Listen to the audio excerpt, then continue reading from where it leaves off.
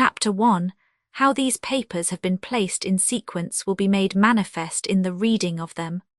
All needless matters have been eliminated, so that a history almost at variance with the possibilities of later-day belief may stand forth as simple fact. There is throughout no statement of past things wherein memory may err, for all the records chosen are exactly contemporary, given from the standpoints and within the range of knowledge of those who made them. Dracula, Chapter 2, kept in shorthand. 3 May, Bistritz. Left Munich at 8:35 p.m. On 1st May, arriving at Vienna early next morning. Should have arrived at 6:46, but train was an hour late. Budapest seems a wonderful place from the glimpse which I got of it from the train and the little I could walk through the streets. I feared to go very far from the station, as we had arrived late and would start as near the correct time as possible. The impression I had was that we were leaving the west and entering the east. The most western of splendid bridges over the Danube, which is here of noble width and depth, took us among the traditions of Turkish rule. We left in pretty good time and came after nightfall to Klausenburg. Here I stopped for the night at the Hotel Royal. I had for dinner, or rather supper, a chicken done up some way with red pepper, which was very good but thirsty. Mem, get recipe for Mina. I asked the waiter, and he said it was called paprika hendel, and that as it was a national dish, I should be able to get it anywhere along the Carpathians. I found my smattering of German very useful here. Indeed, I don't know how I should be able to get on without it. Having had some time at my disposal when in London, I had visited the British Museum and made search among the books and maps in the library regarding Transylvania. It had struck me that some foreknowledge of the country could hardly fail to have some importance in dealing with a nobleman of that country. I find that the district he named is in the extreme east of the country, just on the borders of 3 states, Transylvania, Moldavia and Bukovina, in the midst of the Carpathian Mountains, one of the wildest and least known portions of Europe. I was not able to light on any map or work giving the exact locality of the Castle Dracula, as there are no maps of this country as yet to compare with our own Ordnance Survey maps. But I found that Bistritz, the post town named by Count Dracula, is a fairly well-known place. I shall enter here some of my notes, as they may refresh my memory when I talk over my travels with Mina. In the population of Transylvania there are 4 distinct nationalities: Saxons in the south, and mixed with them the Wallachs, who are the descendants of the Dacians, Magyars in the west and Shiklis in the east and north. I am going among the latter, who claim to be descended from Attila and the Huns. This may be so, for when the Magyars conquered the country in the 11th century they found the Huns settled in it. I read that every known superstition in the world is gathered into the horseshoe of the Carpathians, as if it were the centre of some sort of imaginative whirlpool. If so, my stay may be very interesting. Mem, I must ask the Count all about them. I did not sleep well, though my bed was comfortable enough, for I had all sorts of queer dreams. There was a dog howling all night under my window, which may have had something to do with it, or it may have been the paprika, for I had to drink up all the water in my carafe and was still thirsty. Towards morning I slept and was wakened by the continuous knocking at my door, so I guess I must have been sleeping soundly then. I had for breakfast more paprika and a sort of porridge of maize flour which they said was mammaliga, and eggplant stuffed with forcemeat, a very excellent dish which they call impletata. Mem, get recipe for this also. I had to hurry breakfast, for the train started a little before 8, or rather it ought to have done so, for after rushing to the station at 7:30 I had to sit in the carriage for more than an hour before we began to move. It seems to me that the further east you go the more unpunctual are the trains. What ought they to be in China? All day long we seemed to dawdle through a country which was full of beauty of every kind. Sometimes we saw little towns or castles on the top of steep hills, such as we see in old missals. Sometimes we ran by rivers and streams which seemed from the wide, stony margin on each side of them to be subject to great floods. It takes a lot of water and running strong to sweep the outside edge of a river clear. At every station there were groups of people, sometimes crowds and in all sorts of attire. Some of them were just like the peasants at home or those I saw coming through France and Germany, with short jackets and round hats and homemade trousers, but others were very picturesque. The women looked pretty, except when you got near them, but they were very clumsy about the waist. They had all full white sleeves of some kind or other, and most of them had big belts with a lot of strips of something fluttering from them like the dresses in a ballet, but of course there were petticoats under them. The strangest figures we saw were the Slovaks, who were more barbarian than the rest, with their big cowboy hats, great baggy dirty white trousers, white linen shirts, and enormous heavy leather belts, nearly a foot wide, all studded over with brass nails. They wore high boots, with their trousers tucked into them, and had long black hair and heavy black moustaches. They are very picturesque, but do not look prepossessing. On the stage they would be set down at once as some old oriental band of brigands. They are, however, I am told, very harmless and rather wanting in natural self-assertion.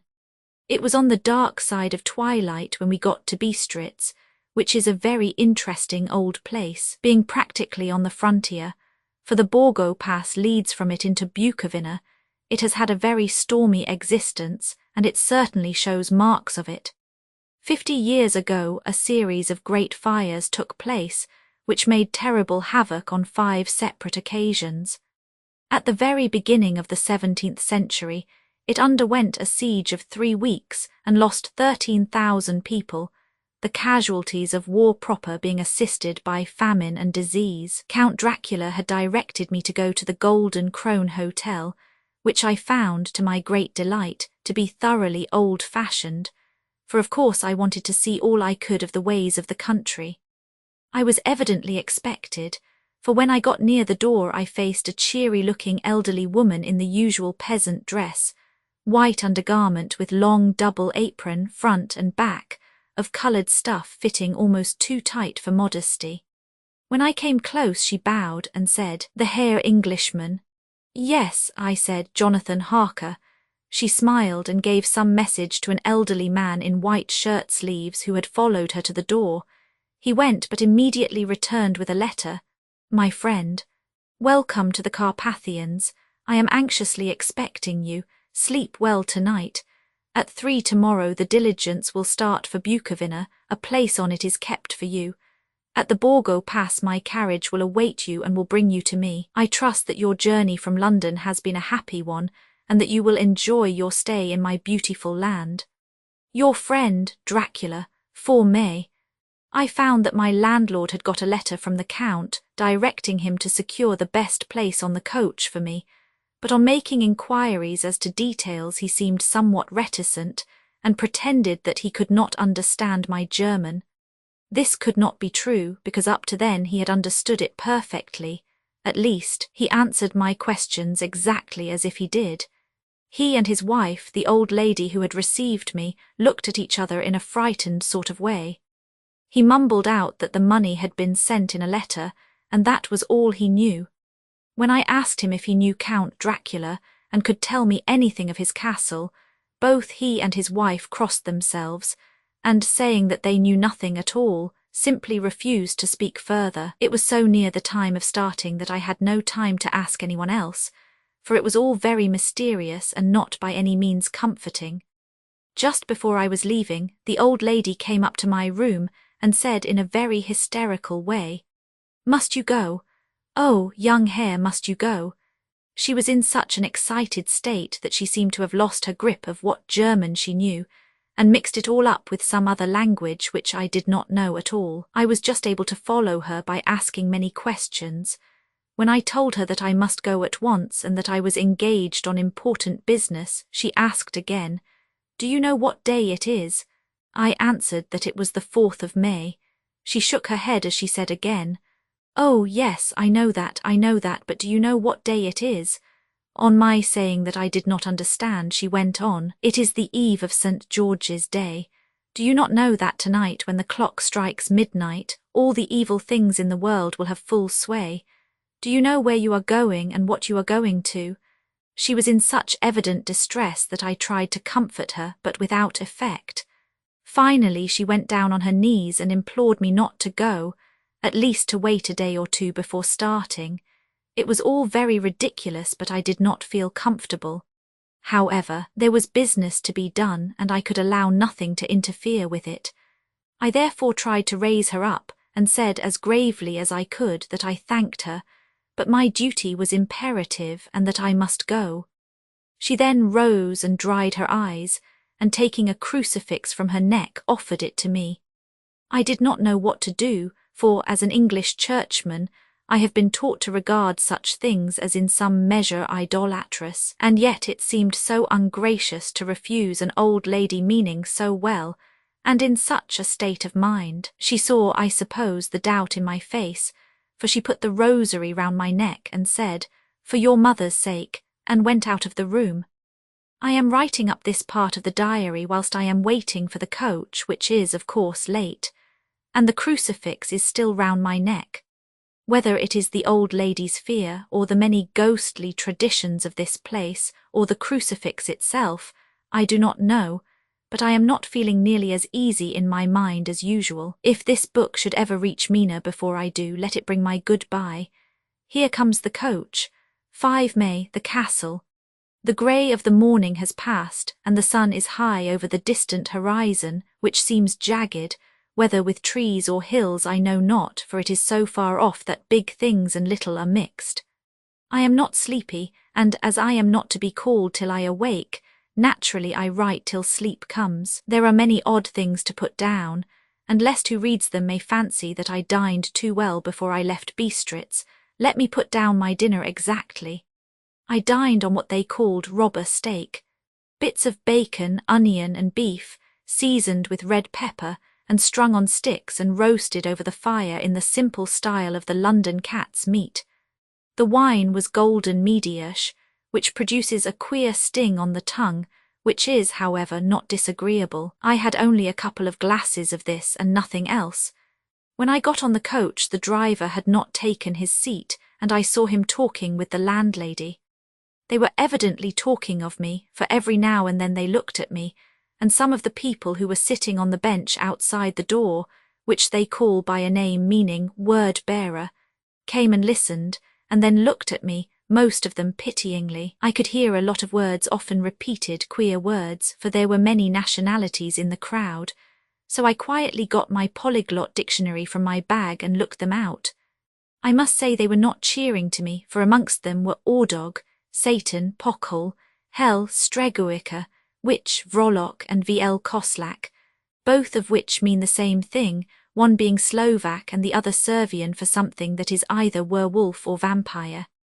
Mem. I must ask the Count about these superstitions. When we started, the crowd round the inn door, which had by this time swelled to a considerable size, all made the sign of the cross and pointed 2 fingers towards me.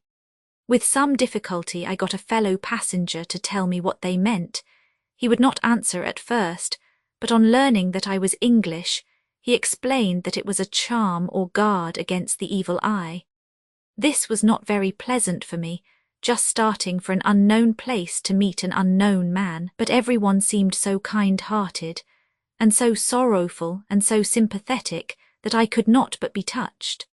I shall never forget the last glimpse which I had of the inn-yard and its crowd of picturesque figures, all crossing themselves, as they stood round the wide archway, with its background of rich foliage of oleander and orange trees in green tubs clustered in the centre of the yard. Then our driver, whose wide linen drawers covered the whole front of the box seat, Gotzer they call them, cracked his big whip over his 4 small horses, which ran abreast, and we set off on our journey. I soon lost sight and recollection of ghostly fears in the beauty of the scene as we drove along, although had I known the language, or rather languages, which my fellow passengers were speaking, I might not have been able to throw them off so easily. Before us lay a green sloping land full of forests and woods, with here and there steep hills, crowned with clumps of trees or with farmhouses, the blank gable end to the road. There was everywhere a bewildering mass of fruit blossom, apple, plum, pear, cherry, and as we drove by I could see the green grass under the trees spangled with the fallen petals. In and out amongst these green hills of what they call here the Mittel land ran the road, losing itself as it swept round the grassy curve, or was shut out by the straggling ends of pine woods, which here and there ran down the hillsides like tongues of flame. The road was rugged, but still we seemed to fly over it with a feverish haste. I could not understand then what the haste meant, but the driver was evidently bent on losing no time in reaching Borgo Prund. I was told that this road is in summertime excellent, but that it had not yet been put in order after the winter snows. In this respect it is different from the general run of roads in the Carpathians, for it is an old tradition that they are not to be kept in too good order. Of old the hospodars would not repair them, lest the Turks should think that they were preparing to bring in foreign troops, and so hasten the war which was always really at loading point. Beyond the green swelling hills of the Mittel land rose mighty slopes of forest up to the lofty steeps of the Carpathians themselves. Right and left of us they towered, with the afternoon sun falling full upon them and bringing out all the glorious colours of this beautiful range, deep blue and purple in the shadows of the peaks, green and brown where grass and rock mingled, and an endless perspective of jagged rock and pointed crags, till these were themselves lost in the distance, where the snowy peaks rose grandly. Here and there seemed mighty rifts in the mountains, through which, as the sun began to sink, we saw now and again the white gleam of falling water. One of my companions touched my arm as we swept round the base of a hill, and opened up the lofty, snow-covered peak of a mountain, which seemed, as we wound on our serpentine way, to be right before us. Look, Isan Shek, God's seat, and he crossed himself reverently. As we wound on our endless way and the sun sank lower and lower behind us, the shadows of the evening began to creep round us. This was emphasized by the fact that the snowy mountain top still held the sunset, and seemed to glow out with a delicate cool pink. Here and there we passed Czechs and Slovaks, all in picturesque attire, but I noticed that goiter was painfully prevalent. By the roadside were many crosses, and as we swept by, my companions all crossed themselves. Here and there was a peasant man or woman kneeling before a shrine, who did not even turn round as we approached, but seemed in the self-surrender of devotion to have neither eyes nor ears for the outer world. There were many things new to me.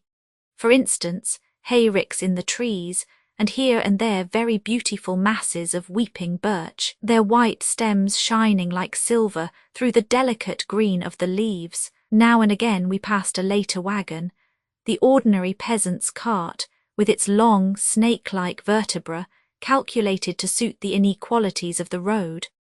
On this were sure to be seated quite a group of homecoming peasants, the Czechs with their white, and the Slovaks with their coloured sheepskins, the latter carrying lance-fashion their long staves, with axe at end.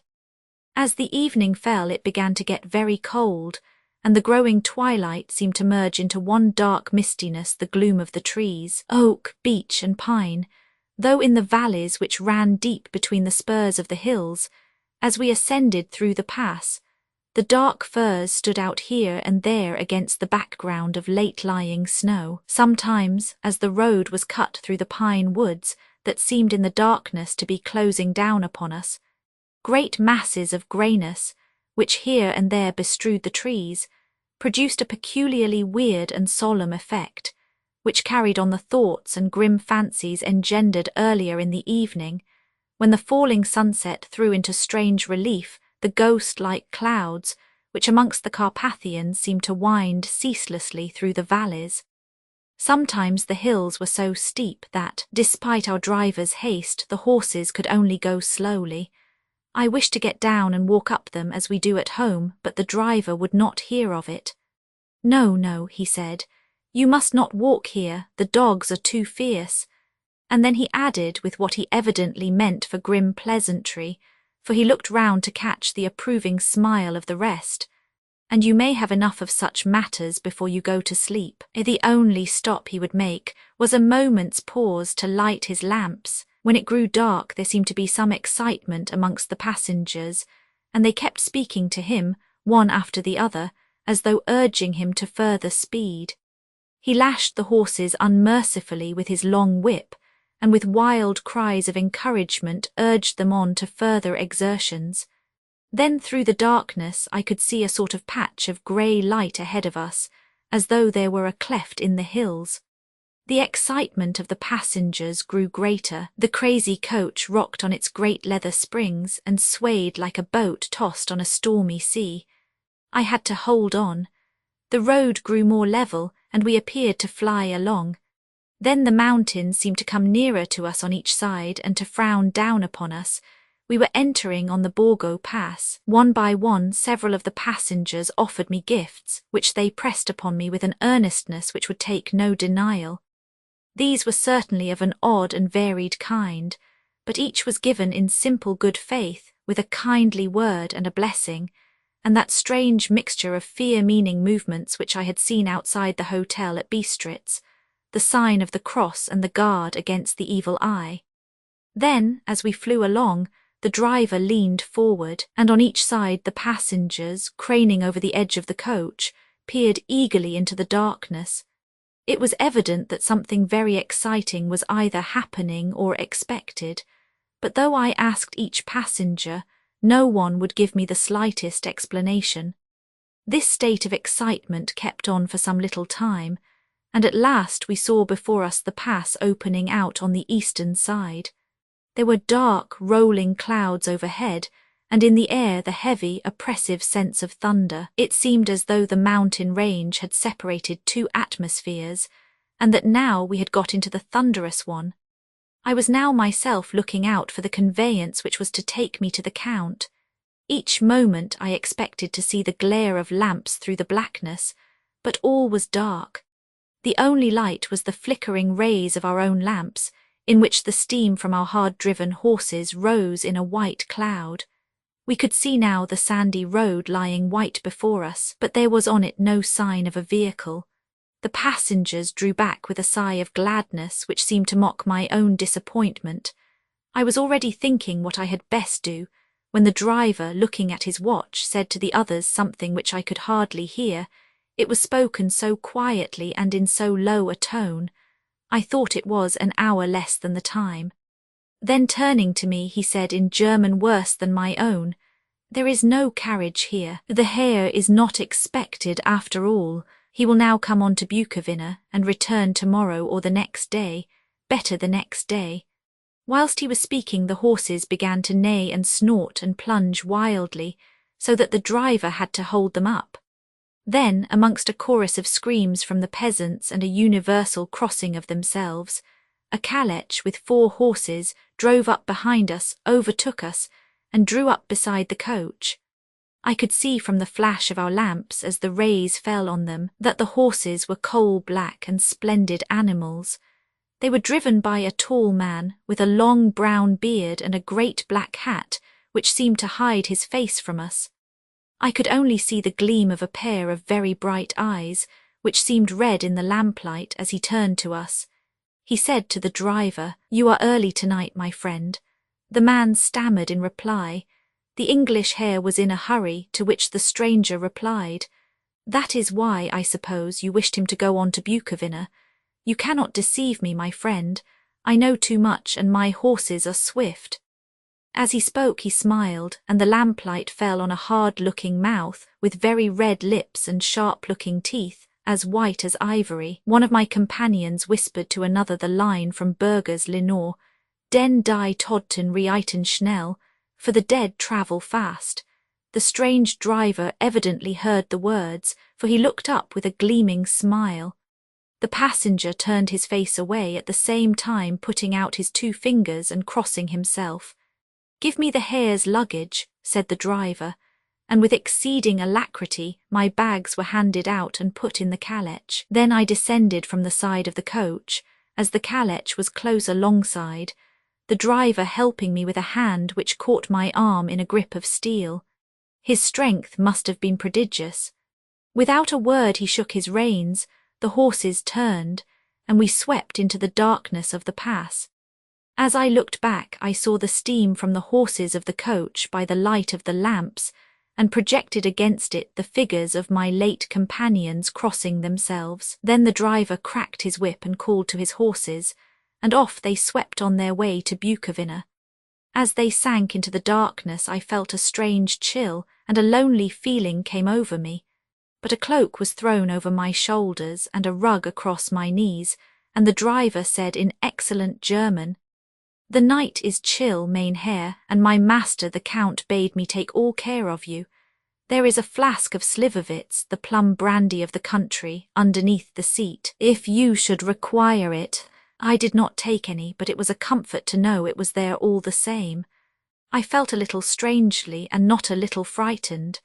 I think had there been any alternative I should have taken it, instead of prosecuting that unknown night journey.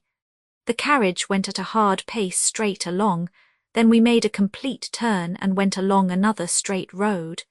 It seemed to me that we were simply going over and over the same ground again, and so I took note of some salient point and found that this was so. I would have liked to have asked the driver what this all meant, but I really feared to do so, for I thought that, placed as I was, any protest would have had no effect in case there had been an intention to delay. By and by, however, as I was curious to know how time was passing, I struck a match, and by its flame looked at my watch. It was within a few minutes of midnight. This gave me a sort of shock, for I suppose the general superstition about midnight was increased by my recent experiences.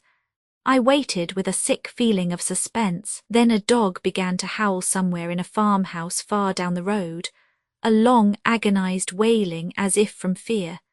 The sound was taken up by another dog, and then another and another, till, borne on the wind which now sighed softly through the pass, a wild howling began, which seemed to come from all over the country as far as the imagination could grasp it through the gloom of the night. At the first howl the horses began to strain and rear, but the driver spoke to them soothingly, and they quieted down, but shivered and sweated as though after a runaway from sudden fright. Then, far off in the distance, from the mountains on each side of us began a louder and a sharper howling, that of wolves, which affected both the horses and myself in the same way, for I was minded to jump from the calèche and run, whilst they reared again and plunged madly, so that the driver had to use all his great strength to keep them from bolting. In a few minutes, however, my own ears got accustomed to the sound, and the horses so far became quiet that the driver was able to descend and to stand before them. He petted and soothed them, and whispered something in their ears, as I have heard of horse-tamers doing, and with extraordinary effect, for under his caresses they became quite manageable again, though they still trembled. The driver again took his seat, and shaking his reins, started off at a great pace. This time, after going to the far side of the pass, he suddenly turned down a narrow roadway which ran sharply to the right. Soon we were hemmed in with trees, which in places arched right over the roadway till we passed as through a tunnel, and again great frowning rocks guarded us boldly on either side. Though we were in shelter, we could hear the rising wind, for it moaned and whistled through the rocks, and the branches of the trees crashed together as we swept along. It grew colder and colder still, and fine, powdery snow began to fall, so that soon we and all around us were covered with a white blanket. The keen wind still carried the howling of the dogs, though this grew fainter as we went on our way. The baying of the wolves sounded nearer and nearer, as though they were closing round on us from every side. I grew dreadfully afraid, and the horses shared my fear. The driver, however, was not in the least disturbed. He kept turning his head to left and right, but I could not see anything through the darkness. Suddenly, away on our left, I saw a faint flickering blue flame. The driver saw it at the same moment. He at once checked the horses and, jumping to the ground, disappeared into the darkness. I did not know what to do, the less as the howling of the wolves grew closer. But while I wondered, the driver suddenly appeared again, and without a word took his seat, and we resumed our journey. I think I must have fallen asleep and kept dreaming of the incident, for it seemed to be repeated endlessly, and now looking back it is like a sort of awful nightmare. Once the flame appeared so near the road that even in the darkness around us I could watch the driver's motions. He went rapidly to where the blue flame arose. It must have been very faint, for it did not seem to illumine the place around it at all, and gathering a few stones, formed them into some device. Once there appeared a strange optical effect. When he stood between me and the flame he did not obstruct it, for I could see its ghostly flicker all the same.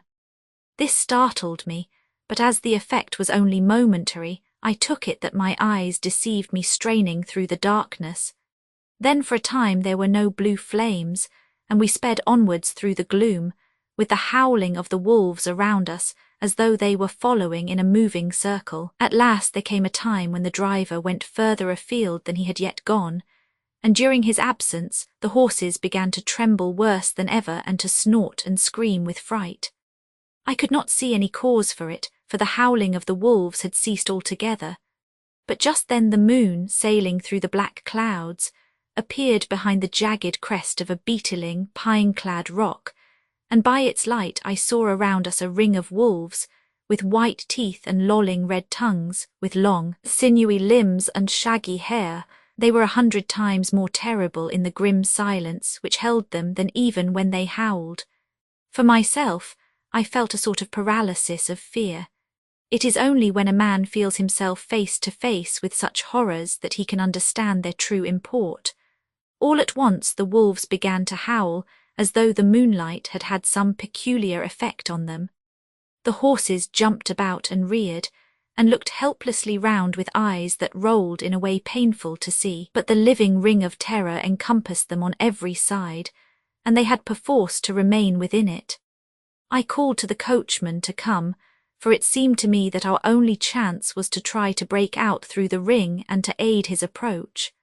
I shouted and beat the side of the calèche, hoping by the noise to scare the wolves from that side, so as to give him a chance of reaching the trap. How he came there I know not, but I heard his voice raised in a tone of imperious command, and looking towards the sound saw him stand in the roadway. As he swept his long arms, as though brushing aside some impalpable obstacle, the wolves fell back and back further still. Just then a heavy cloud passed across the face of the moon, so that we were again in darkness, when I could see again the driver was climbing into the calèche, and the wolves had disappeared. This was all so strange and uncanny that a dreadful fear came upon me, and I was afraid to speak or move. The time seemed interminable as we swept on our way, now in almost complete darkness, for the rolling clouds obscured the moon. We kept on ascending, with occasional periods of quick descent, but in the main always ascending. Suddenly, I became conscious of the fact that the driver was in the act of pulling up the horses in the courtyard of a vast ruined castle, from whose tall black windows came no ray of light, and whose broken battlements showed a jagged line against the moonlit sky. Chapter 3, Jonathan Harker's Journal, continued 5 May. I must have been asleep, for certainly if I had been fully awake I must have noticed the approach of such a remarkable place.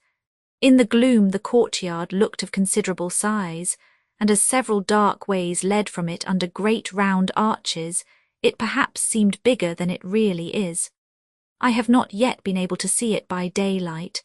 When the calèche stopped, the driver jumped down and held out his hand to assist me to alight. Again I could not but notice his prodigious strength. His hand actually seemed like a steel vice that could have crushed mine if he had chosen. Then he took out my traps and placed them on the ground beside me as I stood close to a great door, old and studded with large iron nails, and set in a projecting doorway of massive stone. I could see even in the dim light that the stone was massively carved, but that the carving had been much worn by time and weather, As I stood, the driver jumped again into his seat and shook the reins. The horses started forward, and trap and all disappeared down one of the dark openings. I stood in silence where I was, for I did not know what to do. Of bell or knocker there was no sign. Through these frowning walls and dark window openings it was not likely that my voice could penetrate. The time I waited seemed endless, and I felt doubts and fears crowding upon me. What sort of place had I come to, and among what kind of people? What sort of grim adventure was it on which I had embarked? Was this a customary incident in the life of a solicitor's clerk sent out to explain the purchase of a London estate to a foreigner? Solicitor's clerk? Mina would not like that. Solicitor, for just before leaving London I got word that my examination was successful, and I am now a full-blown solicitor. I began to rub my eyes and pinch myself to see if I were awake. It all seemed like a horrible nightmare to me, and I expected that I should suddenly awake and find myself at home, with the dawn struggling in through the windows as I had now and again felt in the morning after a day of overwork. But my flesh answered the pinching test, and my eyes were not to be deceived. I was indeed awake and among the Carpathians. All I could do now was to be patient, and to wait the coming of the morning. Just as I had come to this conclusion, I heard a heavy step approaching behind the great door, and saw through the chinks the gleam of a coming light. Then there was the sound of rattling chains and the clanking of massive bolts drawn back. A key was turned with the loud, grating noise of long disuse, and the great door swung back. Within stood a tall old man, clean-shaven save for a long white moustache, and clad in black from head to foot, without a single speck of colour about him anywhere. He held in his hand an antique silver lamp, in which the flame burned without chimney or globe of any kind, throwing long quivering shadows as it flickered in the draught of the open door. The old man motioned me in with his right hand with a courtly gesture, saying in excellent English, but with a strange intonation, "Welcome to my house. Enter freely and of your own will." He made no motion of stepping to meet me, but stood like a statue, as though his gesture of welcome had fixed him into stone.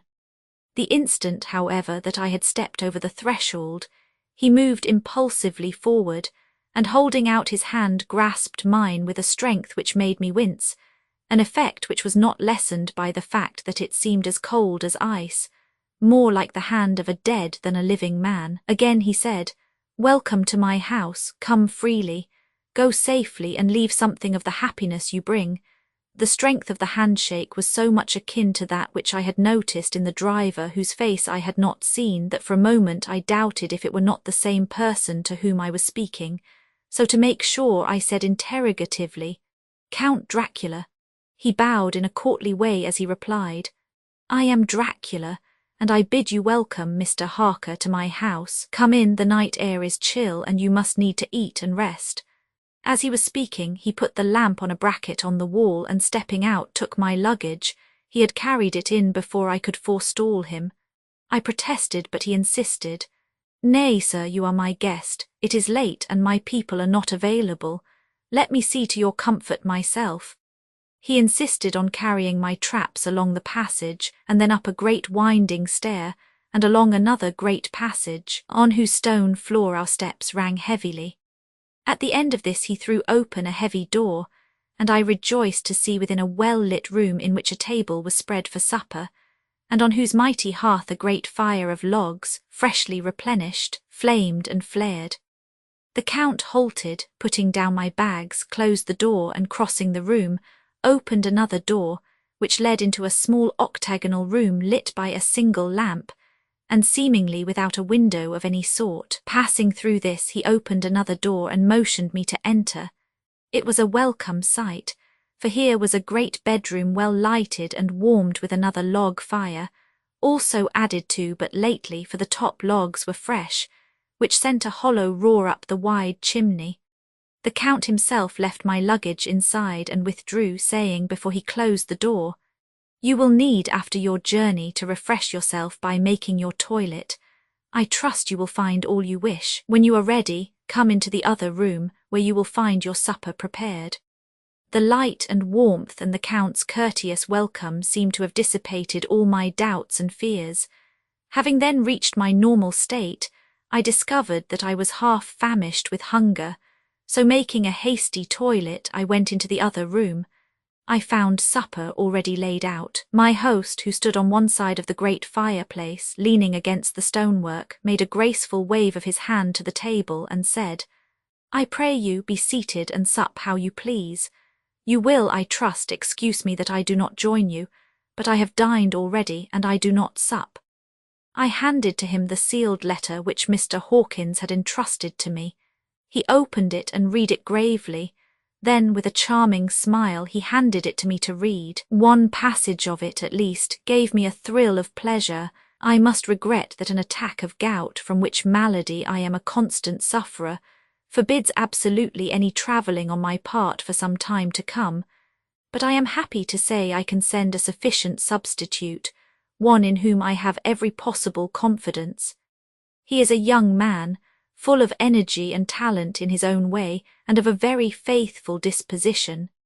He is discreet and silent, and has grown into manhood in my service. He shall be ready to attend on you when you will during his stay, and shall take your instructions in all matters.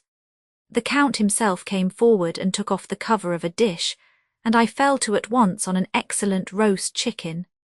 This, with some cheese and a salad and a bottle of old Tokay, of which I had 2 glasses, was my supper. During the time I was eating it, the Count asked me many questions as to my journey, and I told him by degrees all I had experienced. By this time I had finished my supper, and by my host's desire had drawn up a chair by the fire and begun to smoke a cigar which he offered me, at the same time excusing himself that he did not smoke. I had now an opportunity of observing him, and found him of a very marked physiognomy.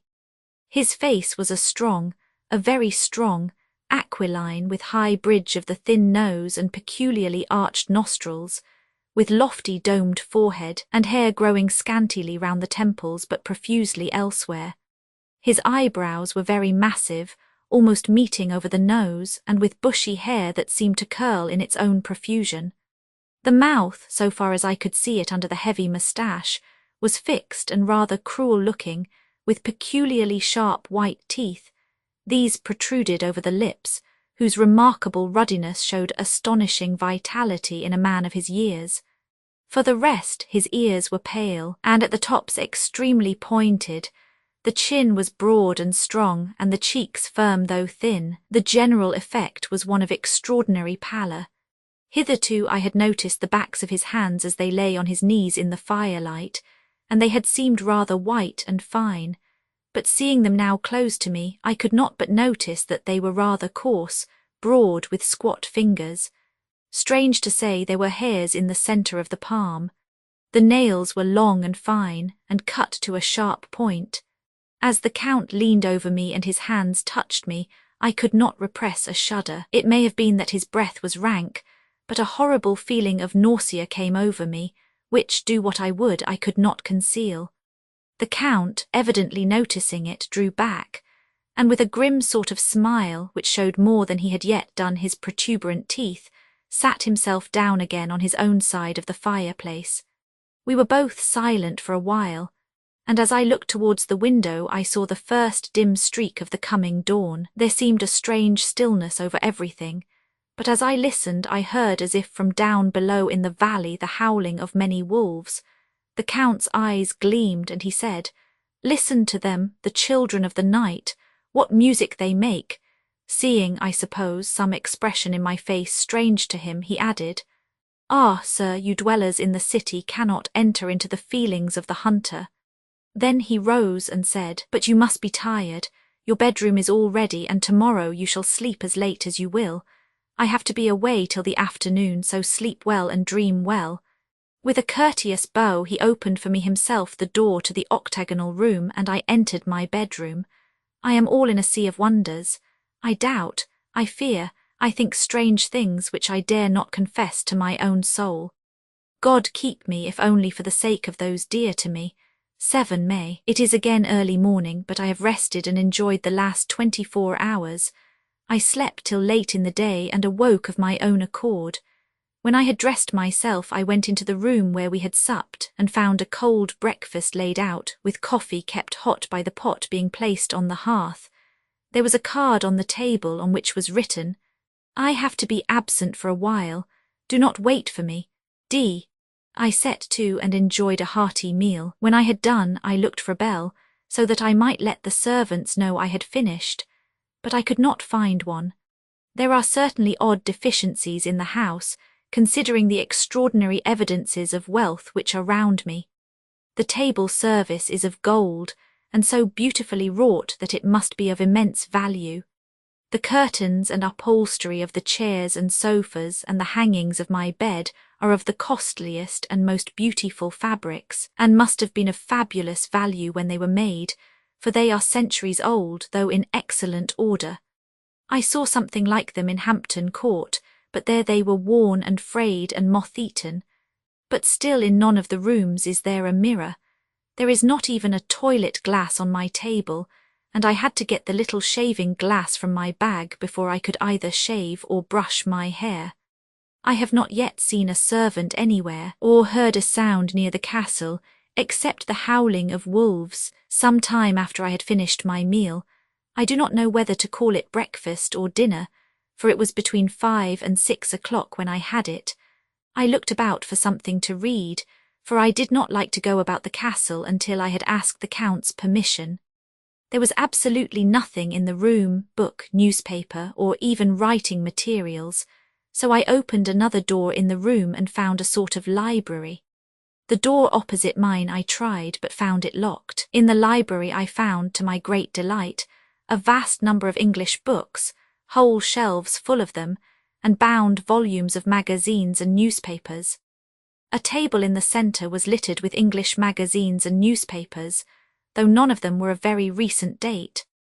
The books were of the most varied kind: history, geography, politics, political economy, botany, geology, law, all relating to England and English life and customs and manners. There were even such books of reference as the London Directory, the Red and Blue Books, Whitaker's Almanac, the Army and Navy lists, and, it somehow gladdened my heart to see it, the Law List. Whilst I was looking at the books, the door opened and the Count entered. He saluted me in a hearty way and hoped that I had had a good night's rest. Then he went on, "I am glad you found your way in here, for I am sure there is much that will interest you. These companions," and he laid his hand on some of the books, "have been good friends to me, and for some years past, ever since I had the idea of going to London, have given me many, many hours of pleasure. Through them I have come to know your great England, and to know her is to love her. I long to go through the crowded streets of your mighty London, to be in the midst of the whirl and rush of humanity, to share its life, its change, its death, and all that makes it what it is.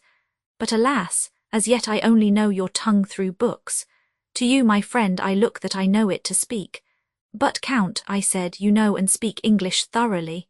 He bowed gravely. "I thank you, my friend, for your all too flattering estimate, but yet I fear that I am but a little way on the road I would travel.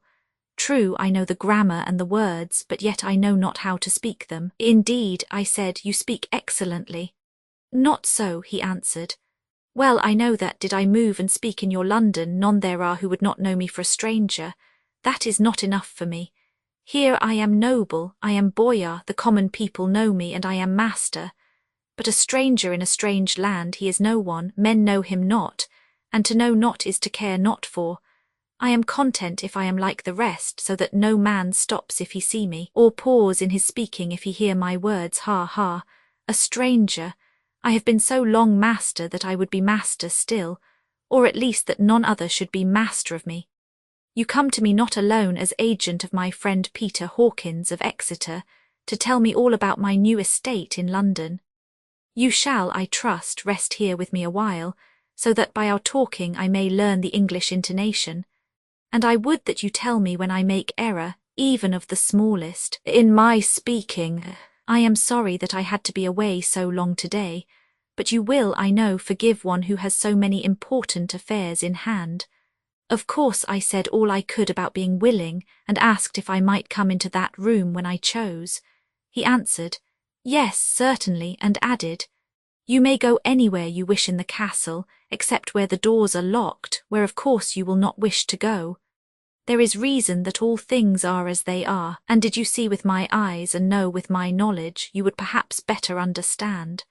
I said I was sure of this, and then he went on, "We are in Transylvania, and Transylvania is not England. Our ways are not your ways, and there shall be to you many strange things. Nay, from what you have told me of your experiences already, you know something of what strange things there may be." This led to much conversation, and as it was evident that he wanted to talk, if only for talking's sake, I asked him many questions regarding things that had already happened to me or come within my notice. Sometimes he sheered off the subject, or turned the conversation by pretending not to understand, but generally he answered all I asked most frankly. Then as time went on, and I had got somewhat bolder, I asked him of some of the strange things of the preceding night, as, for instance, why the coachman went to the places where he had seen the blue flames. He then explained to me that it was commonly believed that on a certain night of the year, last night in fact, when all evil spirits are supposed to have unchecked sway, a blue flame is seen over any place where treasure has been concealed. That treasure has been hidden, he went on, in the region through which you came last night, there can be but little doubt, for it was the ground fought over for centuries by the Wallachia, the Saxon, and the Turk. Why, there is hardly a foot of soil in all this region that has not been enriched by the blood of men, patriots, or invaders. In old days there were stirring times, when the Austrian and the Hungarian came up in hordes, and the patriots went out to meet them, men and women, the aged and the children too, and waited their coming on the rocks above the passes, that they might sweep destruction on them with their artificial avalanches. When the invader was triumphant, he found but little, for whatever there was had been sheltered in the friendly soil. But how, said I, can it have remained so long undiscovered when there is a sure index to it if men will but take the trouble to look? The Count smiled, and as his lips ran back over his gums, the long, sharp canine teeth showed out strangely. He answered, "Because your peasant is at heart a coward and a fool. Those flames only appear on one night, and on that night no man of this land will, if he can help it, stir without his doors. And, dear sir, even if he did he would not know what to do. Why, even the peasant that you tell me of who marked the place of the flame would not know where to look in daylight even for his own work. Even you would not, I dare be sworn, be able to find these places again." "There you are right," I said. "I know no more than the dead where even to look for them." Then we drifted into other matters. "Come," he said at last, "tell me of London and of the house which you have procured for me." With an apology for my remissness, I went into my own room to get the papers from my bag. Whilst I was placing them in order, I heard a rattling of china and silver in the next room, and as I passed through, noticed that the table had been cleared and the lamp lit, for it was by this time deep into the dark. The lamps were also lit in the study or library, and I found the Count lying on the sofa reading, of all things in the world, an English Bradshaw's Guide. When I came in he cleared the books and papers from the table, and with him I went into plans and deeds and figures of all sorts.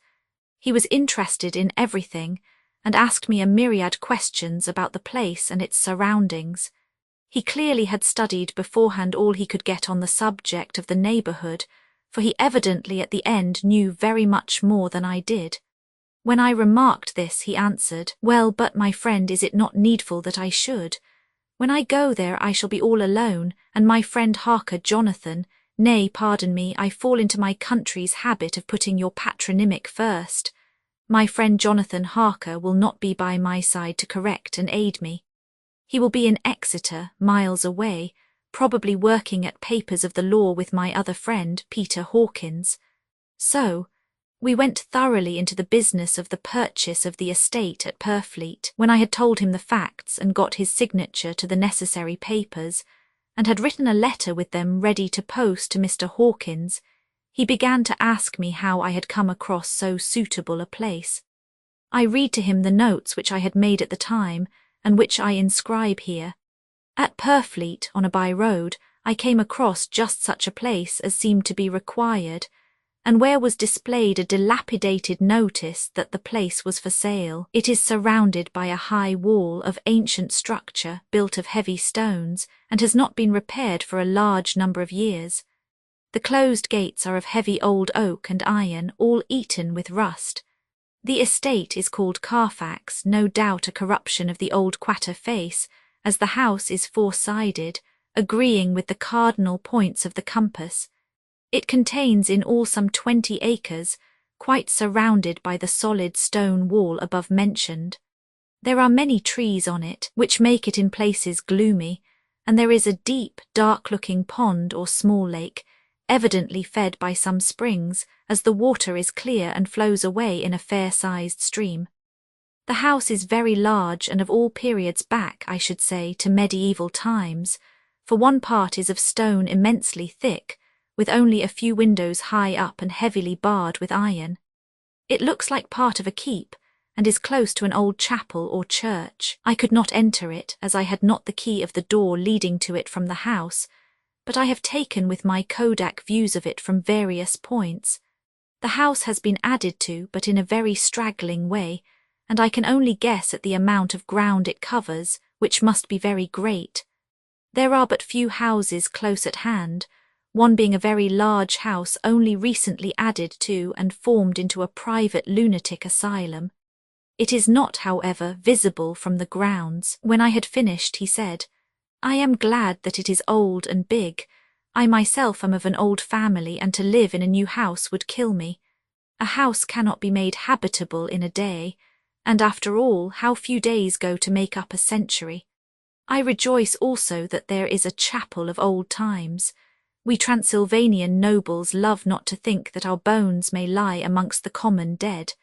I seek not gaiety nor mirth, not the bright voluptuousness of much sunshine and sparkling waters, which please the young and gay. I am no longer young, and my heart, through weary years of mourning over the dead, is not attuned to mirth. Moreover, the walls of my castle are broken, the shadows are many, and the wind breathes cold through the broken battlements and casements. I love the shade and the shadow, and would be alone with my thoughts when I may." Somehow his words and his look did not seem to accord, or else it was that his cast of face made his smile look malignant and saturnine. Presently, with an excuse, he left me, asking me to put all my papers together. He was some little time away, and I began to look at some of the books around me. One was an atlas, which I found opened naturally at England, as if that map had been much used. On looking at it, I found in certain places little rings marked, and on examining these I noticed that one was near London on the east side, manifestly where his new estate was situated. The other two were Exeter and Whitby on the Yorkshire coast. It was the better part of an hour when the Count returned. "Aha," he said, "still at your books. Good, but you must not work always. Come, I am informed that your supper is ready." He took my arm and we went into the next room, where I found an excellent supper ready on the table. The Count again excused himself, as he had dined out on his being away from home, but he sat as on the previous night, and chatted whilst I ate. After supper I smoked, as on the last evening, and the Count stayed with me, chatting and asking questions on every conceivable subject, hour after hour. I felt that it was getting very late indeed, but I did not say anything, for I felt under obligation to meet my host's wishes in every way. I was not sleepy, as the long sleep yesterday had fortified me, but I could not help experiencing that chill which comes over one at the coming of the dawn, which is like, in its way, the turn of the tide. They say that people who are near death die generally at the change to the dawn or at the turn of the tide. Anyone who has, when tired, and tied as it were to his post, experienced this change in the atmosphere can well believe it. All at once we heard the crow of a cock coming up with preternatural shrillness through the clear morning air. Count Dracula, jumping to his feet, said, "Why, there is the morning again. How remiss I am to let you stay up so long. You must make your conversation regarding my dear new country of England less interesting, so that I may not forget how time flies by us." And with a courtly bow he quickly left me. I went into my own room and drew the curtains, but there was little to notice. My window opened into the courtyard. All I could see was the warm grey of quickening sky. So I pulled the curtains again and have written of this day. 8 May. I began to fear as I wrote in this book that I was getting too diffuse, but now I am glad that I went into detail from the first, for there is something so strange about this place and all in it that I cannot but feel uneasy. I wish I were safe out of it, or that I had never come. It may be that this strange night existence is telling on me, but would that were all. If there were any one to talk to I could bear it, but there is no one. I have only the Count to speak with, and I fear I am myself the only living soul within the place. Let me be prosaic so far as facts can be. It will help me to bear up, and imagination must not run riot with me. If it does, I am lost. Let me say at once how I stand, or seem to. I only slept a few hours when I went to bed, and feeling that I could not sleep any more, got up. I had hung my shaving glass by the window and was just beginning to shave. Suddenly I felt a hand on my shoulder and heard the Count's voice saying to me, "Good morning." I started, for it amazed me that I had not seen him, since the reflection of the glass covered the whole room behind me.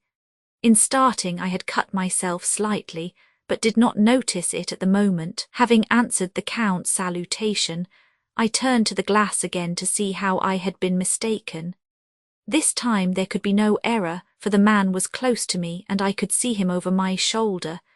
But there was no reflection of him in the mirror. The whole room behind me was displayed, but there was no sign of a man in it except myself. This was startling, and coming on the top of so many strange things, was beginning to increase that vague feeling of uneasiness which I always have when the Count is near. But at the instant I saw that the cut had bled a little, and the blood was trickling over my chin. I laid down the razor, turning as I did so half round to look for some sticking plaster. When the Count saw my face, his eyes blazed with a sort of demoniac fury, and he suddenly made a grab at my throat. I drew away, and his hand touched the string of beads which held the crucifix. It made an instant change in him, for the fury passed so quickly that I could hardly believe that it was ever there. "Take care," he said, "take care how you cut yourself. It is more dangerous than you think in this country." Then seizing the shaving glass he went on, "And this is the wretched thing that has done the mischief. It is a foul bauble of man's vanity. Away with it." And opening the heavy window with one wrench of his terrible hand, he flung out the glass, which was shattered into 1,000 pieces on the stones of the courtyard far below. Then he withdrew without a word. It is very annoying, for I do not see how I am to shave, unless in my watch case or the bottom of the shaving pot, which is fortunately of metal. When I went into the dining room, breakfast was prepared, but I could not find the Count anywhere.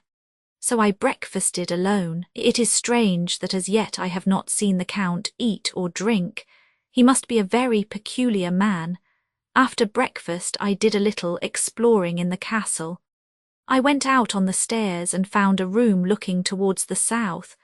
The view was magnificent, and from where I stood there was every opportunity of seeing it. The castle is on the very edge of a terrible precipice. A stone falling from the window would fall 1,000 feet without touching anything. As far as the eye can reach is a sea of green tree tops, with occasionally a deep rift where there is a chasm. Here and there are silver threads where the rivers wind in deep gorges through the forests. But I am not in heart to describe beauty, for when I had seen the view I explored further. Doors, doors, doors everywhere, and all locked and bolted. In no place save from the windows in the castle walls is there an available exit. The castle is a veritable prison, and I am a prisoner. Chapter 4, Jonathan Harker's Journal, continued. When I found that I was a prisoner, a sort of wild feeling came over me. I rushed up and down the stairs, trying every door and peering out of every window I could find, but after a little the conviction of my helplessness overpowered all other feelings. When I look back after a few hours, I think I must have been mad for the time, for I behaved much as a rat does in a trap. When, however, the conviction had come to me that I was helpless, I sat down quietly as I have ever done anything in my life, and began to think over what was best to be done. I am thinking still, and as yet have come to no definite conclusion. Of one thing only am I certain, that it is no use making my ideas known to the Count. He knows well that I am imprisoned, and as he has done it himself, and has doubtless his own motives for it, he would only deceive me if I trusted him fully with the facts. So far as I can see, my only plan will be to keep my knowledge and my fears to myself, and my eyes open. I am, I know, either being deceived like a baby by my own fears, or else I am in desperate straits, and if the latter be so, I need and shall need all my brains to get through. I had hardly come to this conclusion when I heard the great door below shut, and knew that the Count had returned. He did not come at once into the library, so I went cautiously to my own room and found him making the bed. This was odd, but only confirmed what I had all along thought, that there were no servants in the house. When later I saw him through the chink of the hinges of the door laying the table in the dining room, I was assured of it, for if he does himself all these menial offices, surely it is proof that there is no one else to do them. This gave me a fright, for if there is no one else in the castle, it must have been the Count himself, who was the driver of the coach that brought me here. This is a terrible thought, for if so, what does it mean that he could control the wolves as he did, by only holding up his hand in silence? How was it that all the people at Bistritz and on the coach had some terrible fear for me? What meant the giving of the crucifix, of the garlic, of the wild rose, of the mountain ash? Bless that good woman who hung the crucifix round my neck, for it is a comfort and a strength to me whenever I touch it. It is odd that a thing which I have been taught to regard with disfavour and as idolatrous should in a time of loneliness and trouble be of help. Is it that there is something in the essence of the thing itself, or that it is a medium, a tangible help, in conveying memories of sympathy and comfort? Some time, if it may be, I must examine this matter and try to make up my mind about it. In the meantime, I must find out all I can about Count Dracula, as it may help me to understand. Tonight he may talk of himself, if I turn the conversation that way. I must be very careful, however, not to awake his suspicion. Midnight, I have had a long talk with the Count.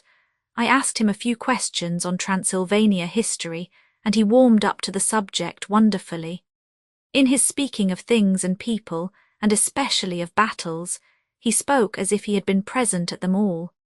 This he afterwards explained by saying that to a boyar the pride of his house and name is his own pride, that their glory is his glory, that their fate is his fate. Whenever he spoke of his house he always said, "we," and spoke almost in the plural, like a king speaking. I wish I could put down all he said exactly as he said it, for to me it was most fascinating. It seemed to have in it a whole history of the country. He grew excited as he spoke, and walked about the room pulling his great white moustache and grasping anything on which he laid his hands, as though he would crush it by main strength. One thing he said which I shall put down as nearly as I can, for it tells in its way the story of his race. We Shiklis have a right to be proud, for in our veins flows the blood of many brave races who fought as the lion fights for lordship. Here in the whirlpool of European races, the Ugric tribe bore down from Iceland the fighting spirit which Thor and Woden gave them, which their berserkers displayed to such fell intent on the seaboards of Europe, aye, and of Asia and Africa too, till the peoples thought that the werewolves themselves had come. Here, too, when they came, they found the Huns, whose warlike fury had swept the earth like a living flame, till the dying peoples held that in their veins ran the blood of those old witches, who, expelled from Scythia, had mated with the devils in the desert. Fools, fools! What devil or what witch was ever so great as Attila, whose blood is in these veins? He held up his arms. Is it a wonder that we were a conquering race, that we were proud, that when the Magyar, the Lombard, the Avar, the Bulgar, or the Turk poured his thousands on our frontiers, we drove them back? Is it strange that when Arpad and his legions swept through the Hungarian fatherland, he found us here when he reached the frontier, that the Honfoglalas was completed there, and when the Hungarian flood swept eastward, the Shiklis were claimed as kindred by the victorious Magyars, and to us for centuries was trusted the guarding of the frontier of Turkey land. Aye, and more than that, endless duty of the frontier guard, for, as the Turks say, water sleeps and enemy is sleepless, who more gladly than we throughout the 4 nations received the bloody sword, or at its warlike call flocked quicker to the standard of the king. When was redeemed that great shame of my nation, the shame of Cassova, when the flags of the Wallach and the Magyar went down beneath the crescent? Who was it but one of my own race who as voivode crossed the Danube and beat the Turk on his own ground? This was a Dracula indeed. Woe was it that his own unworthy brother, when he had fallen, sold his people to the Turk and brought the shame of slavery on them. Was it not this Dracula indeed who inspired that other of his race, who in a later age again and again brought his forces over the great river into Turkey land? Who, when he was beaten back, came again, and again, and again, though he had to come alone from the bloody field where his troops were being slaughtered, since he knew that he alone could ultimately triumph. They said that he thought only of himself. Bah, what good are peasants without a leader? Where ends the war without a brain and heart to conduct it? Again, when after the Battle of Mohacs we threw off the Hungarian yoke, we of the Dracula blood were amongst their leaders, for our spirit would not brook that we were not free. Ah, young sir, the Shiklis, and the Dracula as their heart's blood, their brains, and their swords, can boast a record that mushroom growths like the Habsburgs and the Romanovs can never reach. The warlike days are over. Blood is too precious a thing in these days of dishonourable peace, and the glories of the great races are as a tale that is told.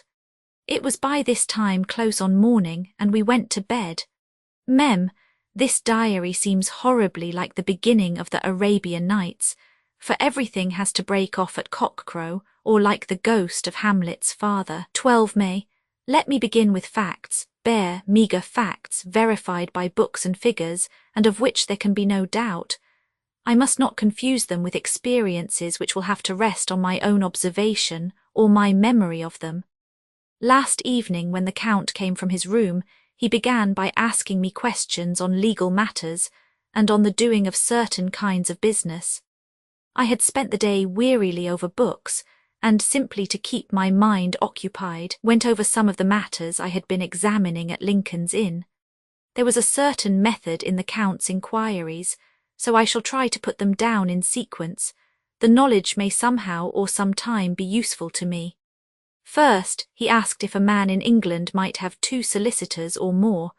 I told him he might have a dozen if he wished, but that it would not be wise to have more than 1 solicitor engaged in one transaction, as only one could act at a time, and that to change would be certain to militate against his interest. He seemed thoroughly to understand, and went on to ask if there would be any practical difficulty in having one man to attend, say, to banking, and another to look after shipping, in case local help were needed in a place far from the home of the banking solicitor.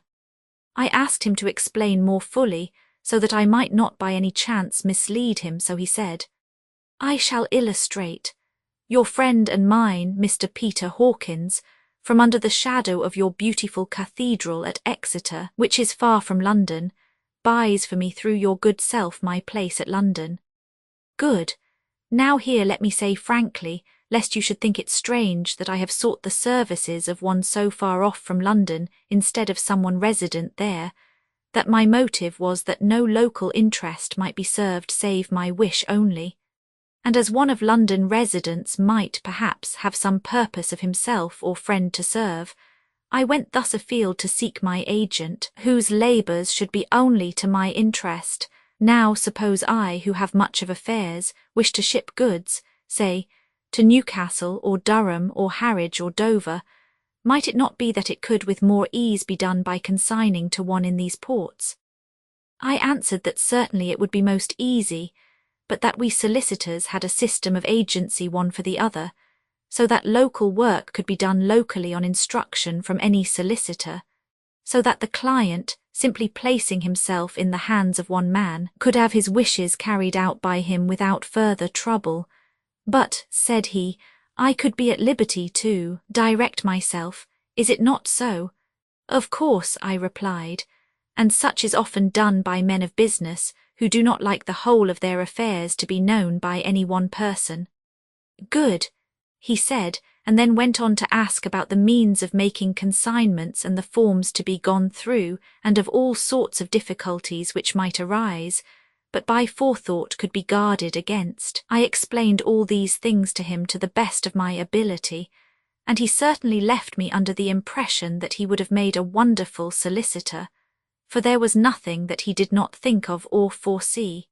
For a man who was never in the country, and who did not evidently do much in the way of business, his knowledge and acumen were wonderful. When he had satisfied himself on these points of which he had spoken, and I had verified all as well as I could by the books available, he suddenly stood up and said, "Have you written since your first letter to our friend Mr. Peter Hawkins, or to any other?" It was with some bitterness in my heart that I answered that I had not, that as yet I had not seen any opportunity of sending letters to anybody. "Then write now, my young friend," he said, laying a heavy hand on my shoulder. "Write to our friend and to any other, and say if it will please you that you shall stay with me until a month from now." "Do you wish me to stay so long?" I asked, for my heart grew cold at the thought. "I desire it much, nay, I will take no refusal. When your master employer, what you will, engaged that someone should come on his behalf, it was understood that my needs only were to be consulted. I have not stinted, is it not so? What could I do but bow acceptance? It was Mr. Hawkins's interest, not mine, and I had to think of him, not myself. And besides, while Count Dracula was speaking, there was that in his eyes and in his bearing which made me remember that I was a prisoner, and that if I wished it I could have no choice. The Count saw his victory in my bow and his mastery in the trouble of my face, for he began at once to use them, but in his own smooth, resistless way. "I pray you, my good young friend, that you will not discourse of things other than business in your letters. It will doubtless please your friends to know that you are well, and that you look forward to getting home to them. Is it not so?" As he spoke he handed me 3 sheets of note paper and 3 envelopes. They were all of the thinnest foreign post, and looking at them, then at him, and noticing his quiet smile, with the sharp, canine teeth lying over the red underlip, I understood as well as if he had spoken that I should be careful what I wrote, for he would be able to read it, so I determined to write only formal notes now, but to write fully to Mr. Hawkins in secret, and also to Mina, for to her I could write in shorthand which would puzzle the Count if he did see it. When I had written my 2 letters, I sat quiet, reading a book whilst the Count wrote several notes, referring as he wrote them to some books on his table. Then he took up my 2 and placed them with his own, and put by his writing materials, after which, the instant the door had closed behind him, I leaned over and looked at the letters which were face down on the table. I felt no compunction in doing so, for under the circumstances I felt that I should protect myself in every way I could. One of the letters was directed to Samuel F. Billington, No. 7, The Crescent, Whitby, another to Herr Leutner, Varna, the third was to Coutts and Co., London, and the fourth to Heron Klopstock and Billruth Bankers, Budapest. The second and fourth were unsealed. I was just about to look at them when I saw the door handle move.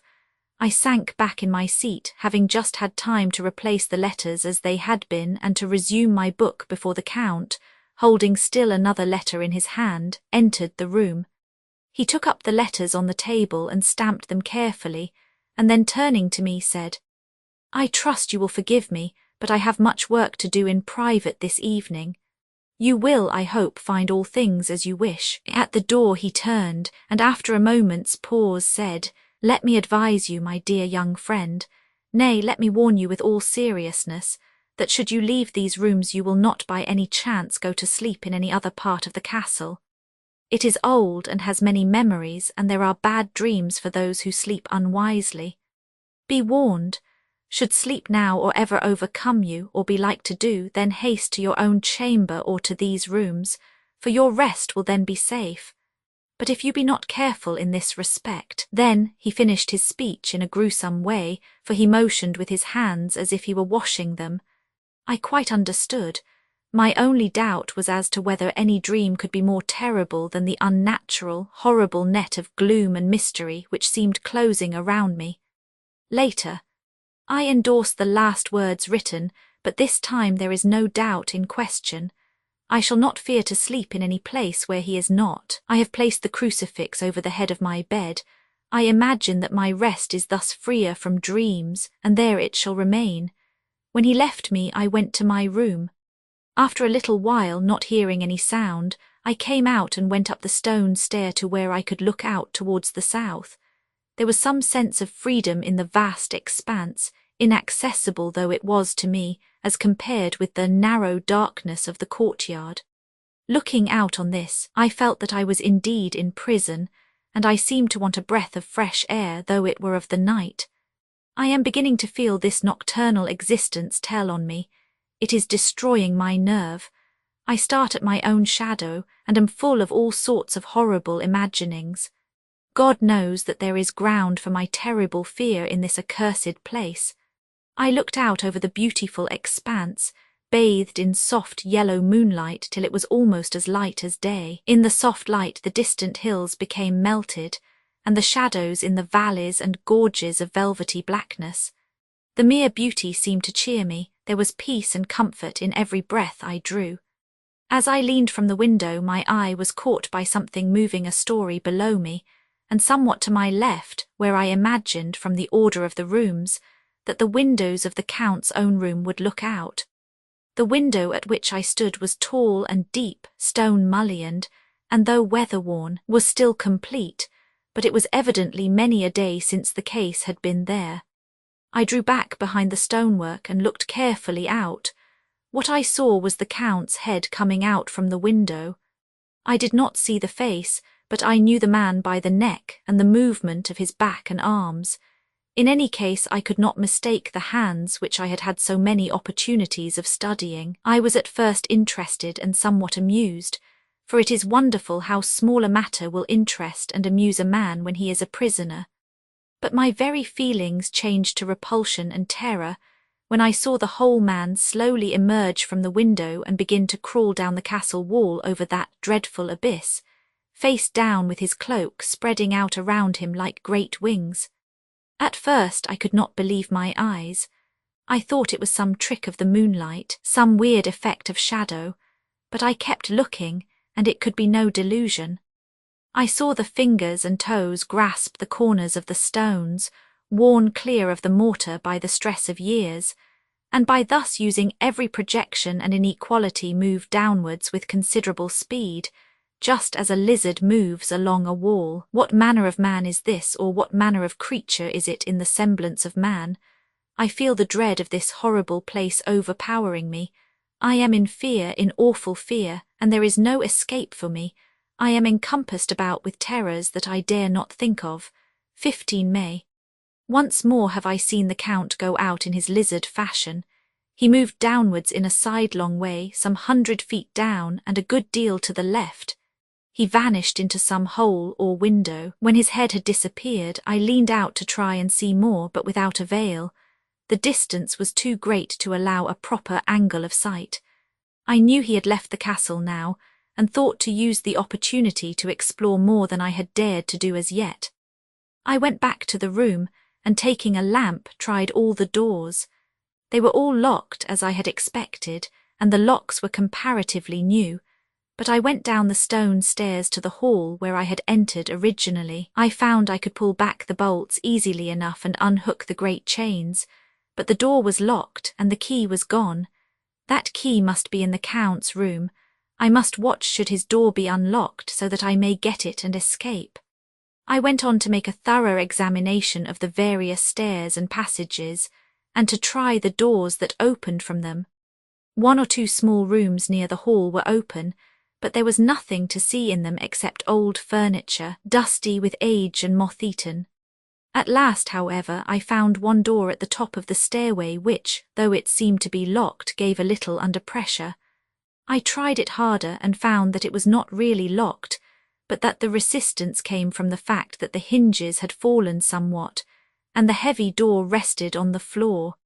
Here was an opportunity which I might not have again, so I exerted myself, and with many efforts forced it back so that I could enter. I was now in a wing of the castle further to the right than the rooms I knew and a story lower down.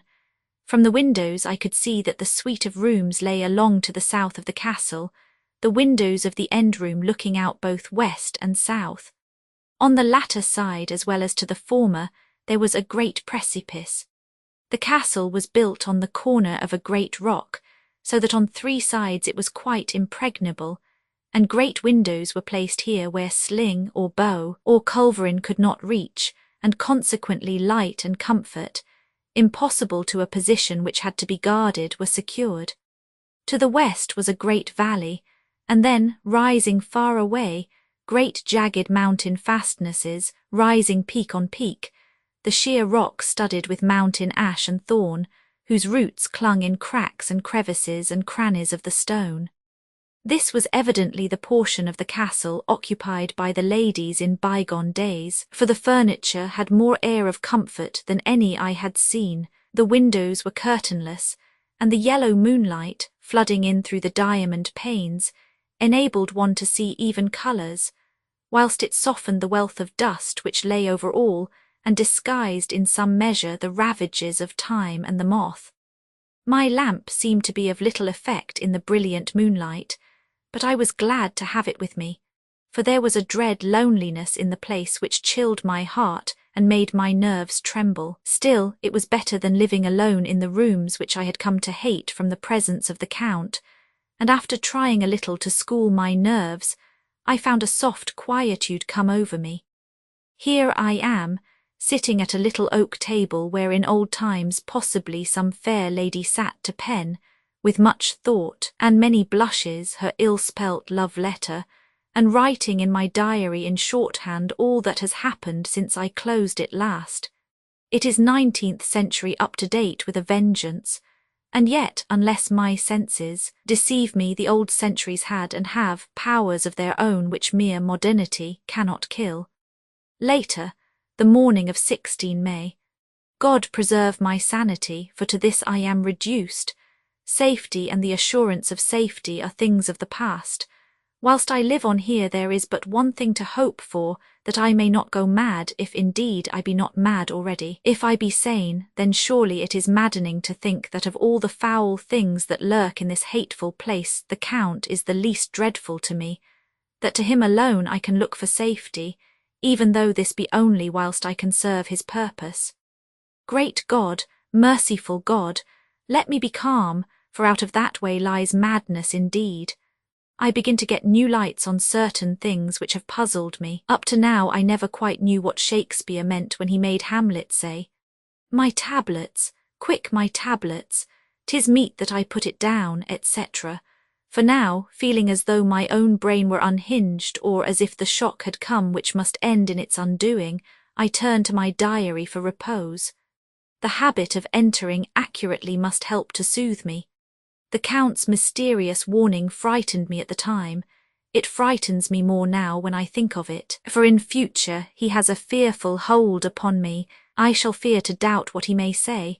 When I had written in my diary and had fortunately replaced the book and pen in my pocket, I felt sleepy. The Count's warning came into my mind, but I took a pleasure in disobeying it. The sense of sleep was upon me, and with it the obstinacy which sleep brings as outrider. The soft moonlight soothed, and the wide expanse without gave a sense of freedom which refreshed me. I determined not to return tonight to the gloom-haunted rooms, but to sleep here where, of old, ladies had sat and sung and lived sweet lives, whilst their gentle breasts were sad for their menfolk away in the midst of remorseless wars. I drew a great couch out of its place near the corner, so that as I lay I could look at the lovely view to east and south, and unthinking of and uncaring for the dust, composed myself for sleep. I suppose I must have fallen asleep. I hope so, but I fear, for all that followed was startlingly real, so real that now sitting here in the broad, full sunlight of the morning, I cannot in the least believe that it was all sleep. I was not alone. The room was the same, unchanged in any way since I came into it. I could see along the floor in the brilliant moonlight, my own footsteps marked where I had disturbed the long accumulation of dust. In the moonlight opposite me were 3 young women, ladies by their dress and manner.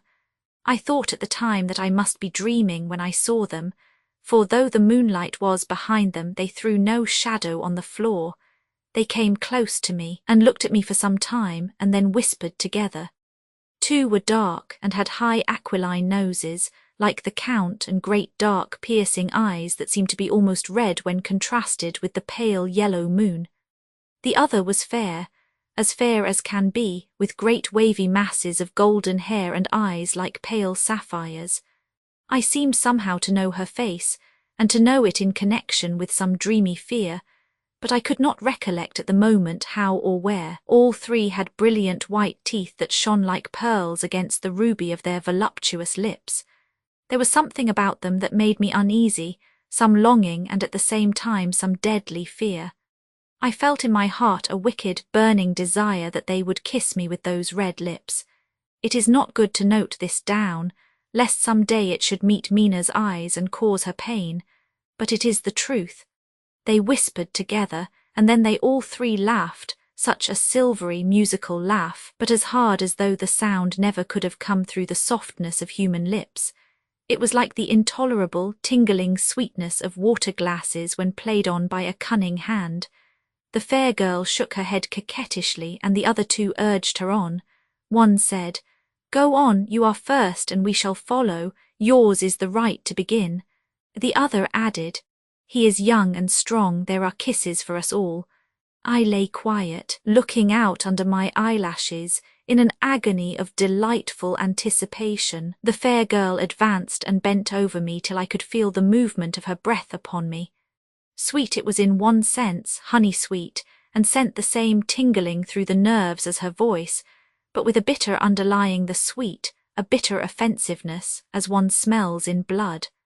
I was afraid to raise my eyelids, but looked out and saw perfectly under the lashes.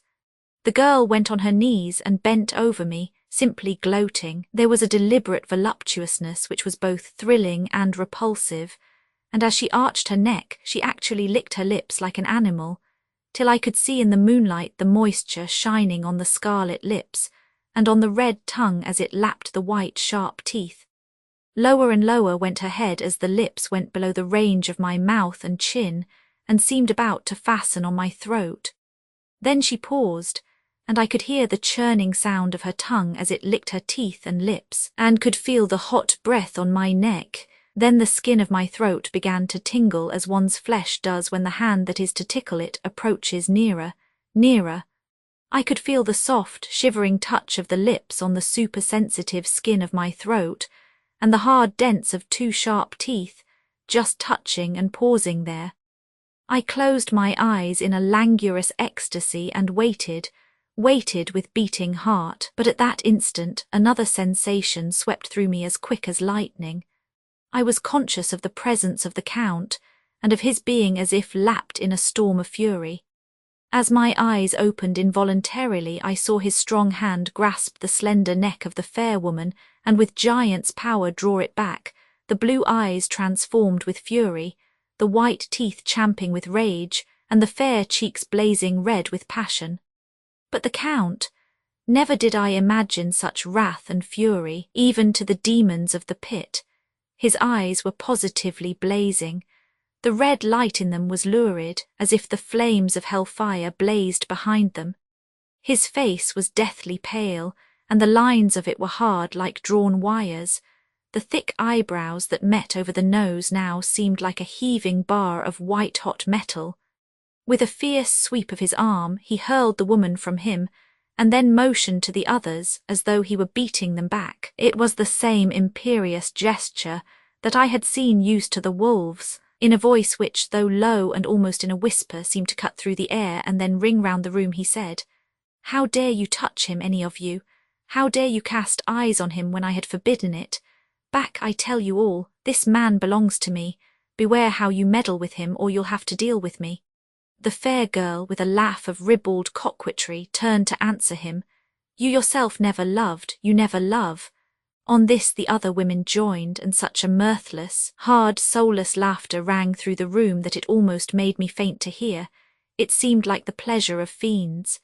Then the Count turned, after looking at my face attentively, and said in a soft whisper, "Yes, I too can love, you yourselves can tell it from the past. Is it not so? Well, now I promise you that when I am done with him you shall kiss him at your will. Now go, go, I must awaken him, for there is work to be done." "Are we to have nothing tonight?" said one of them with a low laugh as she pointed to the bag which he had thrown upon the floor, and which moved as though there were some living thing within it. For answer he nodded his head. One of the women jumped forward and opened it.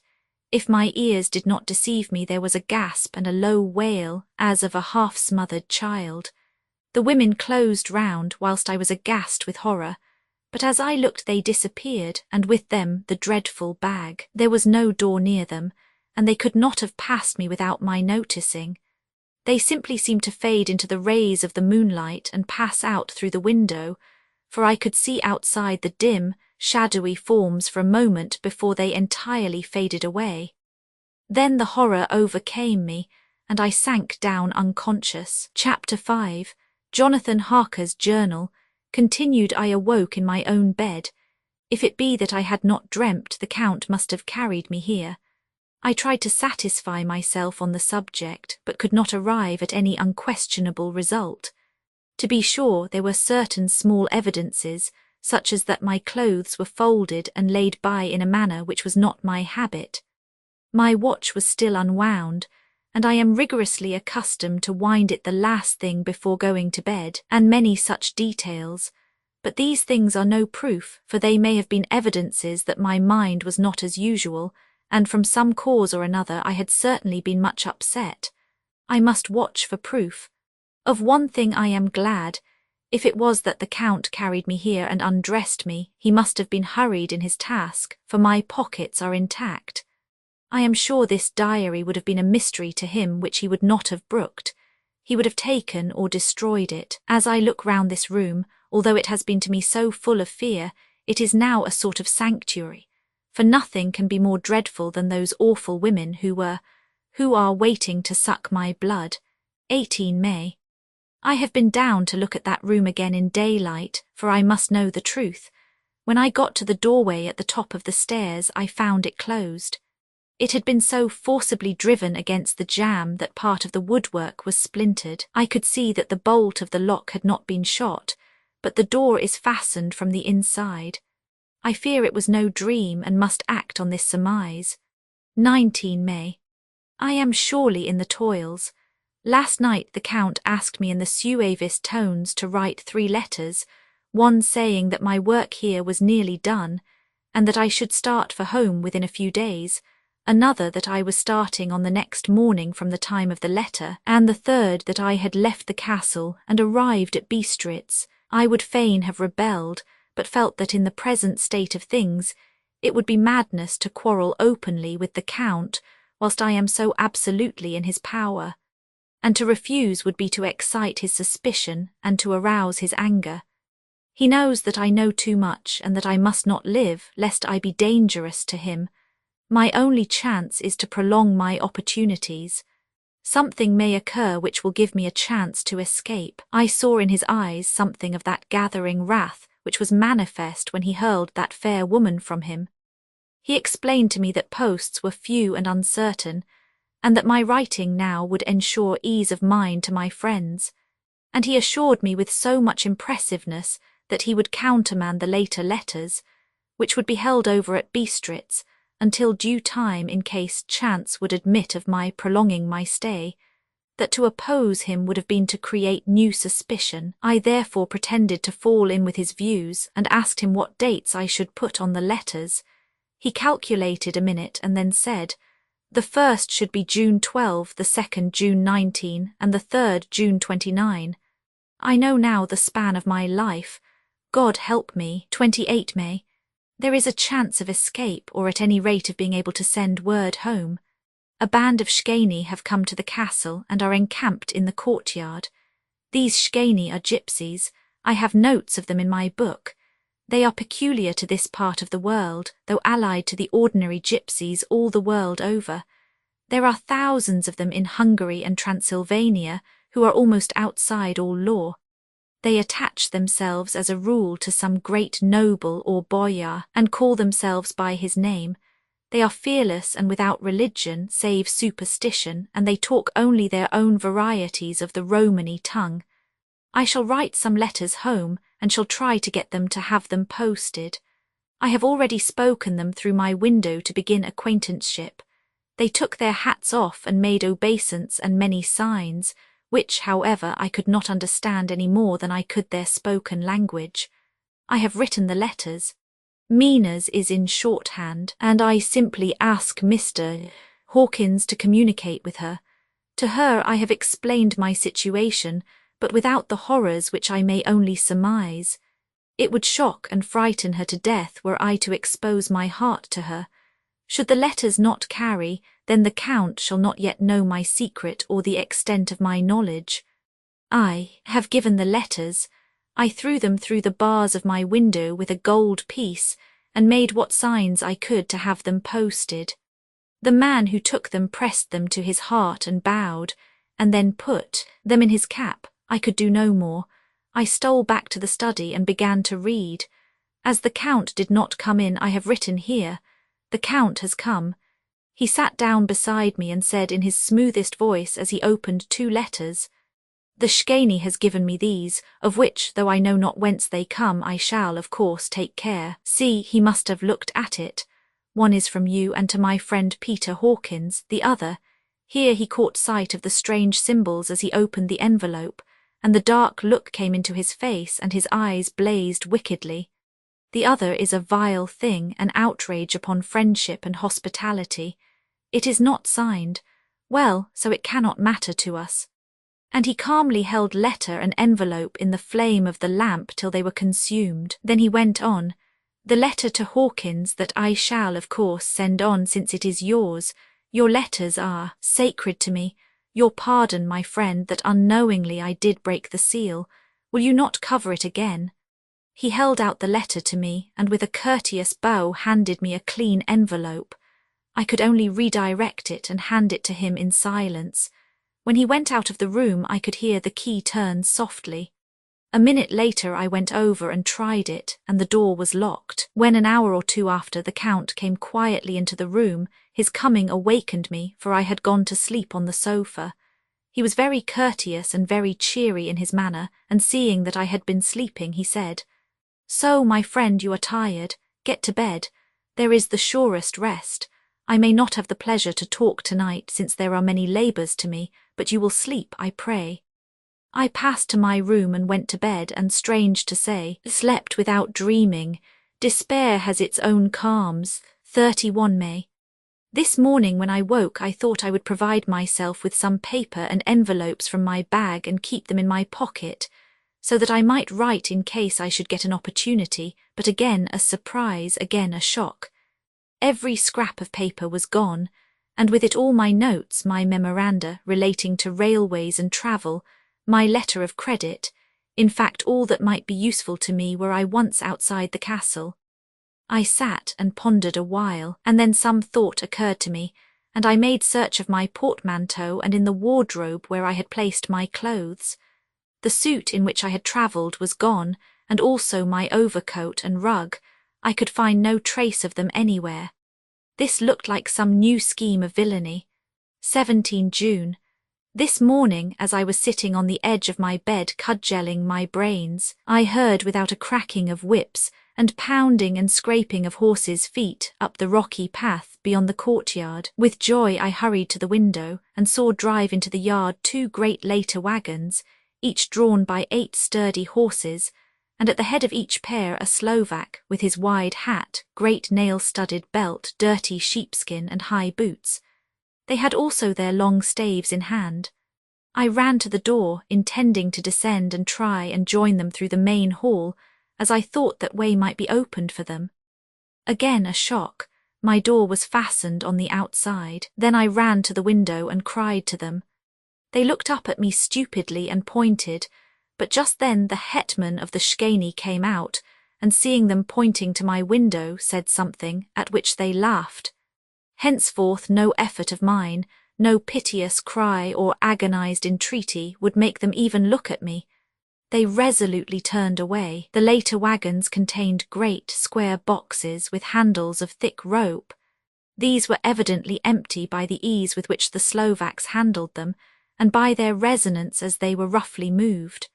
When they were all unloaded and packed in a great heap in one corner of the yard, the Slovaks were given some money by the Szgany, and spitting on it for luck, lazily went each to his horse's head. Shortly afterwards I heard the cracking of their whips die away in the distance. 24 June, before morning. Last night the Count left me early and locked himself into his own room. As soon as I dared I ran up the winding stair and looked out of the window which opened south. I thought I would watch for the Count, for there is something going on.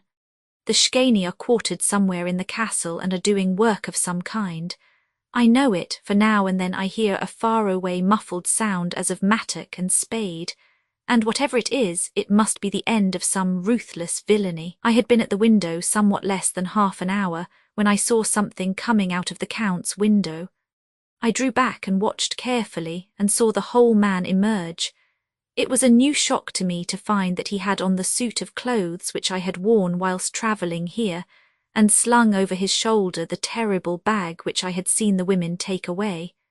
There could be no doubt as to his quest, and in my garb too. This, then, is his new scheme of evil, that he will allow others to see me as they think, so that he may both leave evidence that I have been seen in the towns or villages posting my own letters, and that any wickedness which he may do shall by the local people be attributed to me. It makes me rage to think that this can go on, and whilst I am shut up here a veritable prisoner, but without that protection of the law which is even a criminal's right and consolation. I thought I would watch for the Count's return, and for a long time sat doggedly at the window. Then I began to notice that there were some quaint little specks floating in the rays of the moonlight. They were like the tiniest grains of dust, and they whirled round and gathered in clusters in a nebulous sort of way. I watched them with a sense of soothing, and a sort of calm stole over me. I leaned back in the embrasure in a more comfortable position, so that I could enjoy more fully the aerial gambolling. Something made me start up, a low, piteous howling of dogs somewhere far below in the valley, which was hidden from my sight. Louder it seemed to ring in my ears, and the floating motes of dust to take new shapes to the sound as they danced in the moonlight. I felt myself struggling to awake to some call of my instincts. Nay, my very soul was struggling, and my half-remembered sensibilities were striving to answer the call. I was becoming hypnotized. Quicker and quicker danced the dust. The moonbeams seemed to quiver as they went by me into the mass of gloom beyond. More and more they gathered till they seemed to take dim phantom shapes. And then I started, broad awake and in full possession of my senses, and ran screaming from the place. The phantom shapes, which were becoming gradually materialized from the moonbeams, were those of the 3 ghostly women to whom I was doomed. I fled, and felt somewhat safer in my own room, where there was no moonlight and where the lamp was burning brightly. When a couple of hours had passed, I heard something stirring in the Count's room, something like a sharp wail quickly suppressed. And then there was silence, deep, awful silence, which chilled me. With a beating heart I tried the door, but I was locked in my prison and could do nothing. I sat down and simply cried. As I sat I heard a sound in the courtyard without, the agonized cry of a woman. I rushed to the window and, throwing it up, peered out between the bars. There indeed was a woman with dishevelled hair, holding her hands over her heart as one distressed with running. She was leaning against a corner of the gateway. When she saw my face at the window, she threw herself forward and shouted in a voice laden with menace, "Monster, give me my child." She threw herself on her knees and, raising up her hands, cried the same words in tones which wrung my heart. Then she tore her hair and beat her breast, and abandoned herself to all the violences of extravagant emotion. Finally, she threw herself forward, and though I could not see her, I could hear the beating of her naked hands against the door. Somewhere high overhead, probably on the tower, I heard the voice of the Count calling in his harsh, metallic whisper. His call seemed to be answered from far and wide by the howling of wolves. Before many minutes had passed, a pack of them poured, like a pent-up dam when liberated, through the wide entrance into the courtyard. There was no cry from the woman, and the howling of the wolves was but short. Before long they streamed away singly, licking their lips. I could not pity her, for I knew now what had become of her child, and she was better dead. What shall I do? What can I do? How can I escape from this dreadful thing of night and gloom and fear? 25 June morning. No man knows till he has suffered from the night how sweet and how dear to his heart and eye the morning can be. When the sun grew so high this morning that it struck the top of the great gateway opposite my window, the high spot which it touched seemed to me as if the dove from the ark had lighted there. My fear fell from me as if it had been a vaporous garment which dissolved in the warmth. I must take action of some sort whilst the courage of the day is upon me. Last night one of my post-dated letters went to post, the first of that fatal series which is to blot out the very traces of my existence from the earth. Let me not think of it. Action. It has always been at night time that I have been molested or threatened, or in some way in danger or in fear. I have not yet seen the Count in the daylight. Can it be that he sleeps when others wake, that he may be awake whilst they sleep? If I could only get into his room, but there is no possible way. The door is always locked, no way for me. Yes, there is a way if one dares to take it. Where his body has gone, why may not another body go? I have seen him myself crawl from his window. Why should not I imitate him and go in by his window? The chances are desperate, but my need is more desperate still. I shall risk it. At the worst it can only be death, and a man's death is not a calf's, and the dreaded hereafter may still be open to me. God help me in my task. Goodbye, Mina, if I fail. Goodbye, my faithful friend and second father. Goodbye, all and last of all, Mina. Same day later. I have made the effort, and God helping me have come safely back to this room. I must put down every detail in order. I went whilst my courage was fresh straight to the window on the south side, and at once got outside on the narrow ledge of stone which runs around the building on this side. The stones are big and roughly cut, and the mortar has by process of time been washed away between them. I took off my boots and ventured out on the desperate way. I looked down once, so as to make sure that a sudden glimpse of the awful depth would not overcome me, but after that kept my eyes away from it. I knew pretty well the direction and distance of the Count's window, and made for it as well as I could, having regard to the opportunities available. I did not feel dizzy.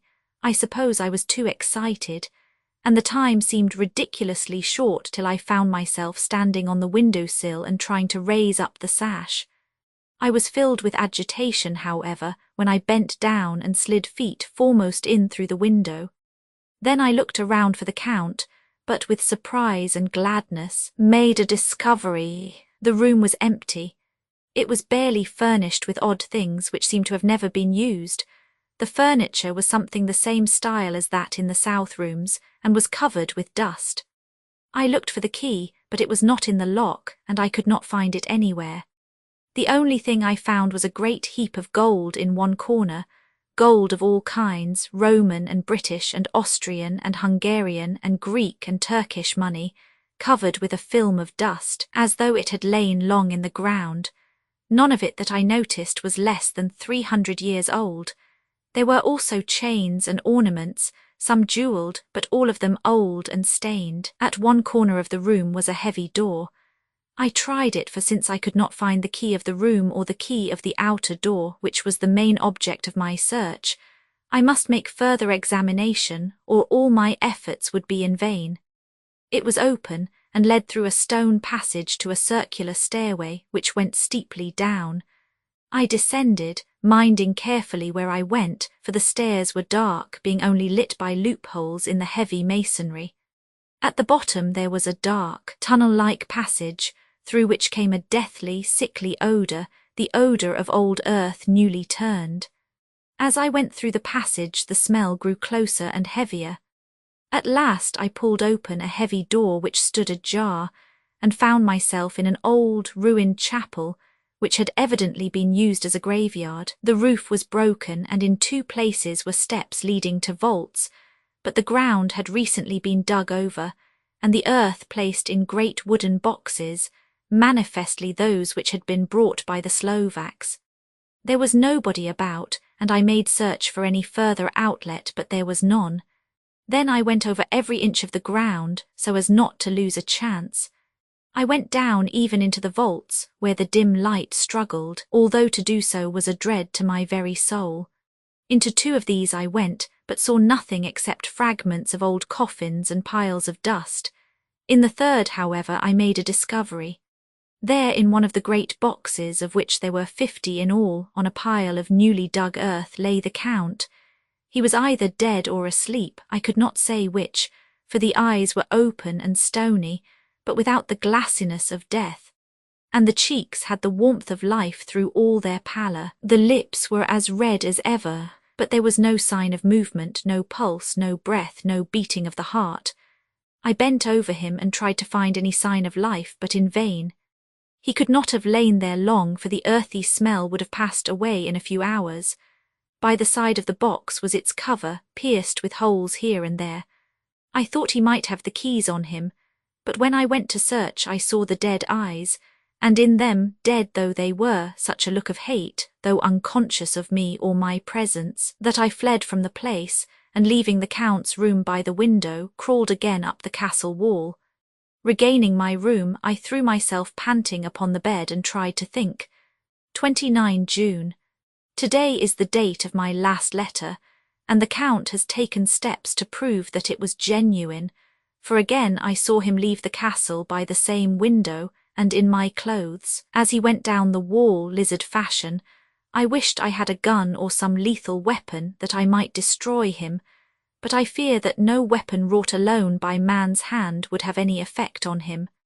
I dared not wait to see him return, for I feared to see those weird sisters. I came back to the library and read there till I fell asleep. I was awakened by the Count, who looked at me as grimly as a man can look as he said, "Tomorrow, my friend, we must part. You return to your beautiful England, I to some work which may have such an end that we may never meet. Your letter home has been dispatched. Tomorrow I shall not be here, but all shall be ready for your journey. In the morning come the Shkani, who have some labours of their own here, and also come some Slovaks. When they have gone, my carriage shall come for you, and shall bear you to the Borgo Pass to meet the diligence from Bukovina to Bistritz. But I am in hopes that I shall see more of you at Castle Dracula." I suspected him and determined to test his sincerity.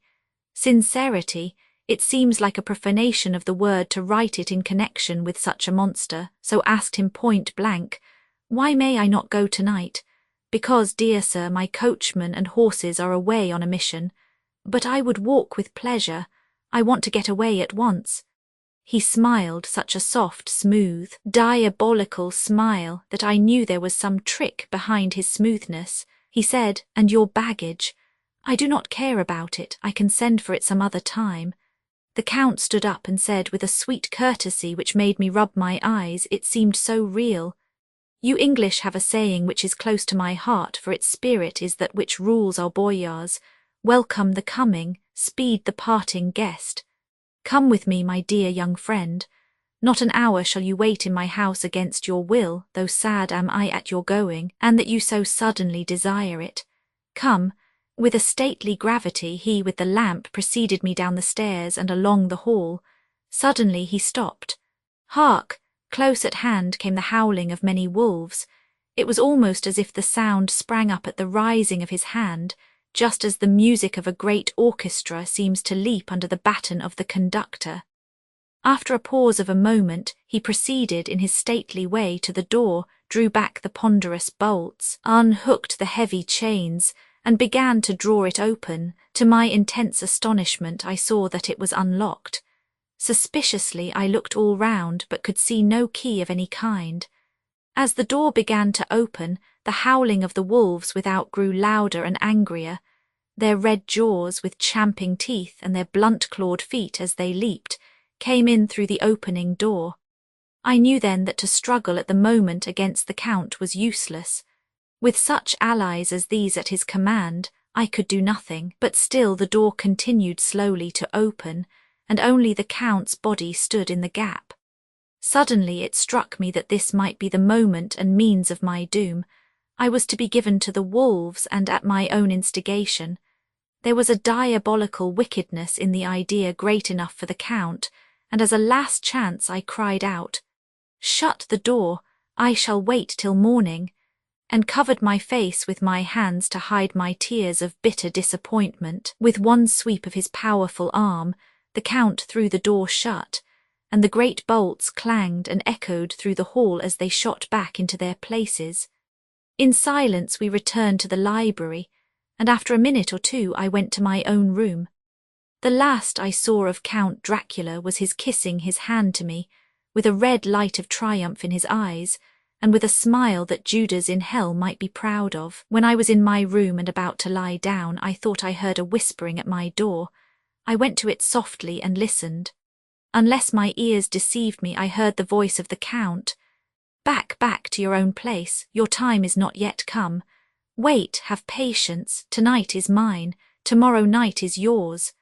There was a low, sweet ripple of laughter, and in a rage I threw open the door and saw without the 3 terrible women licking their lips. As I appeared, they all joined in a horrible laugh and ran away. I came back to my room and threw myself on my knees. It is then so near the end. Tomorrow, tomorrow. Lord help me and those to whom I am dear. 30 June morning. These may be the last words I ever write in this diary. I slept till just before the dawn, and when I woke threw myself on my knees, for I determined that if death came he should find me ready. At last I felt that subtle change in the air, and knew that the morning had come.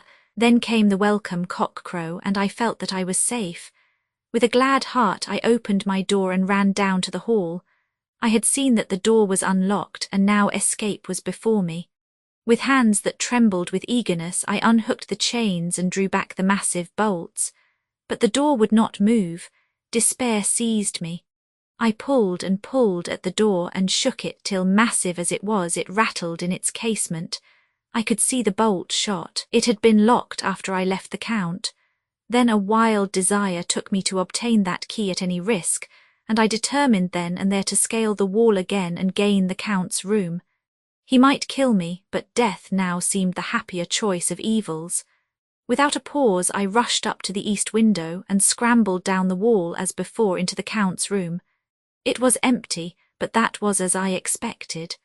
I could not see a key anywhere, but the heap of gold remained. I went through the door in the corner and down the winding stair, and along the dark passage to the old chapel. I knew now well enough where to find the monster I sought. The great box was in the same place close against the wall, but the lid was laid on it, not fastened down, but with the nails ready in their places to be hammered home. I knew I must reach the body for the key, so I raised the lid and laid it back against the wall, and then I saw something which filled my very soul with horror. There lay the Count, but looking as if his youth had been half renewed, for the white hair and moustache were changed to dark iron grey. The cheeks were fuller, and the white skin seemed ruby red underneath. The mouth was redder than ever, for on the lips were gouts of fresh blood, which trickled from the corners of the mouth and ran over the chin and neck. Even the deep, burning eyes seemed set amongst swollen flesh, for the lids and pouches underneath were bloated. It seemed as if the whole awful creature were simply gorged with blood. He lay like a filthy leech, exhausted with his repletion. I shuddered as I bent over to touch him, and every sense in me revolted at the contact. But I had to search, or I was lost. The coming night might see my own body a banquet in a similar way to those horrid three. I felt all over the body, but no sign could I find of the key. Then I stopped and looked at the Count. There was a mocking smile on the bloated face which seemed to drive me mad. This was the being I was helping to transfer to London, where, perhaps, for centuries to come he might, amongst its teeming millions, satiate his lust for blood, and create a new and ever-widening circle of semi-demons to batten on the helpless. The very thought drove me mad. A terrible desire came upon me to rid the world of such a monster. There was no lethal weapon at hand, but I seized a shovel which the workmen had been using to fill the cases, and lifting it high, struck with the edge downward at the hateful face. But as I did so the head turned, and the eyes fell full upon me with all their blaze of basilisk horror. The sight seemed to paralyze me, and the shovel turned in my hand and glanced from the face, merely making a deep gash above the forehead. The shovel fell from my hand across the box, and as I pulled it away the flange of the blade caught the edge of the lid which fell over again, and hid the horrid thing from my sight. The last glimpse I had was of the bloated face, blood-stained and fixed with a grin of malice, which would have held its own in the nethermost hell. I thought and thought what should be my next move, but my brain seemed on fire, and I waited with a despairing feeling growing over me. As I waited I heard in the distance a gypsy song sung by merry voices coming closer, and through their song the rolling of heavy wheels and the cracking of whips. The Shkeni and the Slovaks of whom the Count had spoken were coming. With a last look around and at the box which contained the vile body, I ran from the place and gained the Count's room, determined to rush out at the moment the door should be opened. With strained ears I listened, and heard downstairs the grinding of the key in the great lock and the falling back of the heavy door. There must have been some other means of entry, or someone had a key for one of the locked doors.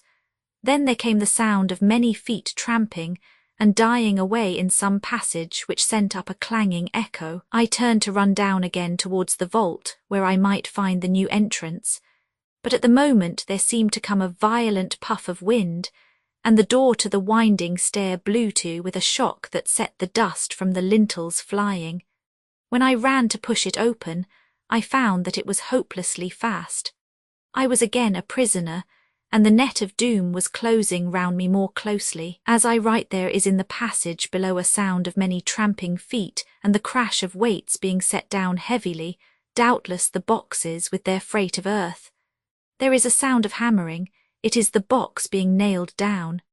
Now I can hear the heavy feet tramping again along the hall with many other idle feet coming behind them. The door is shut and the chains rattle. There is a grinding of the key in the lock. I can hear the key withdraw, then another door opens and shuts. I hear the creaking of lock and bolts. Hark, in the courtyard and down the rocky way the roll of heavy wheels, the crack of whips, and the chorus of the Shkeni as they pass into the distance. I am alone in the castle with those awful women. For Mina is a woman and there is naught in common. They are devils of the pit. I shall not remain alone with them. I shall try to scale the castle wall farther than I have yet attempted. I shall take some of the gold with me, lest I want it later. I may find a way from this dreadful place, and then away for home, away to the quickest and nearest train, away from this cursed spot, from this cursed land where the devil and his children still walk with earthly feet. At least God's mercy is better than that of these monsters, and the precipice is steep and high. At its foot a man may sleep, as a man. Goodbye all, Mina. Chapter 6. Letter from Miss Mina Murray to Miss Lucy Westenra. 9 May. My dearest Lucy, forgive my long delay in writing, but I have been simply overwhelmed with work. The life of an assistant schoolmistress is sometimes trying. I am longing to be with you and by the sea, where we can talk together freely and build our castles in the air. I have been working very hard lately, because I want to keep up with Jonathan's studies, and I have been practicing shorthand very assiduously. When we are married, I shall be able to be useful to Jonathan, and if I can stenograph well enough, I can take down what he wants to say in this way and write it out for him on the typewriter, at which also I am practicing very hard. He and I sometimes write letters in shorthand, and he is keeping a stenographic journal of his travels abroad. When I am with you, I shall keep a diary in the same way. I don't mean one of those 2 pages to the week with Sunday squeezed in a corner diaries, but a sort of journal which I can write in whenever I feel inclined. I do not suppose there will be much of interest to other people, but it is not intended for them. I may show it to Jonathan some day if there is in it anything worth sharing, but it is really an exercise book. I shall try to do what I see lady journalists do, interviewing and writing descriptions and trying to remember conversations. I am told that with a little practice one can remember all that goes on or that one hears said during a day. However, we shall see. I will tell you of my little plans when we meet. I have just had a few hurried lines from Jonathan from Transylvania. He is well and will be returning in about a week. I am longing to hear all his news. It must be so nice to see strange countries. I wonder if we, I mean Jonathan and I, shall ever see them together. There is the 10 o'clock bell ringing. Goodbye, your loving Mina. Tell me all the news when you write. You have not told me anything for a long time. I hear rumours, and especially of a tall, handsome, curly-haired man. Letter Lucy Westenra to Mina Murray. 17 Chatham Street, Wednesday. My dearest Mina, I must say you tax me very unfairly with being a bad correspondent. I wrote to you twice since we parted, and your last letter was only your second. Besides, I have nothing to tell you. There is really nothing to interest you. Town is very pleasant just now, and we go a good deal to picture galleries and for walks and rides in the park. As to the tall, curly-haired man, I suppose it was the one who was with me at the last pop. Someone has evidently been telling tales. That was Mr. Homewood. He often comes to see us, and he and Mamma get on very well together. They have so many things to talk about in common. We met some time ago a man that would just do for you if you were not already engaged to Jonathan. He is an excellent party, being handsome, well off, and of good birth. He is a doctor and really clever. Just fancy. He is only 29, and he has an immense lunatic asylum all under his own care. Mr. Homewood introduced him to me, and he called here to see us and often comes now. I think he is one of the most resolute men I ever saw, and yet the most calm. He seems absolutely imperturbable. I can fancy what a wonderful power he must have over his patients. He has a curious habit of looking one straight in the face, as if trying to read one's thoughts. He tries this on very much with me, but I flatter myself he has got a tough nut to crack. I know that from my glass. Do you ever try to read your own face? I do, and I can tell you it is not a bad study, and gives you more trouble than you can well fancy if you have never tried it. He says that I afford him a curious psychological study, and I humbly think I do. I do not, as you know, take sufficient interest in dress to be able to describe the new fashions. Dress is a bore. That is slang again, but never mind. Arthur says that every day. There it is all out. Mina, we have told all our secrets to each other since we were children. We have slept together and eaten together and laughed and cried together. And now, though I have spoken, I would like to speak more. Oh, Mina, couldn't you guess? I love him. I am blushing as I write, for although I think he loves me, he has not told me so in words. But oh, Mina, I love him, I love him, I love him. There, that does me good. I wish I were with you, dear, sitting by the fire undressing as we used to sit, and I would try to tell you what I feel. I do not know how I am writing this even to you. I am afraid to stop, or I should tear up the letter, and I don't want to stop, for I do so want to tell you all. Let me hear from you at once and tell me all that you think about it.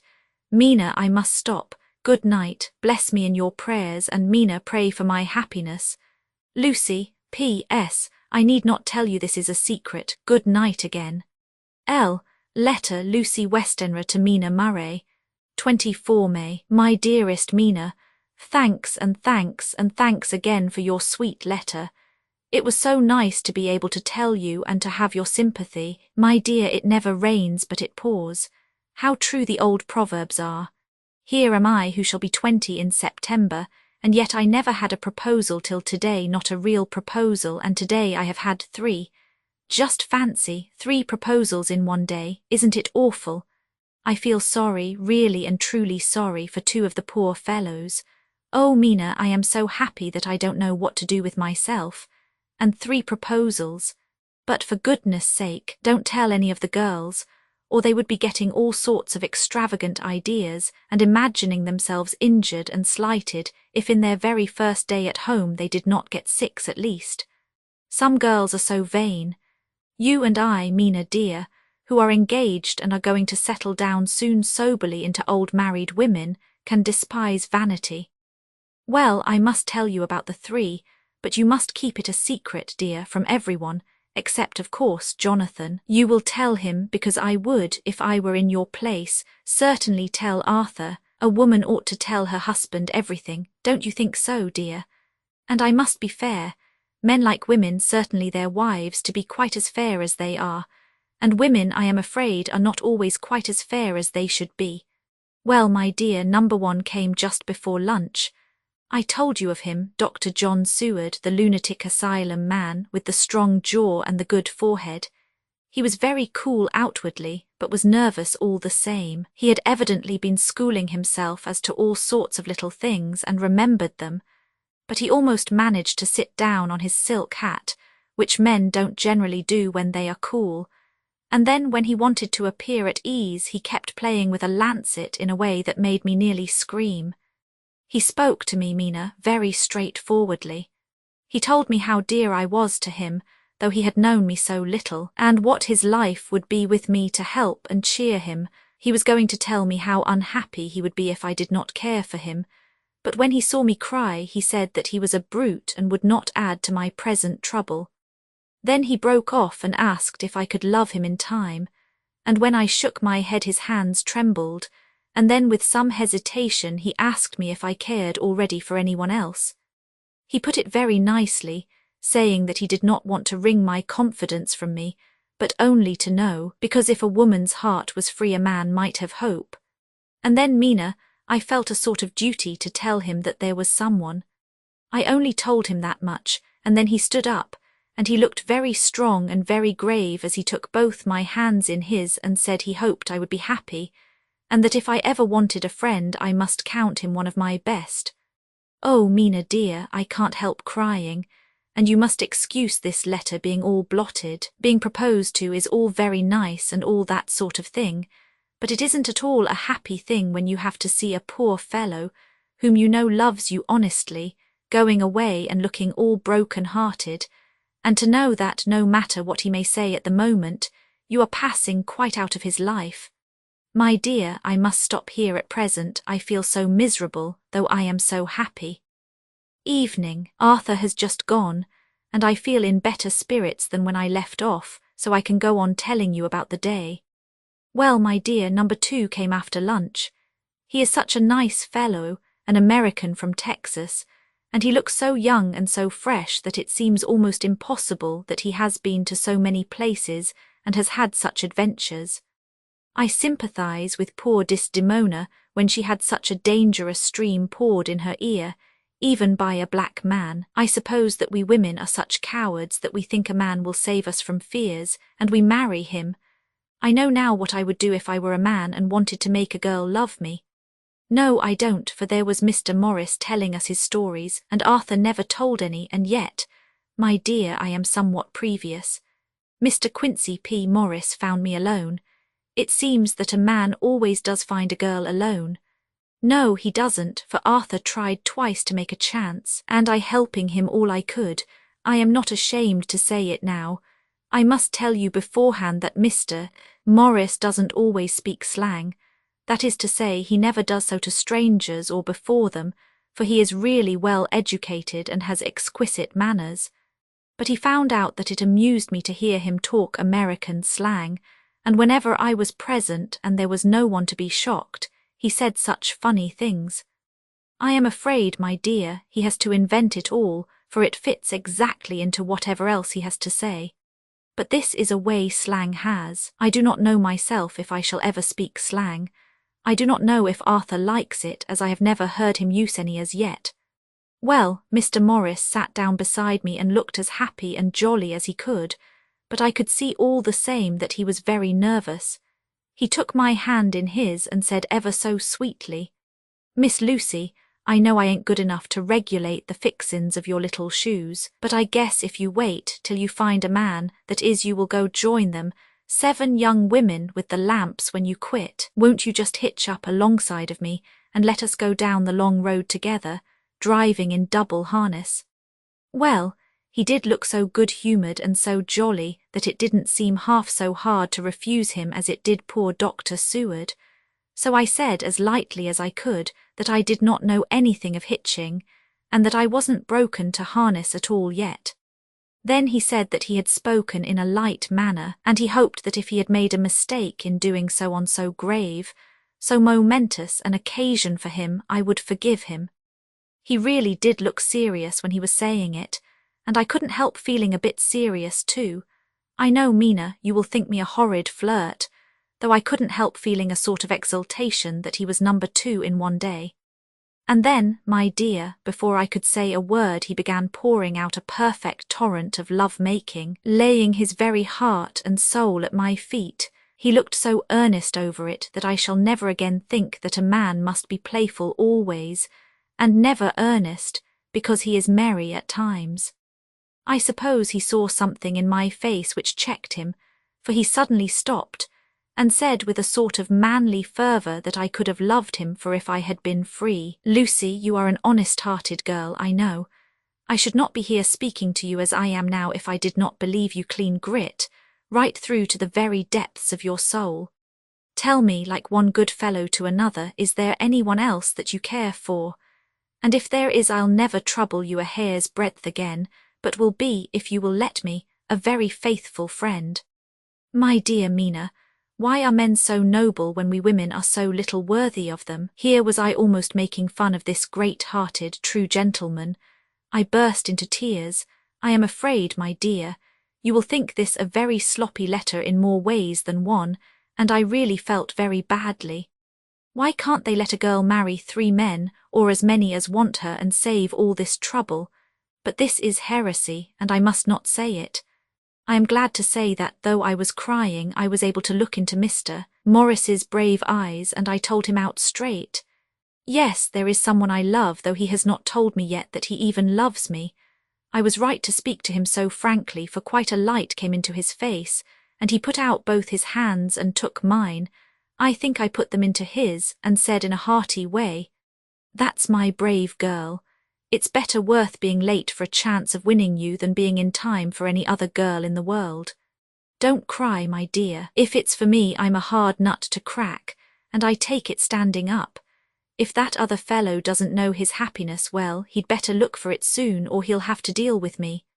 Little girl, your honesty and pluck have made me a friend, and that's rarer than a lover. It's more unselfish anyhow.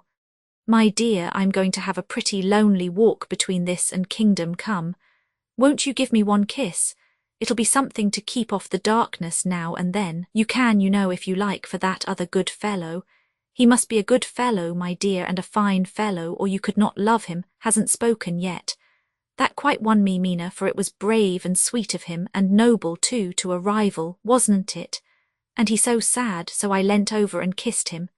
He stood up with my 2 hands in his, and as he looked down into my face, I am afraid I was blushing very much, he said, "Little girl, I hold your hand, and you've kissed me, and if these things don't make us friends, nothing ever will. Thank you for your sweet honesty to me, and goodbye." He wrung my hand, and taking up his hat, went straight out of the room without looking back, without a tear or a quiver or a pause, and I am crying like a baby. Oh, why must a man like that be made unhappy when there are lots of girls about who would worship the very ground he trod on? I know I would if I were free. Only I don't want to be free. My dear, this quite upset me, and I feel I cannot write of happiness just at once after telling you of it, and I don't wish to tell of the number 3 until it can be all happy. Ever your loving, Lucy. P.S. Oh, about number 3, I needn't tell you of number 3, need I? Besides, it was all so confused. It seemed only a moment from his coming into the room till both his arms were round me and he was kissing me. I am very, very happy, and I don't know what I have done to deserve it. I must only try in the future to show that I am not ungrateful to God for all his goodness to me in sending to me such a lover, such a husband, and such a friend. Goodbye. Dr. Seward's diary, kept in phonograph, 25 May. Ebb tide in appetite today. Cannot eat, cannot rest, so diary instead. Since my rebuff of yesterday, I have a sort of empty feeling. Nothing in the world seems of sufficient importance to be worth the doing. As I knew that the only cure for this sort of thing was work, I went down amongst the patients. I picked out one who has afforded me a study of much interest. He is so quaint that I am determined to understand him as well as I can. Today I seem to get nearer than ever before to the heart of his mystery. I questioned him more fully than I had ever done, with a view to making myself master of the facts of his hallucination. In my manner of doing it there was, I now see, something of cruelty. I seemed to wish to keep him to the point of his madness, a thing which I avoid with the patients as I would the mouth of hell. Mem. Under what circumstances would I not avoid the pit of hell? Omnia Romi venalia sunt. Hell has its price, verbi sap. If there be anything behind this instinct, it will be valuable to trace it afterwards accurately. So I had better commence to do so, therefore. R. M. Renfield, Etat 59. Sanguine temperament, great physical strength, morbidly excitable. Periods of gloom, ending in some fixed idea which I cannot make out. I presume that the sanguine temperament itself and the disturbing influence end in a mentally accomplished finish. A possibly dangerous man, probably dangerous if unselfish. In selfish men caution is as secure an armour for their foes as for themselves. What I think of on this point is, when self is the fixed point, the centripetal force is balanced with the centrifugal. When duty, a cause, etc., is the fixed point, the latter force is paramount, and only accident or a series of accidents can balance it. Letter, Quincy P. Morris to Hon.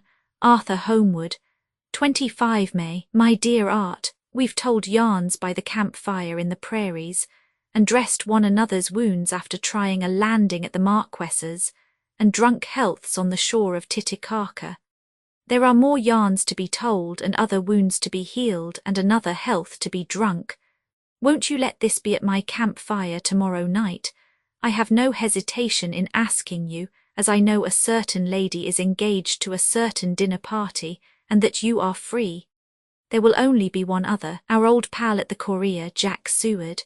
He's coming too, and we both want to mingle our weeps over the wine cup, and to drink a health with all our hearts to the happiest man in all the wide world, who has won the noblest heart that God has made and the best worth winning. We promise you a hearty welcome, and a loving greeting, and a health as true as your own right hand. We shall both swear to leave you at home if you drink too deep to a certain pair of eyes. Come. Yours, as ever and always, Quincy P. Morris. Telegram from Arthur Homewood to Quincy P. Morris, 26 May. Count me in every time. I bear messages which will make both your ears tingle. Art, Chapter 7, 24 July. Whitby. Lucy met me at the station looking sweeter and lovelier than ever, and we drove up to the house at the Crescent in which they have rooms. This is a lovely place. The little river, the Esk, runs through a deep valley which broadens out as it comes near the harbour. A great viaduct runs across with high piers through which the view seems somehow further away than it really is. The valley is beautifully green, and it is so steep that when you are on the high land on either side you look right across it, unless you are near enough to see down. The houses of the old town, the side away from us, are all red-roofed and seem piled up one over the other anyhow, like the pictures we see of Nuremberg. Right over the town is the ruin of Whitby Abbey, which was sacked by the Danes, and which is the scene of part of Marmion, where the girl was built up in the wall. It is a most noble ruin, of immense size, and full of beautiful and romantic bits. There is a legend that a white lady is seen in one of the windows.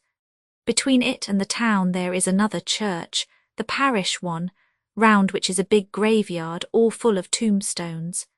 This is to my mind the nicest spot in Whitby, for it lies right over the town and has a full view of the harbour and all up the bay to where the headland called Kettleness stretches out into the sea. It descends so steeply over the harbour that part of the bank has fallen away, and some of the graves have been destroyed. In one place part of the stonework of the graves stretches out over the sandy pathway far below. There are walks with seats beside them through the churchyard, and people go and sit there all day long looking at the beautiful view and enjoying the breeze. I shall come and sit here very often myself and work. Indeed, I am writing now with my book on my knee and listening to the talk of 3 old men who are sitting beside me.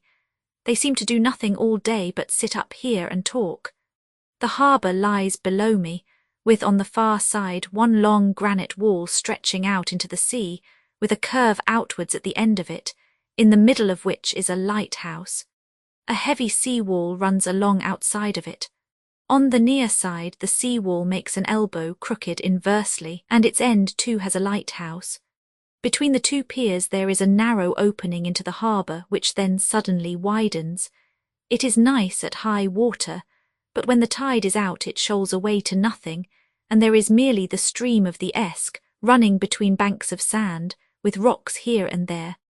Outside the harbour on this side there rises for about half a mile a great reef, the sharp edge of which runs straight out from behind the south lighthouse. At the end of it is a buoy with a bell which swings in bad weather and sends in a mournful sound on the wind. They have a legend here that when a ship is lost bells are heard out at sea. I must ask the old man about this. He is coming this way.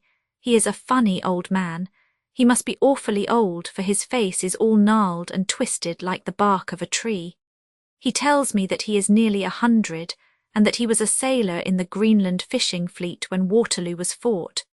He is, I am afraid, a very sceptical person, for when I asked him about the bells at sea and the white lady at the Abbey, he said very brusquely, "I wouldn't fash masel about them, miss. Them things be all wore out. Mind, I don't say that they never was, but I do say that they wasn't in my time. They be all very well for comers and trippers and the like, but not for a nice young lady like you. Them feet folks from York and Leeds that be always eatin' cured herrings and drinkin' tea and lookin' out to buy cheap jet would creed aught. I wonder masel who'd be bothered tellin' lies to them, even the newspapers, which is full of fool talk. I thought he would be a good person to learn interesting things from, so I asked him if he would mind telling me something about the whale fishing in the old days. He was just settling himself to begin when the clock struck 6, whereupon he laboured to get up and said, "I must gang Adgy anwards home now, miss. My granddaughter doesn't like to be kept waitin' when the tea is ready, for it takes me time to crammel aboon the grease, for there be a many of 'em, and miss, I lack bella timber sairly by the clock." He hobbled away, and I could see him hurrying as well as he could down the steps. The steps are a great feature on the place. They lead from the town up to the church. There are hundreds of them. I do not know how many, and they wind up in a delicate curve. The slope is so gentle that a horse could easily walk up and down them. I think they must originally have had something to do with the Abbey. I shall go home too. Lucy went out visiting with her mother, and as they were only duty calls, I did not go. They will be home by this, 1 August. I came up here an hour ago with Lucy, and we had a most interesting talk with my old friend and the 2 others who always come and join him. He is evidently the Sir Oracle of them, and I should think must have been in his time a most dictatorial person. He will not admit anything and downfaces everybody. If he can't out-argue them, he bullies them, and then takes their silence for agreement with his views. Lucy was looking sweetly pretty in her white lawn frock. She has got a beautiful colour since she has been here. I noticed that the old men did not lose any time in coming up and sitting near her when we sat down. She is so sweet with old people. I think they all fell in love with her on the spot. Even my old man succumbed and did not contradict her, but gave me double share instead. I got him on the subject of the legends, and he went off at once into a sort of sermon. I must try to remember it and put it down. It be all fool talk, lock, stock and barrel. That's what it be and nowt else. These bands and wafts and bow-ghosts and barguests and boggles and all ain't them is only fit to set bairns and dizzy women belderin. They be nowt but blebs. They and all grims and signs and warnings be all invented by parsons and ilsome buke-bodies and railway touters to skeer and scunner halflins, and to get folks to do something that they don't other incline to. It makes me ireful to think o' them. Why, it's them that, not content with printin' lies on paper and preachin' them out of pulpits, does want to be cuttin' them on the tombstones. Look here all around you in what ye will. All them steens holdin' up their heads as well as they can out of their pride, is a cant, simply tumblin' down with the weight o' the lies wrote on them. Here lies the body or sacred to the memory wrote on all of them, and yet in nigh half of them there bean't no bodies at all. And the memories of them bean't cared a pinch of snuff about, much less sacred. Lies all of them nothin' but lies of one kind or another. My gog, but it'll be a queer scowdament at the day of judgment when they come tumblin' up in their death's arks, all duped together and tryin' to drag their tombsteans with them to prove how good they was. Some of them trimlin' and ditherin', with their hands that dozened and slippy from lyin' in the sea that they can't even keep their grup o' them. I could see from the old fellow's self-satisfied air and the way in which he looked round for the approval of his cronies that he was showing off, so I put in a word to keep him going. "Oh, Mr. Swalls, you can't be serious. Surely these tombstones are not all wrong. Yablins, there may be a poorish few not wrong, savin' where they make out the people too good. For there be folk that do think a barm bowl be like the sea, if only it be their own. The whole thing be only lies. Now look you here, you come here a stranger and you see this Kirk Garth." I nodded, for I thought it better to assent, though I did not quite understand his dialect. I knew it had something to do with the church. He went on, "And you consait that all these steens be a boon folk that be happed here, snod and snog." I assented again. "Then that be just where the lie comes in. Why, there be scores of these lay-beds that be tomb as old Dunn's backer box on Friday night." He nudged one of his companions and they all laughed. "And my gog, how could they be otherwise? Look at that one, the aftest abaft the beer bank, read it." I went over and read. "Edward Spencelagh, Master Mariner, murdered by pirates off the coast of Andres, April 1854, eat, 30. When I came back, Mr. Swalls went on, "Who brought him home, I wonder, to hap him here? Murdered off the coast of Andres, and you consated his body lay under. Why, I could name ye a dozen whose bones lie in the Greenland seas above," he pointed northwards, "or where the currents may have drifted them. There be the steens around ye. Ye can, with your young eyes, read the small print of the lies from here. This Braithwaite Lowry, I knew his father, lost in the lively off Greenland in 20, or Andrew Woodhouse, drowned in the same seas in 1777, or John Paxton, drowned off Cape Farewell a year later, or old John Rawlings, whose grandfather sailed with me, drowned in the Gulf of Finland in 50. Do you think that all these men will have to make a rush to Whitby when the trumpet sounds? I have me antherums aboot it. I tell ye that when they got here they'd be jomlin and jostlin one another that way that it 'ud be like a fight up on the ice in the old days, when we'd be at one another from daylight to dark, and tryin' to tie up our cuts by the light of the aurora borealis." This was evidently local pleasantry, for the old man cackled over it, and his cronies joined in with gusto. "But," I said, "surely you are not quite correct, for you start on the assumption that all the poor people or their spirits will have to take their tombstones with them on the day of judgment. Do you think that will be really necessary?" "Well, what else be they tombstones for? Answer me that, miss. To please their relatives, I suppose.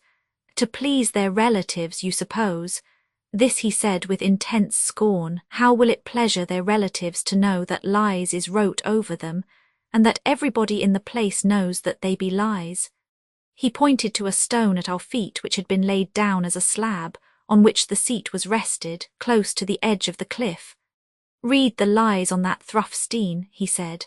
The letters were upside down to me from where I sat, but Lucy was more opposite to them, so she leant over and read. Sacred to the memory of George Cannon, who died, in the hope of a glorious resurrection, on July 29, 1873, falling from the rocks at Kettleness. This tomb was erected by his sorrowing mother to her dearly beloved son. He was the only son of his mother, and she was a widow. Really, Mr. Swalls, I don't see anything very funny in that. She spoke her comment very gravely and somewhat severely. Ye don't see aught funny. Ha, ha, but that's because ye don't gorm the sorrowing mother was a hell-cat that hated him because he was acoked. A regular lamb-eater he was, and he hated her so that he committed suicide in order that she mightn't get an insurance she put on his life. He blew nigh the top of his head off with an old musket that they had for scarin' the crows with. 'Twarn't for crows then, for it brought the clegs and the doups to him. That's the way he fell off the rocks. And as to hopes of a glorious resurrection, I've often heard him say Maisel that he hoped he'd go to hell, for his mother was so pious that she'd be sure to go to heaven, and he didn't want to addle where she was. Now isn't that Steen at any rate? He hammered it with his stick as he spoke. A pack of lies.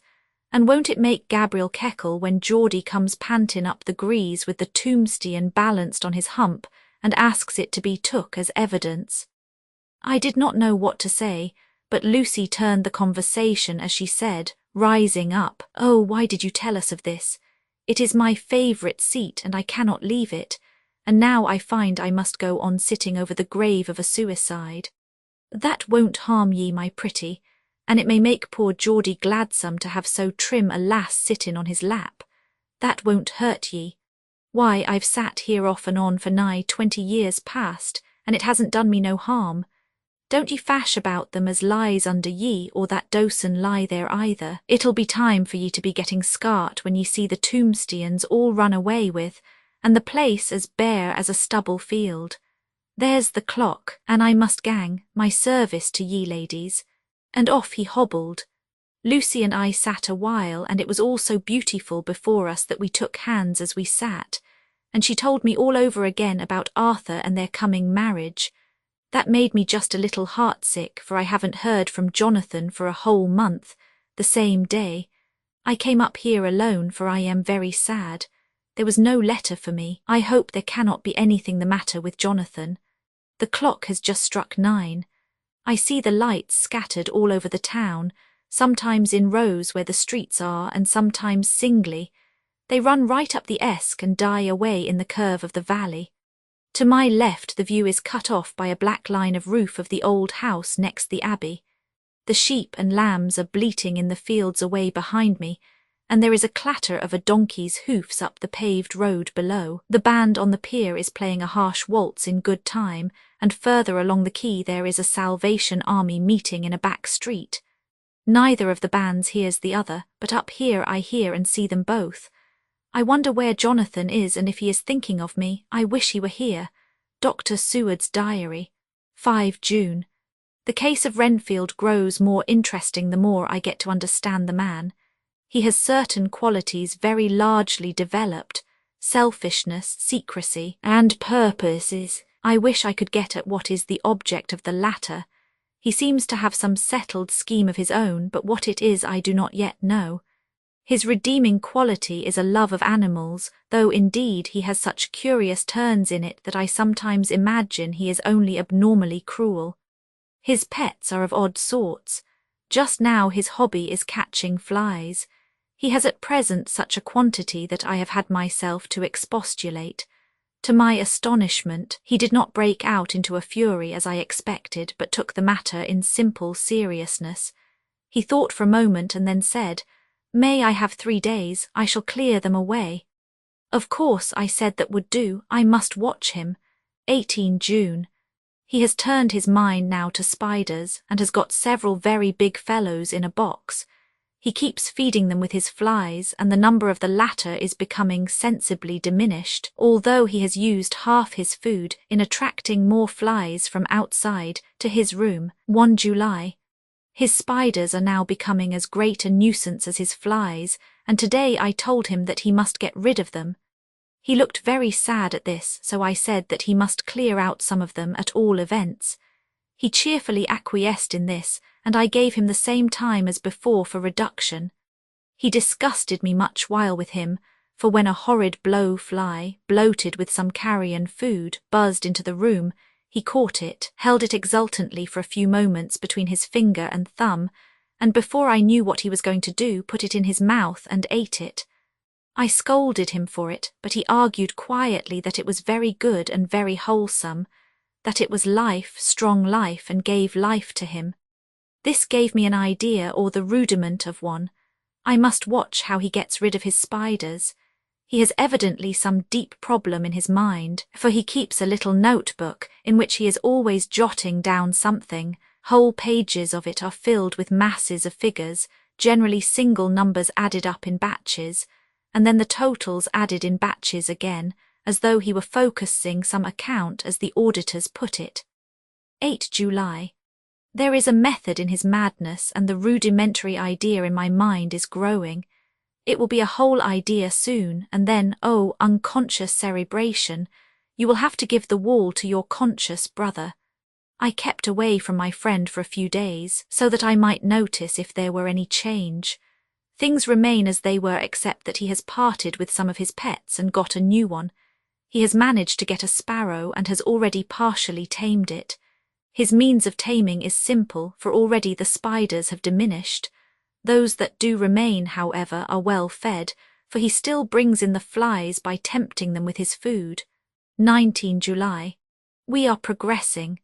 My friend has now a whole colony of sparrows, and his flies and spiders are almost obliterated. When I came in, he ran to me and said he wanted to ask me a great favour, a very, very great favour, and as he spoke he fawned on me like a dog. I asked him what it was, and he said, with a sort of rapture in his voice and bearing, "A kitten, a nice little, sleek, playful kitten that I can play with and teach and feed and feed and feed." I was not unprepared for this request, for I had noticed how his pets went on increasing in size and vivacity, but I did not care that his pretty family of tame sparrows should be wiped out in the same manner as the flies and the spiders.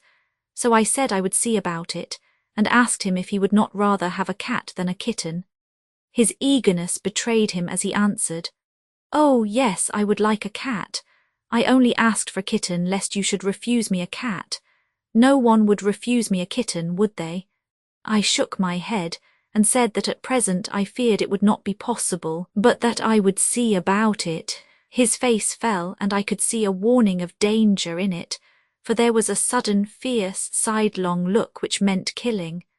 The man is an undeveloped homicidal maniac. I shall test him with his present craving and see how it will work out. Then I shall know more. 10 p.m. I have visited him again and found him sitting in a corner brooding. When I came in, he threw himself on his knees before me and implored me to let him have a cat, that his salvation depended upon it. I was firm, however, and told him that he could not have it, whereupon he went without a word and sat down, gnawing his fingers in the corner where I had found him. I shall see him in the morning early. 20 July. Visited Renfield very early, before the attendant went his rounds. Found him up and humming a tune. He was spreading out his sugar, which he had saved, in the window, and was manifestly beginning his fly-catching again, and beginning it cheerfully and with a good grace. I looked around for his birds, and not seeing them, asked him where they were. He replied, without turning round, that they had all flown away. There were a few feathers about the room, and on his pillow a drop of blood. I said nothing, but went and told the keeper to report to me if there were anything odd about him during the day. 11 a.m. The attendant has just been to me to say that Renfield has been very sick and has disgorged a whole lot of feathers. "My belief is, doctor," he said, "that he has eaten his birds, and that he just took and ate them raw." 11 p.m. I gave Renfield a strong opiate tonight, enough to make even him sleep, and took away his pocketbook to look at it. The thought that has been buzzing about my brain lately is complete, and the theory proved. My homicidal maniac is of a peculiar kind. I shall have to invent a new classification for him and call him a zoophagus, life-eating maniac. What he desires is to absorb as many lives as he can, and he has laid himself out to achieve it in a cumulative way. He gave many flies to one spider and many spiders to one bird, and then wanted a cat to eat the many birds. What would have been his later steps? It would almost be worthwhile to complete the experiment. It might be done if there were only a sufficient cause. Men sneered at vivisection, and yet look at its results today. Why not advance science in its most difficult and vital aspect, the knowledge of the brain? Had I even the secret of one such mind? Did I hold the key to the fancy of even one lunatic? I might advance my own branch of science to a pitch compared with which Burdon Sanderson's physiology or Ferrier's brain knowledge would be as nothing. If only there were a sufficient cause. I must not think too much of this, or I may be tempted. A good cause might turn the scale with me, for may not I too be of an exceptional brain congenitally? How well the man reasoned, lunatics always do within their own scope. I wonder at how many lives he values a man, or if at only one. He has closed the account most accurately, and today begun a new record. How many of us begin a new record with each day of our lives? To me it seems only yesterday that my whole life ended with my new hope, and that truly I began a new record. So it will be until the great recorder sums me up and closes my ledger account with a balance to profit or loss. Oh, Lucy, Lucy, I cannot be angry with you, nor can I be angry with my friend whose happiness is yours, but I must only wait on hopeless and work. Work, work, if I only could have as strong a cause as my poor mad friend there, a good, unselfish cause to make me work, that would be indeed happiness. Mina Murray's Journal, 26 July. I am anxious, and it soothes me to express myself here. It is like whispering to one's self and listening at the same time. And there is also something about the shorthand symbols that makes it different from writing. I am unhappy about Lucy and about Jonathan. I had not heard from Jonathan for some time, and was very concerned, but yesterday dear Mr. Hawkins, who is always so kind, sent me a letter from him. I had written asking him if he had heard, and he said the enclosed had just been received. It is only a line, dated from Castle Dracula, and says that he is just starting for home. That is not like Jonathan. I do not understand it, and it makes me uneasy. Then, too, Lucy, although she is so well, has lately taken to her old habit of walking in her sleep. Her mother has spoken to me about it, and we have decided that I am to lock the door of our room every night. Mrs. Westenra has got an idea that sleepwalkers always go out on roofs of houses and along the edges of cliffs, and then get suddenly wakened and fall over with a despairing cry that echoes all over the place.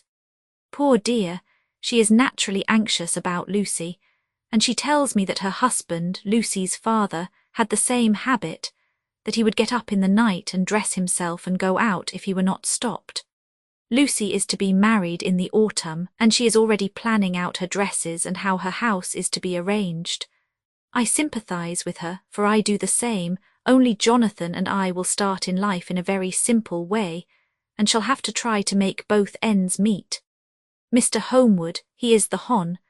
Arthur Homewood, only son of Lord Godalming, is coming up here very shortly, as soon as he can leave town, for his father is not very well, and I think dear Lucy is counting the moments till he comes. She wants to take him up to the seat on the churchyard cliff, and show him the beauty of Whitby. I dare say it is the waiting which disturbs her. She will be all right when he arrives. 27 July. No news from Jonathan. I am getting quite uneasy about him, though why I should I do not know, but I do wish that he would write if it were only a single line.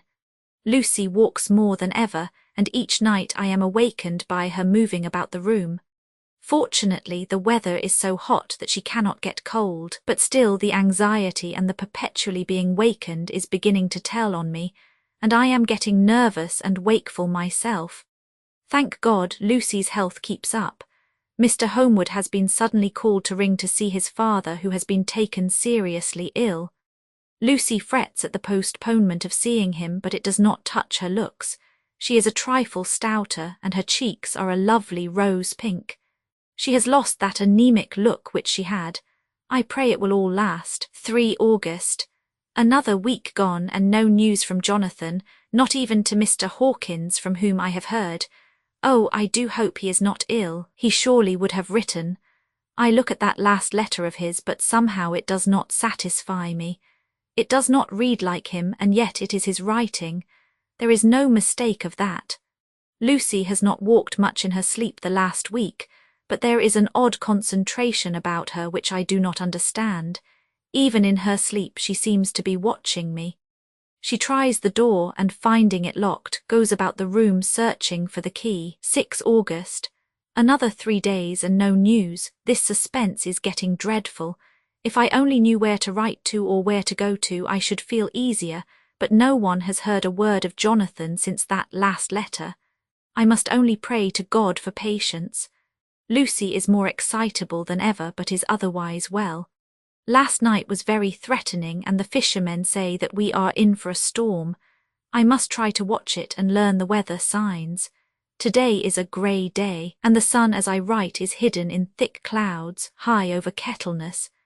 Everything is grey, except the green grass which seems like emerald amongst it, grey earthy rock, grey clouds tinged with the sunburst at the far edge, hang over the grey sea into which the sand points stretch like grey fingers. The sea is tumbling in over the shallows and the sandy flats with a roar, muffled in the sea mists drifting inland. The horizon is lost in a grey mist. All is vastness. The clouds are piled up like giant rocks, and there is a brool over the sea that sounds like some presage of doom. Dark figures are on the beach here and there, sometimes half shrouded in the mist, and seem men like trees walking. The fishing boats are racing for home, and rise and dip in the ground swell as they sweep into the harbour, bending to the scuppers. Here comes old Mr. Swalls. He is making straight for me, and I can see, by the way he lifts his hat, that he wants to talk. I have been quite touched by the change in the poor old man. When he sat down beside me, he said in a very gentle way, "I want to say something to you, miss." I could see he was not at ease, so I took his poor old wrinkled hand in mine and asked him to speak fully. So he said, leaving his hand in mine, "I'm afraid, my dearie, that I must have shocked you by all the wicked things I've been sayin' about the dead and such like for weeks past.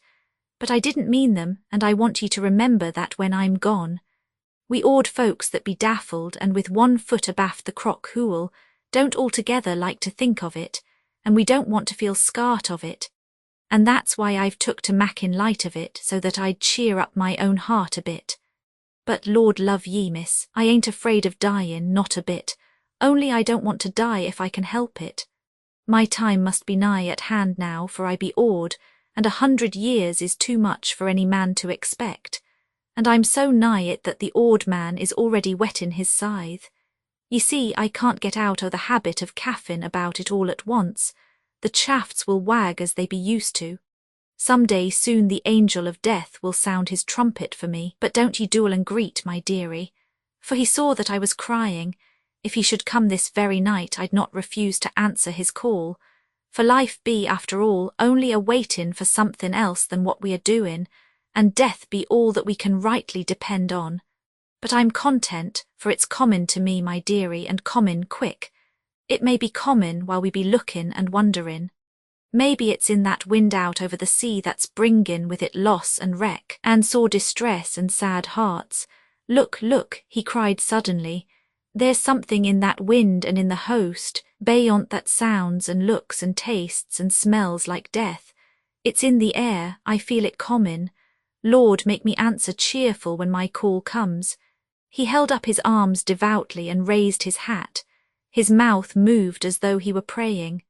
After a few minutes' silence he got up, shook hands with me and blessed me and said goodbye and hobbled off. It all touched me and upset me very much. I was glad when the Coast Guard came along with his spyglass under his arm. He stopped to talk with me as he always does, but all the time kept looking at a strange ship. I can't make her out, he said. She's a Russian by the look of her, but she's knocking about in the queerest way. She doesn't know her mind a bit. She seems to see the storm coming but can't decide whether to run up north in the open or to put in here. Look there again. She is steered mighty strangely, for she doesn't mind the hand on the wheel, changes about with every puff of wind. We'll hear more of her before this time tomorrow. Chapter 8, cutting from the Dailygraph, 8 August, pasted in Mina Murray's journal. From a correspondent, Whitby. One of the greatest and suddenest storms on record has just been experienced here, with results both strange and unique. The weather had been somewhat sultry, but not to any degree uncommon in the month of August.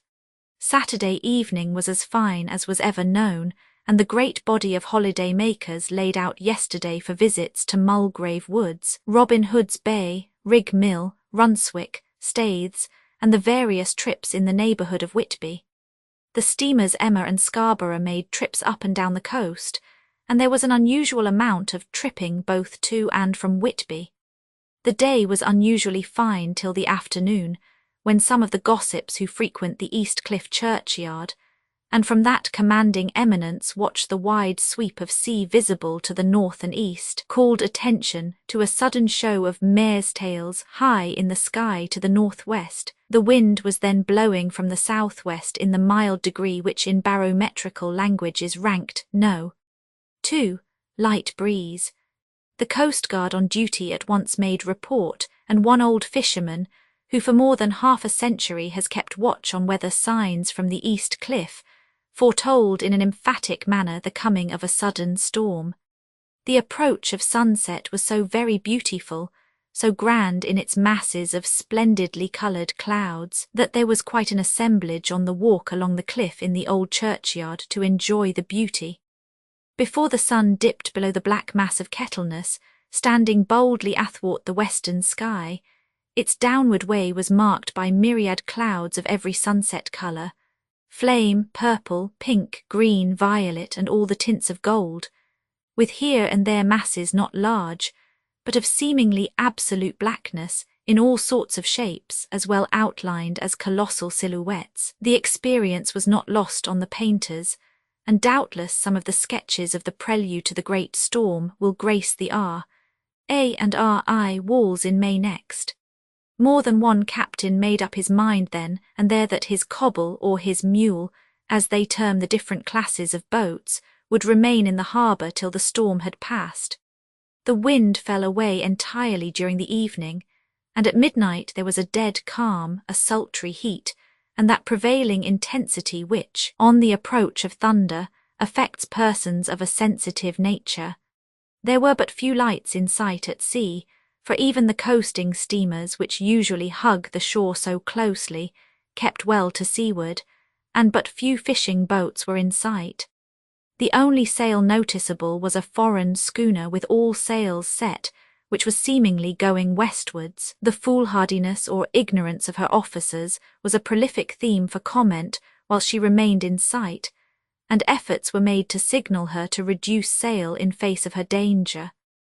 Before the night shut down, she was seen with sails idly flapping as she gently rolled on the undulating swell of the sea, as idle as a painted ship upon a painted ocean. Shortly before 10 o'clock, the stillness of the air grew quite oppressive, and the silence was so marked that the bleating of a sheep inland or the barking of a dog in the town was distinctly heard, and the band on the pier with its lively French air was like a discord in the great harmony of nature's silence. A little after midnight came a strange sound from over the sea, and high overhead the air began to carry a strange, faint, hollow booming.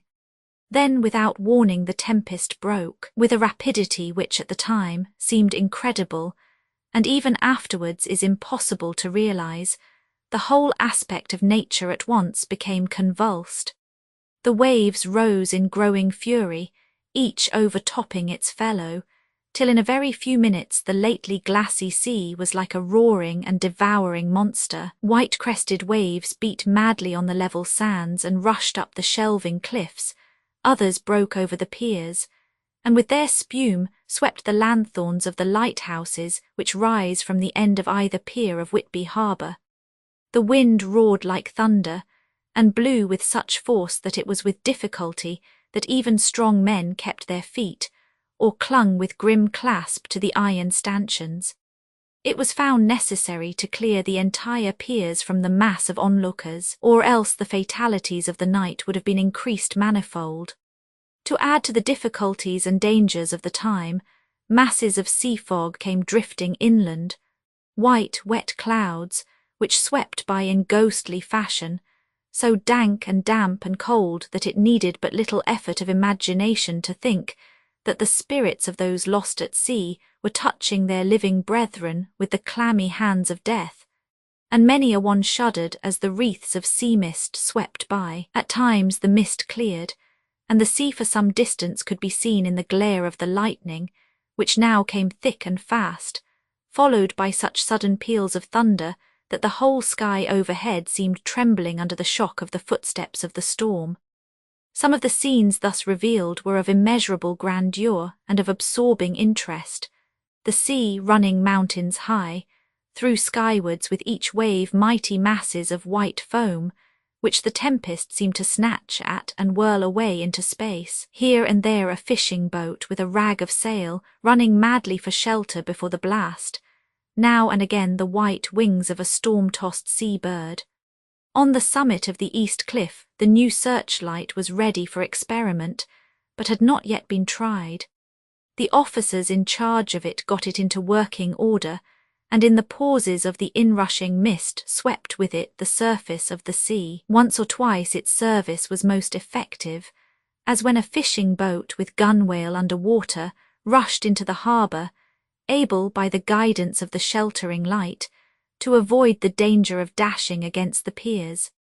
As each boat achieved the safety of the port there was a shout of joy from the mass of people on shore, a shout which for a moment seemed to cleave the gale and was then swept away in its rush. Before long the searchlight discovered some distance away a schooner with all sails set, apparently the same vessel which had been noticed earlier in the evening.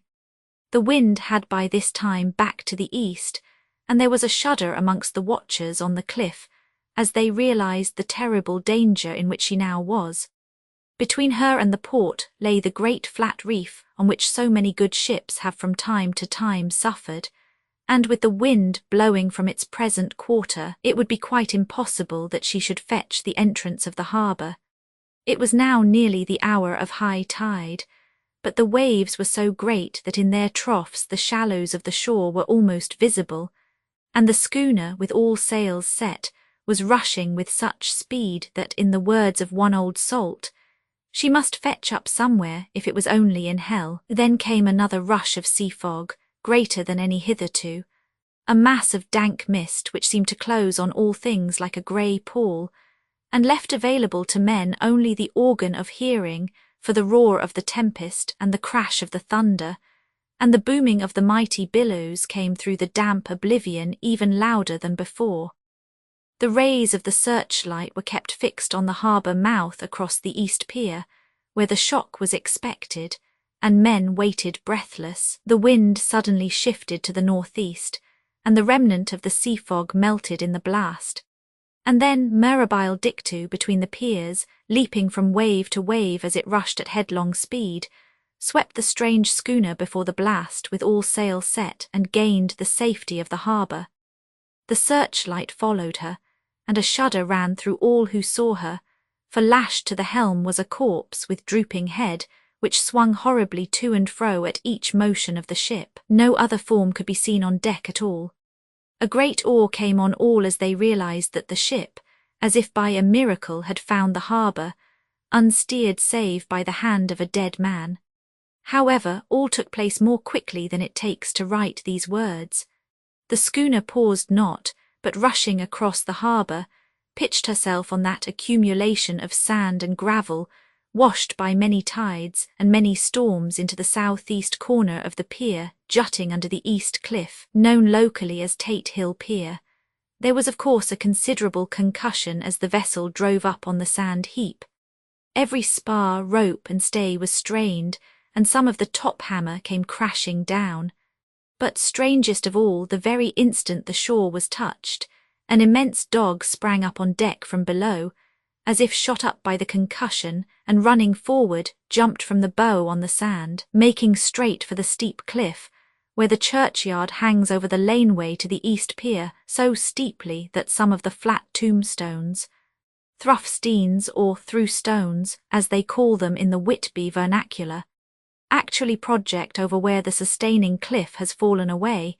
It disappeared in the darkness, which seemed intensified just beyond the focus of the searchlight. It so happened that there was no one at the moment on Tate Hill Pier, as all those whose houses are in close proximity were either in bed or were out on the heights above.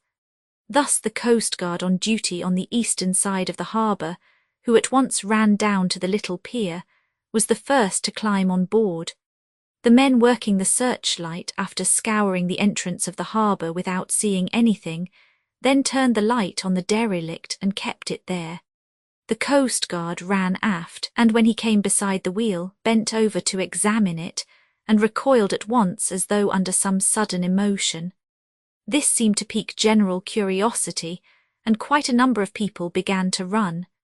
It is a good way round from the West Cliff by the drawbridge to Tate Hill Pier, but your correspondent is a fairly good runner, and came well ahead of the crowd. When I arrived, however, I found already assembled on the pier a crowd, whom the Coast Guard and police refused to allow to come on board. By the courtesy of the chief boatman, I was, as your correspondent, permitted to climb on deck, and was one of a small group who saw the dead seaman whilst actually lashed to the wheel. It was no wonder that the Coast Guard was surprised, or even awed, for not often can such a sight have been seen. The man was simply fastened by his hands, tied one over the other, to a spoke of the wheel. Between the inner hand and the wood was a crucifix, the set of beads on which it was fastened being around both wrists and wheel, and all kept fast by the binding cords. The poor fellow may have been seated at one time, but the flapping and buffeting of the sails had worked through the rudder of the wheel and dragged him to and fro, so that the cords with which he was tied had cut the flesh to the bone. Accurate note was made of the state of things, and a doctor, Surgeon J. M. Caffin of 33 East Elliot Place, who came immediately after me, declared after making examination that the man must have been dead for quite 2 days. In his pocket was a bottle, carefully corked, empty save for a little roll of paper, which proved to be the addendum to the log. The Coast Guard said the man must have tied up his own hands, fastening the knots with his teeth. The fact that a Coast Guard was the first on board may save some complications later on in the Admiralty Court, for Coast Guards cannot claim the salvage which is the right of the first civilian entering on a derelict. Already, however, the legal tongues are wagging, and one young law student is loudly asserting that the rights of the owner are already completely sacrificed, his property being held in contravention of the statutes of mortmain, since the tiller, as emblemship if not proof of delegated possession, is held in a dead hand. It is needless to say that the dead steersman has been reverently removed from the place where he held his honourable watch and ward till death, a steadfastness as noble as that of the young Casabianca, and placed in the mortuary to await inquest. Already the sudden storm is passing, and its fierceness is abating. Crowds are scattering homeward, and the sky is beginning to redden over the Yorkshire wolds. I shall send, in time for your next issue, further details of the derelict ship which found her way so miraculously into harbour in the storm. Whitby, 9 August. The sequel to the strange arrival of the derelict in the storm last night is almost more startling than the thing itself. It turns out that the schooner is a Russian from Varna and is called the Demeter. She is almost entirely in ballast of silver sand, with only a small amount of cargo, a number of great wooden boxes filled with mould. This cargo was consigned to a Whitby solicitor, Mr. S. F. Billington, of 7, the Crescent, who this morning went aboard and formally took possession of the goods consigned to him. The Russian consul, too, acting for the charter party, took formal possession of the ship and paid all harbour dues, etc. Nothing is talked about here today except the strange coincidence. The officials of the Board of Trade have been most exacting in seeing that every compliance has been made with existing regulations. As the matter is to be a 9 days' wonder, they are evidently determined that there shall be no cause of after complaint. A good deal of interest was abroad concerning the dog which landed when the ship struck, and more than a few of the members of the S.P.C. A, which is very strong in Whitby, have tried to befriend the animal. To the general disappointment, however, it was not to be found. It seems to have disappeared entirely from the town. It may be that it was frightened and made its way on to the moors, where it is still hiding in terror. There are some who look with dread on such a possibility, lest later on it should in itself become a danger, for it is evidently a fierce brute. Early this morning a large dog, a half-bred mastiff belonging to a coal merchant close to Tate Hill Pier, was found dead in the roadway opposite to its master's yard.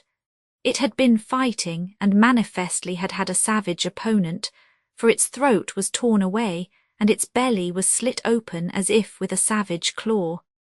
Later, by the kindness of the Board of Trade Inspector, I have been permitted to look over the logbook of the Demeter, which was in order up to within 3 days, but contained nothing of special interest except as to facts of missing men.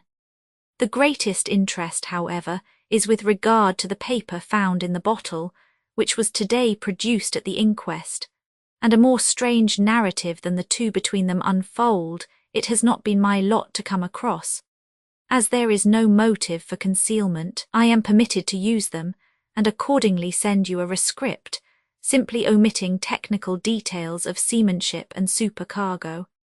It almost seems as though the captain had been seized with some kind of mania before he had got well into blue water, and that this had developed persistently throughout the voyage.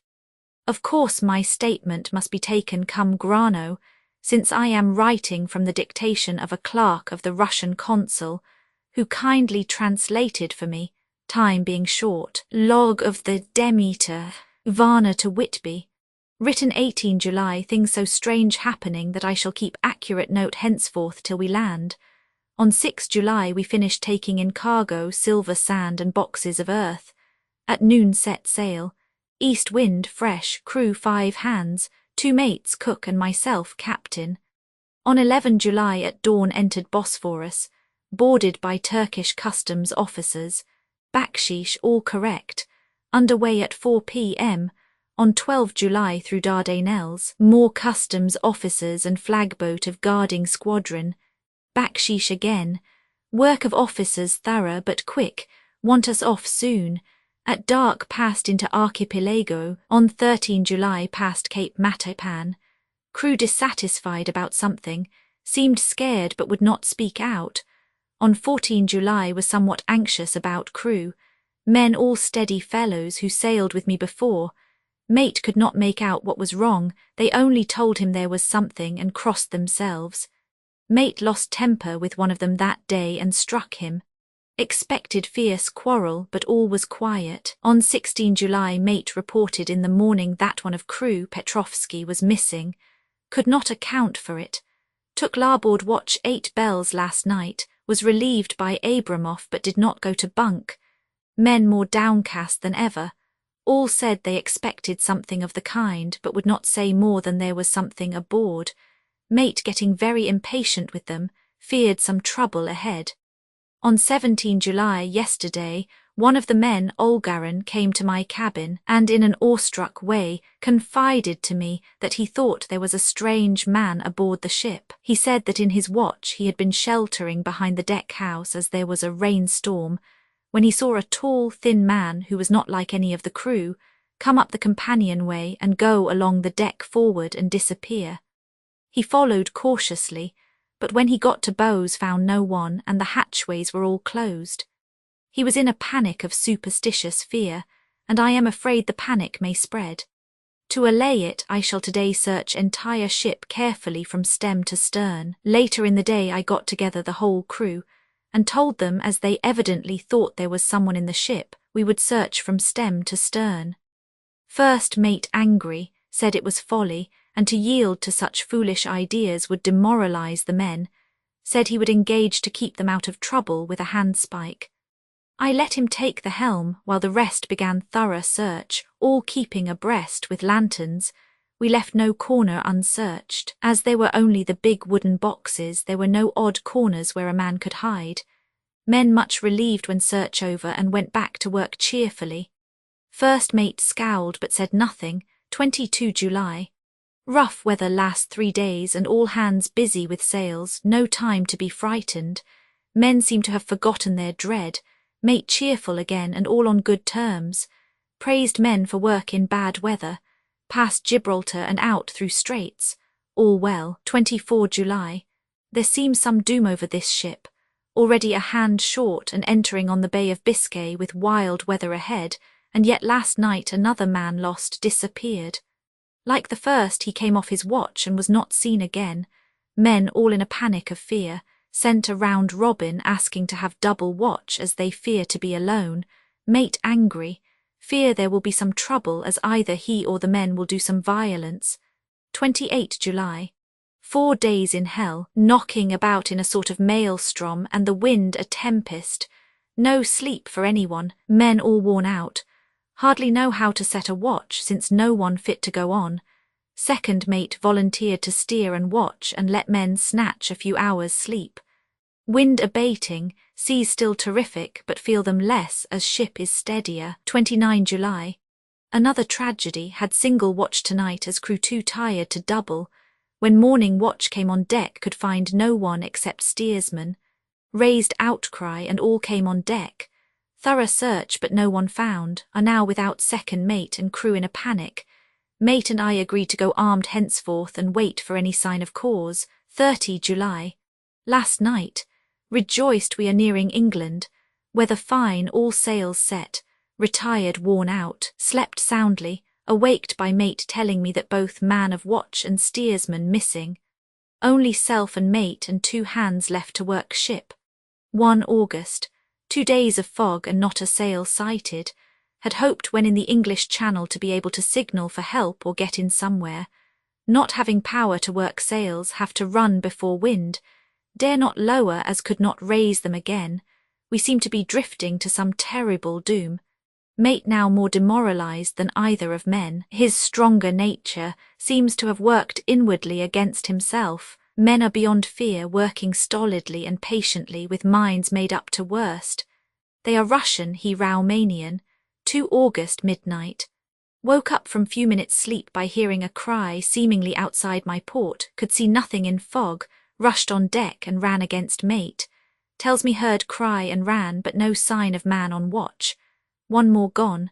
Lord help us, mate says we must be past Straits of Dover, as in a moment of fog lifting he saw Northforeland, just as he heard the man cry out. If so we are now off in the North Sea and only God can guide us in the fog which seems to move with us, and God seems to have deserted us. 3 August. At midnight I went to relieve the man at the wheel, and when I got to it found no one there. The wind was steady, and as we ran before it there was no yawing.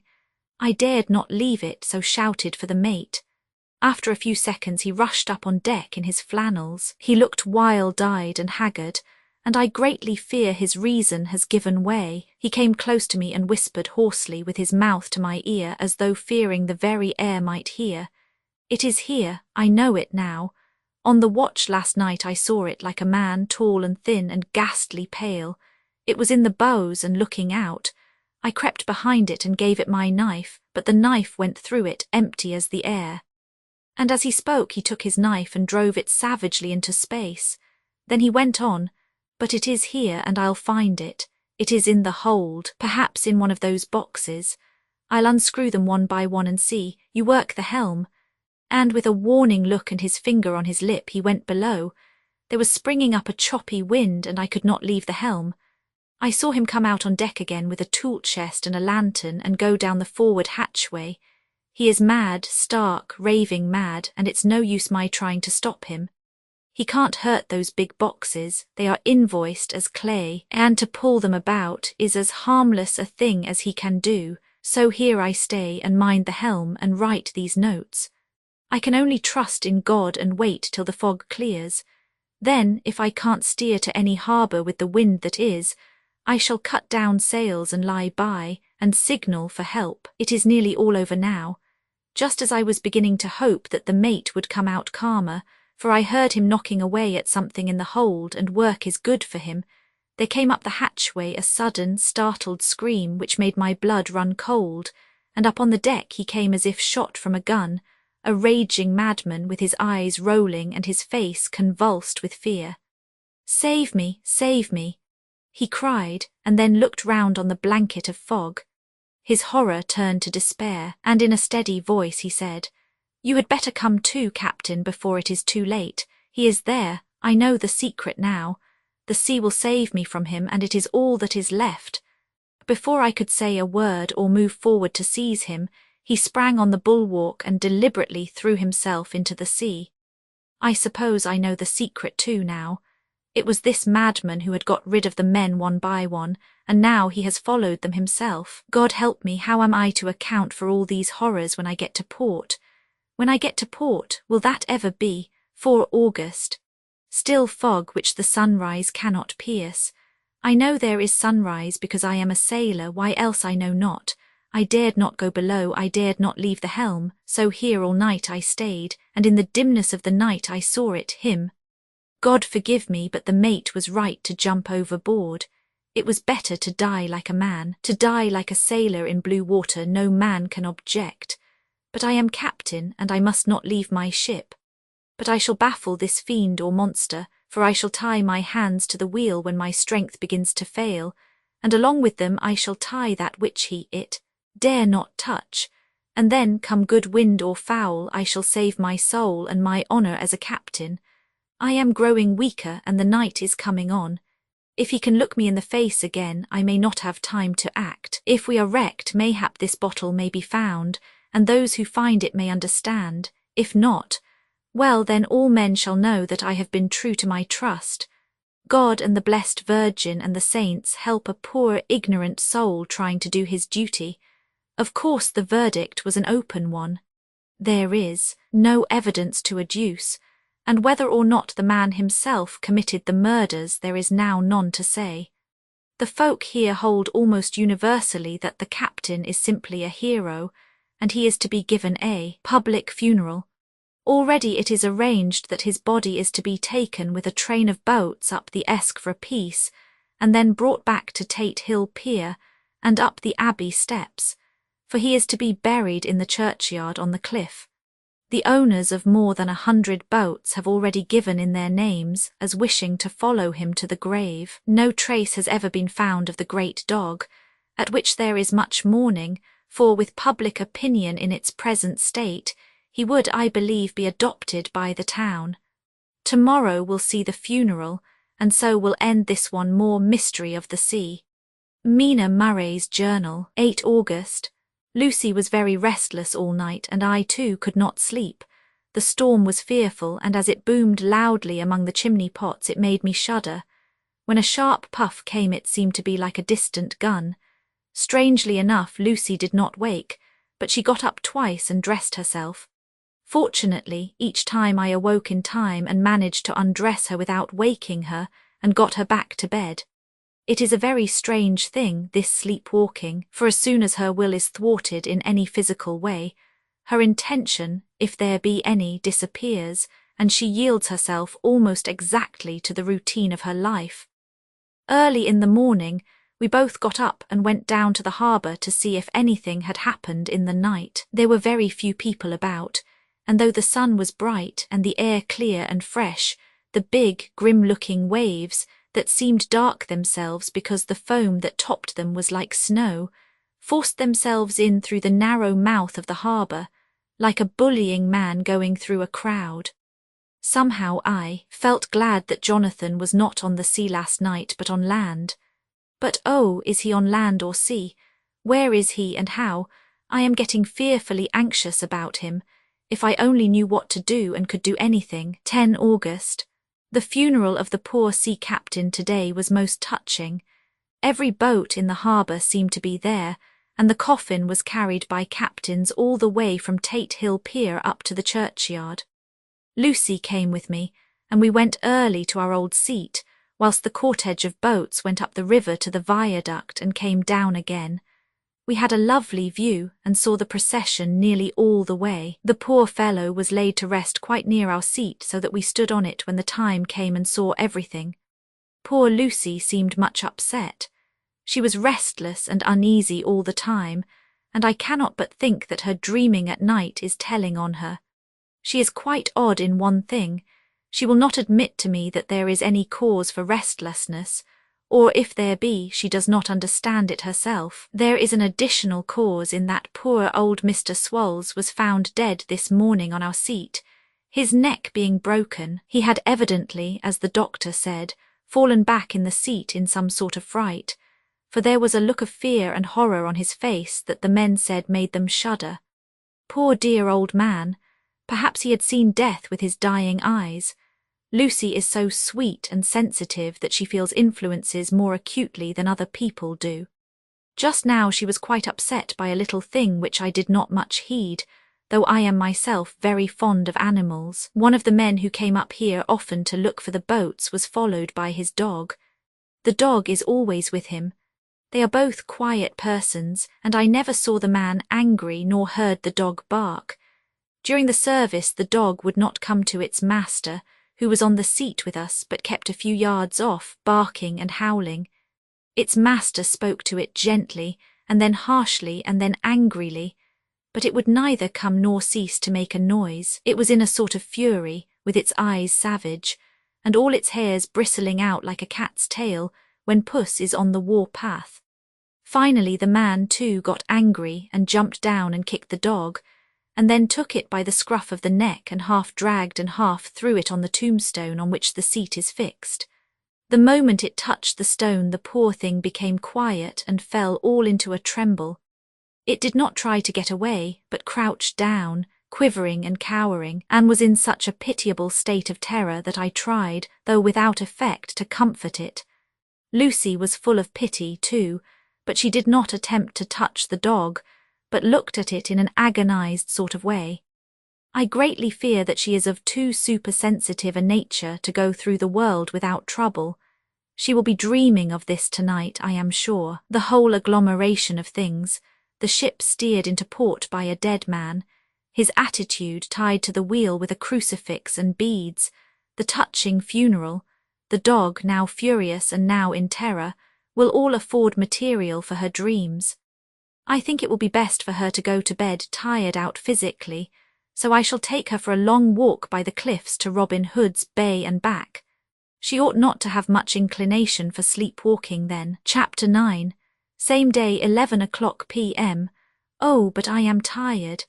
If it were not that I had made my diary a duty I should not open it tonight. We had a lovely walk. Lucy, after a while, was in gay spirits, owing, I think, to some dear cows who came nosing towards us in a field close to the lighthouse and frightened the wits out of us. I believe we forgot everything except, of course, personal fear, and it seemed to wipe the slate clean and give us a fresh start. We had a capital severe tea at Robin Hood's Bay in a sweet little old-fashioned inn, with a bow window right over the seaweed-covered rocks of the Strand. I believe we should have shocked the new woman with our appetites. Men are more tolerant, bless them. Then we walked home with some, or rather many, stoppages to rest, and with our hearts full of a constant dread of wild bulls. Lucy was really tired, and we intended to creep off to bed as soon as we could. The young curate came in, however, and Mrs. Westenra asked him to stay for supper. Lucy and I had both a fight for it with the dusty miller. I know it was a hard fight on my part, and I am quite heroic. I think that some day the bishops must get together and see about breeding up a new class of curates who don't take supper, no matter how they may be pressed to, and who will know when girls are tired. Lucy is asleep and breathing softly. She has more colour in her cheeks than usual, and looks oh so sweet. If Mr. Homewood fell in love with her seeing her only in the drawing-room, I wonder what he would say if he saw her now. Some of the new women writers will some day start an idea that men and women should be allowed to see each other asleep before proposing or accepting. But I suppose the new woman won't condescend in future to accept. She will do the proposing herself. And a nice job she will make of it too. There's some consolation in that. I am so happy tonight, because dear Lucy seems better. I really believe she has turned the corner and that we are over her troubles with dreaming. I should be quite happy if I only knew if Jonathan, God bless and keep him. 11 August, 3 a.m, diary again, no sleep now, so I may as well write. I am too agitated to sleep. We have had such an adventure, such an agonizing experience. I fell asleep as soon as I had closed my diary. Suddenly I became broad awake and sat up, with a horrible sense of fear upon me and of some feeling of emptiness around me. The room was dark, so I could not see Lucy's bed. I stole across and felt for her. The bed was empty. I lit a match and found that she was not in the room. The door was shut but not locked as I had left it. I feared to wake her mother, who has been more than usually ill lately, so threw on some clothes and got ready to look for her. As I was leaving the room, it struck me that the clothes she wore might give me some clue to her dreaming intention. Dressing gown would mean house, dress outside. Dressing gown and dress were both in their places. Thank God, I said to myself, she cannot be far as she is only in her night-dress. I ran downstairs and looked in the sitting-room. Not there. Then I looked in all the other open rooms of the house with an ever-growing fear chilling my heart. Finally I came to the hall door and found it open. It was not wide open, but the catch of the lock had not caught. The people of the house are careful to lock the door every night, so I feared that Lucy must have gone out as she was. There was no time to think of what might happen. A vague, overmastering fear obscured all details. I took a big, heavy shawl and ran out. The clock was striking 1 as I was in the crescent, and there was not a soul in sight.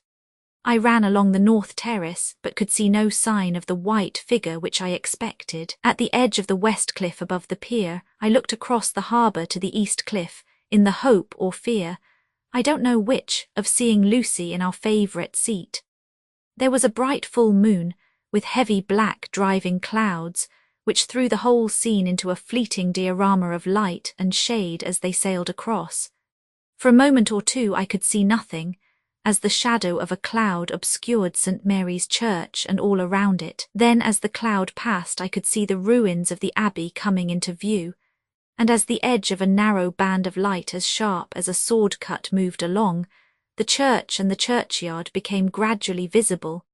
Whatever my expectation was, it was not disappointed, for there, on our favourite seat, the silver light of the moon struck a half-reclining figure, snowy white. The coming of the cloud was too quick for me to see much, for shadow shut down on light almost immediately, but it seemed to me as though something dark stood behind the seat where the white figure shone and bent over it. What it was, whether man or beast, I could not tell. I did not wait to catch another glance, but flew down the steep steps to the pier and along by the fish market to the bridge, which was the only way to reach the east cliff. The town seemed as dead, for not a soul did I see. I rejoiced that it was so, for I wanted no witness of poor Lucy's condition. The time and distance seemed endless, and my knees trembled and my breath came laboured as I toiled up the endless steps to the abbey. I must have gone fast, and yet it seemed to me as if my feet were weighted with lead, and as though every joint in my body were rusty. When I got almost to the top I could see the seat and the white figure, for I was now close enough to distinguish it even through the spells of shadow. There was undoubtedly something, long and black, bending over the half-reclining white figure. I called in fright, "Lucy, Lucy," and something raised a head, and from where I was I could see a white face and red, gleaming eyes. Lucy did not answer, and I ran on to the entrance of the churchyard. As I entered, the church was between me and the seat, and for a minute or so I lost sight of her. When I came in view again, the cloud had passed, and the moonlight struck so brilliantly that I could see Lucy half reclining with her head lying over the back of the seat. She was quite alone, and there was not a sign of any living thing about. When I bent over her, I could see that she was still asleep. Her lips were parted, and she was breathing, not softly as usual with her, but in long, heavy gasps, as though striving to get her lungs full at every breath. As I came close, she put up her hand in her sleep and pulled the collar of her nightdress close around her throat. Whilst she did so, there came a little shudder through her, as though she felt the cold. I flung the warm shawl over her and drew the edges tight round her neck, for I dreaded lest she should get some deadly chill from the night air, unclad as she was. I feared to wake her all at once, so, in order to have my hands free that I might help her, I fastened the shawl at her throat with a big safety pin. But I must have been clumsy in my anxiety and pinched or pricked her with it, for by and by, when her breathing became quieter, she put her hand to her throat again and moaned. When I had her carefully wrapped up, I put my shoes on her feet and then began very gently to wake her. At first she did not respond, but gradually she became more and more uneasy in her sleep, moaning and sighing occasionally. At last, as time was passing fast, and for many other reasons I wished to get her home at once, I shook her more forcibly, till finally she opened her eyes and awoke. She did not seem surprised to see me, as of course she did not realize all at once where she was. Lucy always wakes prettily, and even at such a time, when her body must have been chilled with cold, and her mind somewhat appalled at waking unclad in a churchyard at night, she did not lose her grace. She trembled a little and clung to me. When I told her to come at once with me home, she rose without a word, with the obedience of a child. As we passed along, the gravel hurt my feet, and Lucy noticed me wince. She stopped and wanted to insist upon my taking my shoes, but I would not. However, when we got to the pathway outside the churchyard, where there was a puddle of water remaining from the storm, I daubed my feet with mud, using each foot in turn on the other, so that as we went home, no one, in case we should meet anyone, should notice my bare feet. Fortune favoured us, and we got home without meeting a soul.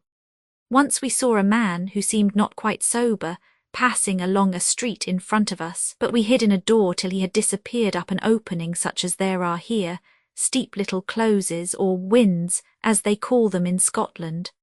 My heart beat so loud all the time that sometimes I thought I should faint. I was filled with anxiety about Lucy, not only for her health, lest she should suffer from the exposure, but for her reputation in case the story should get wind. When we got in, and had washed our feet, and had said a prayer of thankfulness together, I tucked her into bed. Before falling asleep she asked, even implored me not to say a word to anyone, even her mother, about her sleepwalking adventure. I hesitated at first to promise, but on thinking of the state of her mother's health, and how the knowledge of such a thing would fret her, and thinking, too, of how such a story might become distorted, nay, infallibly would, in case it should leak out, I thought it wiser to do so. I hope I did right. I have locked the door, and the key is tied to my wrist, so perhaps I shall not be again disturbed. Lucy is sleeping soundly. The reflex of the dawn is high and far over the sea. Same day, noon. All goes well. Lucy slept till I woke her and seemed not to have even changed her side. The adventure of the night does not seem to have harmed her. On the contrary, it has benefited her, for she looks better this morning than she has done for weeks. I was sorry to notice that my clumsiness with the safety pin hurt her. Indeed, it might have been serious, for the skin of her throat was pierced. I must have pinched up a piece of loose skin and have transfixed it, for there are 2 little red points like pinpricks, and on the band of her nightdress was a drop of blood. When I apologized and was concerned about it, she laughed and petted me and said she did not even feel it. Fortunately, it cannot leave a scar, as it is so tiny. Same day, night. We passed a happy day. The air was clear and the sun bright, and there was a cool breeze. We took our lunch to Mulgrave Woods, Mrs. Westenra driving by the road and Lucy, and I walking by the cliff path and joining her at the gate. I felt a little sad myself, for I could not but feel how absolutely happy it would have been had Jonathan been with me. But there, I must only be patient. In the evening we strolled in the casino terrace and heard some good music by Spower and Mackenzie, and went to bed early. Lucy seems more restful than she has been for some time and fell asleep at once. I shall lock the door and secure the key the same as before, though I do not expect any trouble tonight. 12 August. My expectations were wrong, for twice during the night I was wakened by Lucy trying to get out. She seemed, even in her sleep, to be a little impatient at finding the door shut, and went back to bed under a sort of protest. I woke with the dawn and heard the birds chirping outside of the window. Lucy woke, too, and I was glad to see was even better than on the previous morning. All her old gaiety of manner seemed to have come back, and she came and snuggled in beside me and told me all about Arthur. I told her how anxious I was about Jonathan, and then she tried to comfort me. Well, she succeeded somewhat, for though sympathy can't alter facts, it can help to make them more bearable. 13 August. Another quiet day, and to bed with the key on my wrist as before. Again I awoke in the night and found Lucy sitting up in bed, still asleep, pointing to the window. I got up quietly and, pulling aside the blind, looked out. It was brilliant moonlight, and the soft effect of the light over the sea and sky, merged together in one great, silent mystery, was beautiful beyond words. Between me and the moonlight flitted a great bat, coming and going in great whirling circles. Once or twice it came quite close, but was, I suppose, frightened at seeing me and flitted away across the harbour towards the Abbey. When I came back from the window, Lucy had lain down again and was sleeping peacefully. She did not stir again all night. 14 August. On the East Cliff, reading and writing all day. Lucy seems to have become as much in love with the spot as I am, and it is hard to get her away from it when it is time to come home for lunch or tea or dinner. This afternoon she made a funny remark. We were coming home for dinner, and had come to the top of the steps up from the West Pier and stopped to look at the view, as we generally do. The setting sun, low down in the sky, was just dropping behind Kettleness. The red light was thrown over on the East Cliff and the old Abbey, and seemed to bathe everything in a beautiful rosy glow.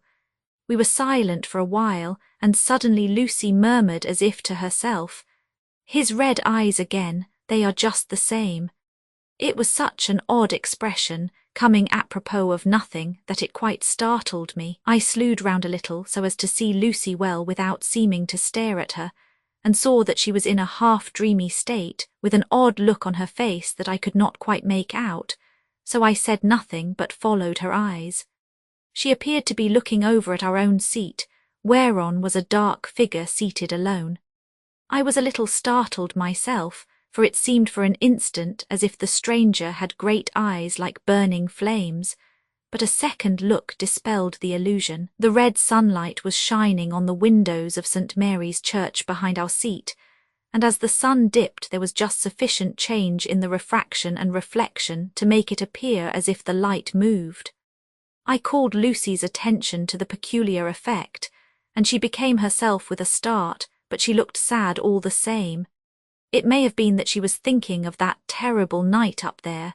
We never refer to it, so I said nothing, and we went home to dinner. Lucy had a headache and went early to bed. I saw her asleep and went out for a little stroll myself. I walked along the cliffs to the westward and was full of sweet sadness, for I was thinking of Jonathan. When coming home, it was then bright moonlight, so bright that though the front of our part of the crescent was in shadow, everything could be well seen. I threw a glance up at our window and saw Lucy's head leaning out. I thought that perhaps she was looking out for me, so I opened my handkerchief and waved it. She did not notice or make any movement whatever.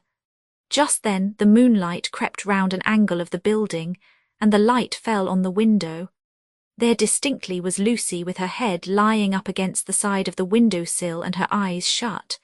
She was fast asleep, and by her, seated on the window-sill, was something that looked like a good-sized bird. I was afraid she might get a chill, so I ran upstairs, but as I came into the room she was moving back to her bed, fast asleep and breathing heavily.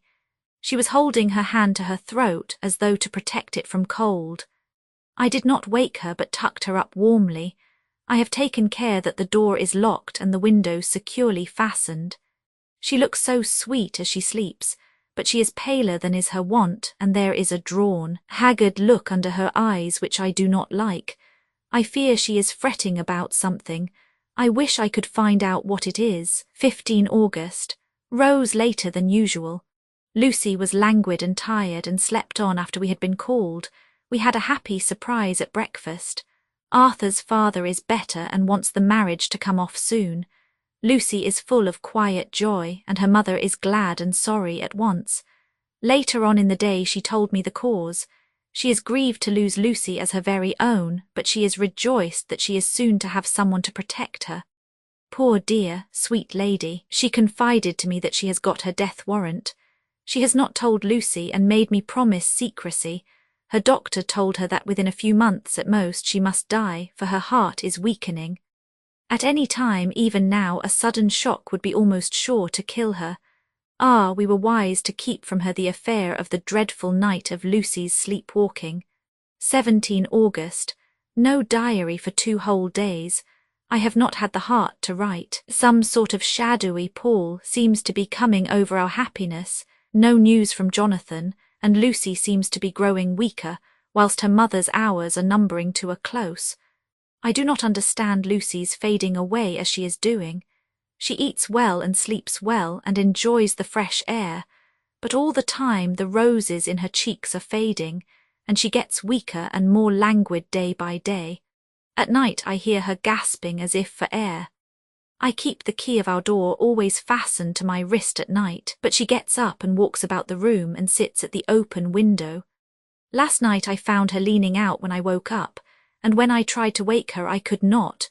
She was in a faint. When I managed to restore her she was as weak as water, and cried silently between long, painful struggles for breath. When I asked her how she came to be at the window, she shook her head and turned away. I trust her feeling ill may not be from that unlucky prick of the safety pin. I looked at her throat just now as she lay asleep, and the tiny wounds seem not to have healed. They are still open, and if anything larger than before, and the edges of them are faintly white. They are like little white dots with red centres. Unless they heal within a day or 2, I shall insist on the doctor seeing about them. Letter, Samuel F. Billington and Son, Solicitors, Whitby, to Messrs. Carter, Patterson and Co., London. 17 August. Dear Sirs, herewith please receive invoice of goods sent by Great Northern Railway. Same are to be delivered at Carfax, near Purfleet, immediately on receipt at goods station King's Cross.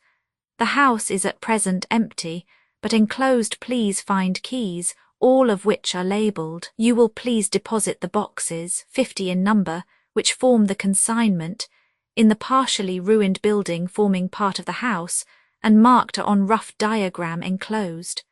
Your agent will easily recognise the locality, as it is the ancient chapel of the mansion. The goods leave by the train at 9:30 tonight, and will be due at King's Cross at 4:30 tomorrow afternoon. As our client wishes the delivery made as soon as possible, we shall be obliged by your having teams ready at King's Cross at the time named, and forthwith conveying the goods to destination.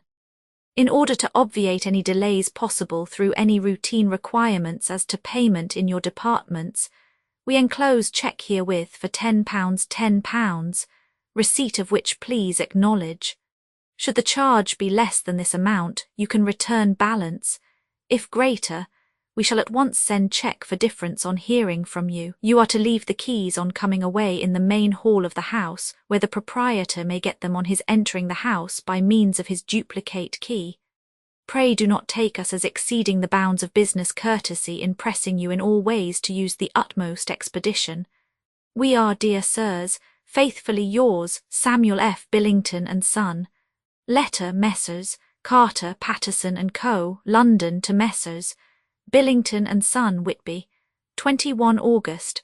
Dear Sirs, we beg to acknowledge £10 received and to return cheque £1.17, 9d, amount of overplus as shown in receipted account herewith. Goods are delivered in exact accordance with instructions and keys left in parcel in main hall as directed. We are, dear Sirs, yours respectfully, Pro Carter, Patterson and Co. Mina Murray's Journal, 18 August. I am happy today and write sitting on the seat in the churchyard. Lucy is ever so much better. Last night she slept well all night, and did not disturb me once. The roses seem coming back already to her cheeks, though she is still sadly pale and wan-looking. If she were in any way anemic I could understand it, but she is not. She is in gay spirits and full of life and cheerfulness. All the morbid reticence seems to have passed from her, and she has just reminded me, as if I needed any reminding of that night, and that it was here, on this very seat, I found her asleep. As she told me, she tapped playfully with the heel of her boot on the stone slab and said, "My poor little feet didn't make much noise then. I dare say poor old Mr. Swalls would have told me that it was because I didn't want to wake up Geordie." As she was in such a communicative humour, I asked her if she had dreamed at all that night. Before she answered, that sweet, puckered look came into her forehead which Arthur, I call him Arthur from her habit, says he loves, and indeed, I don't wonder that he does. Then she went on in a half-dreaming kind of way, as if trying to recall it to herself. I didn't quite dream, but it all seemed to be real. I only wanted to be here in this spot. I don't know why, for I was afraid of something, I don't know what. I remember, though I suppose I was asleep, passing through the streets and over the bridge. A fish leaped as I went by, and I leaned over to look at it, and I heard a lot of dogs howling. The whole town seemed as if it must be full of dogs all howling at once, as I went up the steps. Then I had a vague memory of something long and dark with red eyes, just as we saw in the sunset, and something very sweet and very bitter all around me at once. And then I seemed sinking into deep green water, and there was a singing in my ears, as I have heard there is to drowning men. And then everything seemed passing away from me.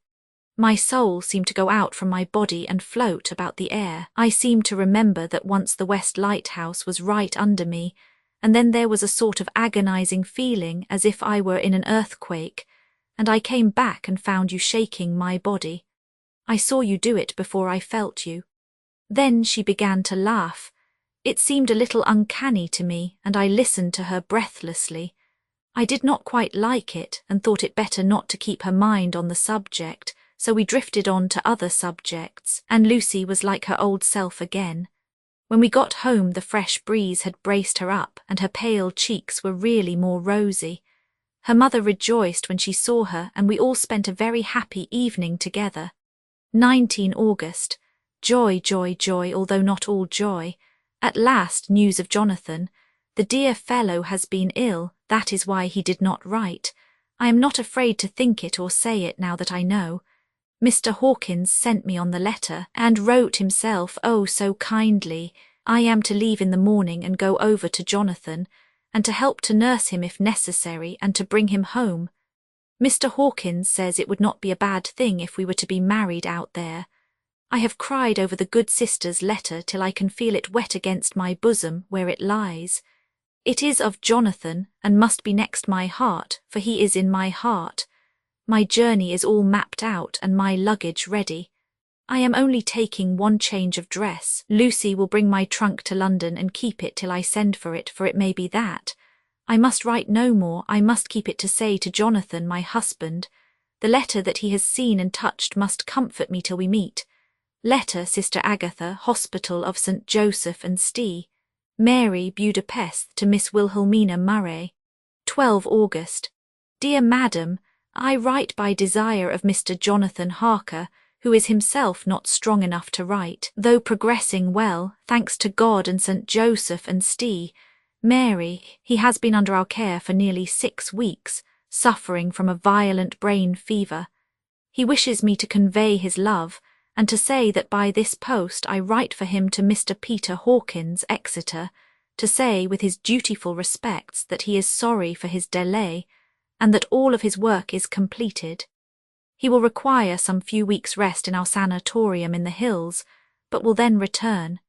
He wishes me to say that he has not sufficient money with him, and that he would like to pay for his staying here, so that others who need shall not be wanting for help. Believe me, yours with sympathy and all blessings, Sister Agatha. P.S. My patient being asleep, I open this to let you know something more. He has told me all about you and that you are shortly to be his wife. All blessings to you both.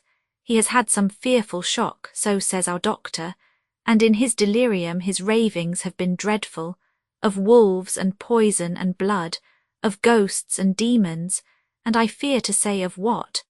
Be careful with him always that there may be nothing to excite him of this kind for a long time to come. The traces of such an illness as his do not lightly die away. We should have written long ago, but we knew nothing of his friends, and there was on him nothing that anyone could understand. He came in the train from Klausenburg, and the guard was told by the station master there that he rushed into the station shouting for a ticket for home. Seeing from his violent demeanour that he was English, they gave him a ticket for the furthest station on the way thither that the train reached. Be assured that he is well cared for. He has won all hearts by his sweetness and gentleness. He is truly getting on well, and I have no doubt will in a few weeks be all himself. But be careful of him for safety's sake. There are, I pray God and St. Joseph and Stee. Mary, many, many happy years for you both. Dr. Seward's diary, 19 August. Strange and sudden change in Renfield last night. About 8 o'clock he began to get excited and sniff about as a dog does when setting. The attendant was struck by his manner, and knowing my interest in him encouraged him to talk. He is usually respectful to the attendant and at times servile, but tonight the man tells me he was quite haughty, would not condescend to talk with him at all. All he would say was, "I don't want to talk to you, you don't count now, the master is at hand." The attendant thinks it is some sudden form of religious mania which has seized him. If so, we must look out for squalls. If for a strong man with homicidal and religious mania, at once might be dangerous. The combination is a dreadful one. At 9 o'clock I visited him myself. His attitude to me was the same as that to the attendant. In his sublime self-feeling, the difference between myself and attendant seemed to him as nothing. It looks like religious mania, and he will soon think that he himself is God. These infinitesimal distinctions between man and man are too paltry for an omnipotent being. How these madmen give themselves away! The real God taketh heed lest a sparrow fall, but the God created from human vanity sees no difference between an eagle and a sparrow. Oh, if men only knew! For half an hour or more Renfield kept getting excited in greater and greater degree. I did not pretend to be watching him, but I kept strict observation all the same. All at once that shifty look came into his eyes, which we always see when a madman has seized an idea, and with it the shifty movement of the head and back, which asylum attendants come to know so well. He became quite quiet, and went and sat on the edge of his bed resignedly, and looked into space with lacklustre eyes. I thought I would find out if his apathy were real or only assumed, and tried to lead him to talk of his pets, a theme which had never failed to excite his attention. At first he made no reply, but at length said testily, "Bother them all, I don't care a pin about them." "What?" I said. "You don't mean to tell me you don't care about spiders?" Spiders at present are his hobby, and the notebook is filling up with columns of small figures. To this he answered enigmatically, "The bridemaidens rejoice the eyes that wait the coming of the bride. But when the bride draweth nigh, then the maidens shine not to the eyes that are filled." He would not explain himself, but remained obstinately seated on his bed all the time I remained with him. I am weary tonight and low in spirits. I cannot but think of Lucy and how different things might have been. If I don't sleep at once, chloral, the modern Morpheus, C2HCl3O, H2O, I must be careful not to let it grow into a habit. No, I shall take none tonight. I have thought of Lucy, and I shall not dishonour her by mixing the two. If need be, tonight shall be sleepless. Later. Glad I made the resolution, gladder that I kept to it. I had lain tossing about, and had heard the clock strike only twice, when the night watchman came to me, sent up from the ward to say that Renfield had escaped. I threw on my clothes and ran down at once. My patient is too dangerous a person to be roaming about. Those ideas of his might work out dangerously with strangers. The attendant was waiting for me. He said he had seen him not 10 minutes before, seemingly asleep in his bed, when he had looked through the observation trap in the door. His attention was called by the sound of the window being wrenched out. He ran back and saw his feet disappear through the window and had at once sent up for me. He was only in his night gear and cannot be far off. The attendant thought it would be more useful to watch where he should go than to follow him, as he might lose sight of him whilst getting out of the building by the door. He is a bulky man and couldn't get through the window. I am thin, so with his aid I got out, but feet foremost, and as we were only a few feet above ground, landed unhurt. The attendant told me the patient had gone to the left and had taken a straight line, so I ran as quickly as I could. As I got through the belt of trees, I saw a white figure scale the high wall which separates our grounds from those of the deserted house. I ran back at once, told the watchman to get 3 or 4 men immediately and follow me into the grounds of Carfax, in case our friend might be dangerous. I got a ladder myself, and crossing the wall, dropped down on the other side. I could see Renfield's figure just disappearing behind the angle of the house, so I ran after him. On the far side of the house I found him pressed close against the old iron-bound oak door of the chapel. He was talking, apparently to someone, but I was afraid to go near enough to hear what he was saying, lest I might frighten him and he should run off. Chasing an errant swarm of bees is nothing to following a naked lunatic when the fit of escaping is upon him. After a few minutes, however, I could see that he did not take note of anything around him, and so ventured to draw nearer to him, the more so as my men had now crossed the wall and were closing him in. I heard him say, "I am here to do your bidding, master. I am your slave, and you will reward me, for I shall be faithful. I have worshipped you long and afar off. Now that you are near, I await your commands, and you will not pass me by. Will you, dear master, in your distribution of good things?" He is a selfish old beggar anyhow. He thinks of the loaves and fishes even when he believes he is in a real presence. His manias make a startling combination. When we closed in on him, he fought like a tiger. He is immensely strong, for he was more like a wild beast than a man. I never saw a lunatic in such a paroxysm of rage before, and I hope I shall not again. It is a mercy that we have found out his strength and his danger in good time. With strength and determination like his, he might have done wild work before he was caged. He is safe now at any rate. Jack Shepherd himself couldn't get free from the strait waistcoat that keeps him restrained, and he's chained to the wall in the padded room. His cries are at times awful, but the silences that follow are more deadly still, for he means murder in every turn and movement. Just now he spoke coherent words for the first time. "I shall be patient, master. It is coming, coming, coming." So I took the hint and came to. I was too excited to sleep, but this diary has quieted me, and I feel I shall get some sleep tonight. Chapter 10. Letter Mina Harker to Lucy Westenra. Budapest, 24 August. My dearest Lucy, I know you will be anxious to hear all that has happened since we parted at the railway station at Whitby. Well, my dear, I got to Hull all right and caught the boat to Hamburg and then the train on here. I feel that I can hardly recall anything of the journey except that I knew I was coming to Jonathan, and that as I should have to do some nursing, I had better get all the sleep I could. I found my dear one, oh, so thin and pale and weak-looking. All the resolution has gone out of his dear eyes, and that quiet dignity which I told you was in his face has vanished. He is only a wreck of himself, and he does not remember anything that has happened to him for a long time past.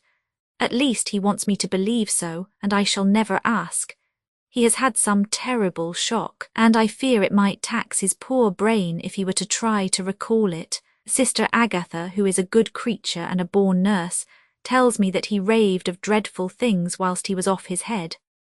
I wanted her to tell me what they were, but she would only cross herself and say she would never tell, that the ravings of the sick were the secrets of God, and that if a nurse through her vocation should hear them, she should respect her trust. She is a sweet, good soul, and the next day, when she saw I was troubled, she opened up the subject again, and after saying that she could never mention what my poor dear raved about, added, "I can tell you this much, my dear, that it was not about anything which he has done wrong himself, and you, as his wife-to-be, have no cause to be concerned. He has not forgotten you or what he owes to you. His fear was of great and terrible things, which no mortal can treat of. I do believe the dear soul thought I might be jealous lest my poor dear should have fallen in love with any other girl, the idea of my being jealous about Jonathan. And yet, my dear, let me whisper, I felt a thrill of joy through me when I knew that no other woman was a cause of trouble. I am now sitting by his bedside where I can see his face while he sleeps. He is waking. When he woke, he asked me for his coat, as he wanted to get something from the pocket. I asked Sister Agatha, and she brought all his things. I saw that amongst them was his notebook, and was going to ask him to let me look at it, for I knew then that I might find some clue to his trouble. But I suppose he must have seen my wish in my eyes, for he sent me over to the window, saying he wanted to be quite alone for a moment. Then he called me back, and when I came he had his hand over the notebook, and he said to me very solemnly, "Wilhelmina," I knew then that he was in deadly earnest, for he has never called me by that name since he asked me to marry him. You know, dear, my ideas of the trust between husband and wife. There should be no secret, no concealment.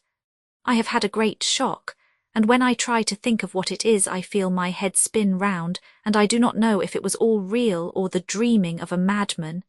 You know I have had brain fever, and that is to be mad. The secret is here, and I do not want to know it. I want to take up my life here with our marriage. For, my dear, we had decided to be married as soon as the formalities are complete.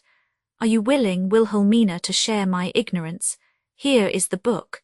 Take it and keep it, read it if you will, but never let me know, unless indeed some solemn duty should come upon me to go back to the bitter hours, asleep or awake, sane or mad, recorded here.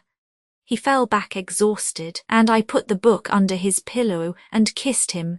I have asked Sister Agatha to beg the Superior to let our wedding be this afternoon, and am waiting her reply. She has come and told me that the chaplain of the English Mission Church has been sent for. We are to be married in an hour, or as soon after as Jonathan awakes. Lucy, the time has come and gone. I feel very solemn, but very, very happy. Jonathan woke a little after the hour, and all was ready, and he sat up in bed, propped up with pillows. He answered his "I will" firmly and strongly. I could hardly speak. My heart was so full that even those words seemed to choke me. The dear sisters were so kind. Please God, I shall never, never forget them, nor the grave and sweet responsibilities I have taken upon me. I must tell you of my wedding present, when the chaplain and the sisters had left me alone with my husband. Oh, Lucy, it is the first time I have written the words "my husband." Left me alone with my husband. I took the book from under his pillow and wrapped it up in white paper, and tied it with a little bit of pale blue ribbon which was round my neck, and sealed it over the knot with sealing wax, and for my seal I used my wedding ring.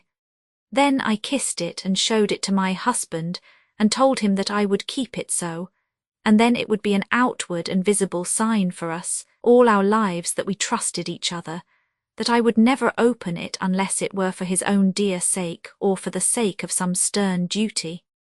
Then he took my hand in his, and oh, Lucy, it was the first time he took his wife's hand, and said that it was the dearest thing in all the wide world, and that he would go through all the past again to win it, if need be. The poor dear meant to have said a part of the past, but he cannot think of time yet, and I shall not wonder if at first he mixes up not only the month but the year.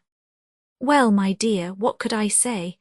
I could only tell him that I was the happiest woman in all the wide world, and that I had nothing to give him except myself, my life, and my trust, and that with these went my love and duty for all the days of my life. And my dear, when he kissed me, and drew me to him with his poor weak hands, it was like a very solemn pledge between us. Lucy dear, do you know why I tell you all this? It is not only because it is all sweet to me, but because you have been, and are, very dear to me. It was my privilege to be your friend and guide when you came from the schoolroom to prepare for the world of life. I want you to see now, and with the eyes of a very happy wife, whither duty has led me, so that in your own married life you too may be all happy as I am. My dear, please Almighty God, your life may be all it promises, a long day of sunshine, with no harsh wind, no forgetting duty, no distrust. I must not wish you no pain, for that can never be, but I do hope you will be always as happy as I am now. Goodbye, my dear. I shall post this at once, and perhaps write you very soon again. I must stop, for Jonathan is waking. I must attend to my husband. Your ever-loving Mina Harker. Letter Lucy Westenra to Mina Harker. Whitby, 30 August. My dearest Mina, oceans of love and millions of kisses, and may you soon be in your own home with your husband. I wish you could be coming home soon enough to stay with us here. The strong air would soon restore Jonathan. It has quite restored me. I have an appetite like a cormorant, am full of life, and sleep well. You will be glad to know that I have quite given up walking in my sleep. I think I have not stirred out of my bed for a week. That is when I once got into it at night. Arthur says I am getting fat. By the way, I forgot to tell you that Arthur is here. We have such walks, and drives, and rides, and rowing, and tennis, and fishing together, and I love him more than ever. He tells me that he loves me more, but I doubt that, for at first he told me that he couldn't love me more than he did then. But this is nonsense. There he is calling to me, so no more just at present from your loving Lucy. P.S. Mother sends her love. She seems better, poor dear. P.P.S. We are to be married on 28 September. Dr. Seward's diary, 20 August. The case of Renfield grows even more interesting. He has now so far quieted that there are spells of cessation from his passion. For the first week after his attack he was perpetually violent. Then one night, just as the moon rose, he grew quiet and kept murmuring to himself, "Now I can wait, now I can wait." The attendant came to tell me, so I ran down at once to have a look at him. He was still in the strait waistcoat and in the padded room, but the suffused look had gone from his face, and his eyes had something of their old pleading, I might almost say cringing, softness. I was satisfied with his present condition and directed him to be relieved. The attendants hesitated, but finally carried out my wishes without protest. It was a strange thing that the patient had humour enough to see their distrust, for coming close to me he said in a whisper, all the while looking furtively at them, "They think I could hurt you. Fancy me hurting you, the fools." It was soothing, somehow, to the feelings to find myself dissociated, even in the mind of this poor madman, from the others. But all the same I do not follow his thought. Am I to take it that I have anything in common with him, so that we are, as it were, to stand together? Or has he to gain from me some good so stupendous that my well-being is needful to him? I must find out later on. Tonight he will not speak. Even the offer of a kitten or even a full-grown cat will not tempt him. He will only say, "I don't take any stock in cats. I have more to think of now, and I can wait, I can wait." After a while I left him. The attendant tells me that he was quiet until just before dawn, and that then he began to get uneasy, and at length violent, until at last he fell into a paroxysm which exhausted him so that he swooned into a sort of coma. 3 nights has the same thing happened, violent all day, then quiet from moonrise to sunrise. I wish I could get some clue to the cause. It would almost seem as if there was some influence which came and went. Happy thought, we shall tonight play sane wits against mad ones. He escaped before without our help. Tonight he shall escape with it. We shall give him a chance and have the men ready to follow in case they are required. 23 August. The unexpected always happens. How well Disraeli knew life. Our bird, when he found the cage open, would not fly, so all our subtle arrangements were for naught. At any rate, we have proved one thing, that the spells of quietness last a reasonable time. We shall in future be able to ease his bonds for a few hours each day. I have given orders to the night attendant merely to shut him in the padded room when once he is quiet until an hour before sunrise. The poor soul's body will enjoy the relief even if his mind cannot appreciate it. Hark, the unexpected again. I am called, the patient has once more escaped.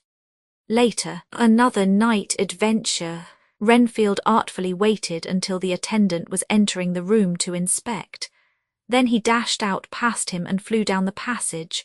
I sent word for the attendants to follow. Again he went into the grounds of the deserted house, and we found him in the same place, pressed against the old chapel door. When he saw me he became furious, and had not the attendants seized him in time, he would have tried to kill me. As we were holding him a strange thing happened. He suddenly redoubled his efforts, and then as suddenly grew calm. I looked round instinctively but could see nothing. Then I caught the patient's eye and followed it, but could trace nothing as it looked into the moonlit sky except a big bat, which was flapping its silent and ghostly way to the west. Bats usually wheel and flit about, but this one seemed to go straight on, as if it knew where it was bound for or had some intention of its own. The patient grew calmer every instant and presently said, "You needn't tie me, I shall go quietly." Without trouble we came back to the house. I feel there is something ominous in his calm and shall not forget this night. Lucy Westenra's diary, Hillingham, 24 August. I must imitate Mina and keep writing things down. Then we can have long talks when we do meet. I wonder when it will be. I wish you were with me again, for I feel so unhappy. Last night I seemed to be dreaming again just as I was at Whitby. Perhaps it is the change of air or getting home again. It is all dark and horrid to me, for I can remember nothing, but I am full of vague fear and I feel so weak and worn out. When Arthur came to lunch he looked quite grieved when he saw me, and I hadn't the spirit to try to be cheerful. I wonder if I could sleep in Mother's room tonight. I shall make an excuse and try. 25 August. Another bad night. Mother did not seem to take to my proposal. She seems not too well herself, and doubtless she fears to worry me. I tried to keep awake and succeeded for a while, but when the clock struck 12 it waked me from a doze, so I must have been falling asleep. There was a sort of scratching or flapping at the window, but I did not mind it, and as I remember no more, I suppose I must then have fallen asleep. More bad dreams, I wish I could remember them. This morning I am horribly weak. My face is ghastly pale and my throat pains me. It must be something wrong with my lungs, for I don't seem ever to get air enough. I shall try to cheer up when Arthur comes, or else I know he will be miserable to see me so. Letter, Arthur Homewood to Dr. Seward. Albemarle Hotel, 31 August. My dear Jack, I want you to do me a favour. Lucy is ill, that is, she has no special disease, but she looks awful and is getting worse every day. I have asked her if there is any cause. I do not dare to ask her mother, for to disturb the poor lady's mind about her daughter in her present state of health would be fatal. Mrs. Westenra has confided to me that her doom is spoken, disease of the heart. Though poor Lucy does not know it yet, I am sure that there is something preying on my dear girl's mind. I am almost distracted when I think of her. To look at her gives me a pang. I told her I should ask you to see her, and though she demurred at first, I know why, old fellow, she finally consented. It will be a painful task for you, I know, old friend, but it is for her sake, and I must not hesitate to ask or you to act. You are to come to lunch at Hillingham tomorrow, 2 o'clock, so as not to arouse any suspicion in Mrs. Westenra, and after lunch Lucy will take an opportunity of being alone with you. I shall come in for tea and we can go away together. I am filled with anxiety and want to consult with you alone as soon as I can after you have seen her. Do not fail. Arthur, telegram Arthur Homewood to Seward, 1 September. Am summoned to see my father, who is worse. Am writing. Write me fully by tonight's post to ring. Wire me if necessary. Letter from Dr. Seward to Arthur Homewood, 2 September. My dear old fellow, with regard to Miss Westenra's health, I hasten to let you know at once that in my opinion there is not any functional disturbance or any malady that I know of. At the same time, I am not by any means satisfied with her appearance. She is woefully different from what she was when I saw her last. Of course, you must bear in mind that I did not have full opportunity of examination such as I should wish. Our very friendship makes a little difficulty which not even medical science or custom can bridge over. I had better tell you exactly what happened, leaving you to draw in a measure your own conclusions. I shall then say what I have done and propose doing. I found Miss Westenra in seemingly gay spirits. Her mother was present, and in a few seconds I made up my mind that she was trying all she knew to mislead her mother and prevent her from being anxious. I have no doubt she guesses, if she does not know, what need of caution there is. We lunched alone, and as we all exerted ourselves to be cheerful, we got, as some kind of reward for our labours, some real cheerfulness amongst us. Then Mrs. Westenra went to lie down, and Lucy was left with me. We went into her boudoir. Until we got there her gaiety remained, for the servants were coming and going. As soon as the door was closed, however, the mask fell from her face, and she sank down into a chair with a great sigh, and hid her eyes with her hand. When I saw that her high spirits had failed, I at once took advantage of her reaction to make a diagnosis. She said to me very sweetly, "I cannot tell you how I loathe talking about myself." I reminded her that a doctor's confidence was sacred, but that you were grievously anxious about her. She caught on to my meaning at once and settled that matter in a word. "Tell Arthur everything you choose. I do not care for myself, but all for him, so I am quite free." I could easily see that she is somewhat bloodless, but I could not see the usual anemic signs, and by a chance I was actually able to test the quality of her blood, for in opening a window which was stiff a cord gave way, and she cut her hand slightly with broken glass. It was a slight matter in itself, but it gave me an evident chance, and I secured a few drops of the blood and have analysed them. The qualitative analysis gives a quite normal condition and shows, I should infer, in itself a vigorous state of health. In other physical matters I was quite satisfied that there is no need for anxiety, but as there must be a cause somewhere, I have come to the conclusion that it must be something mental. She complains of difficulty in breathing satisfactorily at times, and of heavy, lethargic sleep, with dreams that frighten her, but regarding which she can remember nothing. She says that as a child she used to walk in her sleep, and that when in Whitby the habit came back, and that once she walked out in the night and went to East Cliff where Miss Murray found her, but she assures me that of late the habit has not returned. I am in doubt, and so have done the best thing I know of. I have written to my old friend and master, Professor Van Helsing of Amsterdam, who knows as much about obscure diseases as anyone in the world. I have asked him to come over, and as you told me that all things were to be at your charge, I have mentioned to him who you are and your relations to Miss Westenra. This, my dear fellow, is in obedience to your wishes, for I am only too proud and happy to do anything I can for her. Van Helsing would, I know, do anything for me for a personal reason, so no matter on what ground he comes, we must accept his wishes. He is a seemingly arbitrary man, but this is because he knows what he is talking about better than anyone else. He is a philosopher and a metaphysician, and one of the most advanced scientists of his day. And he has, I believe, an absolutely open mind.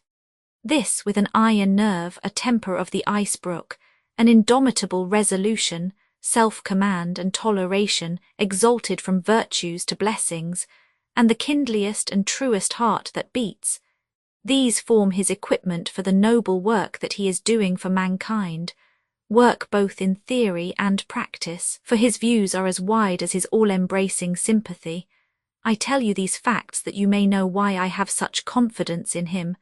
I have asked him to come at once. I shall see Miss Westenra tomorrow again.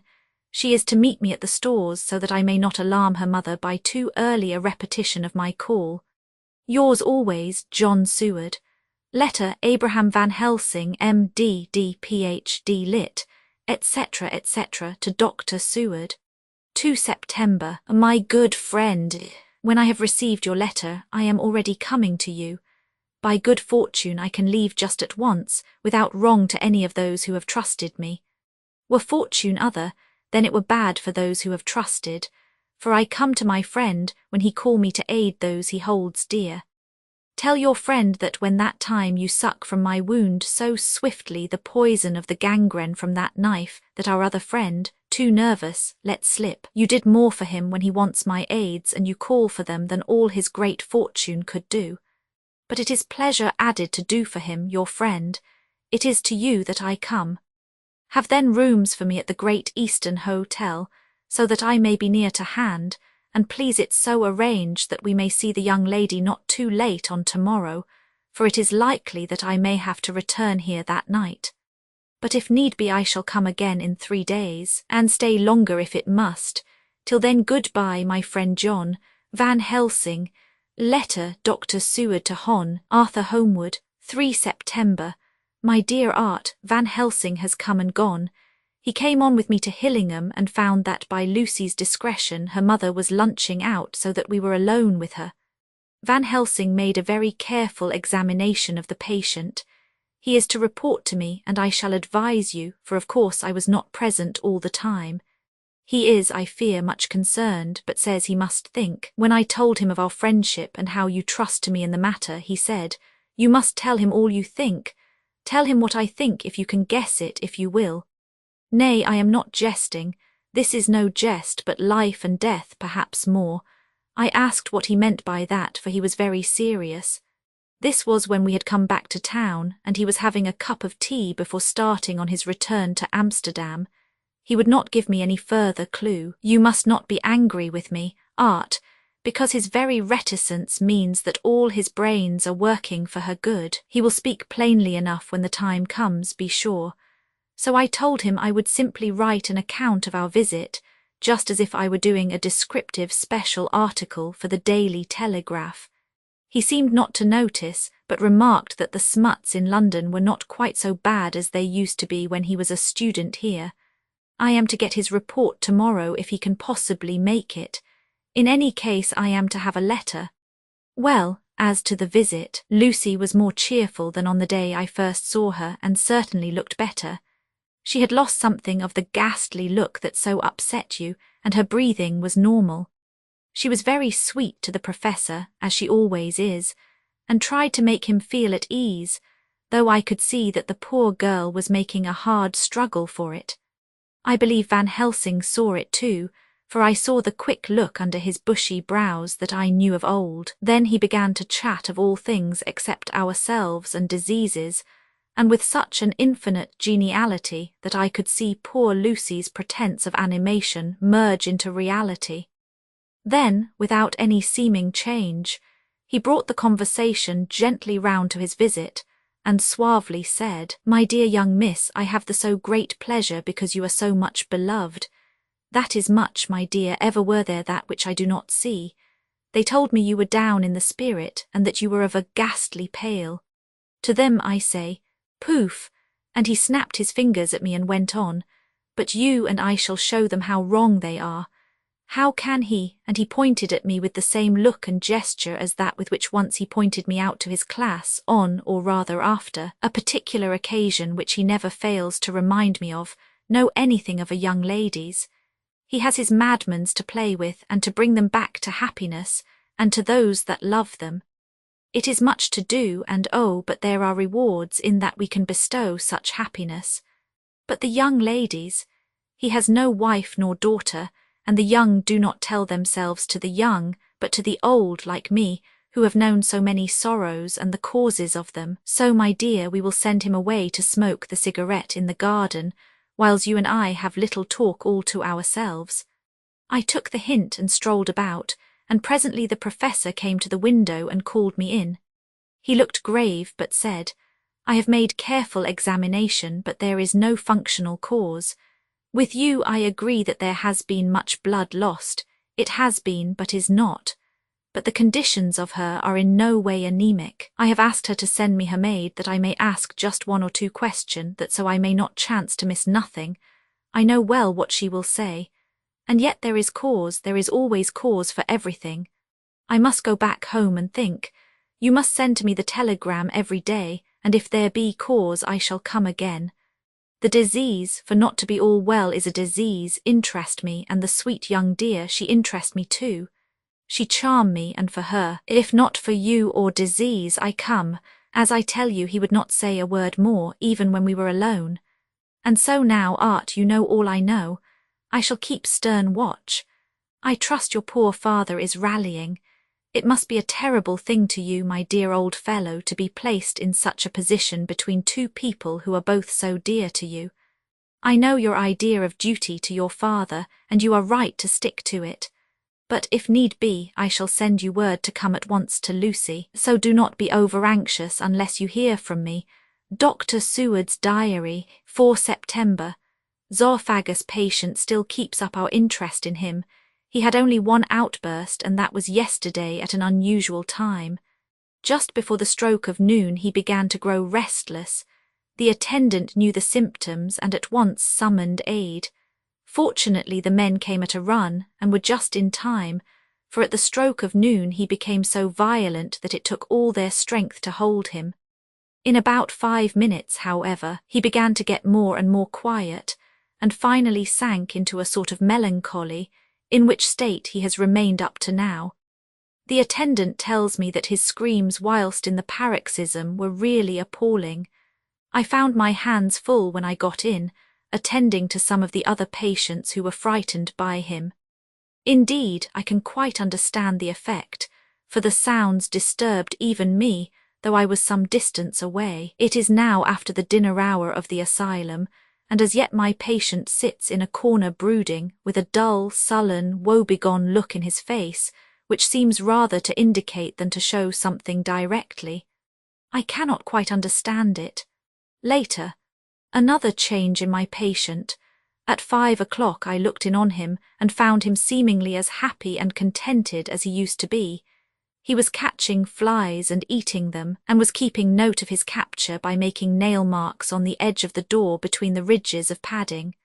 When he saw me, he came over and apologized for his bad conduct, and asked me in a very humble, cringing way to be led back to his own room and to have his notebook again. I thought it well to humour him, so he is back in his room with the window open.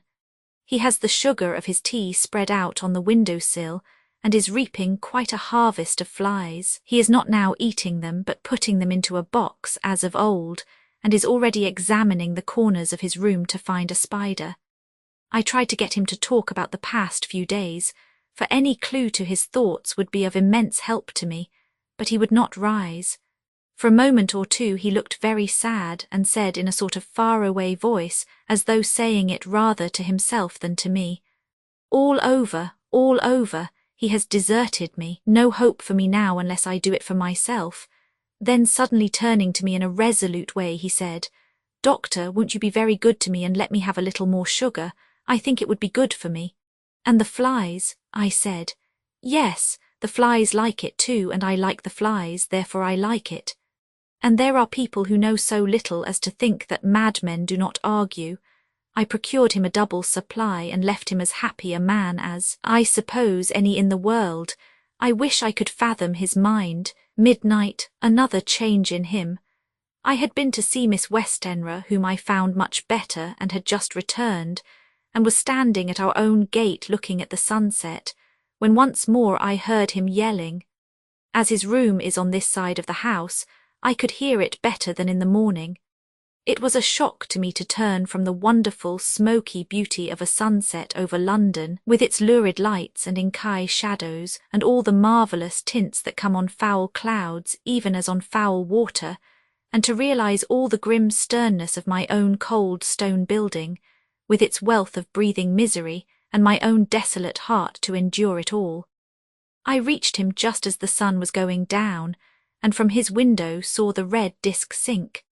As it sank he became less and less frenzied, and just as it dipped he slid from the hands that held him, an inert mass, was on the floor. It is wonderful, however, what intellectual recuperative power lunatics have, for within a few minutes he stood up quite calmly and looked around him. I signalled to the attendants not to hold him, for I was anxious to see what he would do. He went straight over to the window and brushed out the crumbs of sugar. Then he took his fly box and emptied it outside and threw away the box. Then he shut the window and, crossing over, sat down on his bed. All this surprised me, so I asked him, "Are you not going to keep flies any more?" "No," said he, "I am sick of all that rubbish. He certainly is a wonderfully interesting study. I wish I could get some glimpse of his mind or of the cause of his sudden passion. Stop, there may be a clue after all if we can find why today his paroxysms came on at high noon and at sunset. Can it be that there is a malign influence of the sun at periods which affects certain natures, as at times the moon does others? We shall see. Telegram Seward, London to Van Helsing, Amsterdam. 4 September, patient still better today. Telegram Seward, London to Van Helsing, Amsterdam. 5 September, patient greatly improved. Good appetite, sleeps naturally, good spirits, colour coming back. Telegram Seward, London to Van Helsing, Amsterdam. 6 September, terrible change for the worse, come at once, do not lose an hour. I hold over telegram to Homewood till have seen you. Chapter 11.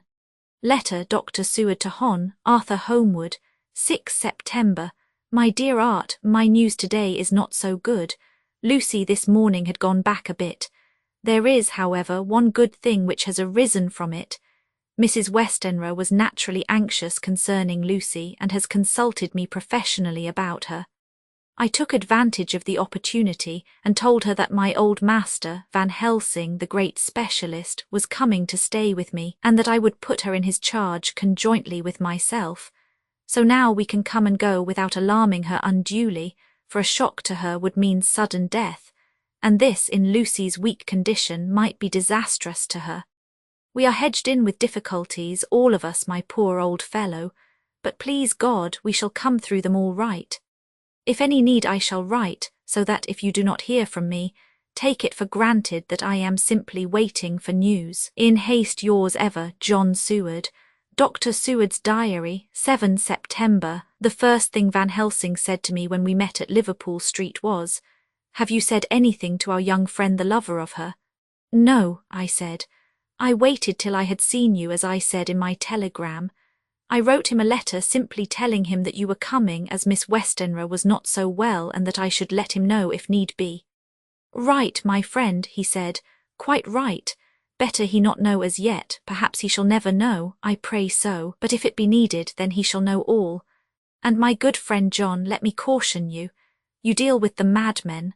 All men are mad in some way or the other, and inasmuch as you deal discreetly with your madmen, so deal with God's madmen too, the rest of the world. You tell not your madmen what you do nor why you do it. You tell them not what you think, so you shall keep knowledge in its place where it may rest, where it may gather its kind around it and breed. You and I shall keep as yet what we know here and here." He touched me on the heart and on the forehead, and then touched himself the same way. "I have for myself thoughts at the present. Later I shall unfold to you." "Why not now?" I asked. "It may do some good, we may arrive at some decision." He stopped and looked at me and said, "My friend John, when the corn is grown, even before it has ripened, while the milk of its mother earth is in him, and the sunshine has not yet begun to paint him with his gold, the husbandman he pull the ear and rub him between his rough hands, and blow away the green chaff, and say to you, 'Look, he's good corn, he will make good crop when the time comes.' I did not see the application, and told him so. For reply he reached over and took my ear in his hand and pulled it playfully, as he used long ago to do at lectures, and said, 'The good husbandman tell you so then because he knows, but not till then. But you do not find the good husbandman dig up his planted corn to see if he grow. That is for the children who play at husbandry, and not for those who take it as of the work of their life. See you now, friend John, I have sown my corn, and nature has her work to do in making it sprout. If he sprout at all, there's some promise, and I wait till the ear begins to swell.' He broke off, for he evidently saw that I understood. Then he went on, and very gravely, "You were always a careful student, and your casebook was ever more full than the rest. You were only student then, now you are master, and I trust that good habit have not fail. Remember, my friend, that knowledge is stronger than memory, and we should not trust the weaker. Even if you have not kept the good practice, let me tell you that this case of our dear Miss is one that may be, mind, I say may be, of such interest to us and others that all the rest may not make him kick the beam, as your people say. Take then good note of it. Nothing is too small. I counsel you put down in record even your doubts and surmises. Hereafter it may be of interest to you to see how true you guess. We learn from failure, not from success. When I described Lucy's symptoms, the same as before but infinitely more marked, he looked very grave but said nothing. He took with him a bag in which were many instruments and drugs, the ghastly paraphernalia of our beneficial trade, as he once called in one of his lectures the equipment of a professor of the healing craft. When we were shown in, Mrs. Westenra met us. She was alarmed, but not nearly so much as I expected to find her. Nature, in one of her beneficent moods, has ordained that even death has some antidote to its own terrors. Here, in a case where any shock may prove fatal, matters are so ordered that, from some cause or other, the things not personal, even the terrible change in her daughter to whom she is so attached, do not seem to reach her. It is something like the way Dame Nature gathers round a foreign body an envelope of some insensitive tissue which can protect from evil that which it would otherwise harm by contact. If this be an ordered selfishness, then we should pause before we condemn anyone for the vice of egoism, for there may be deeper root for its causes than we have knowledge of. I used my knowledge of this phase of spiritual pathology, and laid down a rule that she should not be present with Lucy or think of her illness more than was absolutely required. She assented readily, so readily that I saw again the hand of nature fighting for life. Van Helsing and I were shown up to Lucy's room. If I was shocked when I saw her yesterday, I was horrified when I saw her today. She was ghastly, chalkily pale. The red seemed to have gone even from her lips and gums, and the bones of her face stood out prominently. Her breathing was painful to see or hear. Van Helsing's face grew set as marble, and his eyebrows converged till they almost touched over his nose. Lucy lay motionless and did not seem to have strength to speak, so for a while we were all silent. Then Van Helsing beckoned to me, and we went gently out of the room. The instant we had closed the door, he stepped quickly along the passage to the next door, which was open. Then he pulled me quickly in with him and closed the door. "My God," he said, "this is dreadful. There is no time to be lost. She will die for sheer want of blood to keep the heart's action as it should be. There must be transfusion of blood at once. Is it you or me?" "I am younger and stronger, Professor. It must be me." "Then get ready at once. I will bring up my bag. I am prepared." I went downstairs with him, and as we were going there was a knock at the hall door. When we reached the hall, the maid had just opened the door, and Arthur was stepping quickly in. He rushed up to me, saying in an eager whisper, "Jack, I was so anxious. I read between the lines of your letter and have been in an agony. The dad was better, so I ran down here to see for myself. Is not that gentleman Dr. Van Helsing? I am so thankful to you, sir, for coming." When first the professor's eye had lit upon him, he had been angry at his interruption at such a time. But now, as he took in his stalwart proportions and recognized the strong young manhood which seemed to emanate from him, his eyes gleamed. Without a pause he said to him gravely as he held out his hand, "Sir, you have come in time. You are the lover of our dear Miss. She is bad, very, very bad. Nay, my child, do not go like that." For he suddenly grew pale and sat down in a chair, almost fainting. "You are to help her.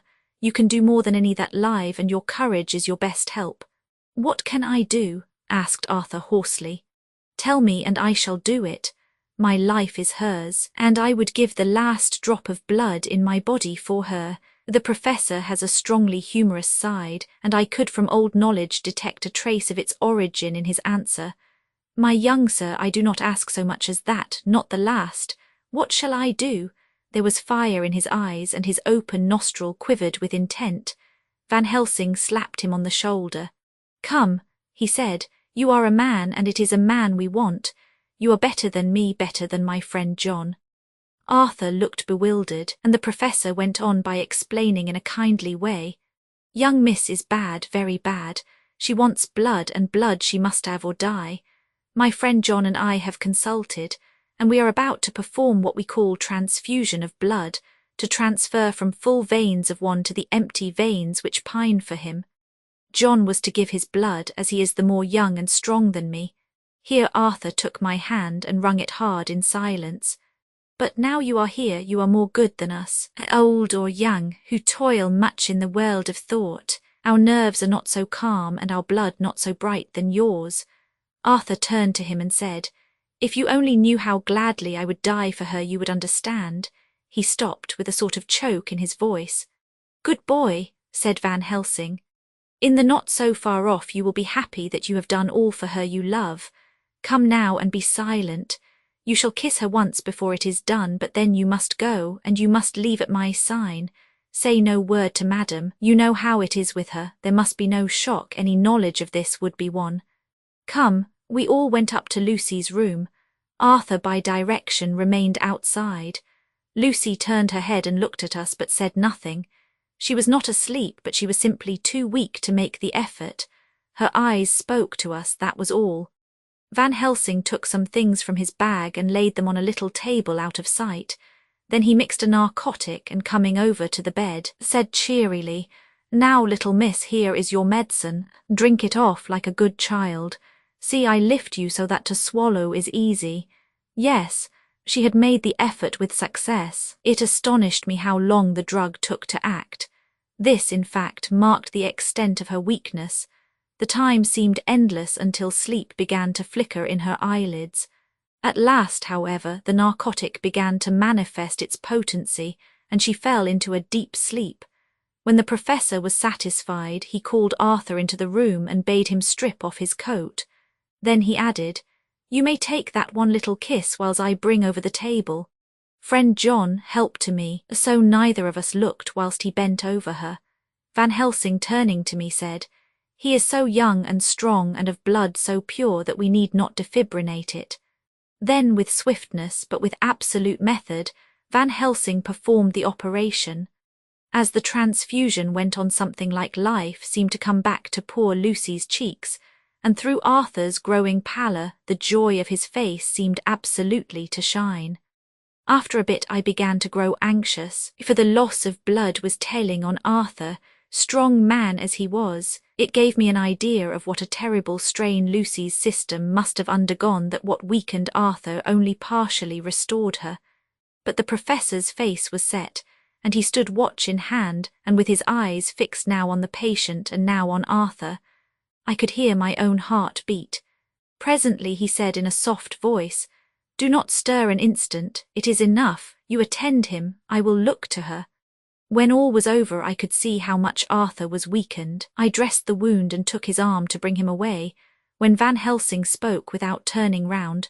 The man seems to have eyes in the back of his head. The brave lover, I think, deserve another kiss, which he shall have presently. And as he had now finished his operation, he adjusted the pillow to the patient's head. As he did so, the narrow black velvet band, which she seems always to wear round her throat, buckled with an old diamond buckle which her lover had given her, was dragged a little up, and showed a red mark on her throat. Arthur did not notice it, but I could hear the deep hiss of indrawn breath, which is one of Van Helsing's ways of betraying emotion. He said nothing at the moment, but turned to me, saying, Now take down our brave young lover, give him of the port wine, and let him lie down a while. He must then go home and rest, sleep much and eat much, that he may be recruited of what he has so given to his love. He must not stay here. Hold, a moment, I may take it, sir, that you are anxious of result. Then bring it with you that in all ways the operation is successful. You have saved her life this time, and you can go home and rest easy in mind that all that can be is. I shall tell her all when she is well. She shall love you none the less for what you have done. Goodbye." When Arthur had gone, I went back to the room. Lucy was sleeping gently, but her breathing was stronger. I could see the counterpane move as her breast heaved. By the bedside sat Van Helsing, looking at her intently. The velvet band again covered the red mark. I asked the professor in a whisper, "What do you make of that mark on her throat?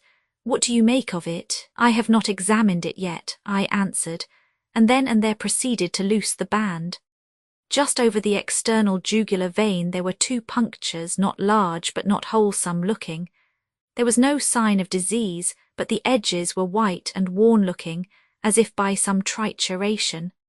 It at once occurred to me that this wound, or whatever it was, might be the means of that manifest loss of blood, but I abandoned the idea as soon as formed, for such a thing could not be. The whole bed would have been drenched to a scarlet with the blood which the girl must have lost to leave such a pallor as she had before the transfusion.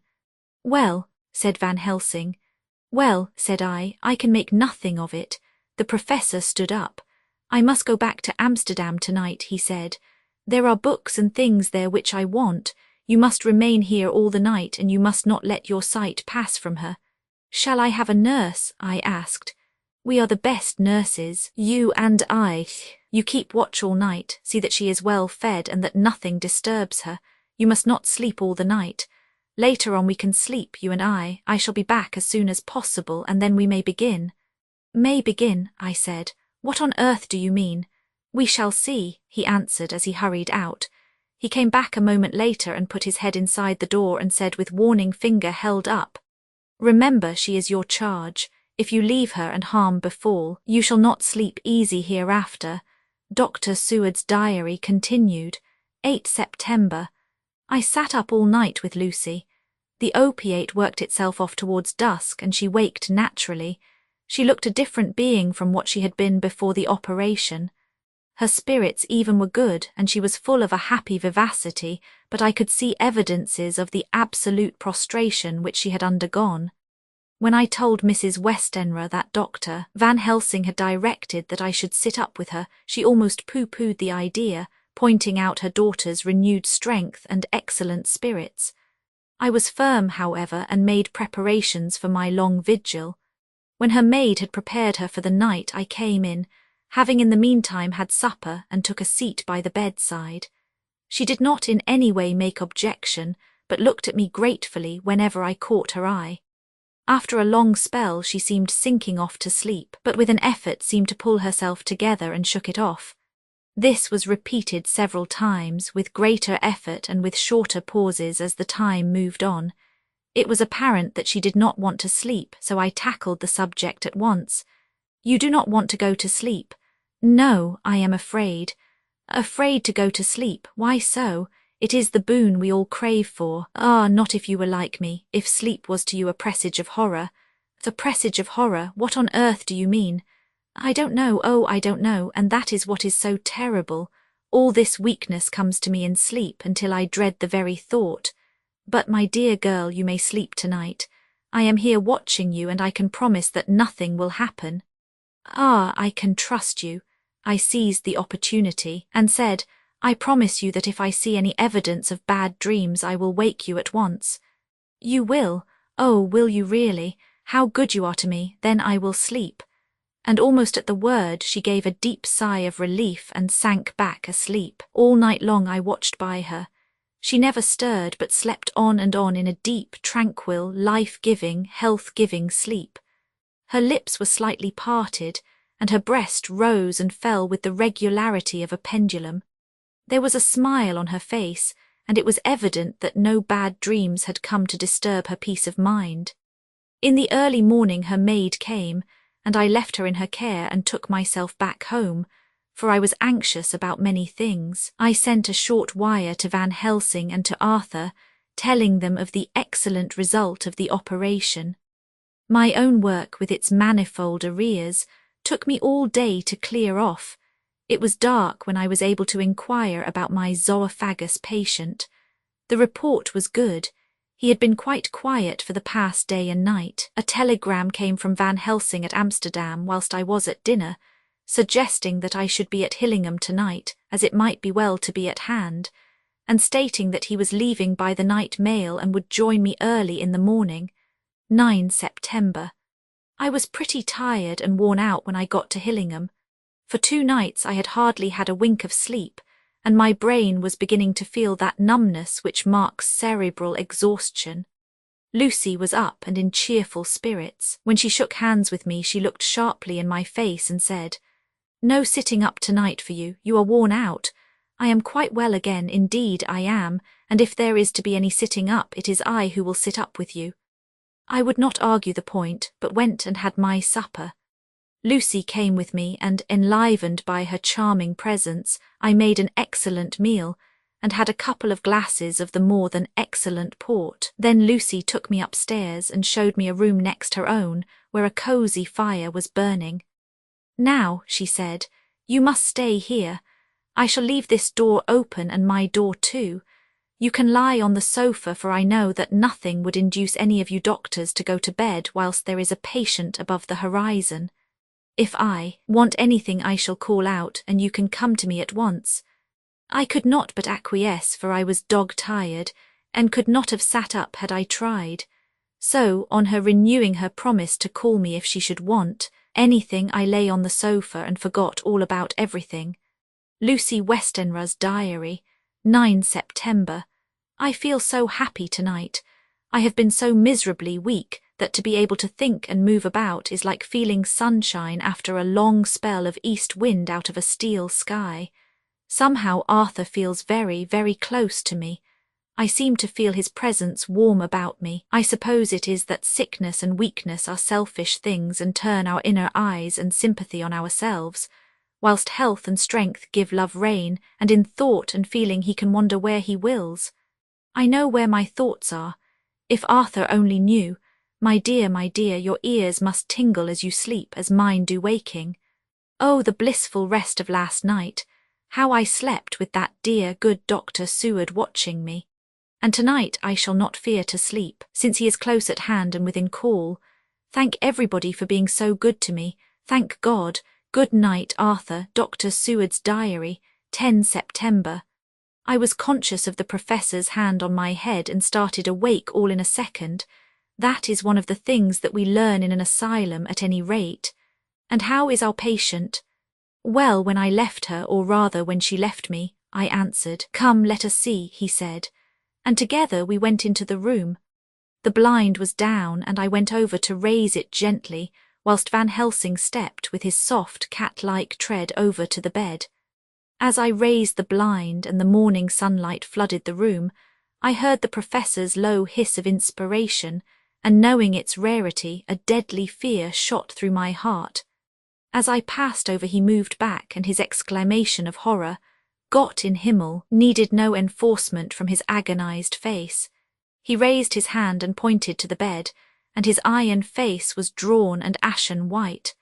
I felt my knees begin to tremble. There on the bed, seemingly in a swoon, lay poor Lucy, more horribly white and wan-looking than ever. Even the lips were white, and the gums seemed to have shrunken back from the teeth, as we sometimes see in a corpse after a prolonged illness. Van Helsing raised his foot to stamp in anger, but the instinct of his life and all the long years of habit stood to him, and he put it down again softly. "Quick," he said, "bring the brandy." I flew to the dining room and returned with the decanter. He wetted the poor white lips with it, and together we rubbed palm and wrist and heart. He felt her heart, and after a few moments of agonizing suspense said, "It is not too late. It beats, though but feebly. All our work is undone. We must begin again. There is no young Arthur here now. I have to call on you yourself this time, friend John." As he spoke, he was dipping into his bag and producing the instruments for transfusion. I had taken off my coat and rolled up my shirt sleeve. There was no possibility of an opiate just at present, and no need of one. And so, without a moment's delay, we began the operation. After a time, it did not seem a short time either, for the draining away of one's blood, no matter how willingly it be given, is a terrible feeling. Van Helsing held up a warning finger. "Do not stir," he said, "but I fear that with growing strength she may wake, and that would make danger, oh so much danger, but I shall precaution take. I shall give hypodermic injection of morphia. He proceeded then, swiftly and deftly, to carry out his intent. The effect on Lucy was not bad, for the faint seemed to merge subtly into the narcotic sleep. It was with a feeling of personal pride that I could see a faint tinge of colour steal back into the pallid cheeks and lips. No man knows, till he experiences it, what it is to feel his own lifeblood drawn away into the veins of the woman he loves. The professor watched me critically. "That will do," he said. "Already," I remonstrated. "You took a great deal more from art," to which he smiled a sad sort of smile as he replied, "He is her lover, her fiancé. You have much work to do for her and for others, and the present will suffice." When we stopped the operation, he attended to Lucy, whilst I applied digital pressure to my own incision. I laid down, whilst I waited his leisure to attend to me, for I felt faint and a little sick. By and by he bound up my wound and sent me downstairs to get a glass of wine for myself. As I was leaving the room, he came after me and half whispered, "Mind, nothing must be said of this. If our young lover should turn up unexpected, as before, no word to him. It would at once frighten him and enjealous him too. There must be none. So, when I came back he looked at me carefully and then said, 'You are not much the worse. Go into the room and lie on your sofa and rest a while, then have much breakfast and come here to me.' I followed out his orders, for I knew how right and wise they were. I had done my part, and now my next duty was to keep up my strength. I felt very weak, and in the weakness lost something of the amazement at what had occurred. I fell asleep on the sofa, however, wondering over and over again how Lucy had made such a retrograde movement, and how she could have been drained of so much blood with no sign anywhere to show for it. I think I must have continued my wonder in my dreams, for sleeping and waking, my thoughts always came back to the little punctures in her throat and the ragged, exhausted appearance of their edges, tiny though they were.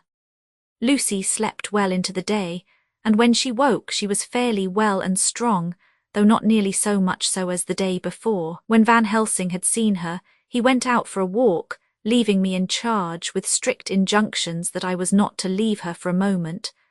I could hear his voice in the hall, asking the way to the nearest telegraph office. Lucy chatted with me freely and seemed quite unconscious that anything had happened. I tried to keep her amused and interested. When her mother came up to see her, she did not seem to notice any change whatever, but said to me gratefully, "We owe you so much, Dr. Seward, for all you have done, but you really must now take care not to overwork yourself. You are looking pale yourself. You want a wife to nurse and look after you a bit, that you do." As she spoke, Lucy turned crimson, though it was only momentarily, for her poor wasted veins could not stand for long such an unwanted drain to the head. The reaction came in excessive pallor as she turned imploring eyes on me. I smiled and nodded, and laid my finger on my lips. With a sigh, she sank back amid her pillows. Van Helsing returned in a couple of hours and presently said to me, "Now you go home and eat much and drink enough. Make yourself strong. I stay here tonight and I shall sit up with little miss myself. You and I must watch the case, and we must have none other to know. I have grave reasons. No, do not ask them, think what you will. Do not fear to think even the most not probable. Good night." In the hall 2 of the maids came to me and asked if they or either of them might not sit up with Miss Lucy. They implored me to let them, and when I said it was Dr. Van Helsing's wish that either he or I should sit up, they asked me quite piteously to intercede with the foreign gentleman. I was much touched by their kindness. Perhaps it is because I am weak at present, and perhaps because it was on Lucy's account, that their devotion was manifested, for over and over again have I seen similar instances of woman's kindness. I got back here in time for a late dinner, went my rounds all well, and set this down whilst waiting for sleep. It is coming. 11 September. This afternoon I went over to Hillingham, found Van Helsing in excellent spirits and Lucy much better. Shortly after I had arrived, a big parcel from abroad came for the professor. He opened it with much empressement, assumed of course, and showed a great bundle of white flowers. "These are for you, Miss Lucy," he said. "For me? Oh, Dr. Van Helsing. Yes, my dear, but not for you to play with. These are medicines." Here Lucy made a wry face. "Nay, but they are not to take in a decoction or in nauseous form, so you need not snub that so charming nose, or I shall point out to my friend Arthur what woes he may have to endure in seeing so much beauty that he so loves so much distort. Aha, my pretty miss, that bring the so nice nose all straight again. This is medicinal, but you do not know how. I put him in your window, I make pretty wreath, and hang him round your neck so that you sleep well. Oh yes, they like the lotus flower make your trouble forgotten. It smells so like the waters of Lethe, and of that fountain of youth that the conquistadors sought for in the Floridas and find him all too late." Whilst he was speaking, Lucy had been examining the flowers and smelling them. Now she threw them down, saying with half laughter and half disgust, "Oh, Professor, I believe you are only putting up a joke on me. Why, these flowers are only common garlic." To my surprise, Van Helsing rose up and said with all his sternness, his eye and jaw set and his bushy eyebrows meeting, "No trifling with me, I never jest. There is grim purpose in all I do, and I warn you that you do not thwart me. Take care for the sake of others if not for your own." Then seeing poor Lucy scared, as she might well be, he went on more gently, "Oh, little miss, my dear, do not fear me. I only do for your good, but there is much virtue to you in those so common flowers. See, I place them myself in your room. I make myself the wreath that you are to wear. But hush, no telling to others that make so inquisitive questions. We must obey, and silence is a part of obedience, and obedience is to bring you strong and well into loving arms that wait for you. Now sit still a while. Come with me, friend John, and you shall help me deck the room with my garlic, which is all the way from Haarlem, where my friend Vanderpool raise herb in his glass houses all the year. I had to telegraph yesterday, or they would not have been here." We went into the room, taking the flowers with us. The professor's actions were certainly odd and not to be found in any pharmacopoeia that I ever heard of. First, he fastened up the windows and latched them securely. Next, taking a handful of the flowers, he rubbed them all over the sashes, as though to ensure that every whiff of air that might get in would be laden with the garlic smell. Then with the wisp he rubbed all over the jamb of the door, above, below, and at each side, and round the fireplace in the same way. It all seemed grotesque to me, and presently I said, "Well, Professor, I know you always have a reason for what you do, but this certainly puzzles me. It is well we have no skeptic here, or he would say that you were working some spell to keep out an evil spirit." "Perhaps I am," he answered quietly as he began to make the wreath which Lucy was to wear round her neck. We then waited whilst Lucy made her toilet for the night, and when she was in bed he came and himself fixed the wreath of garlic round her neck. The last words he said to her were, "Take care you do not disturb it, and even if the room feel close, do not tonight open the window or the door." "I promise," said Lucy, "and thank you both 1,000 times for all your kindness to me. Oh, what have I done to be blessed with such friends?"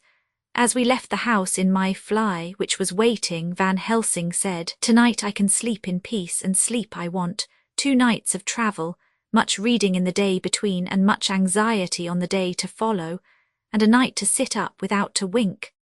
Tomorrow in the morning early you call for me, and we come together to see our pretty miss, so much more strong for my spell which I have work." Ho, ho! He seemed so confident that I, remembering my own confidence 2 nights before and with the baneful result, felt awe and vague terror. It must have been my weakness that made me hesitate to tell it to my friend, but I felt it all the more like unshed tears. Chapter 12. Lucy Westenra's Diary. 12 September. How good they all are to me. I quite love that dear Dr. Van Helsing. I wonder why he was so anxious about these flowers. He positively frightened me, he was so fierce. And yet he must have been right, for I feel comfort from them already. Somehow I do not dread being alone tonight, and I can go to sleep without fear. I shall not mind any flapping outside the window. Oh, the terrible struggle that I have had against sleep so often of late, the pain of the sleeplessness or the pain of the fear of sleep with such unknown horrors as it has for me. How blessed are some people whose lives have no fears, no dreads, to whom sleep is a blessing that comes nightly and brings nothing but sweet dreams. Well, here I am tonight, hoping for sleep, and lying like Ophelia in the play, with virgin krantz and maiden struments. I never liked garlic before, but tonight it is delightful, there is peace in its smell. I feel sleep coming already. Good night, everybody. Dr. Seward's diary, 13 September. Called at the Berkeley and found Van Helsing as usual up to time. The carriage ordered from the hotel was waiting. The professor took his bag, which he always brings with him now. Let all be put down exactly. Van Helsing and I arrived at Hillingham at 8 o'clock. It was a lovely morning. The bright sunshine and all the fresh feeling of early autumn seemed like the completion of nature's annual work. The leaves were turning to all kinds of beautiful colours, but had not yet begun to drop from the trees. When we entered, we met Mrs. Westenra coming out of the morning room. She is always an early riser. She greeted us warmly and said, "You will be glad to know that Lucy is better. The dear child is still asleep." I looked into her room and saw her, but did not go in lest I should disturb her. The professor smiled and looked quite jubilant. He rubbed his hands together and said, "Aha, I thought I had diagnosed the case. My treatment is working," to which she answered, "You must not take all the credit to yourself, doctor.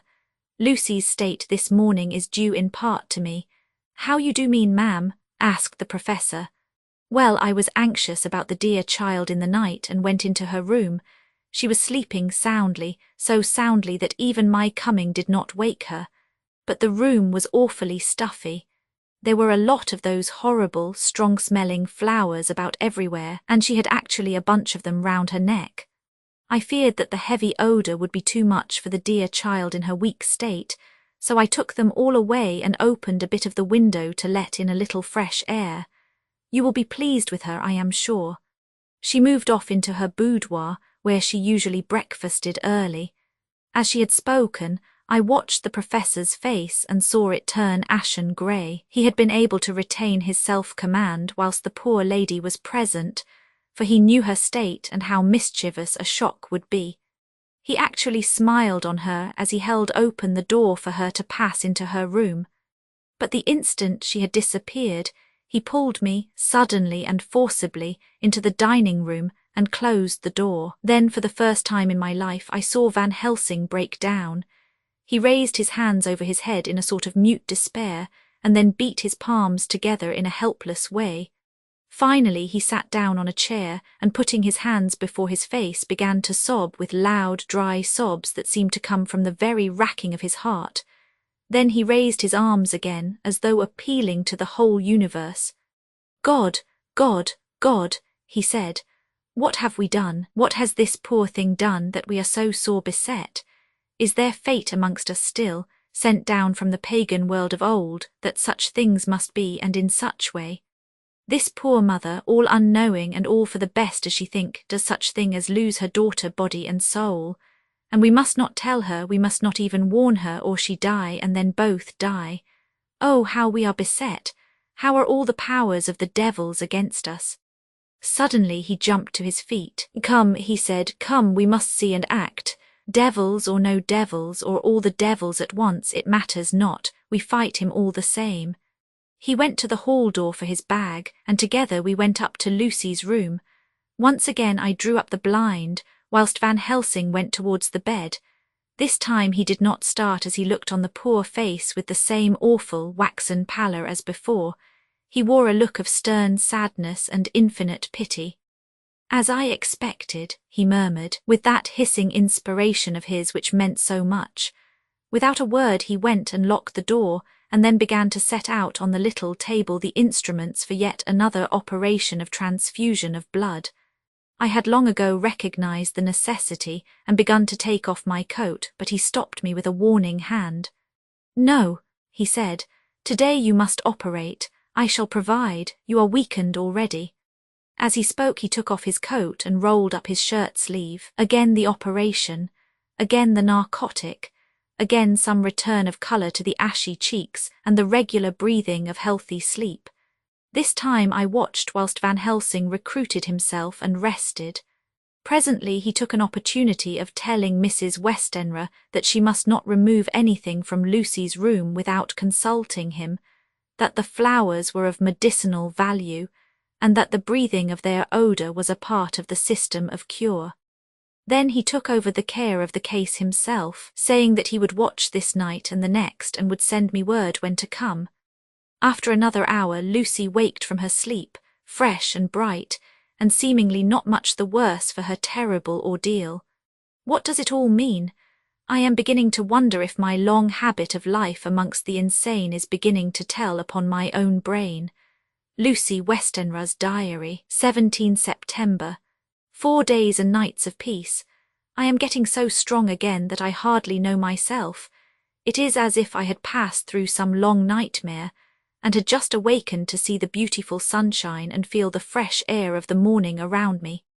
I have a dim half-remembrance of long, anxious times of waiting and fearing, darkness in which there was not even the pain of hope to make present distress more poignant, and then long spells of oblivion and the rising back to life as a diver coming up through a great press of water. Since, however, Dr. Van Helsing has been with me, all this bad dreaming seems to have passed away. The noises that used to frighten me out of my wits, the flapping against the windows, the distant voices which seemed so close to me, the harsh sounds that came from I know not where and commanded me to do I know not what, have all ceased. I go to bed now without any fear of sleep. I do not even try to keep awake. I have grown quite fond of the garlic, and a boxful arrives for me every day from Haarlem. Tonight Dr. Van Helsing is going away as he has to be for a day in Amsterdam, but I need not be watched. I am well enough to be left alone. Thank God for Mother's sake and dear Arthur's, and for all our friends who have been so kind.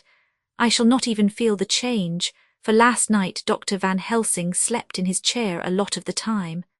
I found him asleep twice when I awoke, but I did not fear to go to sleep again, although the boughs or bats or something napped almost angrily against the window panes. The Pall Mall Gazette, 18 September. The escaped wolf, perilous adventure of our interviewer. Interview with the keeper in the zoological gardens. After many inquiries and almost as many refusals, and perpetually using the words Pall Mall Gazette as a sort of talisman, I managed to find the keeper of the section of the zoological gardens in which the wolf department is included. Thomas Bilder lives in one of the cottages in the enclosure behind the elephant house, and was just sitting down to his tea when I found him. Thomas and his wife are hospitable folk, elderly and without children, and if the specimen I enjoyed of their hospitality be of the average kind, their lives must be pretty comfortable. The keeper would not enter on what he called business until the supper was over and we were all satisfied. Then when the table was cleared and he had lit his pipe, he said, "Now, sir, you can go on and ask me what you want. You'll excuse me refusin' to talk of professional subjects afore meals. I gives the wolves and the jackals and the hyenas in all our section their tea afore I begins to ask them questions." "How do you mean, ask them questions?" I queried, wishful to get him into a talkative humour. "Ittin' of them over the ead with a pole is one way, scratchin' of their hears is another, when gents as is flush wants a bit of a show-off to their gals. I don't so much mind the fust, the ittin' with a pole afore I chucks in their dinner, but I waits till they've 'ad their sherry and coffee, so to speak, afore I tries on with the ear scratchin'. Mind you," he added philosophically, "there's a deal of the same nature in us as in them theer animyles. Here's you comin' and askin' of me questions about my business, and I that grumpy like that only for your bloomin' half-quid I'd a seen you blowed fust 'fore I'd answer. Not even when you ask me sarcastic like if I'd like you to ask the superintendent if you might ask me questions. Without offence did I tell you to go to L. You did. And when you said you'd report me for using of obscene language that was ittin' me over the eed. But the half quid made that all right. I weren't a-going to fight, so I waited for the food and did with my owl as the wolves and lions and tigers does. But law love your art now that the old ooman has stuck a chunk of her tea cake in me and rinsed me out with her bloomin' old teapot, and I've lit hup you may scratch my ears for all you're worth and won't git even a growl out of me. Drive along with your questions. I know what you're a-commin at that ere escaped wolf. Exactly. I want you to give me your view of it. Just tell me how it happened, and when I know the facts I'll get you to say what you consider was the cause of it and how you think the whole affair will end. All right, governor. This air is about the old story. That air wolf what we called Basika was one of 3 grey ones that came from Norway to Jamratches, which we bought off him 4 years ago. He was a nice, well-behaved wolf that never gave no trouble to talk of. I'm more surprised at him for wanting to get out nor any other animile in the place. But there you can't trust wolves no more nor women. Don't you mind him, sir? Broke in Mrs. Tom with a cheery laugh. He's got mindin' the animals so long that blessed if he ain't like a old wolf herself, but there ain't no harm in him. Well, sir, it was about 2 hours after feedin' yesterday when I first hear my disturbance. I was macking up a litter in the monkey house for a young puma which is ill, but when I heard the yelpin' and owlin' I kem away straight. There was Basika a-tearin' like a mad thing at the bars as if he wanted to get out. There wasn't much people about that day, and close at hand was only one man, a tall, thin chap with a hook nose and a pointed beard, with a few white hairs running through it. He had a hard, cold look and red eyes, and I took a sort of mislike to him, for it seemed as if it was him as they was hurritated at. He had white kid gloves on his hands, and he pointed out the animals to me and says, "Keeper, these wolves seem upset at something." "Maybe it's you," says I, for I did not like the airs as he give herself. He didn't get angry as I opped he would, but he smiled a kind of insolent smile, with a mouth full of white, sharp teeth. "Oh no, they wouldn't like me," he says. "Oh yes, they would," says I, imitatin' of him. "They always likes a bone or two to clean their teeth on about tea time, which you as a bagful." Well, it was a odd thing, but when the animals see us a-talkin' they lay down, and when I went over to Basika he let me stroke his ears same as ever. That there man kem over and blessed but if he didn't put in his hand and stroke the old wolf's ears too. "Take care," says I, "Basika is quick." "Never mind," he says, "I'm used to 'em. Are you in the business yourself?" I says, taking off my hat, for a man what trades in wolves, answer to her, is a good friend to keepers. "No," says he, "not exactly in the business, but I ave made pets of several." And with that he lifts his at as perlite as a lord and walks away. Old Basika kep a-looking arter him till he was out of sight, and then went and lay down in a corner and wouldn't come hout the ole heavening.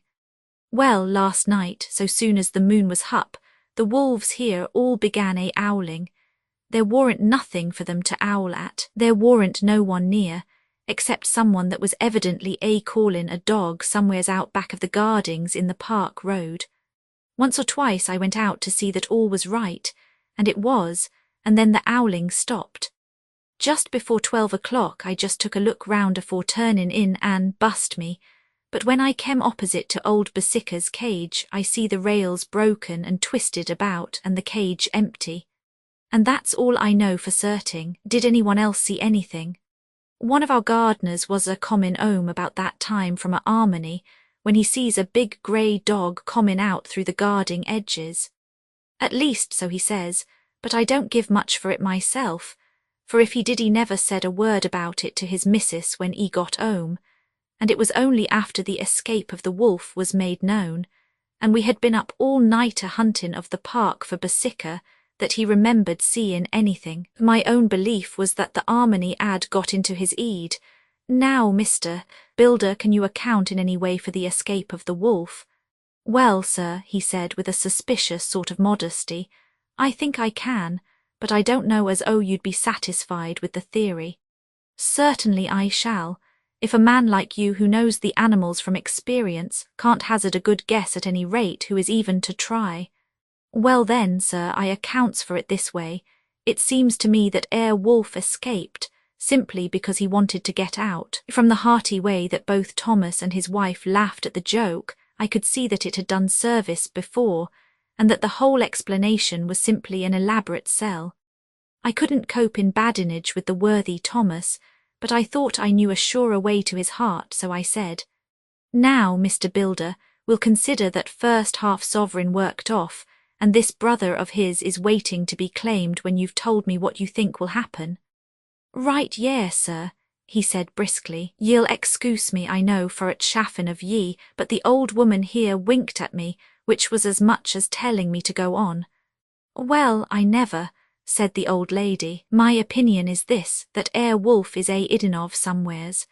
The gardener what didn't remember said he was gallopin' northward faster than a horse could go, but I don't believe him, for you see, sir, wolves don't gallop no more nor dogs does. They not bane built that way. Wolves is fine things in a storybook, and I dissay when they gets in packs and does be chivy somethin' that's more afeard than they can make a devil of a noise and chop it up, whatever it is. But, law bless you, in real life a wolf is only a low creature, not half so clever or bold as a good dog, and not half a quarter so much fight in him. This one ain't been used to fightin' or even to providin' for hisself, and more like he's somewhere round the park idden and shiverin' of, and if he thinks at all, wonderin' where he is to get his breakfast from, or maybe he's got down some area and is in a coal cellar. My eye, won't some cook get a rum start when she sees his green eyes shining at her out of the dark? If he can't get food he's bound to look for it, and mayhap he may chance to light on a butcher's shop in time. If he doesn't, and some nursemaid goes walking off with a soldier, leavin' of the hinfant in the perambulator, well, then I shouldn't be surprised if the census is one babby the less. That's all. I was handing him the half-sovereign when something came bobbing up against the window, and Mr. Builder's face doubled its natural length with surprise. "God bless me," he said, "if there ain't old Basica come back by herself." He went to the door and opened it, a most unnecessary proceeding it seemed to me. I have always thought that a wild animal never looks so well as when some obstacle of pronounced durability is between us.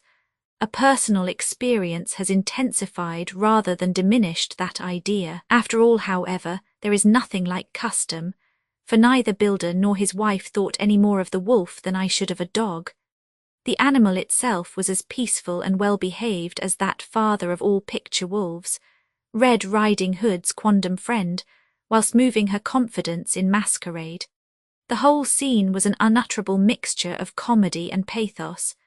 The wicked wolf that for half a day had paralysed London and set all the children in the town shivering in their shoes was there in a sort of penitent mood, and was received and petted like a sort of vulpine prodigal son.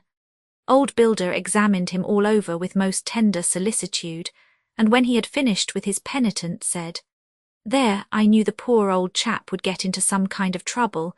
Didn't I say it all along? Here's his head all cut and full of broken glass. He's been gettin' over some bloomin' wall or other. It's a shame that people are allowed to top their walls with broken bottles. This air's what comes of it. Come along, Basica." He took the wolf and locked him up in a cage, with a piece of meat that satisfied, in quantity at any rate, the elementary conditions of the fatted calf, and went off to report. I came off too, to report the only exclusive information that is given today regarding the strange escapade at the zoo. Dr. Seward's diary, 17 September. I was engaged after dinner in my study posting up my books, which through press of other work and the many visits to Lucy had fallen sadly into arrear. Suddenly the door was burst open, and in rushed my patient with his face distorted with passion. I was thunderstruck, for such a thing as a patient getting of his own accord into the superintendent's study is almost unknown. Without an instant's pause he made straight at me. He had a dinner knife in his hand, and as I saw he was dangerous I tried to keep the table between us. He was too quick and too strong for me, however, for before I could get my balance he had struck at me and cut my left wrist rather severely. Before he could strike again, however, I got in my right and he was sprawling on his back on the floor. My wrist bled freely, and quite a little pool trickled on to the carpet. I saw that my friend was not intent on further effort, and occupied myself binding up my wrist, keeping a wary eye on the prostrate figure all the time. When the attendants rushed in and we turned our attention to him, his employment positively sickened me. He was lying on his belly on the floor licking up, like a dog, the blood which had fallen from my wounded wrist. He was easily secured, and to my surprise went with the attendants quite placidly, simply repeating over and over again, "The blood is the life, the blood is the life. I cannot afford to lose blood just at present. I have lost too much of late for my physical good, and then the prolonged strain of Lucy's illness and its horrible phases is telling on me. I am overexcited and weary, and I need rest, rest, rest.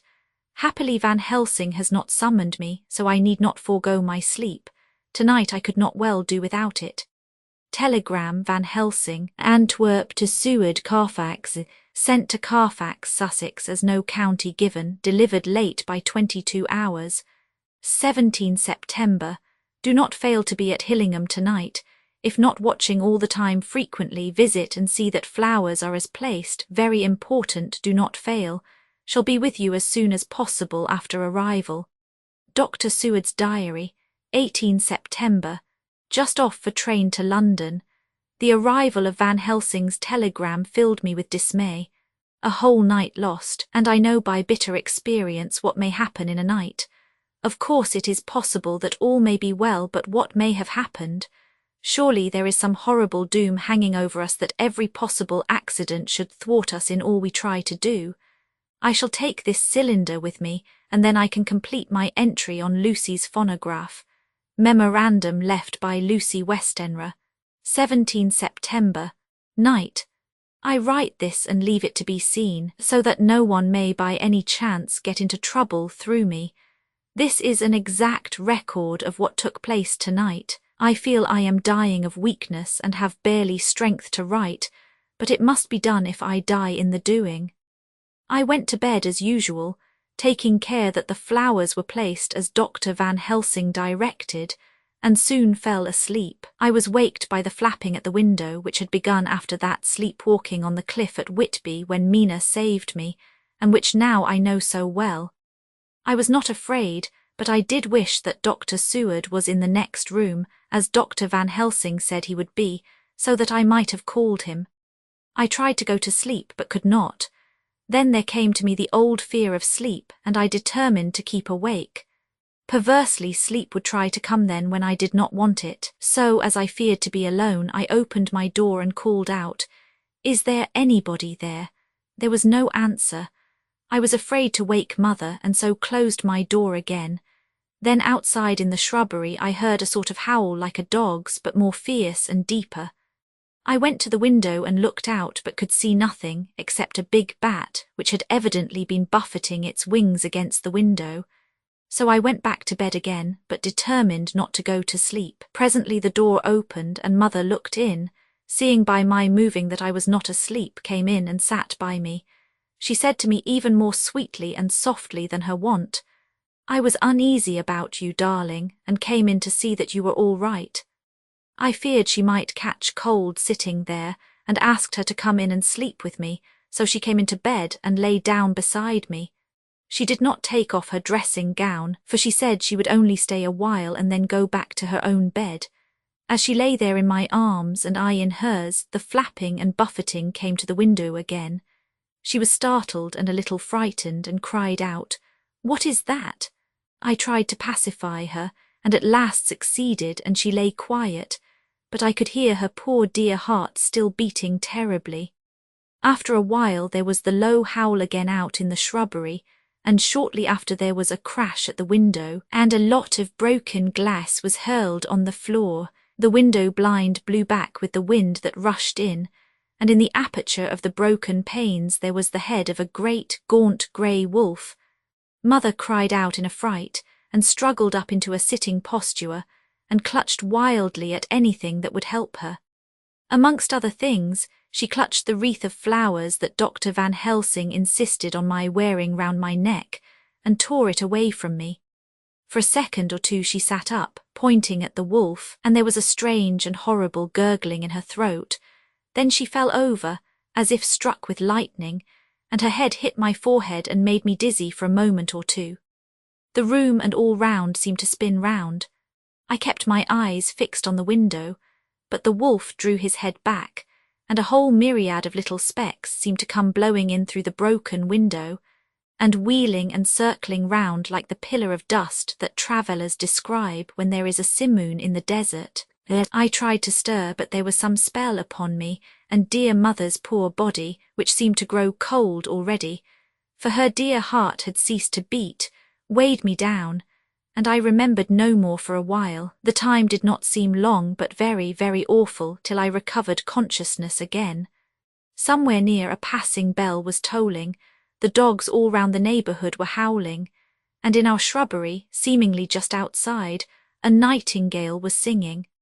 I was dazed and stupid with pain and terror and weakness, but the sound of the nightingale seemed like the voice of my dead mother come back to comfort me. The sound seemed to have awakened the maids too, for I could hear their bare feet pattering outside my door. I called to them and they came in, and when they saw what had happened, and what it was that lay over me on the bed, they screamed out. The wind rushed in through the broken window and the door slammed to. They lifted off the body of my dear mother and laid her, covered up with a sheet, on the bed after I had got up. They were all so frightened and nervous that I directed them to go to the dining room and have each a glass of wine. The door flew open for an instant and closed again. The maids shrieked and then went in a body to the dining room, and I laid what flowers I had on my dear mother's breast. When they were there I remembered what Dr. Van Helsing had told me, but I didn't like to remove them, and besides, I would have some of the servants to sit up with me now. I was surprised that the maids did not come back. I called them but got no answer, so I went to the dining room to look for them. My heart sank when I saw what had happened. They all four lay helpless on the floor, breathing heavily. The decanter of sherry was on the table half full, but there was a queer, acrid smell about. I was suspicious and examined the decanter. It smelt of laudanum, and looking on the sideboard I found that the bottle which mother's doctor uses for her, did use, was empty. What am I to do? What am I to do? I am back in the room with mother. I cannot leave her, and I am alone save for the sleeping servants whom someone has drugged. Alone with the dead. I dare not go out, for I can hear the low howl of the wolf through the broken window. The air seems full of specks, floating and circling in the draught from the window, and the lights burn blue and dim. What am I to do? God shield me from harm this night. I shall hide this paper in my breast, where they shall find it when they come to lay me out. My dear mother gone, it is time that I go too. Goodbye, dear Arthur, if I should not survive this night. God keep you dear, and God help me. Chapter 13, 18 September. I drove at once to Hillingham and arrived early. Keeping my cab at the gate, I went up the avenue alone. I knocked gently and rang as quietly as possible, for I feared to disturb Lucy or her mother, and hoped to only bring a servant to the door. After a while, finding no response, I knocked and rang again. Still no answer. I cursed the laziness of the servants that they should lie abed at such an hour, for it was now 10 o'clock, and so rang and knocked again, but more impatiently, but still without response.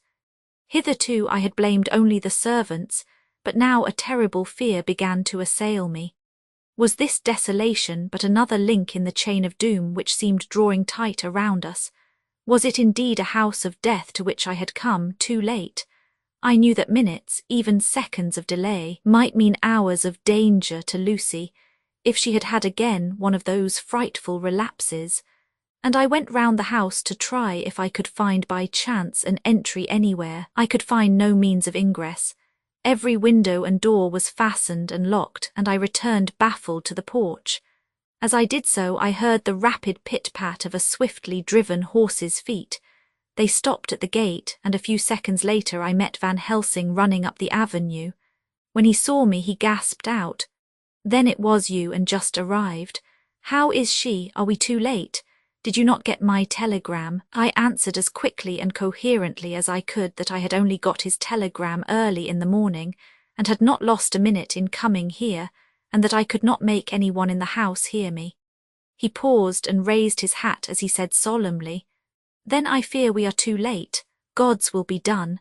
With his usual recuperative energy, he went on, "Come, if there be no way open to get in, we must make one. Time is all in all to us now." We went round to the back of the house, where there was a kitchen window. The professor took a small surgical saw from his case, and handing it to me, pointed to the iron bars which guarded the window. I attacked them at once and had very soon cut through 3 of them. Then with a long, thin knife we pushed back the fastening of the sashes and opened the window.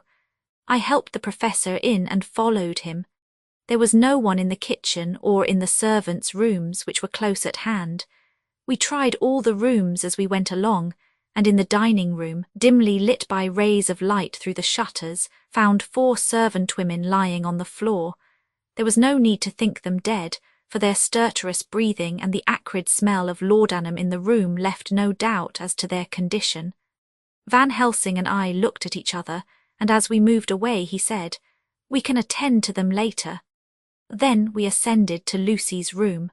For an instant or two we paused at the door to listen, but there was no sound that we could hear. With white faces and trembling hands, we opened the door gently and entered the room. How shall I describe what we saw? On the bed lay 2 women, Lucy and her mother. The latter lay farthest in, and she was covered with a white sheet, the edge of which had been blown back by the draught through the broken window, showing the drawn, white face with a look of terror fixed upon it. By her side lay Lucy, with face white and still more drawn. The flowers which had been round her neck we found upon her mother's bosom, and her throat was bare, showing the 2 little wounds which we had noticed before, but looking horribly white and mangled. Without a word the professor bent over the bed, his head almost touching poor Lucy's breast. Then he gave a quick turn of his head, as of one who listens, and leaping to his feet he cried out to me, "It is not yet too late. Quick, quick, bring the brandy." I flew downstairs and returned with it, taking care to smell and taste it, lest it too were drugged like the decanter of sherry which I found on the table. The maids were still breathing, but more restlessly, and I fancied that the narcotic was wearing off. I did not stay to make sure, but returned to Van Helsing. He rubbed the brandy, as on another occasion, on her lips and gums and on her wrists and the palms of her hands.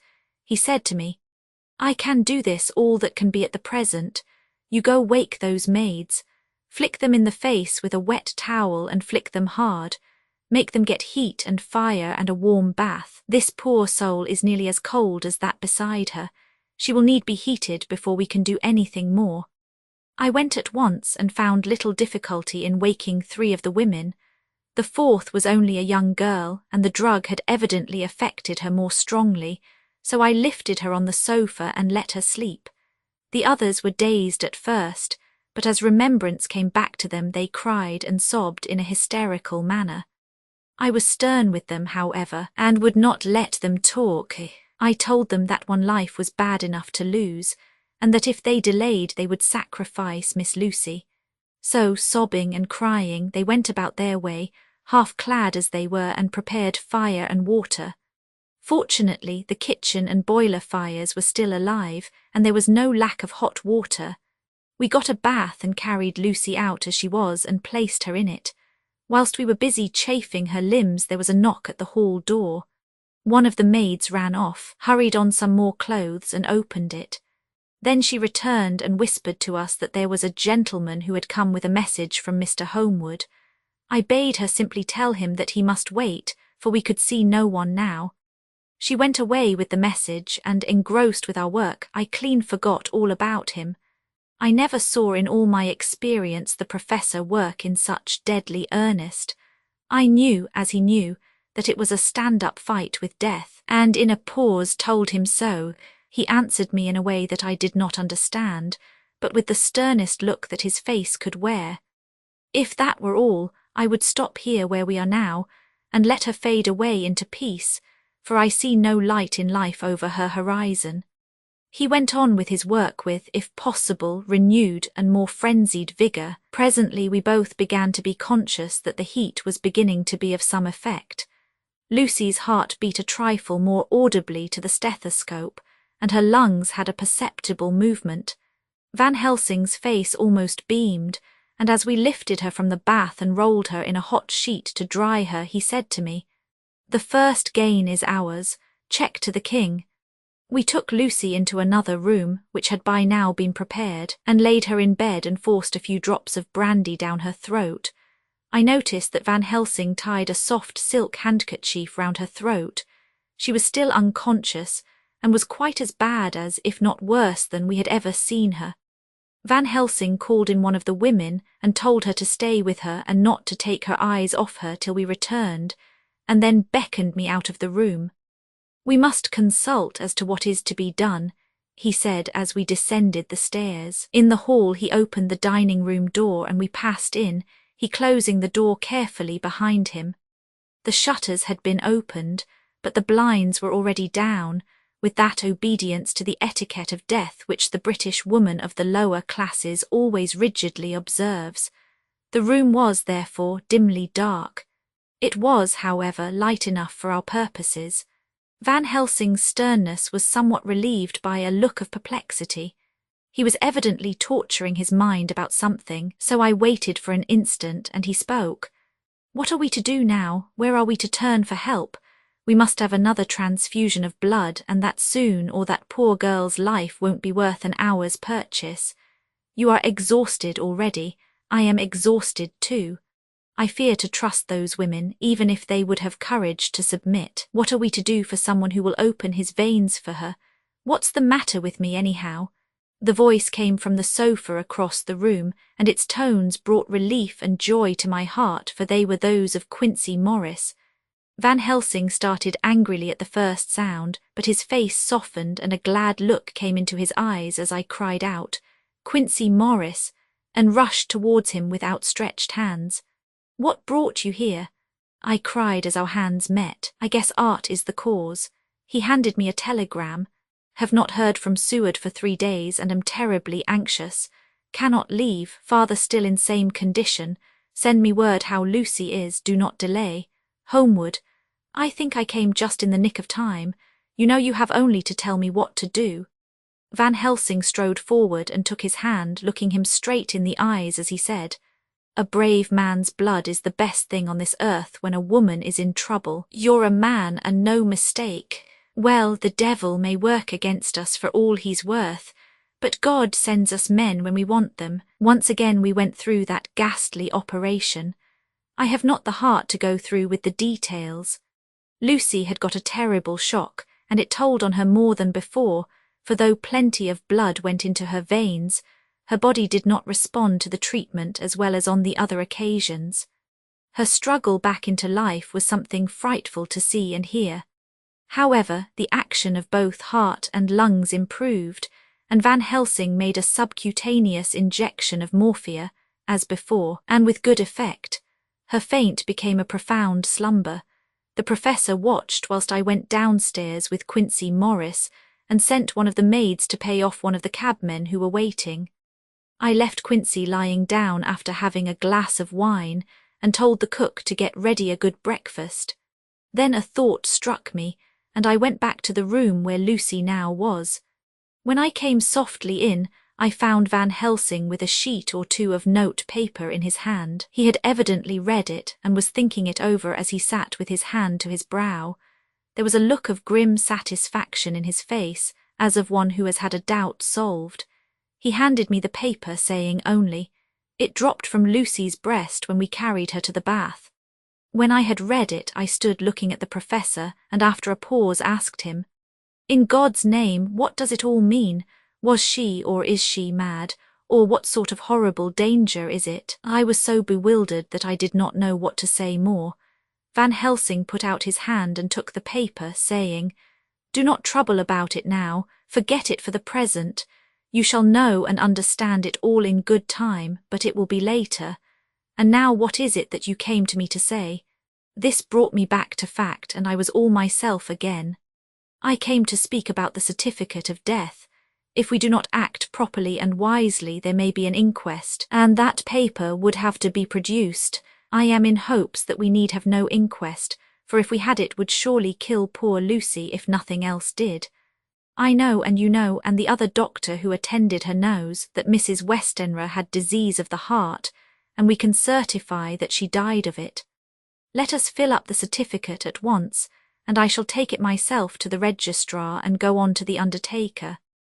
Good, oh my friend John, well thought of. Truly Miss Lucy, if she be sad in the foes that beset her, is at least happy in the friends that love her. 1, 2, 3 all open their veins for her, besides one old man. Ah yes, I know, friend John, I am not blind, I love you all the more for it. Now go.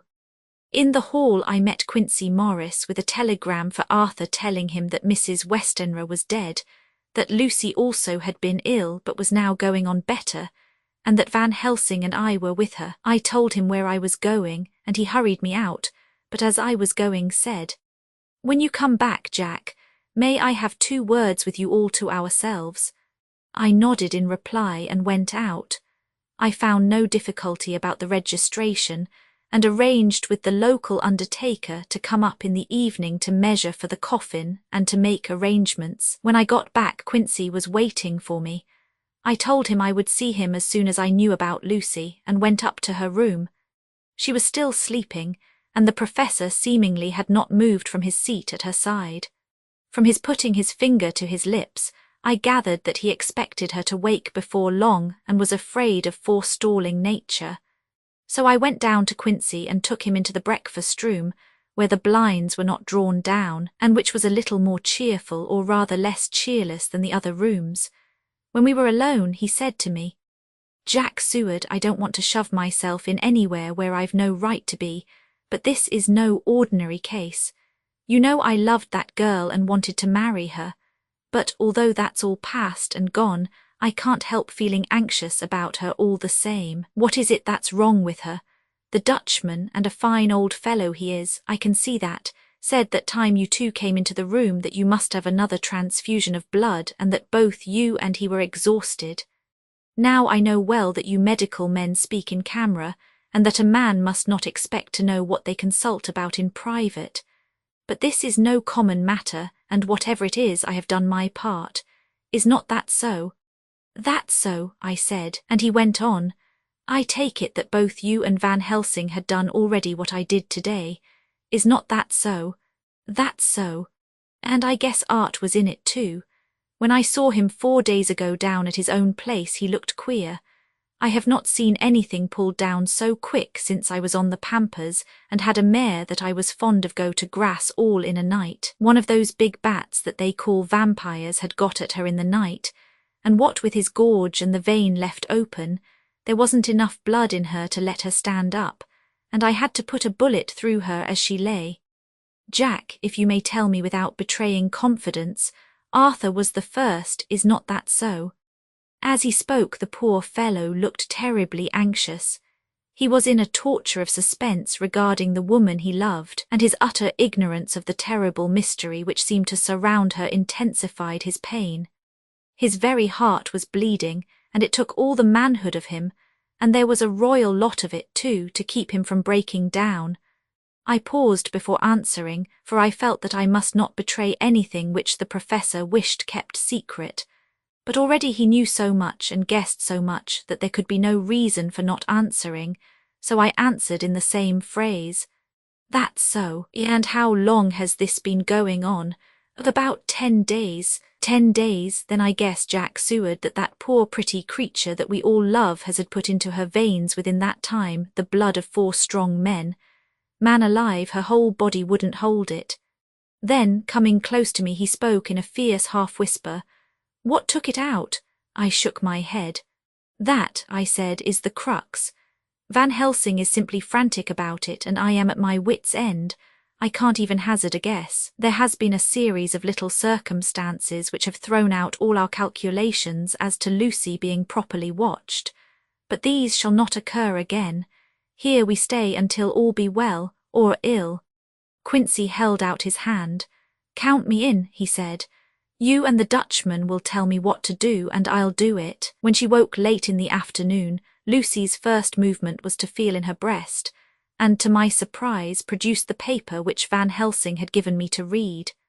The careful professor had replaced it where it had come from, lest on waking she should be alarmed. Her eye then lit on Van Helsing and on me too, and gladdened.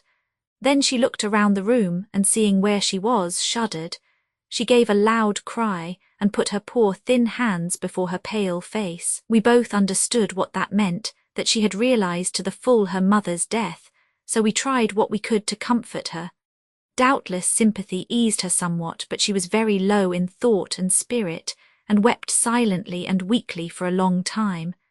We told her that either or both of us would now remain with her all the time, and that seemed to comfort her. Towards dusk she fell into a doze. Here a very odd thing occurred. Whilst still asleep, she took the paper from her breast and tore it in two. Van Helsing stepped over and took the pieces from her. All the same, however, she went on with the action of tearing, as though the material were still in her hands. Finally she lifted her hands and opened them as though scattering the fragments. Van Helsing seemed surprised, and his brows gathered as if in thought, but he said nothing. 19 September. All last night she slept fitfully, being always afraid to sleep, and something weaker when she woke from it. The professor and I took it in turns to watch, and we never left her for a moment unattended. Quincy Morris said nothing about his intention, but I knew that all night long he patrolled round and round the house. When the day came, its searching light showed the ravages in poor Lucy's strength. She was hardly able to turn her head, and the little nourishment which she could take seemed to do her no good. At times she slept, and both Van Helsing and I noticed the difference in her between sleeping and waking. Whilst asleep she looked stronger, although more haggard, and her breathing was softer. Her open mouth showed the pale gums drawn back from the teeth, which thus looked positively longer and sharper than usual. When she woke, the softness of her eyes evidently changed the expression, for she looked her own self, although a dying one. In the afternoon she asked for Arthur, and we telegraphed for him. Quincy went off to meet him at the station. When he arrived it was nearly 6 o'clock, and the sun was setting full and warm, and the red light streamed in through the window and gave more colour to the pale cheeks. When he saw her, Arthur was simply choking with emotion, and none of us could speak. In the hours that had passed, the fits of sleep, or the comatose condition that passed for it, had grown more frequent, so that the pauses when conversation was possible were shortened. Arthur's presence, however, seemed to act as a stimulant. She rallied a little and spoke to him more brightly than she had done since we arrived. He too pulled himself together and spoke as cheerily as he could, so that the best was made of everything. It was now nearly 1 o'clock, and he and Van Helsing are sitting with her. I am to relieve them in a quarter of an hour, and I am entering this on Lucy's phonograph. Until 6 o'clock they are to try to rest. I fear that tomorrow will end our watching, for the shock has been too great. The poor child cannot rally. God help us all. Letter Mina Harker to Lucy Westenra, unopened by her. 17 September. My dearest Lucy, it seems an age since I heard from you, or indeed since I wrote. You will pardon me, I know, for all my faults when you have read all my budget of news. Well, I got my husband back all right. When we arrived at Exeter there was a carriage waiting for us, and in it, though he had an attack of gout, Mr. Hawkins. He took us to his house, where there were rooms for us all nice and comfortable, and we dined together. After dinner Mr. Hawkins said, "My dears, I want to drink your health and prosperity, and may every blessing attend you both. I know you both from children, and have, with love and pride, seen you grow up. Now I want you to make your home here with me. I have left to me neither chick nor child. All are gone, and in my will I have left you everything." I cried, Lucy dear, as Jonathan and the old man clasped hands. Our evening was a very, very happy one. So here we are, installed in this beautiful old house, and from both my bedroom and the drawing room I can see the great elms of the cathedral close, with their great black stems standing out against the old yellow stone of the cathedral, and I can hear the rooks overhead cawing and chattering and gossiping all day, after the manner of rooks and humans. I am busy, I need not tell you, arranging things and housekeeping. Jonathan and Mr. Hawkins are busy all day, for, now that Jonathan is a partner, Mr. Hawkins wants to tell him all about the clients. How is your dear mother getting on? I wish I could run up to town for a day or two to see you, dear, but I dare not go yet with so much on my shoulders, and Jonathan wants looking after still. He is beginning to put some flesh on his bones again, but he was terribly weakened by the long illness. Even now he sometimes starts out of his sleep in a sudden way, and awakes all trembling until I can coax him back to his usual placidity. However, thank God, these occasions grow less frequent as the days go on, and they will in time pass away altogether, I trust. And now I have told you my news, let me ask yours. When are you to be married, and where, and who is to perform the ceremony, and what are you to wear, and is it to be a public or a private wedding? Tell me all about it, dear. Tell me all about everything, for there is nothing which interests you which will not be dear to me. Jonathan asks me to send his respectful duty, but I do not think that is good enough from the junior partner of the important firm Hawkins and Harker, and so as you love me and he loves me and I love you with all the moods and tenses of the verb, I send you simply his love instead. Goodbye, my dearest Lucy, and all blessings on you. Yours, Mina Harker. Report from Patrick Hennessy, M.D., M.R.C.S.L.K.Q.C.P.I., etc., etc., to John Seward, M.D., 20 September. My dear Sir, in accordance with your wishes, I enclose report of the conditions of everything left in my charge. With regard to patient Renfield, there is more to say. He has had another outbreak which might have had a dreadful ending, but which, as it fortunately happened, was unattended with any unhappy results. This afternoon a carrier's cart with 2 men made a call at the empty house whose grounds abut on ours, the house to which, you will remember, the patient twice ran away. The men stopped at our gate to ask the porter their way.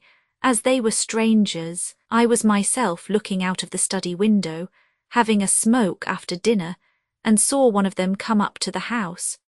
As he passed the window of Renfield's room, the patient began to rate him from within, and called him all the foul names he could lay his tongue to. The man, who seemed a decent fellow enough, contented himself by telling him to shut up for a foul-mouthed beggar, whereon our man accused him of robbing him and wanting to murder him, and said that he would hinder him if he were to swing for it. I opened the window and signed to the man not to notice, so he contented himself after looking the place over and making up his mind as to what kind of a place he had got to by saying, "Law bless ye, sir, I wouldn't mind what was said to me in a bloomin' madhouse. I pity ye and the governor for having to live in the house with a wild beast like that." Then he asked his way civilly enough, and I told him where the gate of the empty house was. He went away, followed by threats and curses and revilings from our man. I went down to see if I could make out any cause for his anger, since he is usually such a well-behaved man, and except his violent fits nothing of the kind had ever occurred. I found him, to my astonishment, quite composed and most genial in his manner. I tried to get him to talk of the incident, but he blandly asked me questions as to what I meant, and led me to believe that he was completely oblivious of the affair. It was, I am sorry to say, however, only another instance of his cunning, for within half an hour I heard of him again. This time he had broken out through the window of his room and was running down the avenue. I called to the attendants to follow me and ran after him, for I feared he was intent on some mischief. My fear was justified when I saw the same cart which had passed before coming down the road, having on it some great wooden boxes. The men were wiping their foreheads and were flushed in the face as if with violent exercise. Before I could get up to him, the patient rushed at them, and pulling one of them off the cart, began to knock his head against the ground. If I had not seized him just at the moment, I believe he would have killed the man there and then. The other fellow jumped down and struck him over the head with the butt end of his heavy whip. It was a terrible blow, but he did not seem to mind it, but seized him also, and struggled with the three of us, pulling us to and fro as if we were kittens.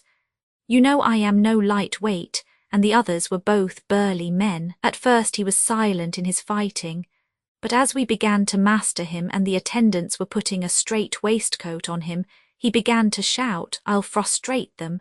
They shan't rob me, they shan't murder me by inches. I'll fight for my lord and master," and all sorts of similar incoherent ravings. It was with very considerable difficulty that they got him back to the house and put him in the padded room. One of the attendants, Hardy, had a finger broken. However, I set it all right, and he is going on well. The two carriers were at first loud in their threats of actions for damages, and promised to rain all the penalties of the law on us. Their threats were, however, mingled with some sort of indirect apology for the defeat of the two of them by a feeble madman. They said that if it had not been for the way their strength had been spent in carrying and raising the heavy boxes to the cart, they would have made short work of him. They gave as another reason for their defeat the extraordinary state of drought to which they had been reduced by the dusty nature of their occupation, and the reprehensible distance from the scene of their labours of any place of public entertainment. I quite understood their drift, and after a stiff glass of grog, or rather more of the same, and with each a sovereign in hand, they made light of the attack, and swore that they would encounter a worse madman any day for the pleasure of meeting so bloomin' good a bloke as your correspondent. I took their names and addresses in case they might be needed. They are as follows: Jack Smollett of Dudding's Rents, King George's Road, Great Walworth, and Thomas Snelling, Peter Farley's Row, Guide Court, Bethnal Green. They are both in the employment of Harris and Sons, Moving and Shipment Company, Orange Masters Yard, Soho. I shall report to you any matter of interest occurring here, and shall wire you at once if there is anything of importance. Believe me, dear sir, yours faithfully, Patrick Hennessy. Letter Mina Harker to Lucy Westenra, unopened by her. 18 September. My dearest Lucy, such a sad blow has befallen us. Mr. Hawkins has died very suddenly. Some may not think it so sad for us, but we had both come to so love him that it really seems as though we had lost a father. I never knew either father or mother, so that the dear old man's death is a real blow to me. Jonathan is greatly distressed. It is not only that he feels sorrow, deep sorrow, for the dear, good man who has befriended him all his life, and now at the end has treated him like his own son and left him a fortune which to people of our modest bringing up is wealth beyond the dream of avarice, but Jonathan feels it on another account. He says the amount of responsibility which it puts upon him makes him nervous. He begins to doubt himself. I try to cheer him up, and my belief in him helps him to have a belief in himself. But it is here that the grave shock that he experienced tells upon him the most. Oh, it is too hard that a sweet, simple, noble, strong nature such as his, a nature which enabled him by our dear, good friend's aid to rise from clerk to master in a few years, should be so injured that the very essence of its strength is gone. Forgive me, dear, if I worry you with my troubles in the midst of your own happiness. But, Lucy dear, I must tell someone, for the strain of keeping up a brave and cheerful appearance to Jonathan tries me, and I have no one here that I can confide in. I dread coming up to London, as we must do the day after tomorrow, for poor Mr. Hawkins left in his will that he was to be buried in the grave with his father. As there are no relations at all, Jonathan will have to be chief mourner. I shall try to run over to see you, dearest, if only for a few minutes. Forgive me for troubling you. With all blessings, your loving Mina Harker. Dr. Seward's Diary, 20 September. Only resolution and habit can let me make an entry tonight. I am too miserable, too low-spirited, too sick of the world and all in it, including life itself, that I would not care if I heard this moment the flapping of the wings of the angel of death. And he has been flapping those grim wings to some purpose of late, Lucy's mother and Arthur's father, and now, let me get on with my work. I duly relieved Van Helsing in his watch over Lucy. We wanted Arthur to go to rest also, but he refused at first. It was only when I told him that we should want him to help us during the day, and that we must not all break down for want of rest, lest Lucy should suffer, that he agreed to go. Van Helsing was very kind to him. "Come, my child," he said. "Come with me. You are sick and weak, and have had much sorrow and much mental pain, as well as that tax on your strength that we know of. You must not be alone, for to be alone is to be full of fears and alarms. Come to the drawing-room, where there is a big fire and there are 2 sofas. You shall lie on one and I on the other, and our sympathy will be comfort to each other, even though we do not speak, and even if we sleep." Arthur went off with him, casting back a longing look on Lucy's face, which lay in her pillow, almost whiter than the lawn. She lay quite still, and I looked round the room to see that all was as it should be. I could see that the Professor had carried out in this room, as in the other, his purpose of using the garlic. The whole of the window sashes reeked with it, and round Lucy's neck, over the silk handkerchief which Van Helsing made her keep on, was a rough chaplet of the same odorous flowers. Lucy was breathing somewhat stertorously, and her face was at its worst, for the open mouth showed the pale gums. Her teeth, in the dim, uncertain light, seemed longer and sharper than they had been in the morning. In particular, by some trick of the light, the canine teeth looked longer and sharper than the rest. I sat down by her, and presently she moved uneasily. At the same moment there came a sort of dull flapping or buffeting at the window. I went over to it softly and peeped out by the corner of the blind. There was a full moonlight, and I could see that the noise was made by a great bat which wheeled round, doubtless attracted by the light, although so dim, and every now and again struck the window with its wings. When I came back to my seat, I found that Lucy had moved slightly and had torn away the garlic flowers from her throat. I replaced them as well as I could and sat watching her. Presently she woke, and I gave her food as Van Helsing had prescribed. She took but a little, and that languidly. There did not seem to be with her now the unconscious struggle for life and strength that had hitherto so marked her illness. It struck me as curious that the moment she became conscious she pressed the garlic flowers close to her. It was certainly odd that whenever she got into that lethargic state, with the stertorous breathing, she put the flowers from her, but that when she waked she clutched them close. There was no possibility of making any mistake about this, for in the long hours that followed, she had many spells of sleeping and waking, and repeated both actions many times. At 6 o'clock Van Helsing came to relieve me. Arthur had then fallen into a doze, and he mercifully let him sleep on. When he saw Lucy's face, I could hear the sissing in draw of his breath, and he said to me in a sharp whisper, "Draw up the blind, I want light." Then he bent down, and with his face almost touching Lucy's, examined her carefully. He removed the flowers and lifted the silk handkerchief from her throat. As he did so he started back, and I could hear his ejaculation, "Mein Gott," as it was smothered in his throat.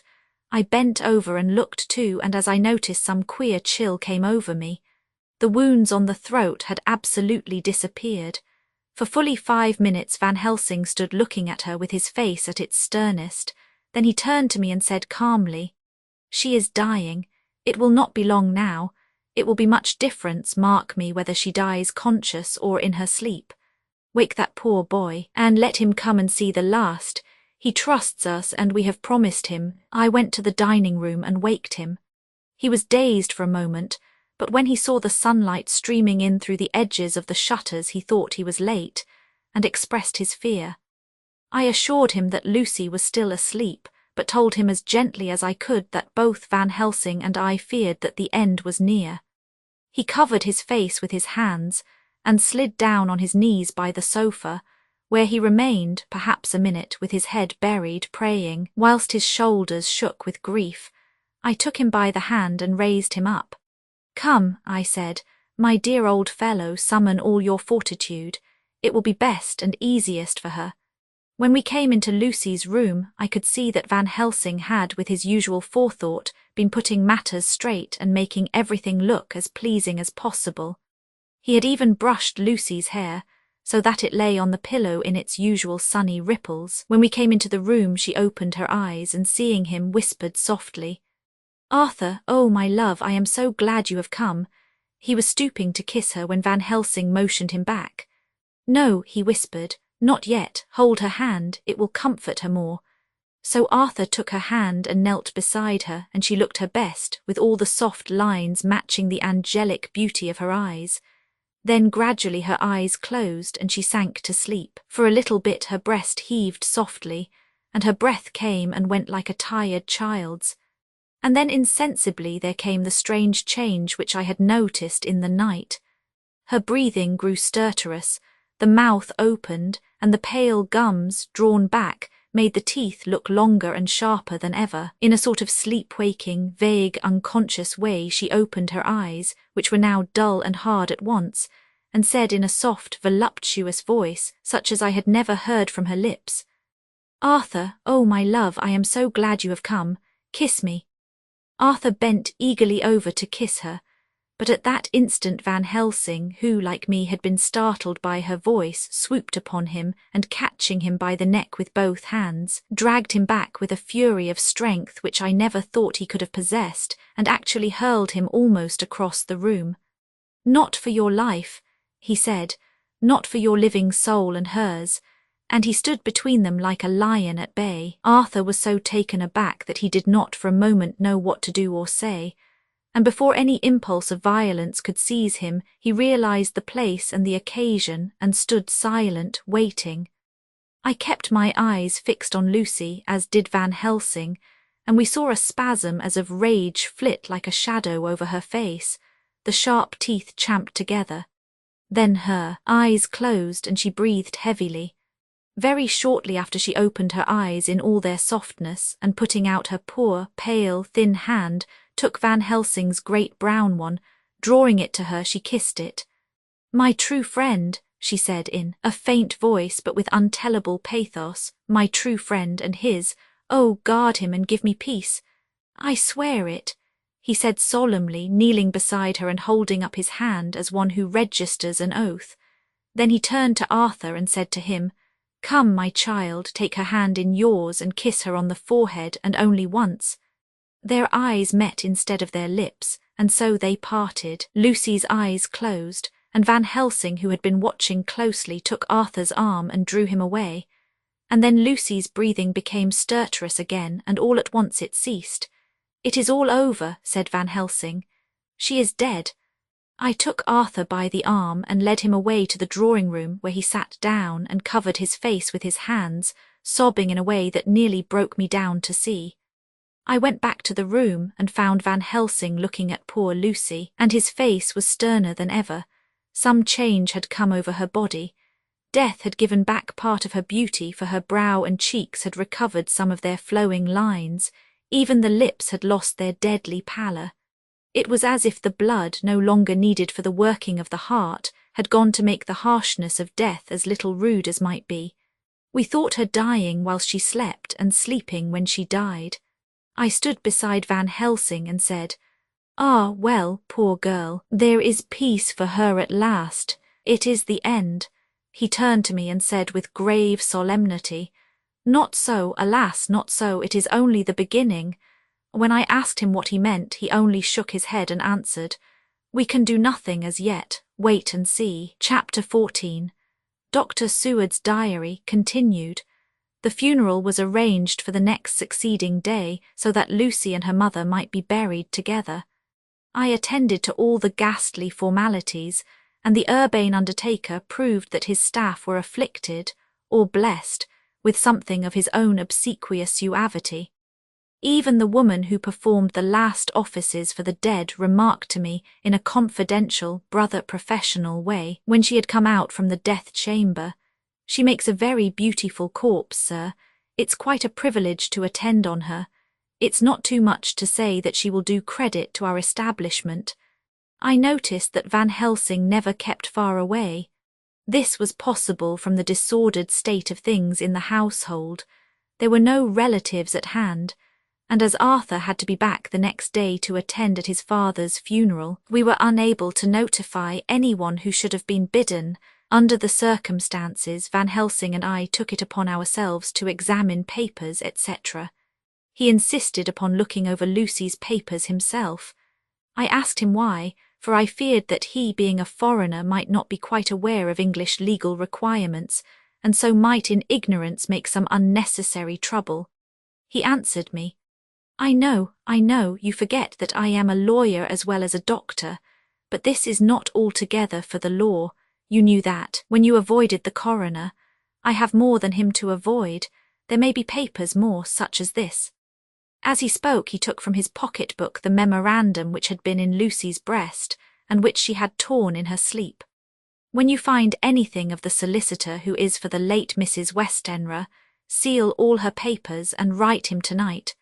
For me, I watch here in the room and in Miss Lucy's old room all night, and I myself search for what may be. It is not well that her very thoughts go into the hands of strangers. I went on with my part of the work, and in another half-hour had found the name and address of Mrs. Westenra's solicitor, and had written to him.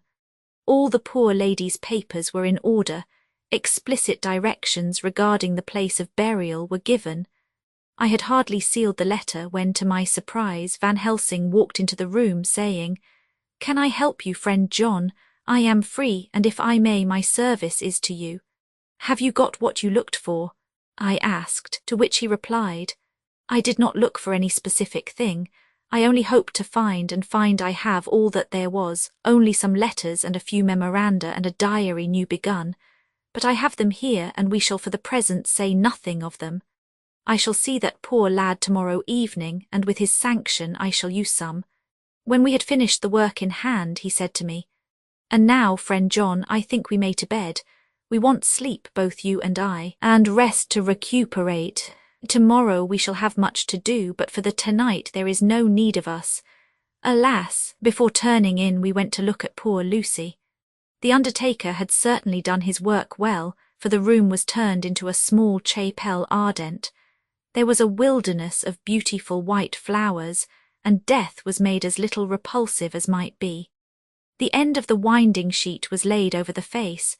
When the professor bent over and turned it gently back, we both started at the beauty before us, the tall wax candles showing a sufficient light to note it well. All Lucy's loveliness had come back to her in death, and the hours that had passed, instead of leaving traces of decay's effacing fingers, had but restored the beauty of life, till positively I could not believe my eyes that I was looking at a corpse. The professor looked sternly grave. He had not loved her as I had, and there was no need for tears in his eyes. He said to me, Remain till I return, and left the room. He came back with a handful of wild garlic from the box waiting in the hall, but which had not been opened, and placed the flowers amongst the others on and around the bed. Then he took from his neck, inside his collar, a little gold crucifix and placed it over the mouth. He restored the sheet to its place, and we came away. I was undressing in my own room when, with a premonitory tap at the door, he entered and at once began to speak. Tomorrow I want you to bring me, before night, a set of post-mortem knives. Must we make an autopsy? I asked. Yes and no, I want to operate, but not as you think. Let me tell you now, but not a word to another. I want to cut off her head and take out her heart. Ah, you a surgeon, and so shocked. You whom I have seen with no tremble of hand or heart, do operations of life and death that make the rest shudder. Oh, but I must not forget, my dear friend John, that you loved her, and I have not forgotten it, for it is I that shall operate, and you must only help. I would like to do it tonight, but for Arthur I must not. He will be free after his father's funeral tomorrow, and he will want to see her, to see it. Then, when she is coffined ready for the next day, you and I shall come when all sleep. We shall unscrew the coffin lid and shall do our operation, and then replace all, so that none know save we alone. But why do it at all? The girl is dead. Why mutilate her poor body without need? And if there is no necessity for a post-mortem and nothing to gain by it, no good to her, to us, to science, to human knowledge, why do it? Without such it is monstrous. For answer he put his hand on my shoulder and said with infinite tenderness, "Friend John, I pity your poor bleeding heart, and I love you the more because it does so bleed. If I could, I would take on myself the burden that you do bear. But there are things that you know not, but that you shall know, and bless me for knowing, though they are not pleasant things. John, my child, you have been my friend now many years, and yet did you ever know me to do any without good cause? I may err, I am but man, but I believe in all I do. Was it not for these causes that you sent for me when the great trouble came? Yes, were you not amazed, nay horrified, when I would not let Arthur kiss his love, though she was dying, and snatched him away by all my strength? Yes, and yet you saw how she thanked me with her so beautiful dying eyes, her voice too so weak, and she kissed my rough old hand and blessed me. Yes, and did you not hear me swear promise to her that so she closed her eyes grateful? Yes. Well, I have good reason now for all I want to do. You have for many years trust me. You have believed me weeks past when there be things so strange that you might have well doubt. Believe me yet a little, friend John. If you trust me not, then I must tell what I think, and that is not perhaps well. And if I work, as work I shall, no matter trust or no trust, without my friend trust in me, I work with heavy heart and feel, oh, so lonely when I want all help and courage that may be. He paused a moment and went on solemnly. Friend John, there are strange and terrible days before us. Let us not be two but one, that so we work to a good end. Will you not have faith in me? I took his hand and promised him.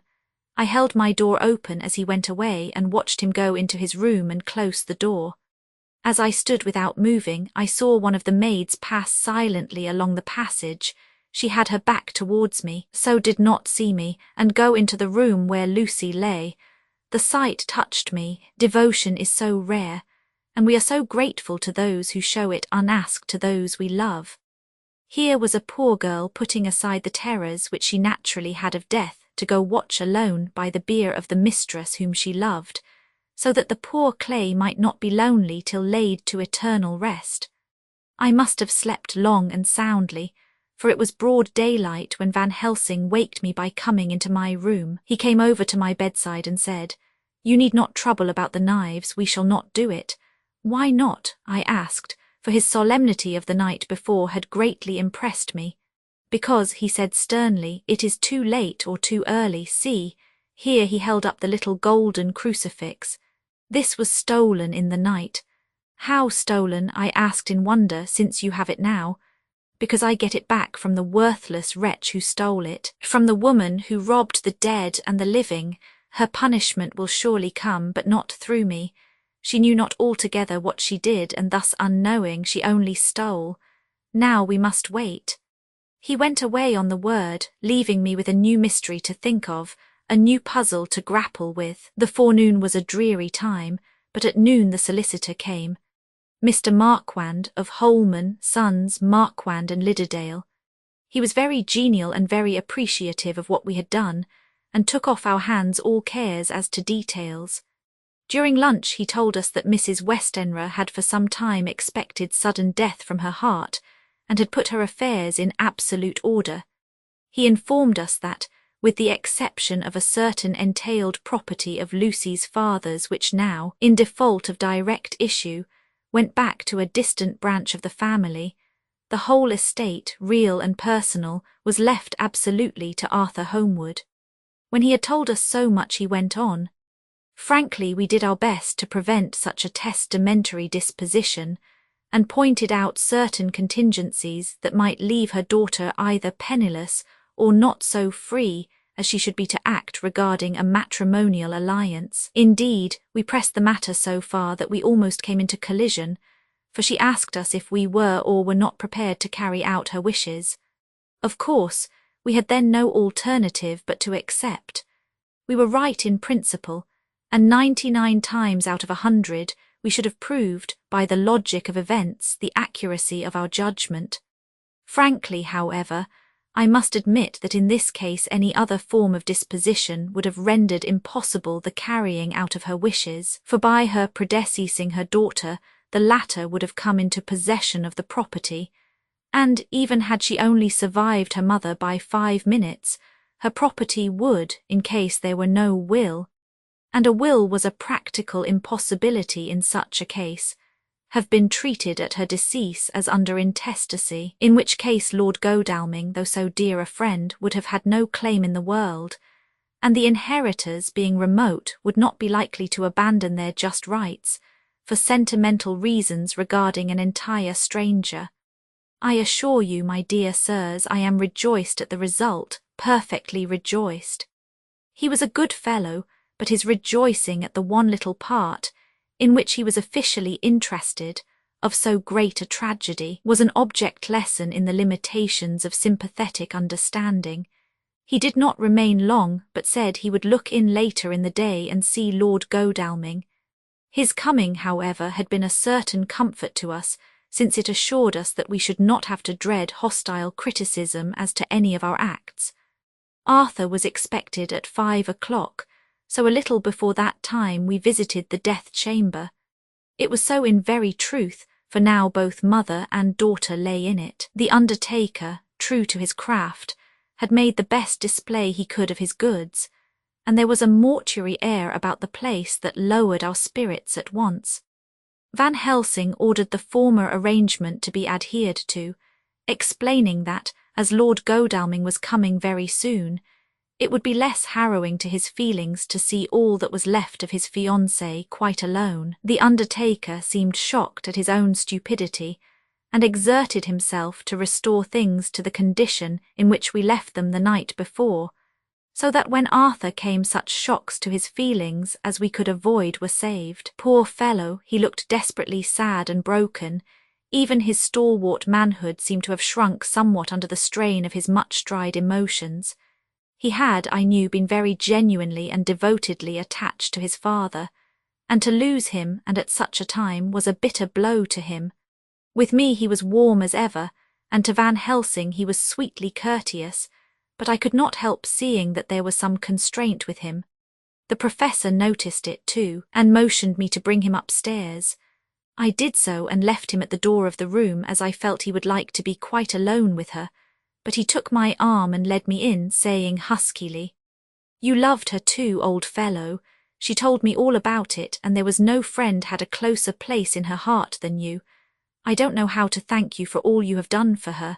I can't think yet." Here he suddenly broke down and threw his arms round my shoulders and laid his head on my breast, crying, "Oh, Jack, Jack, what shall I do?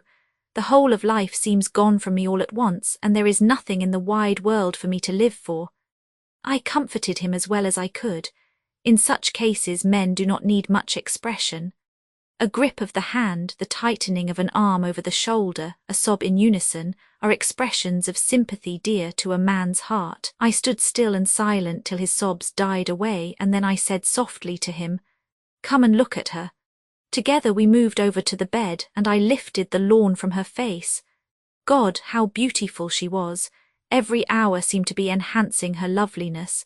It frightened and amazed me somewhat, and as for Arthur, he fell trembling, and finally was shaken with doubt as with an ague. At last, after a long pause, he said to me in a faint whisper, "Jack, is she really dead?"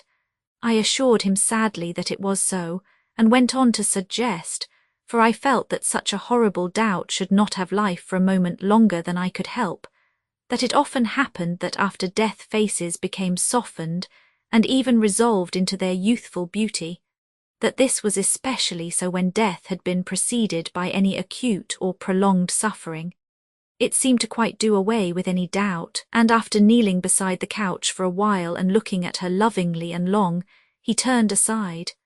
I told him that that must be good-bye, as the coffin had to be prepared, so he went back and took her dead hand in his and kissed it, and bent over and kissed her forehead.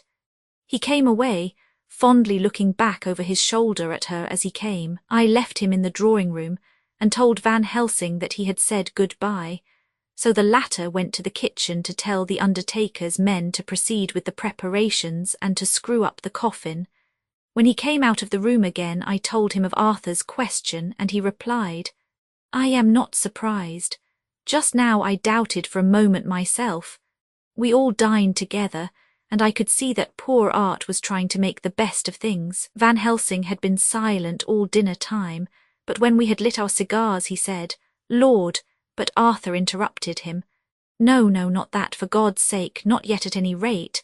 Forgive me, sir, I did not mean to speak offensively, it is only because my loss is so recent."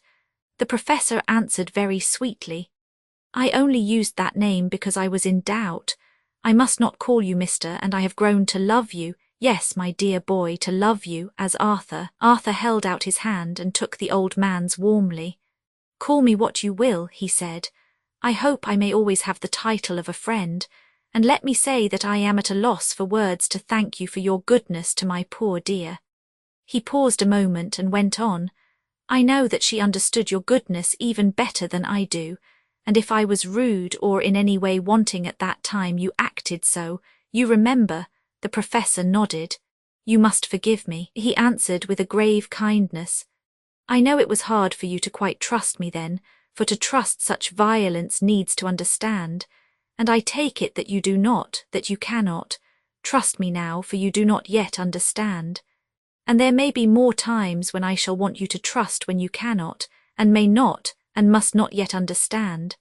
But the time will come when your trust shall be whole and complete in me, and when you shall understand, as though the sunlight himself shone through. Then you shall bless me from first to last for your own sake, and for the sake of others, and for her dear sake to whom I swore to protect." "And indeed, sir," said Arthur warmly, "I shall in all ways trust you. I know and believe you have a very noble heart, and you are Jack's friend and you are hers. You shall do what you like."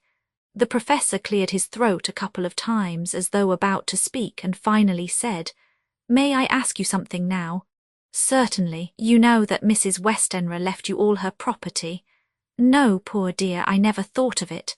"And as it is all yours, you have a right to deal with it as you will. I want you to give me permission to read all Miss Lucy's papers and letters. Believe me, it is no idle curiosity. I have a motive of which, be sure, she would have approved. I have them all here. I took them before we knew that all was yours, so that no strange hand might touch them, no strange eye look through words into her soul. I shall keep them if I may. Even you may not see them yet, but I shall keep them safe. No word shall be lost, and in the good time I shall give them back to you. It's a hard thing I ask, but you will do it, will you not, for Lucy's sake?" Arthur spoke out heartily like his old self. "Dr. Van Helsing, you may do what you will. I feel that in saying this I am doing what my dear one would have approved. I shall not trouble you with questions till the time comes." The old professor stood up as he said solemnly, "And you are right. There will be pain for us all, but it will not be all pain, nor will this pain be the last. We and you too, you most of all, my dear boy, will have to pass through the bitter water before we reach the sweet. But we must be brave of heart and unselfish and do our duty, and all will be well." I slept on a sofa in Arthur's room that night. Van Helsing did not go to bed at all. He went to and fro as if patrolling the house, and was never out of sight of the room where Lucy lay in her coffin, strewn with the wild garlic flowers which sent, through the odour of lily and rose, a heavy, overpowering smell into the night. Mina Harker's journal, 22 September. In the train to Exeter. Jonathan sleeping. It seems only yesterday that the last entry was made, and yet how much between then in Whitby and all the world before me, Jonathan away and no news of him. And now married to Jonathan, Jonathan a solicitor, a partner, rich, master of his business, Mr. Hawkins dead and buried, and Jonathan with another attack that may harm him. Some day he may ask me about it. Down it all goes. I am rusty in my shorthand. See what unexpected prosperity does for us, so it may be as well to freshen it up again with an exercise anyhow. The service was very simple and very solemn. There were only ourselves and the servants there, one or two old friends of his from Exeter, his London agent, and a gentleman representing Sir John Paxton, the president of the Incorporated Law Society. Jonathan and I stood hand in hand, and we felt that our best and dearest friend was gone from us. We came back to town quietly, taking a bus to Hyde Park Corner. Jonathan thought it would interest me to go into the Row for a while, so we sat down. But there were very few people there, and it was sad-looking and desolate to see so many empty chairs. It made us think of the empty chair at home, so we got up and walked down Piccadilly. Jonathan was holding me by the arm, the way he used to in old days before I went to school. I felt it very improper, for you can't go on for some years teaching etiquette and decorum to other girls without the pedantry of it biting into yourself a bit. But it was Jonathan, and he was my husband, and we didn't know anybody who saw us, and we didn't care if they did, so on we walked. I was looking at a very beautiful girl in a big cartwheel hat sitting in a Victoria outside Giuliano's, when I felt Jonathan clutch my arm so tight that he hurt me, and he said under his breath, "My God, I am always anxious about Jonathan, for I fear that some nervous fit may upset him again," so I turned to him quickly and asked him what it was that disturbed him. He was very pale, and his eyes seemed bulging out as, half in terror and half in amazement, he gazed at a tall, thin man with a beaky nose and black moustache and pointed beard, who was also observing the pretty girl. He was looking at her so hard that he did not see either of us, and so I had a good view of him. His face was not a good face. It was hard and cruel and sensual, and his big white teeth, that looked all the whiter because his lips were so red, were pointed like an animal's. Jonathan kept staring at him, till I was afraid he would notice. I feared he might take it ill. He looked so fierce and nasty. I asked Jonathan why he was disturbed, and he answered, evidently thinking that I knew as much about it as he did. "Do you see who it is?" "No, dear," I said. "I don't know him. Who is it?"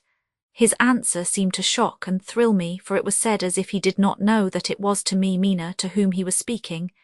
"It is the man himself." The poor dear was evidently terrified at something, very greatly terrified. I do believe that if he had not had me to lean on and to support him, he would have sunk down. He kept staring. A man came out of the shop with a small parcel and gave it to the lady, who then drove off. The dark man kept his eyes fixed on her, and when the carriage moved up Piccadilly he followed in the same direction and hailed a hansom. Jonathan kept looking after him and said, as if to himself, "I believe it is the Count, but he has grown young. My God, if this be so, oh my God, if I only knew, if I only knew." He was distressing himself so much that I feared to keep his mind on the subject by asking him any questions, so I remained silent. I drew him away quietly, and he, holding my arm, came easily. We walked a little further, and then went in and sat for a while in the Green Park. It was a hot day for autumn, and there was a comfortable seat in a shady place. After a few minutes staring at nothing, Jonathan's eyes closed, and he went quietly into a sleep with his head on my shoulder. I thought it was the best thing for him, so did not disturb him. In about 20 minutes he woke up and said to me quite cheerfully, "Why, Mina, have I been asleep? Oh, do forgive me for being so rude. Come, and we'll have a cup of tea somewhere." He had evidently forgotten all about the dark stranger. As in his illness, he had forgotten all that this episode had reminded him of. I don't like this lapsing into forgetfulness. It may make or continue some injury to the brain. I must not ask him, for fear I shall do more harm than good, but I must somehow learn the facts of his journey abroad. The time is come, I fear, when I must open that parcel and know what is written. Oh, Jonathan, you will, I know, forgive me if I do wrong, but it is for your own dear sake. Later, a sad homecoming in every way, the house empty of the dear soul who was so good to us, Jonathan still pale and dizzy under a slight relapse of his malady, and now a telegram from Van Helsing, whoever he may be. "You will be grieved to hear that Mrs. Westenra died 5 days ago, and that Lucy died the day before yesterday. They were both buried today." Oh, what a wealth of sorrow in a few words. Poor Mrs. Westenra. Poor Lucy. Gone, never to return to us. And poor Arthur, to have lost such sweetness out of his life. God help us all to bear our troubles. Dr. Seward's Diary, 22 September. It is all over. Arthur has gone back to Ring and has taken Quincy Morris with him. What a fine fellow is Quincy. I believe in my heart of hearts that he suffered as much about Lucy's death as any of us, but he bore himself through it like a moral Viking.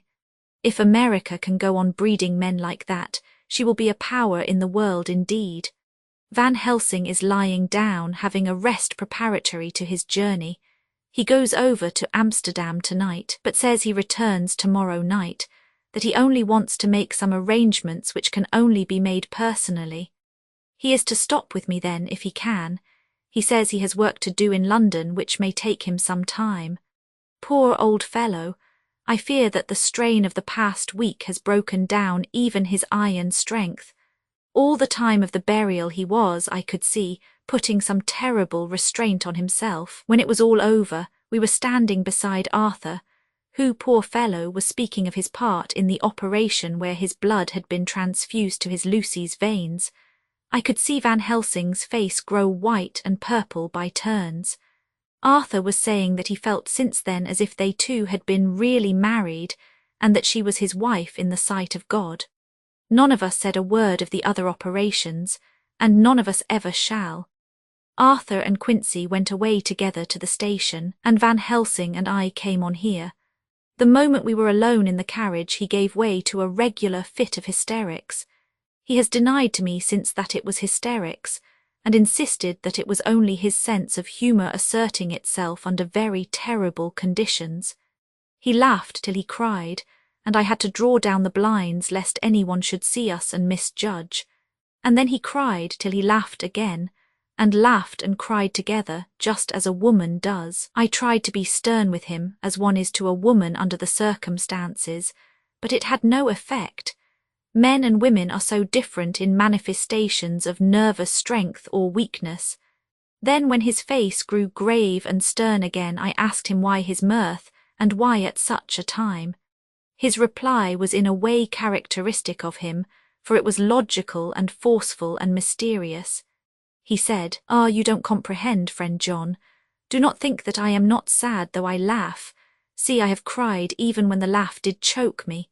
But no more think that I am all sorry when I cry, for the laugh he come just the same. Keep it always with you that laughter who knock at your door and say, may I come in, is not the true laughter. No, he is a king, and he come when and how he like. He ask no person, he choose no time of suitability. He say, I am here. Behold, in example I grieve my heart out for that so sweet young girl. I give my blood for her though I am old and worn. I give my time, my skill, my sleep. I let my other sufferers want that so she may have all.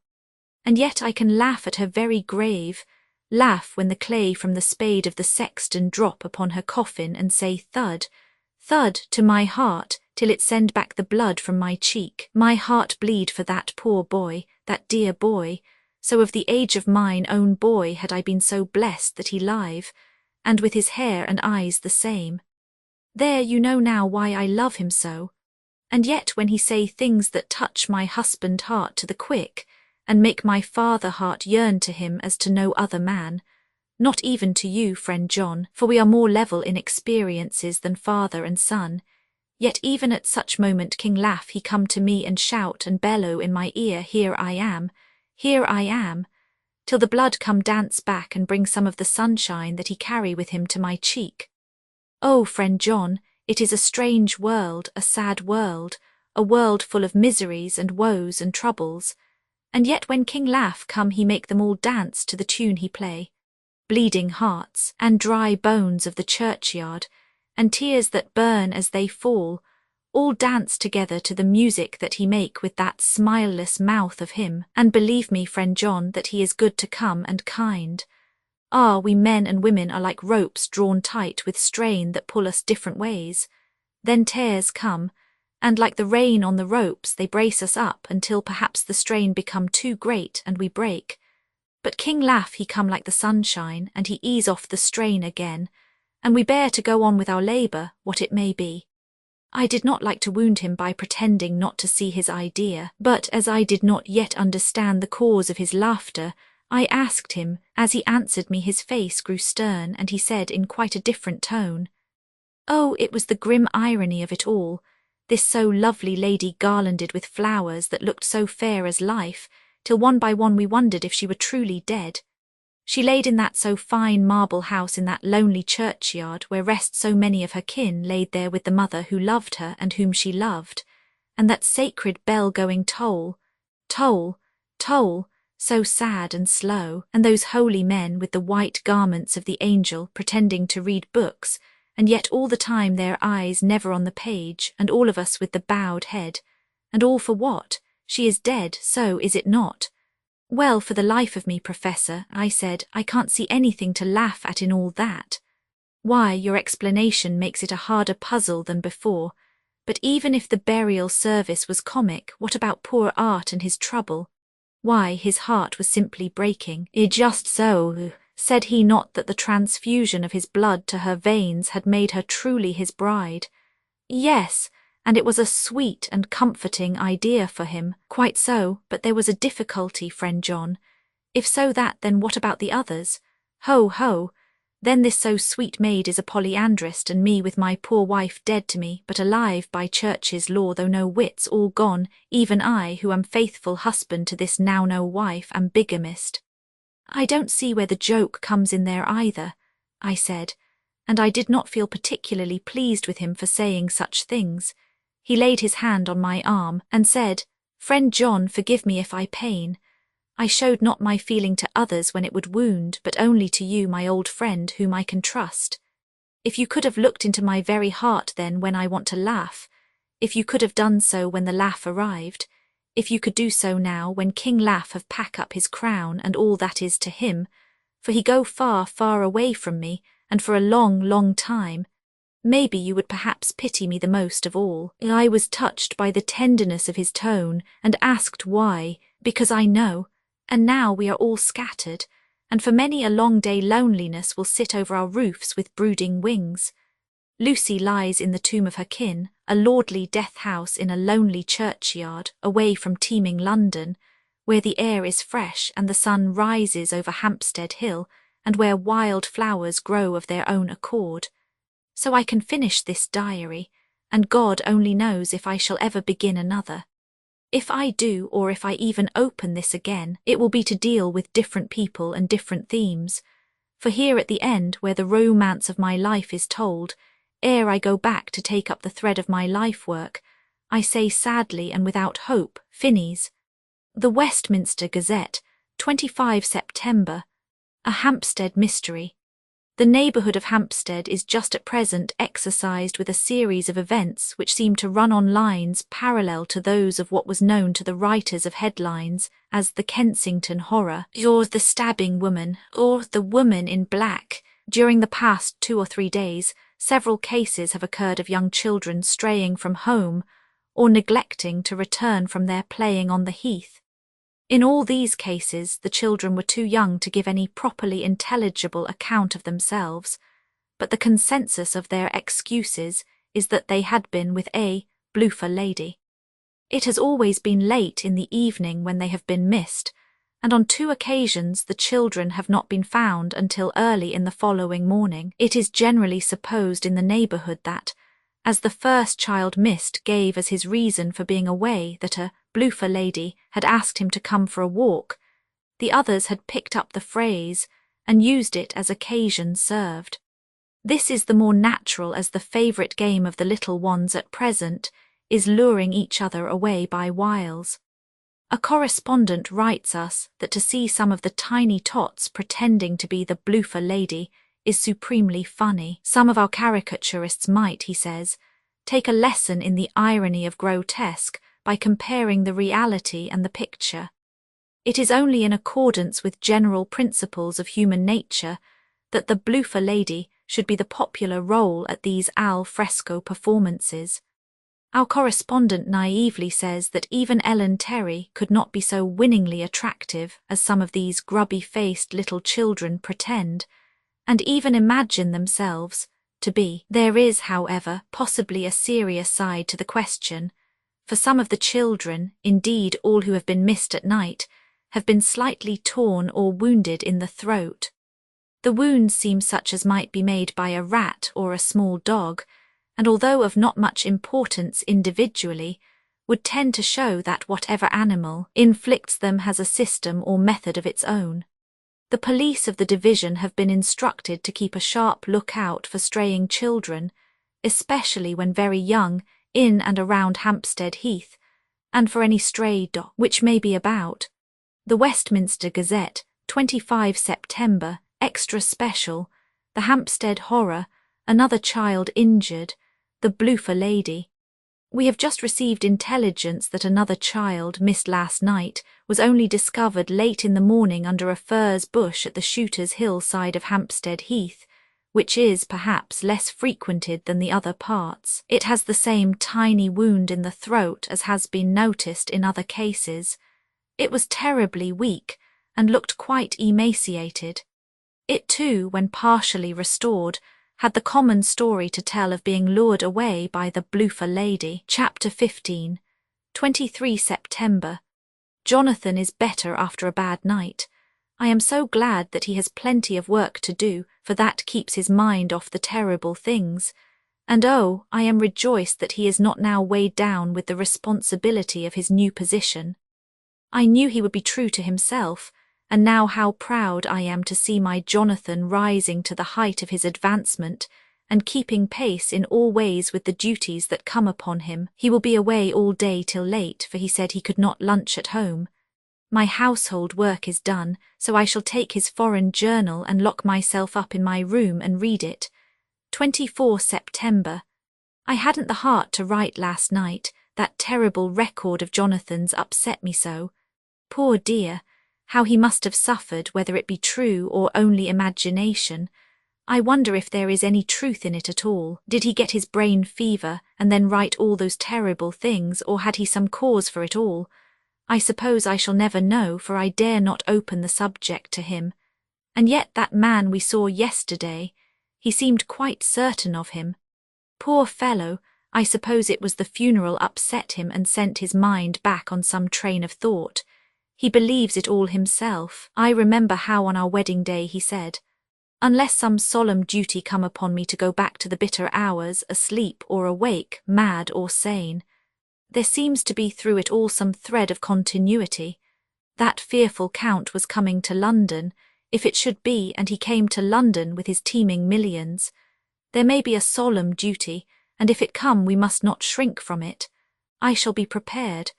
I shall get my typewriter this very hour and begin transcribing. Then we shall be ready for other eyes if required, and if it be wanted, then perhaps if I am ready poor Jonathan may not be upset, for I can speak for him and never let him be troubled or worried with it at all. If ever Jonathan quite gets over the nervousness, he may want to tell me of it all, and I can ask him questions and find out things and see how I may comfort him. Letter Van Helsing to Mrs. Harker, 24 September. Confidence. Dear Madam, I pray you to pardon my writing, in that I am so far friend as that I sent to you sad news of Miss Lucy Westenra's death. By the kindness of Lord Godalming, I am empowered to read her letters and papers, for I am deeply concerned about certain matters vitally important. In them I find some letters from you, which show how great friends you were and how you love her. Oh, Madam Mina, by that love I implore you help me. It is for others' good that I ask, to redress great wrong, and to lift much and terrible troubles. That may be more great than you can know. May it be that I see you, you can trust me. I am friend of Dr. John Seward and of Lord Godalming, that was Arthur of Miss Lucy. I must keep it private for the present from all. I should come to Exeter to see you at once if you tell me I am privileged to come, and where and when. I implore your pardon, madam. I have read your letters to poor Lucy, and know how good you are and how your husband suffer, so I pray you, if it may be, enlighten him not, lest it may harm. Again your pardon and forgive me. Van Helsing. Telegram Mrs. Harker to Van Helsing, 25 September. Come today by 10:15 train if you can catch it. Can see you any time you call. Wilhelmina Harker. Mina Harker's Journal, 25 September. I cannot help feeling terribly excited as the time draws near for the visit of Dr. Van Helsing, for somehow I expect that it will throw some light upon Jonathan's sad experience, and as he attended poor dear Lucy in her last illness, he can tell me all about her. That is the reason of his coming.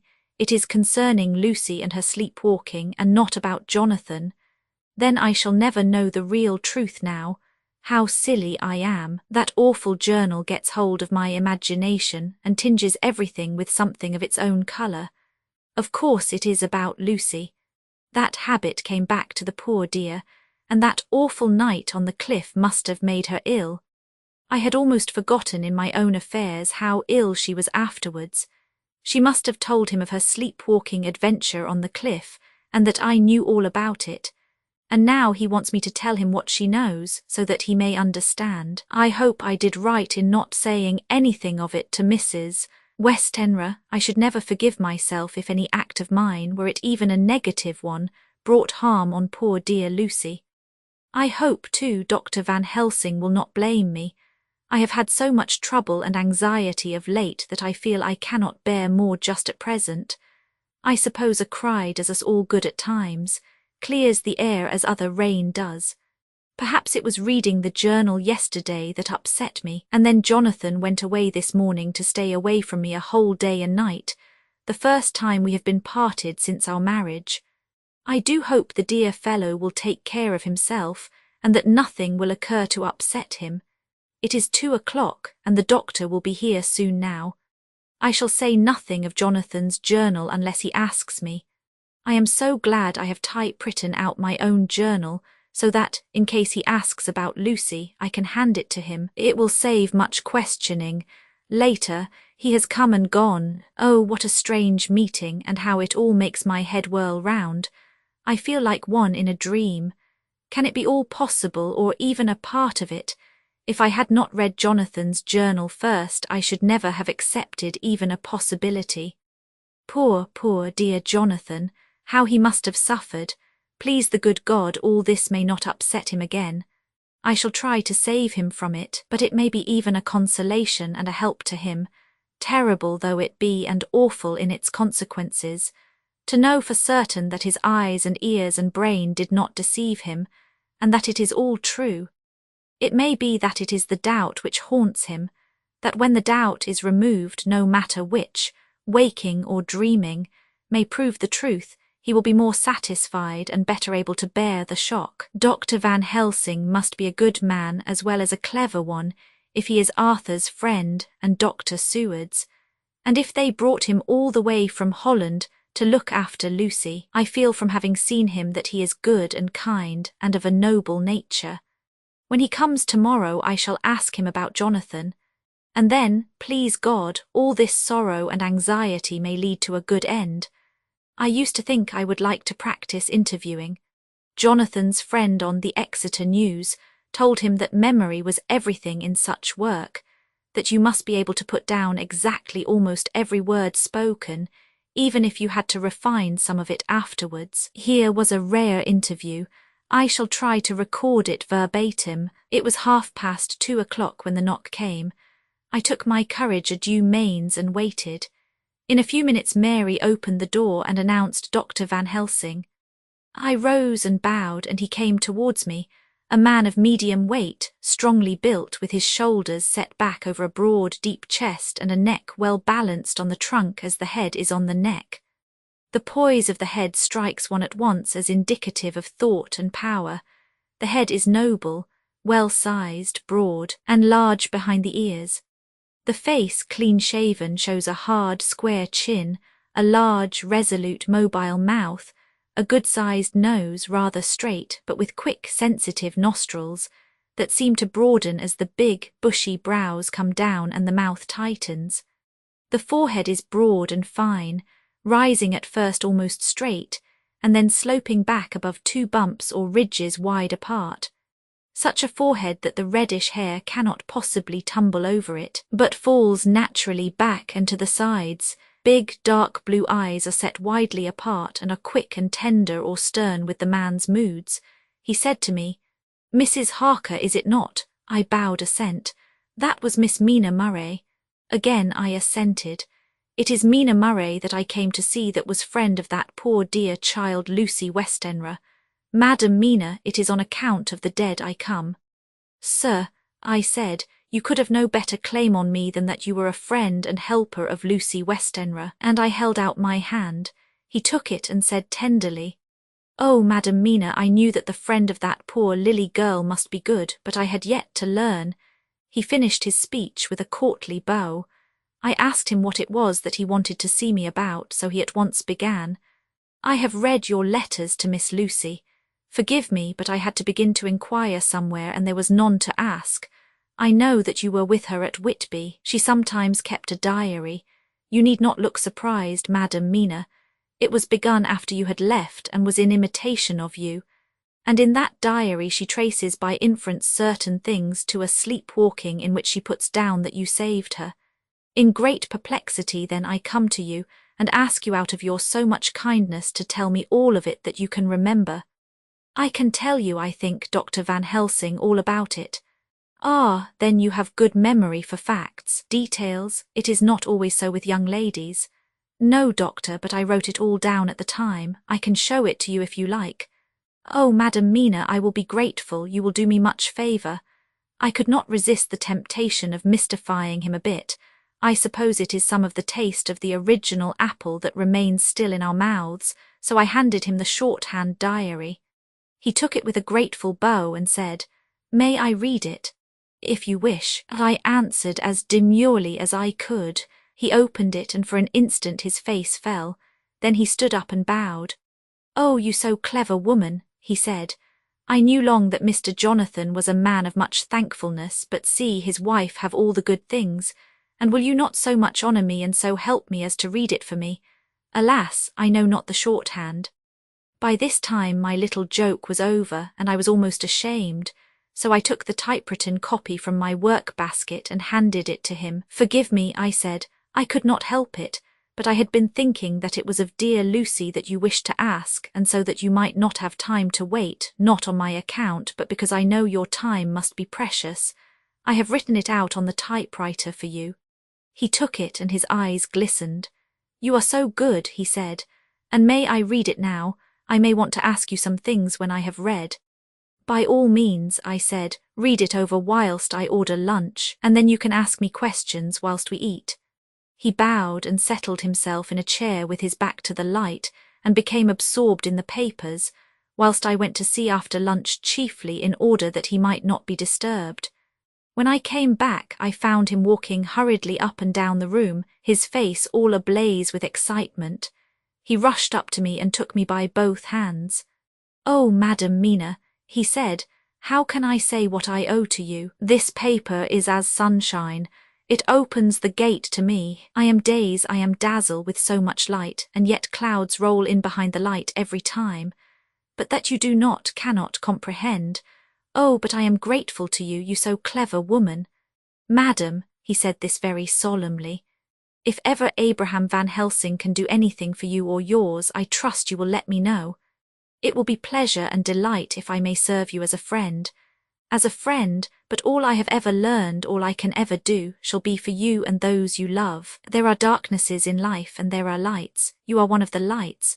You will have happy life and good life, and your husband will be blessed in you. But, doctor, you praise me too much, and you do not know me. Not know you, I who am old and who have studied all my life men and women, I who have made my specialty the brain and all that belongs to him and all that follow from him.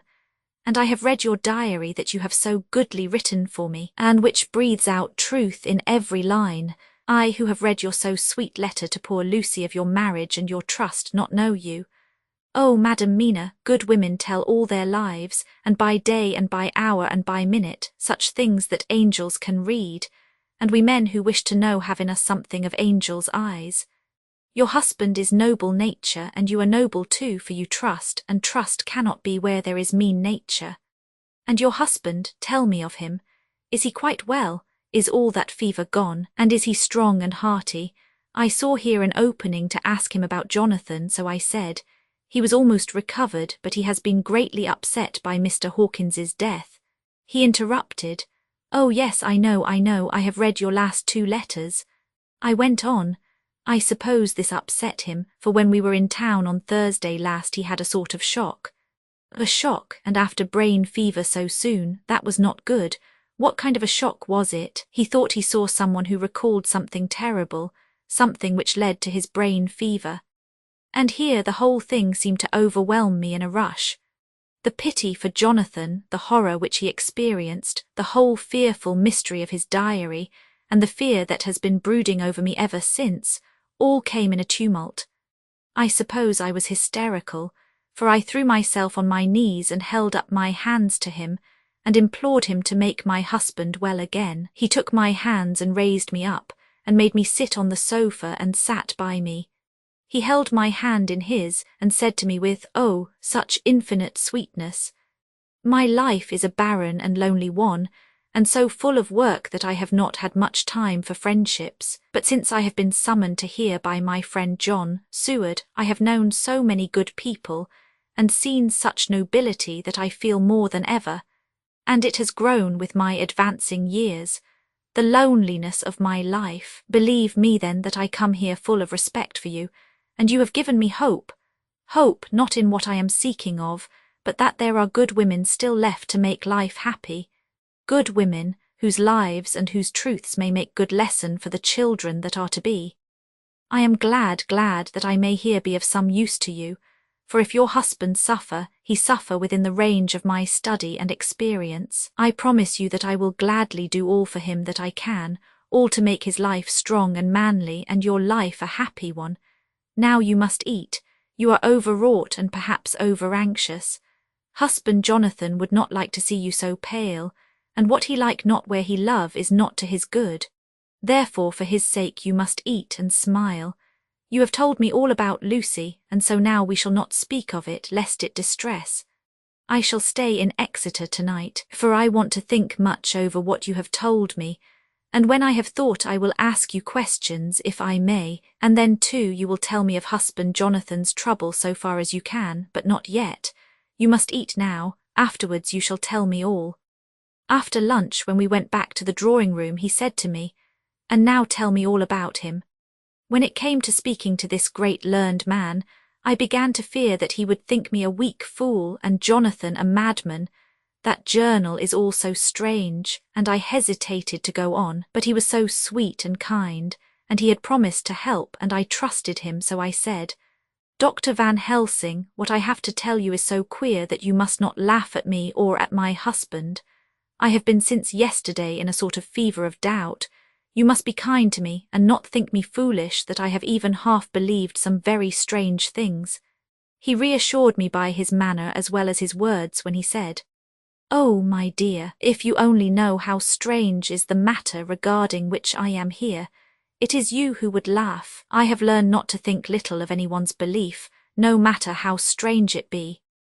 I have tried to keep an open mind, and it is not the ordinary things of life that could close it, but the strange things, the extraordinary things, the things that make one doubt if they be mad or sane. Thank you 1,000 times. You have taken a weight off my mind. If you will let me, I shall give you a paper to read. It is long, but I have typewritten it out. It will tell you my trouble and Jonathan's. It is the copy of his journal when abroad and all that happened. I dare not say anything of it. You will read for yourself and judge. And then when I see you, perhaps you will be very kind and tell me what you think." "I promise," he said as I gave him the papers. "I shall in the morning, so soon as I can, come to see you and your husband if I may. Jonathan will be here at 11:30, and you must come to lunch with us and see him then.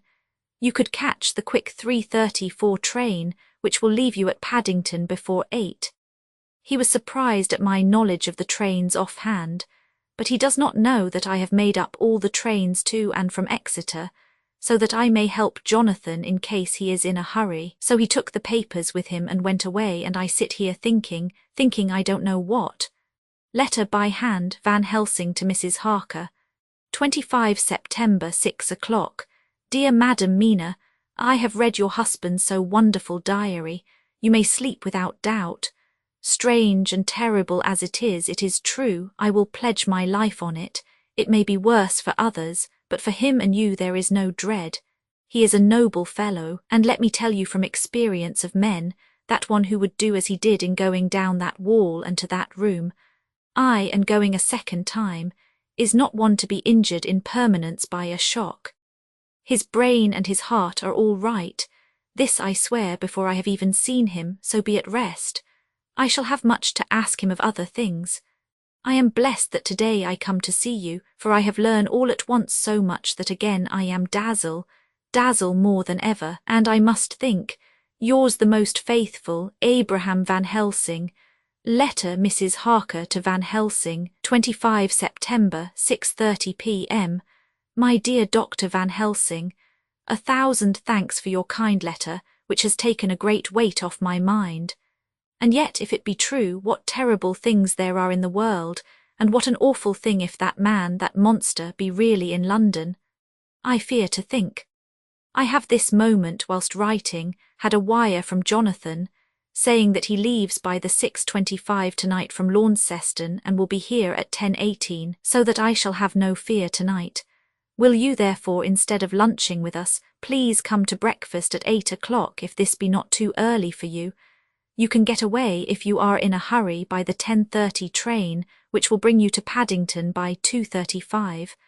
Do not answer this, as I shall take it that if I do not hear you will come to breakfast. Believe me, your faithful and grateful friend, Mina Harker. Jonathan Harker's Journal, 26 September. I thought never to write in this diary again, but the time has come. When I got home last night, Mina had supper ready, and when we had supped she told me of Van Helsing's visit, and of her having given him the 2 diaries copied out, and of how anxious she has been about me. She showed me in the doctor's letter that all I wrote down was true. It seems to have made a new man of me. It was the doubt as to the reality of the whole thing that knocked me over. I felt impotent and in the dark and distrustful. But now that I know, I am not afraid even of the Count. He has succeeded after all then in his design in getting to London, and it was he I saw. He has got younger, and how? Van Helsing is the man to unmask him and hunt him out if he is anything like what Mina says. We sat late and talked it all over. Mina is dressing, and I shall call at the hotel in a few minutes and bring him over. He was, I think, surprised to see me. When I came into the room where he was and introduced myself, he took me by the shoulder and turned my face round to the light and said, after a sharp scrutiny, "But Madam Mina told me you were ill, that you had had a shock." It was so funny to hear my wife called Madam Mina by this kindly, strong-faced old man. I smiled and said, "I was ill, I have had a shock, but you have cured me already." "And how?" "By your letter to Mina last night. I was in doubt, and then everything took a hue of unreality, and I did not know what to trust, even the evidence of my own senses. Not knowing what to trust, I did not know what to do, and so had only to keep on working in what had hitherto been the groove of my life. The groove ceased to avail me, and I mistrusted myself. Doctor, you don't know what it is to doubt everything, even yourself. No, you don't, you couldn't with eyebrows like yours." He seemed pleased, and laughed as he said, "So, you are physiognomist. I learn more here with each hour. I am with so much pleasure coming to you to breakfast. And oh, sir, you will pardon praise from an old man, but you are blessed in your wife." I would listen to him go on praising Mina for a day, so I simply nodded and stood silent. She is one of God's women, fashioned by his own hand to show us men and other women that there is a heaven where we can enter, and that its light can be here on earth. So true, so sweet, so noble, so little an egoist, and that, let me tell you, is much in this age, so sceptical and selfish. And you, sir, I have read all the letters to poor Miss Lucy, and some of them speak of you, so I know you since some days from the knowing of others.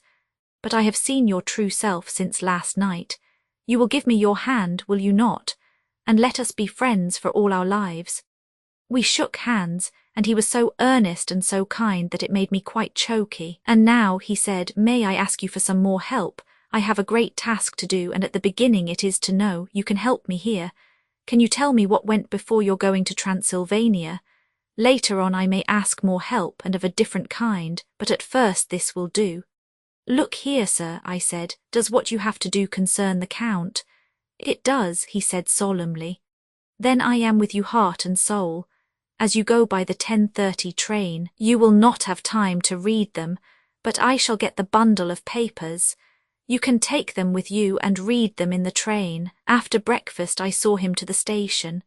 When we were parting he said, perhaps you will come to town if I send to you, and take Madam Mina too. We shall both come when you will, I said. I had got him the morning papers and the London papers of the previous night, and while we were talking at the carriage window, waiting for the train to start, he was turning them over. His eyes suddenly seemed to catch something in one of them, the Westminster Gazette. I knew it by the colour, and he grew quite white. He read something intently, groaning to himself.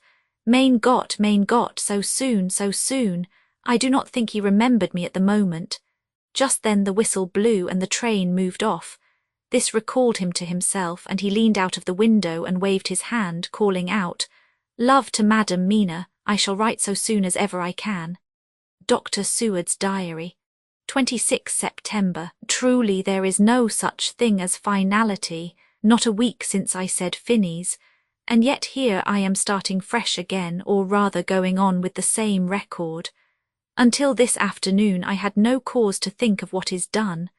Renfield had become, to all intents, as sane as he ever was. He was already well ahead with his fly business, and he had just started in the spider line also, so he had not been of any trouble to me. I had a letter from Arthur, written on Sunday, and from it I gather that he is bearing up wonderfully well. Quincy Morris is with him, and that is much of a help, for he himself is a bubbling well of good spirits. Quincy wrote me a line too, and from him I hear that Arthur is beginning to recover something of his old buoyancy, so as to them all my mind is at rest. As for myself, I was settling down to my work with the enthusiasm which I used to have for it, so that I might fairly have said that the wound which poor Lucy left on me was becoming cicatrized. Everything is, however, now reopened, and what is to be the end God only knows. I have an idea that Van Helsing thinks he knows too, but he will only let out enough at a time to whet curiosity. He went to Exeter yesterday and stayed there all night. Today he came back and almost bounded into the room at about 5:30 o'clock and thrust last night's Westminster Gazette into my hand. What do you think of that? He asked as he stood back and folded his arms. I looked over the paper, for I really did not know what he meant, but he took it from me and pointed out a paragraph about children being decoyed away at Hampstead. It did not convey much to me until I reached a passage where it described small punctured wounds on their throats. An idea struck me and I looked up. Well, he said, it is like poor Lucy's. And what do you make of it? Simply that there is some cause in common. Whatever it was that injured her has injured them. I did not quite understand his answer. That is true indirectly, but not directly. How do you mean, Professor? I asked. I was a little inclined to take his seriousness lightly, for after all, 4 days of rest and freedom from burning, harrowing anxiety does help to restore one's spirits. But when I saw his face, it sobered me. Never, even in the midst of our despair about poor Lucy, had he looked more stern. Tell me, I said. I can hazard no opinion. I do not know what to think, and I have no data on which to found a conjecture. Do you mean to tell me, friend John, that you have no suspicion as to what poor Lucy died of? Not after all the hints given, not only by events but by me.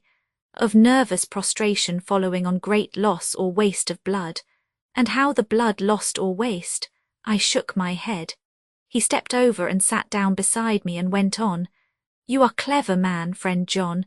You reason well and your wit is bold, but you are too prejudiced. You do not let your eyes see nor your ears hear, and that which is outside your daily life is not of account to you.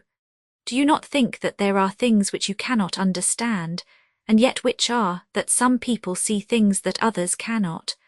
But there are things old and new which must not be contemplated by men's eyes because they know, or think they know, some things which other men have told them.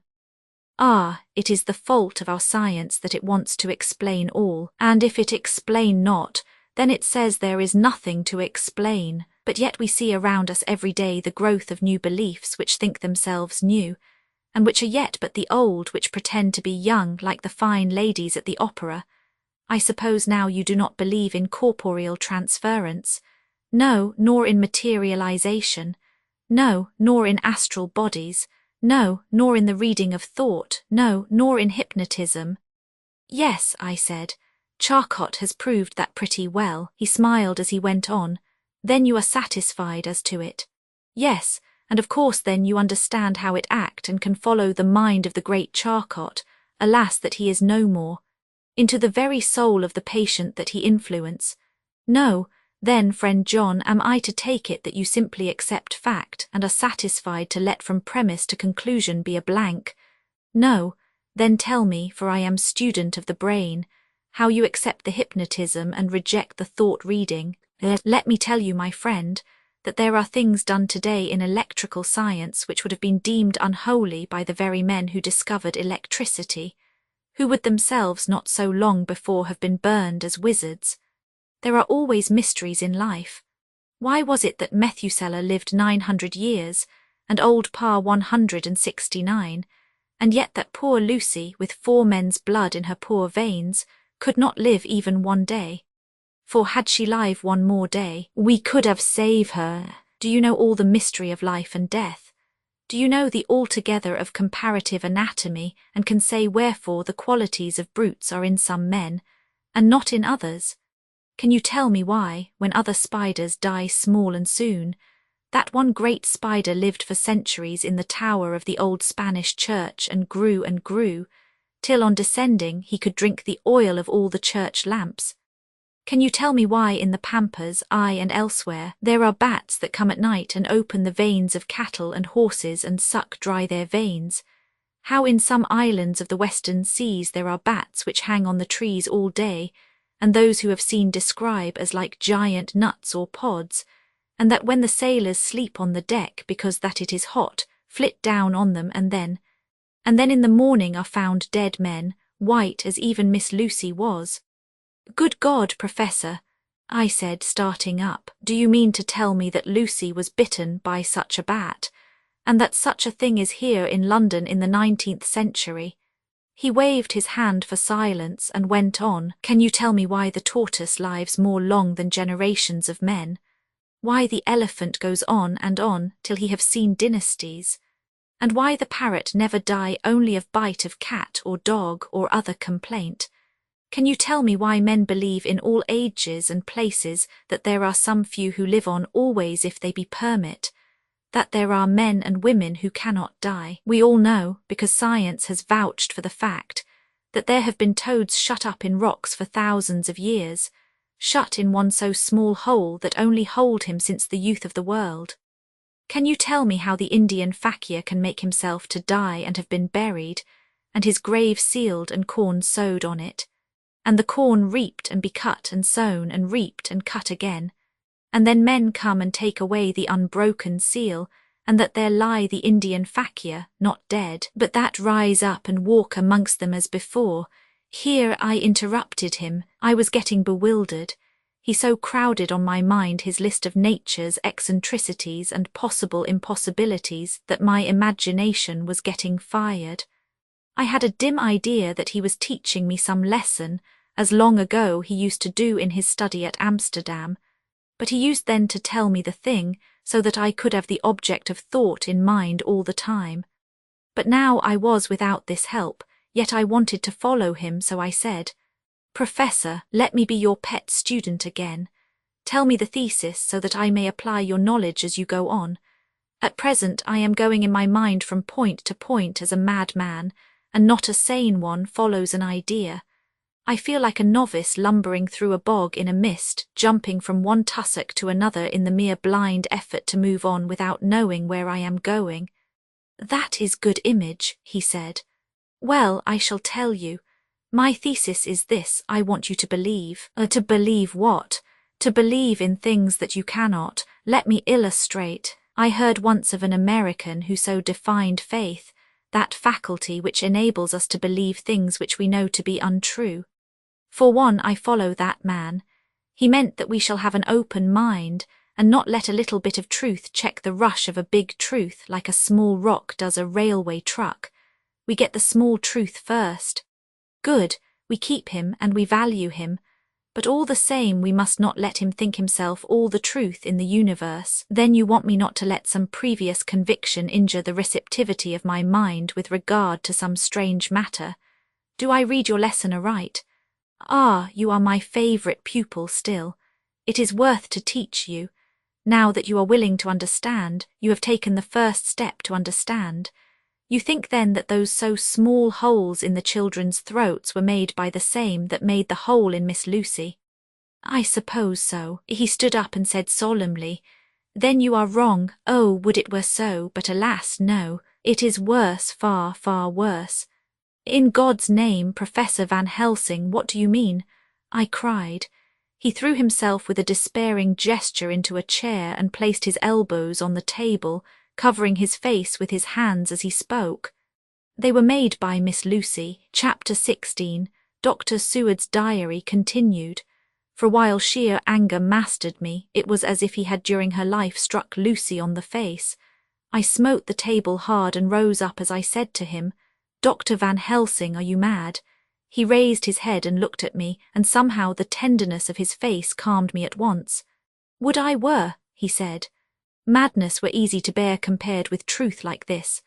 Oh, my friend, why, think you, did I go so far round? Why take so long to tell you so simple a thing?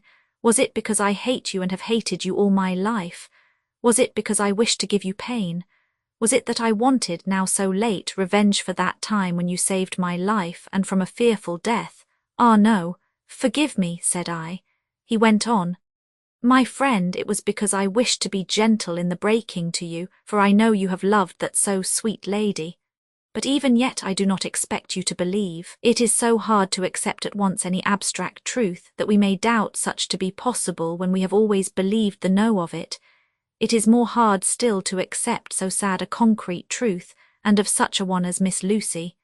Tonight I go to prove it. Dare you come with me? This staggered me. A man does not like to prove such a truth, Byron excepted from the category jealousy, and prove the very truth he most abhorred.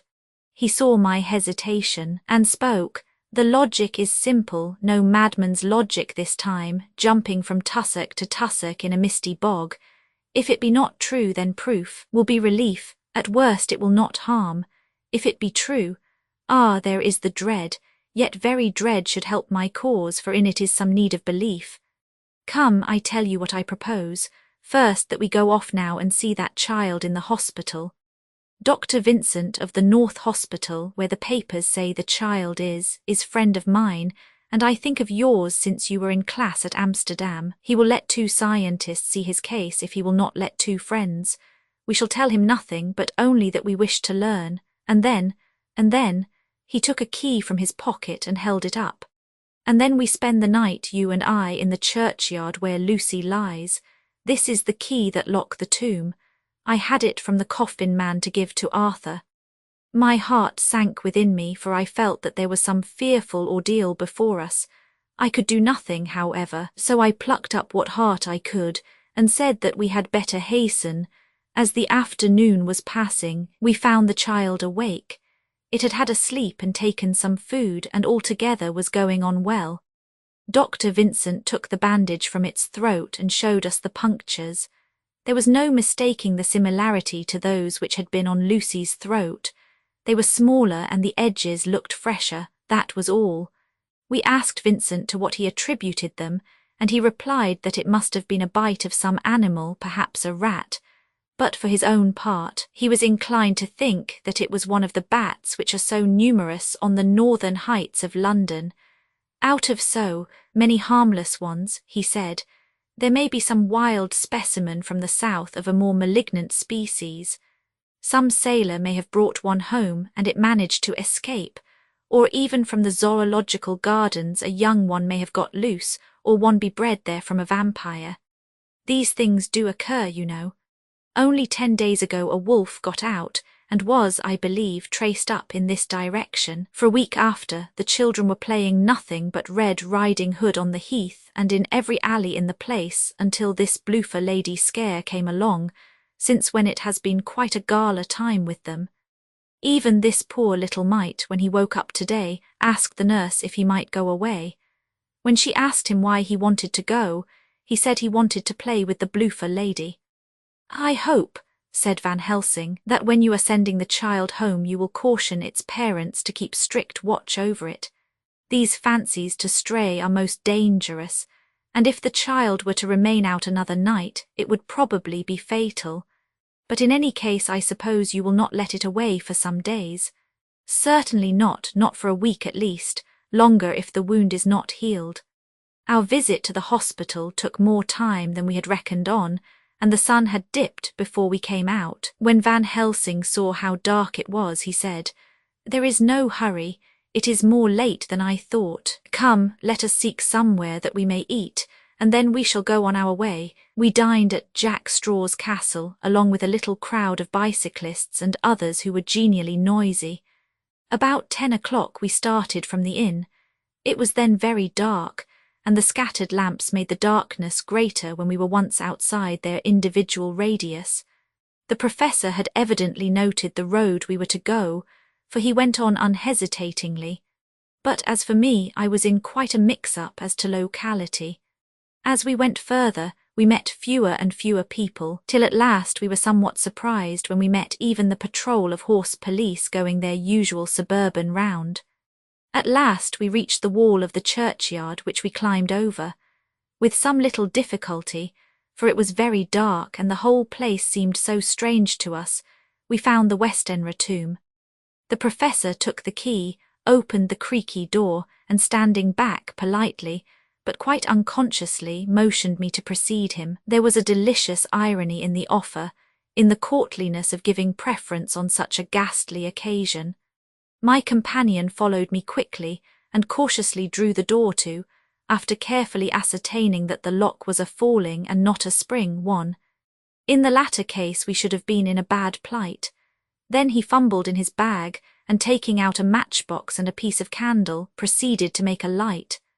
The tomb in the daytime, and when wreathed with fresh flowers, had looked grim and gruesome enough, but now, some days afterwards, when the flowers hung lank and dead, their whites turning to rust and their greens to browns, when the spider and the beetle had resumed their accustomed dominance, when time-discoloured stone and dust-encrusted mortar, and rusty, dank iron and tarnished brass, and clouded silver plating gave back the feeble glimmer of a candle, the effect was more miserable and sordid than could have been imagined. It conveyed irresistibly the idea that life, animal life, was not the only thing which could pass away.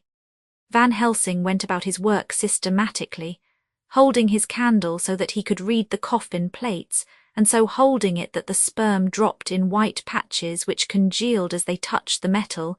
He made assurance of Lucy's coffin. Another search in his bag, and he took out a turnscrew. "What are you going to do?" I asked. "To open the coffin. You shall yet be convinced." Straightway he began taking out the screws and finally lifted off the lid, showing the casing of lead beneath. The sight was almost too much for me. It seemed to be as much an affront to the dead as it would have been to have stripped off her clothing in her sleep whilst living. I actually took hold of his hand to stop him. He only said, "You shall see," and again fumbling in his bag, took out a tiny fret saw, striking the turnscrew through the lead with a swift downward stab which made me wince. He made a small hole which was, however, big enough to admit the point of the saw. I had expected a rush of gas from the weak old corpse. We doctors, who have had to study our dangers, have to become accustomed to such things, and I drew back towards the door. But the professor never stopped for a moment. He sawed down a couple of feet along one side of the lead coffin, and then across, and down the other side. Taking the edge of the loose flange, he bent it back towards the foot of the coffin, and holding up the candle into the aperture, motioned to me to look. I drew near and looked. The coffin was empty. It was certainly a surprise to me, and gave me a considerable shock, but Van Helsing was unmoved. He was now more sure than ever of his ground, and so emboldened to proceed in his task. "Are you satisfied now, friend John?" he asked. I felt all the dogged argumentativeness of my nature awake within me as I answered him. I am satisfied that Lucy's body is not in that coffin, but that only proves one thing. And what is that, friend John? That it is not there. That is good logic, he said, so far as it goes, but how can you account for it not being there? Perhaps a body snatcher, I suggested. Some of the undertaker's people may have stolen it. I felt that I was speaking folly, and yet it was the only real cause which I could suggest. The professor sighed. Ah, well, he said, we must have more proof. Come with me. He put on the coffin lid again, gathered up all his things and placed them in the bag, blew out the light, and placed the candle also in the bag. We opened the door and went out. Behind us he closed the door and locked it. He handed me the key, saying, "Will you keep it? You had better be assured." I laughed. It was not a very cheerful laugh, I am bound to say, as I motioned him to keep it. "A key is nothing," I said. "There may be duplicates, and anyhow it is not difficult to pick a lock of that kind." He said nothing, but put the key in his pocket. Then he told me to watch at one side of the churchyard, whilst he would watch at the other. I took up my place behind a yew tree, and I saw his dark figure move until the intervening headstones and trees hid it from my sight. It was a lonely vigil. Just after I had taken my place, I heard a distant clock strike 12, and in time came 1 and 2. I was chilled and unnerved, and angry with the professor for taking me on such an errand, and with myself for coming. I was too cold and too sleepy to be keenly observant, and not sleepy enough to betray my trust so altogether. I had a dreary, miserable time. Suddenly, as I turned round, I thought I saw something like a white streak, moving between 2 dark yew trees at the side of the churchyard farthest from the tomb. At the same time a dark mass moved from the professor's side of the ground and hurriedly went towards it. Then I too moved, but I had to go round headstones and railed-off tombs, and I stumbled over graves. The sky was overcast, and somewhere far off an early cock crew. A little way off, beyond a line of scattered juniper trees which marked the pathway to the church, a white, dim figure flitted in the direction of the tomb. The tomb itself was hidden by trees, and I could not see where the figure disappeared. I heard the rustle of actual movement where I had first seen the white figure, and coming over, found the professor holding in his arms a tiny child. When he saw me, he held it out to me and said, "Are you satisfied now?" "No," I said in a way that I felt was aggressive. "Do you not see the child?" "Yes, it is a child, but who brought it here, and is it wounded?" I asked. "We shall see," said the professor, and with one impulse we took our way out of the churchyard, he carrying the sleeping child. When we had got some little distance away, we went into a clump of trees and struck a match, and looked at the child's throat. It was without a scratch or scar of any kind. "Was I right?" I asked triumphantly. "We were just in time," said the professor thankfully. We had now to decide what we were to do with the child, and so consulted about it. If we were to take it to a police station, we should have to give some account of our movements during the night. At least, we should have had to make some statement as to how we had come to find the child. So finally we decided that we would take it to the heath, and when we heard a policeman coming, would leave it where he could not fail to find it. We would then seek our way home as quickly as we could. All fell out well. At the edge of Hampstead Heath we heard a policeman's heavy tramp, and laying the child on the pathway, we waited and watched until he saw it as he flashed his lantern to and fro. We heard his exclamation of astonishment, and then we went away silently. By good chance we got a cab near the Spaniards, and drove to town. I cannot sleep, so I make this entry, but I must try to get a few hours' sleep, as Van Helsing is to call for me at noon. He insists that I shall go with him on another expedition. 27 September. It was 2 o'clock before we found a suitable opportunity for our attempt. The funeral held at noon was all completed, and the last stragglers of the mourners had taken themselves lazily away, when, looking carefully from behind a clump of alder trees, we saw the sexton lock the gate after him. We knew then that we were safe till morning did we desire it, but the professor told me that we should not want more than an hour at most. Again I felt that horrid sense of the reality of things, in which any effort of imagination seemed out of place, and I realized distinctly the perils of the law which we were incurring in our unhallowed work. Besides, I felt it was all so useless, outrageous as it was to open a leaden coffin, to see if a woman dead nearly a week were really dead. It now seemed the height of folly to open the tomb again, when we knew from the evidence of our own eyesight that the coffin was empty. I shrugged my shoulders, however, and rested silent, for Van Helsing had a way of going on his own road, no matter who remonstrated. He took the key, opened the vault, and again courteously motioned me to proceed. The place was not so gruesome as last night, but oh, how unutterably mean-looking when the sunshine streamed in. Van Helsing walked over to Lucy's coffin, and I followed. He bent over and again forced back the leaden flange, and then a shock of surprise and dismay shot through me. There lay Lucy, seemingly just as we had seen her the night before her funeral. She was, if possible, more radiantly beautiful than ever, and I could not believe that she was dead. The lips were red, nay, redder than before, and on the cheeks was a delicate bloom. "Is this a juggle?" I said to him. "Are you convinced now?" said the professor in response, and as he spoke he put over his hand, and in a way that made me shudder, pulled back the dead lips and showed the white teeth. "See," he went on, "see, they are even sharper than before. With this and this," and he touched one of the canine teeth and that below it. "The little children can be bitten. Are you of belief now, friend John?" Once more argumentative hostility woke within me. I could not accept such an overwhelming idea as he suggested, so with an attempt to argue of which I was even at the moment ashamed, I said, "She may have been placed here since last night." "Indeed, that is so, and by whom, I do not know. Someone has done it, and yet she has been dead 1 week. Most peoples in that time would not look so." I had no answer for this, so was silent. Van Helsing did not seem to notice my silence. At any rate, he showed neither chagrin nor triumph.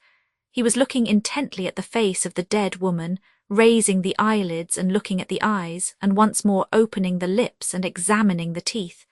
Then he turned to me and said, "Here, there is one thing which is different from all recorded. Here is some dual life that is not as the common. She was bitten by the vampire when she was in a trance, sleepwalking. Oh, you start. You do not know that, friend John, but you shall know it all later. And in trance could he best come to take more blood.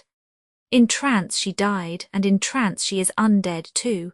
So it is that she differ from all other, usually when the undead sleep at home." As he spoke, he made a comprehensive sweep of his arm to designate what to a vampire was home. "Their face show what they are, but this so sweet that was when she not undead she go back to the nothings of the common dead. There is no malign there, see, and so it make hard that I must kill her in her sleep." This turned my blood cold, and it began to dawn upon me that I was accepting Van Helsing's theories. But if she were really dead, what was there of terror in the idea of killing her?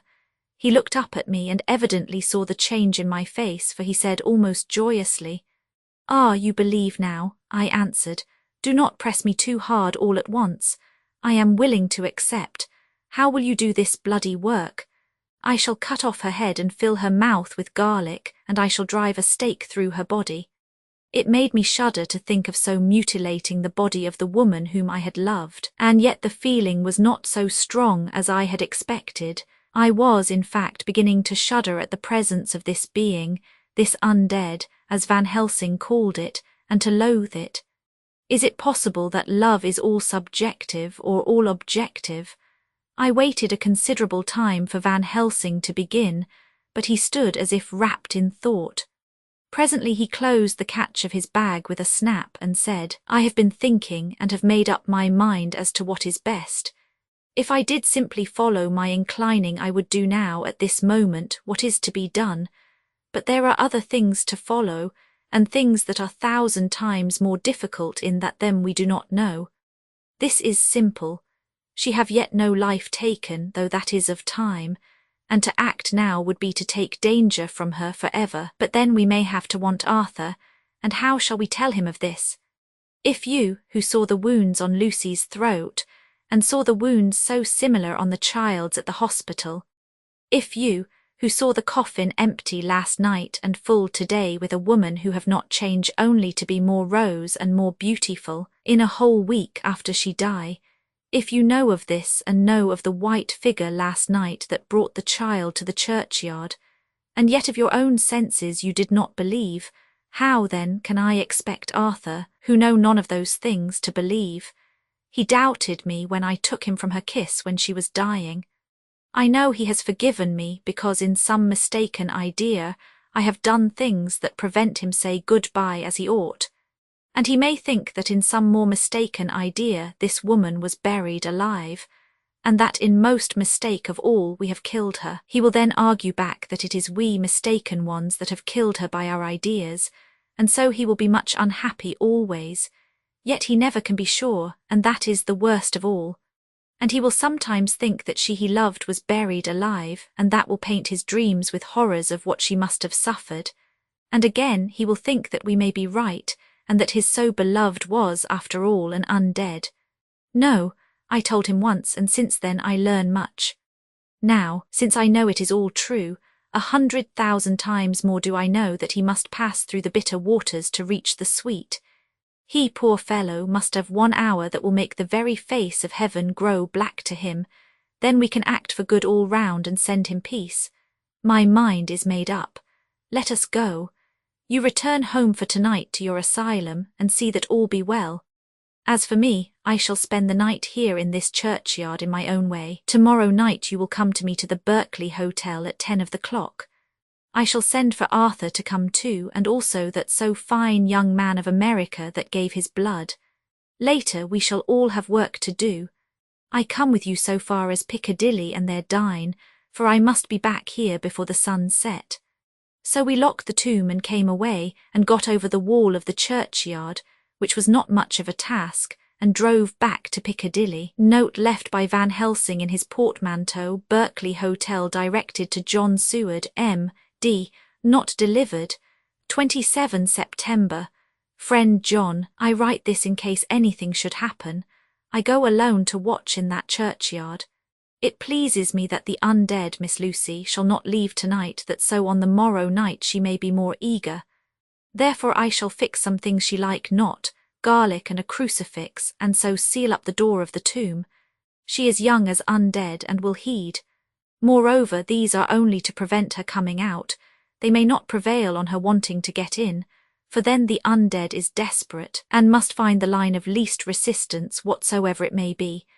I shall be at hand all the night from sunset till after the sunrise, and if there be aught that may be learned, I shall learn it.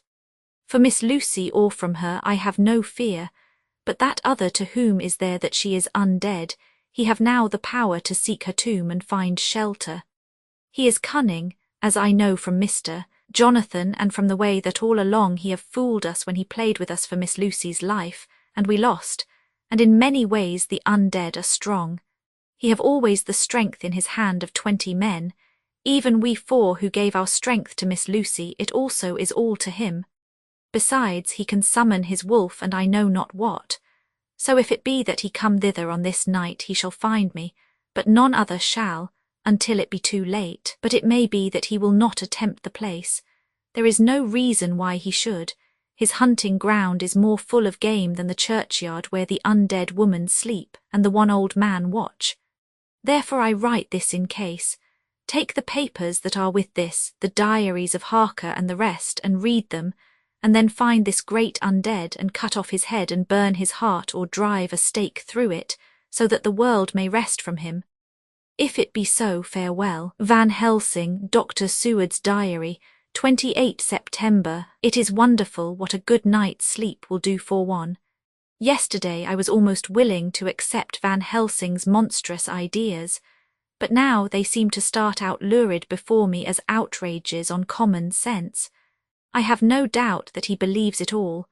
I wonder if his mind can have become in any way unhinged. Surely there must be some rational explanation of all these mysterious things. Is it possible that the professor can have done it himself? He is so abnormally clever that if he went off his head, he would carry out his intent with regard to some fixed idea in a wonderful way. I am loath to think it, and indeed it would be almost as great a marvel as the other to find that Van Helsing was mad, but anyhow I shall watch him carefully. I may get some light on the mystery. 29 September morning. Last night at a little before 10 o'clock, Arthur and Quincy came into Van Helsing's room. He told us all that he wanted us to do, but especially addressing himself to Arthur, as if all our wills were centred in his. He began by saying that he hoped we would all come with him too, for, he said, there is a grave duty to be done there. You were doubtless surprised at my letter. This query was directly addressed to Lord Godalming. I was. It rather upset me for a bit. There has been so much trouble around my house of late that I could do without any more. I have been curious, too, as to what you mean. Quincy and I talked it over, but the more we talked, the more puzzled we got, till now I can say for myself that I'm about up a tree as to any meaning about anything.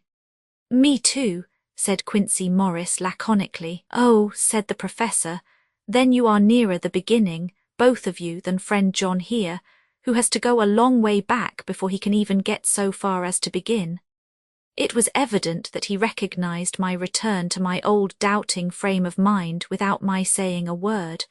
Then, turning to the other two, he said with intense gravity, I want your permission to do what I think good this night. It is, I know, much to ask, and when you know what it is I propose to do you will know, and only then, how much. Therefore may I ask that you promise me in the dark, so that afterwards, though you may be angry with me for a time, I must not disguise from myself the possibility that such may be. You shall not blame yourselves for anything. That's frank anyhow, broke in Quincy. I'll answer for the professor. I don't quite see his drift, but I swear he's honest, and that's good enough for me. I thank you, sir, said Van Helsing proudly. I have done myself the honour of counting you one trusting friend, and such endorsement is dear to me. He held out a hand which Quincy took. Then Arthur spoke out. Dr. Van Helsing, I don't quite like to buy a pig in a poke, as they say in Scotland, and if it be anything in which my honour as a gentleman or my faith as a Christian is concerned, I cannot make such a promise. If you can assure me that what you intend does not violate either of these two, then I give my consent at once, though for the life of me I cannot understand what you are driving at. I accept your limitation, said Van Helsing, and all I ask of you is that if you feel it necessary to condemn any act of mine, you will first consider it well and be satisfied that it does not violate your reservations. Agreed, said Arthur. That is only fair. And now that the pourparlers are over, may I ask what it is we are to do? I want you to come with me, and to come in secret, to the churchyard at Kingstead. Arthur's face fell as he said in an amazed sort of way, where poor Lucy is buried. The professor bowed. Arthur went on, and when there, to enter the tomb. Arthur stood up. Professor, are you in earnest, or it is some monstrous joke? Pardon me, I see that you are in earnest. He sat down again, but I could see that he sat firmly and proudly as one who is on his dignity. There was silence until he asked again, and when in the tomb, to open the coffin. This is too much, he said, angrily rising again. I am willing to be patient in all things that are reasonable, but in this desecration of the grave of one who, he fairly choked with indignation. The professor looked pityingly at him. If I could spare you one pang, my poor friend, he said, God knows I would, but this night our feet must tread in thorny paths, or later and for ever the feet you love must walk in paths of flame. Arthur looked up with set white face and said, Take care, sir, take care. Would it not be well to hear what I have to say? Said Van Helsing. And then you will at least know the limit of my purpose. Shall I go on? That's fair enough, broke in Morris. After a pause Van Helsing went on, evidently with an effort. Miss Lucy is dead, is it not so? Yes, then there can be no wrong to her, but if she be not dead— Arthur jumped to his feet. Good God, he cried. What do you mean? Has there been any mistake? Has she been buried alive? He groaned in anguish that not even hope could soften. I did not say she was alive, my child, I did not think it. I go no further than to say that she might be undead. Undead, not alive, what do you mean? Is this all a nightmare, or what is it? There are mysteries which men can only guess at, which age by age they may solve only in part. Believe me, we are now on the verge of one. But I have not done. May I cut off the head of dead Miss Lucy? Heavens and earth, no, cried Arthur in a storm of passion. Not for the wide world will I consent to any mutilation of her dead body. Dr. Van Helsing, you try me too far. What have I done to you that you should torture me so? What did that poor, sweet girl do that you should want to cast such dishonour on her grave? Are you mad to speak such things, or am I mad to listen to them? Don't dare to think more of such a desecration. I shall not give my consent to anything you do. I have a duty to do in protecting her grave from outrage, and by God I shall do it. Van Helsing rose up from where he had all the time been seated and said, gravely and sternly, My Lord Godalming, I too have a duty to do, a duty to others, a duty to you, a duty to the dead, and by God I shall do it. All I ask you now is that you come with me, that you look and listen, and if when later I make the same request you do not be more eager for its fulfilment even than I am, then I shall do my duty, whatever it may seem to me. And then, to follow of your lordship's wishes, I shall hold myself at your disposal to render an account to you, when and where you will. His voice broke a little, and he went on with a voice full of pity. But, I beseech you, do not go forth in anger with me, in a long life of acts which were often not pleasant to do, and which sometimes did wring my heart. I have never had so heavy a task as now. Believe me that if the time comes for you to change your mind towards me, one look from you will wipe away all this so sad hour, for I would do what a man can to save you from sorrow. Just think, for why should I give myself so much of labour and so much of sorrow? I have come here from my own land to do what I can of good, at the first to please my friend John, and then to help a sweet young lady, whom too I came to love. For her, I am ashamed to say so much, but I say it in kindness. I gave what you gave, the blood of my veins. I gave it, I who was not like you her lover, but only her physician and her friend. I gave to her my nights and days, before death, after death, and if my death can do her good even now, when she is the dead undead, she shall have it freely. He said this with a very grave, sweet pride, and Arthur was much affected by it. He took the old man's hand and said in a broken voice, Oh, it is hard to think of it, and I cannot understand, but at least I shall go with you and wait. Chapter 17. Dr. Seward's Diary. Continued. It was just 12:15 when we got into the churchyard over the low wall. The night was dark with occasional gleams of moonlight between the rents of the heavy clouds that scudded across the sky. We all kept somehow close together, with Van Helsing slightly in front as he led the way. When we had come close to the tomb I looked well at Arthur, for I feared that the proximity to a place laden with so sorrowful a memory would upset him, but he bore himself well. I took it that the very mystery of the proceeding was in some way a counteractant to his grief.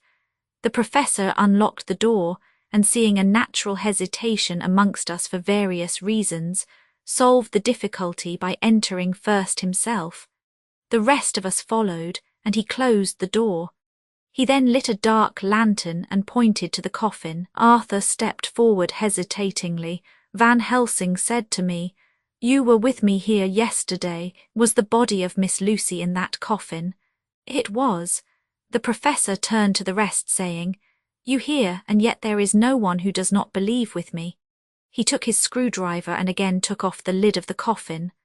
Arthur looked on, very pale but silent. When the lid was removed, he stepped forward. He evidently did not know that there was a leaden coffin, or, at any rate, had not thought of it.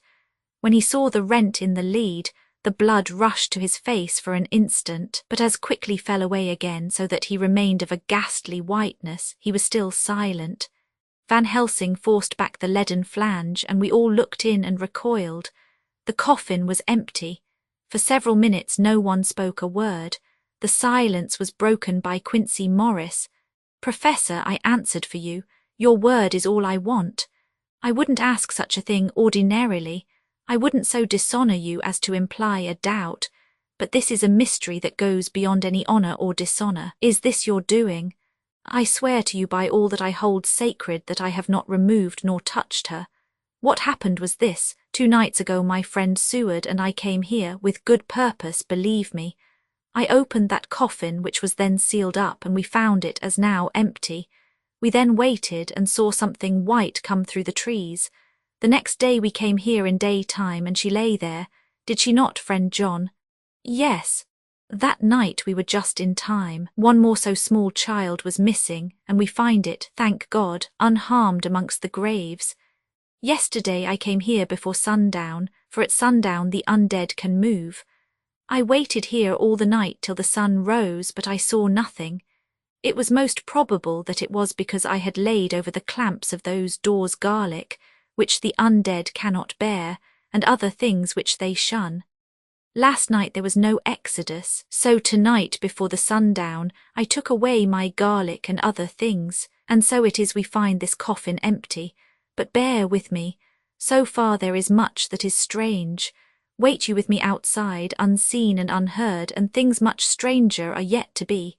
So, here he shut the dark slide of his lantern, now to the outside. He opened the door, and we filed out, he coming last and locking the door behind him. Oh, but it seemed fresh and pure in the night air after the terror of that vault. How sweet it was to see the clouds race by, and the passing gleams of the moonlight between the scudding clouds crossing and passing, like the gladness and sorrow of a man's life. How sweet it was to breathe the fresh air, that had no taint of death and decay. How humanizing to see the red lighting of the sky beyond the hill, and to hear far away the muffled roar that marks the life of a great city. Each in his own way was solemn and overcome. Arthur was silent and was, I could see, striving to grasp the purpose and the inner meaning of the mystery. I was myself tolerably patient, and half inclined again to throw aside doubt and to accept Van Helsing's conclusions.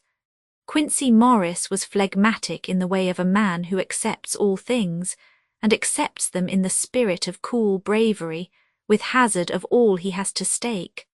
Not being able to smoke, he cut himself a good-sized plug of tobacco and began to chew. As to Van Helsing, he was employed in a definite way.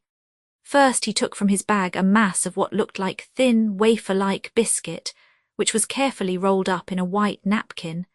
Next he took out a double handful of some whitish stuff, like dough or putty.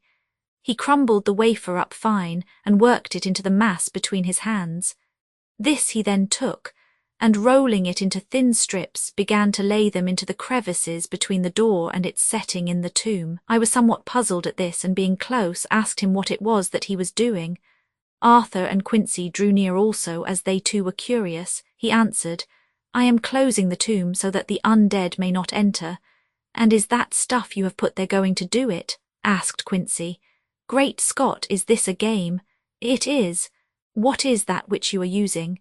This time the question was by Arthur. Van Helsing reverently lifted his hat as he answered, "The host. I brought it from Amsterdam. I have an indulgence." It was an answer that appalled the most sceptical of us, and we felt individually that in the presence of such earnest purpose as the Professor's, a purpose which could thus use the to him most sacred of things, it was impossible to distrust. In respectful silence we took the places assigned to us close round the tomb, but hidden from the sight of any one approaching. I pitied the others, especially Arthur. I had myself been apprenticed by my former visits to this watching horror, and yet I, who had up to an hour ago repudiated the proofs, felt my heart sink within me. Never did tombs look so ghastly white. Never did cypress or yew or juniper so seem the embodiment of funereal gloom. Never did tree or grass wave or rustle so ominously. Never did bough creak so mysteriously. And never did the far-away howling of dogs send such a woeful presage through the night. There was a long spell of silence, a big, aching void, and then from the Professor a keen SSSS. He pointed, and far down the avenue of yews we saw a white figure advance, a dim white figure which held something dark at its breast. The figure stopped, and at the moment a ray of moonlight fell upon the masses of driving clouds and showed in startling prominence a dark-haired woman dressed in the cerements of the grave. We could not see the face, for it was bent down over what we saw to be a fair-haired child. There was a pause and a sharp little cry, such as a child gives in sleep or a dog as it lies before the fire and dreams. We were starting forward, but the professor's warning hand, seen by us as he stood behind a yew tree, kept us back, and then as we looked the white figure moved forwards again. It was now near enough for us to see clearly, and the moonlight still held. My own heart grew cold as ice, and I could hear the gasp of Arthur as we recognised the features of Lucy Westenra. Lucy Westenra, but yet how changed! The sweetness was turned to adamantine, heartless cruelty, and the purity to voluptuous wantonness. Van Helsing stepped out, and, obedient to his gesture, we all advanced too. The four of us ranged in a line before the door of the tomb. Van Helsing raised his lantern and drew the slide. By the concentrated light that fell on Lucy's face, we could see that the lips were crimson with fresh blood, and that the stream had trickled over her chin and stained the purity of her lawn death robe. We shuddered with horror. I could see by the tremulous light that even Van Helsing's iron nerve had failed. Arthur was next to me, and if I had not seized his arm and held him up, he would have fallen. When Lucy, I call the thing that was before us Lucy because it bore her shape, saw us, she drew back with an angry snarl such as a cat gives when taken unawares. Then her eyes ranged over us. Lucy's eyes in form and colour, but Lucy's eyes unclean and full of hell-fire instead of the pure, gentle orbs we knew. At that moment the remnant of my love passed into hate and loathing. Had she then to be killed, I could have done it with savage delight. As she looked, her eyes blazed with unholy light, and the face became wreathed with a voluptuous smile. Oh God, how it made me shudder to see it! With a careless motion she flung to the ground, callous as a devil, the child that up to now she had clutched strenuously to her breast, growling over it as a dog growls over a bone. The child gave a sharp cry and lay there moaning. There was a cold-bloodedness in the act which wrung a groan from Arthur. When she advanced to him with outstretched arms and a wanton smile, he fell back and hid his face in his hands. She still advanced, however, and with a languorous, voluptuous grace said, "Come to me, Arthur, leave these others and come to me. My arms are hungry for you. Come and we can rest together. Come, my husband, come." There was something diabolically sweet in her tones, something of the tingling of glass when struck, which rang through the brains even of us who heard the words addressed to another. As for Arthur, he seemed under a spell. Moving his hands from his face, he opened wide his arms. She was leaping for them when Van Helsing sprang forward and held between them his little golden crucifix. She recoiled from it, and with a suddenly distorted face full of rage, dashed past him as if to enter the tomb. When within a foot or two of the door, however, she stopped, as if arrested by some irresistible force. Then she turned, and her face was shown in the clear burst of moonlight and by the lamp, which had now no quiver from Van Helsing's iron nerves. Never did I see such baffled malice on a face, and never, I trust, shall such ever be seen again by mortal eyes. The beautiful colour became livid, the eyes seemed to throw out sparks of hell-fire, the brows were wrinkled as though the folds of the flesh were the coils of Medusa's snakes, and the lovely, blood-stained mouth grew to an open square, as in the passion masks of the Greeks and Japanese. If ever a face meant death, if looks could kill, we saw it at that moment. And so for full half a minute, which seemed an eternity, she remained between the lifted crucifix and the sacred closing of her means of entry. Van Helsing broke the silence by asking Arthur, "Answer me, O my friend, am I to proceed in my work?" Arthur threw himself on his knees and hid his face in his hands as he answered, "Do as you will, friend, do as you will. There can be no horror like this ever any more," and he groaned in spirit. Quincy and I simultaneously moved towards him and took his arms. We could hear the click of the closing lantern as Van Helsing held it down. Coming close to the tomb, he began to remove from the chinks some of the sacred emblem which he had placed there. We all looked on in horrified amazement as we saw, when he stood back, the woman, with a corporeal body as real at that moment as our own, pass in through the interstice where scarce a knife blade could have gone. We all felt a glad sense of relief when we saw the professor calmly restoring the strings of putty to the edges of the door. When this was done, he lifted the child and said, "Come now, my friends, we can do no more till tomorrow. There is a funeral at noon, so here we shall all come before long after that. The friends of the dead will all be gone by too, and when the sexton lock the gate we shall remain. Then there is more to do, but not like this of tonight. As for this little one, he is not much harm, and by tomorrow night he shall be well. We shall leave him where the police will find him, as on the other night, and then to home." Coming close to Arthur, he said, "My friend Arthur, you have had a sore trial, but after, when you look back, you will see how it was necessary. You are now in the bitter waters, my child. By this time tomorrow you will, please God, have passed them and have drunk of the sweet waters, so do not mourn over much. Till then I shall not ask you to forgive me." Arthur and Quincy came home with me, and we tried to cheer each other on the way. We had left the child in safety and were tired, so we all slept with more or less reality of sleep. 29 September night. A little before 12 o'clock we three, Arthur, Quincy Morris and myself, called for the professor. It was odd to notice that by common consent we had all put on black clothes. Of course Arthur wore black, for he was in deep mourning, but the rest of us wore it by instinct. We got to the churchyard by 1:30 and strolled about, keeping out of official observation, so that when the gravediggers had completed their task and the sexton, under the belief that everyone had gone, had locked the gate, we had the place all to ourselves. Van Helsing, instead of his little black bag, had with him a long leather one, something like a cricketing bag. It was manifestly of fair weight. When we were alone and had heard the last of the footsteps die out up the road, we silently, and as if by ordered intention, followed the professor to the tomb. He unlocked the door, and we entered, closing it behind us. Then he took from his bag the lantern, which he lit, and also 2 wax candles, which, when lighted, he stuck, by melting their own ends on other coffins, so that they might give light sufficient to work by. When he again lifted the lid off Lucy's coffin, we all looked, Arthur trembling like an aspen, and saw that the body lay there in all its death beauty. But there was no love in my own heart, nothing but loathing for the foul thing which had taken Lucy's shape without her soul. I could see even Arthur's face grow hard as he looked.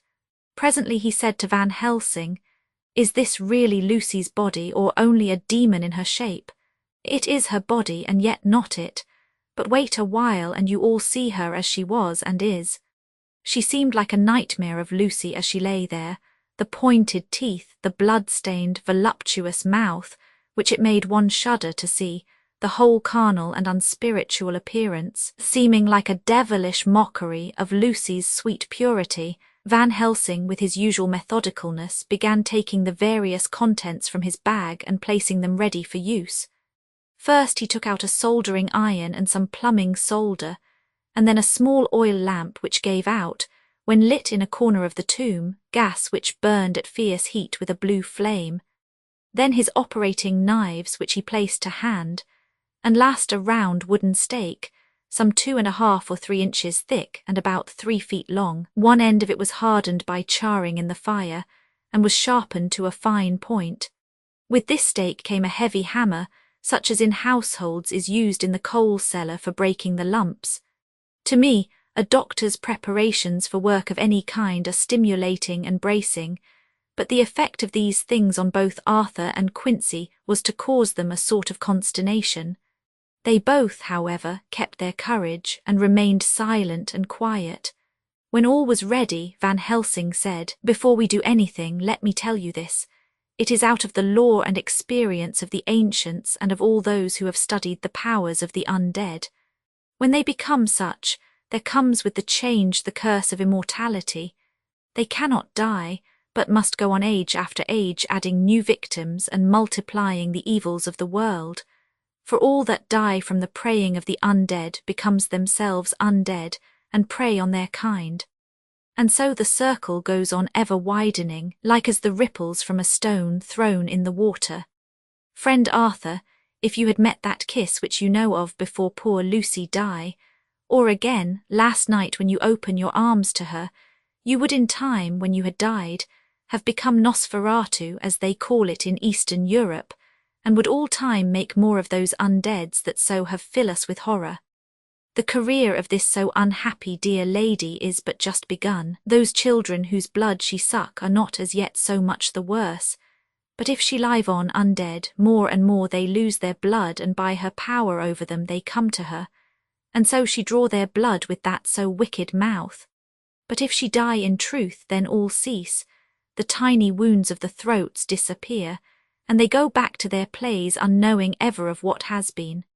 But of the most blessed of all, when this now undead be made to rest as true dead, then the soul of the poor lady whom we love shall again be free. Instead of working wickedness by night and growing more debased in the assimilating of it by day, she shall take her place with the other angels. So that, my friend, it will be a blessed hand for her that shall strike the blow that sets her free. To this I am willing, but is there none amongst us who has a better right? Will it be no joy to think of hereafter in the silence of the night when sleep is not?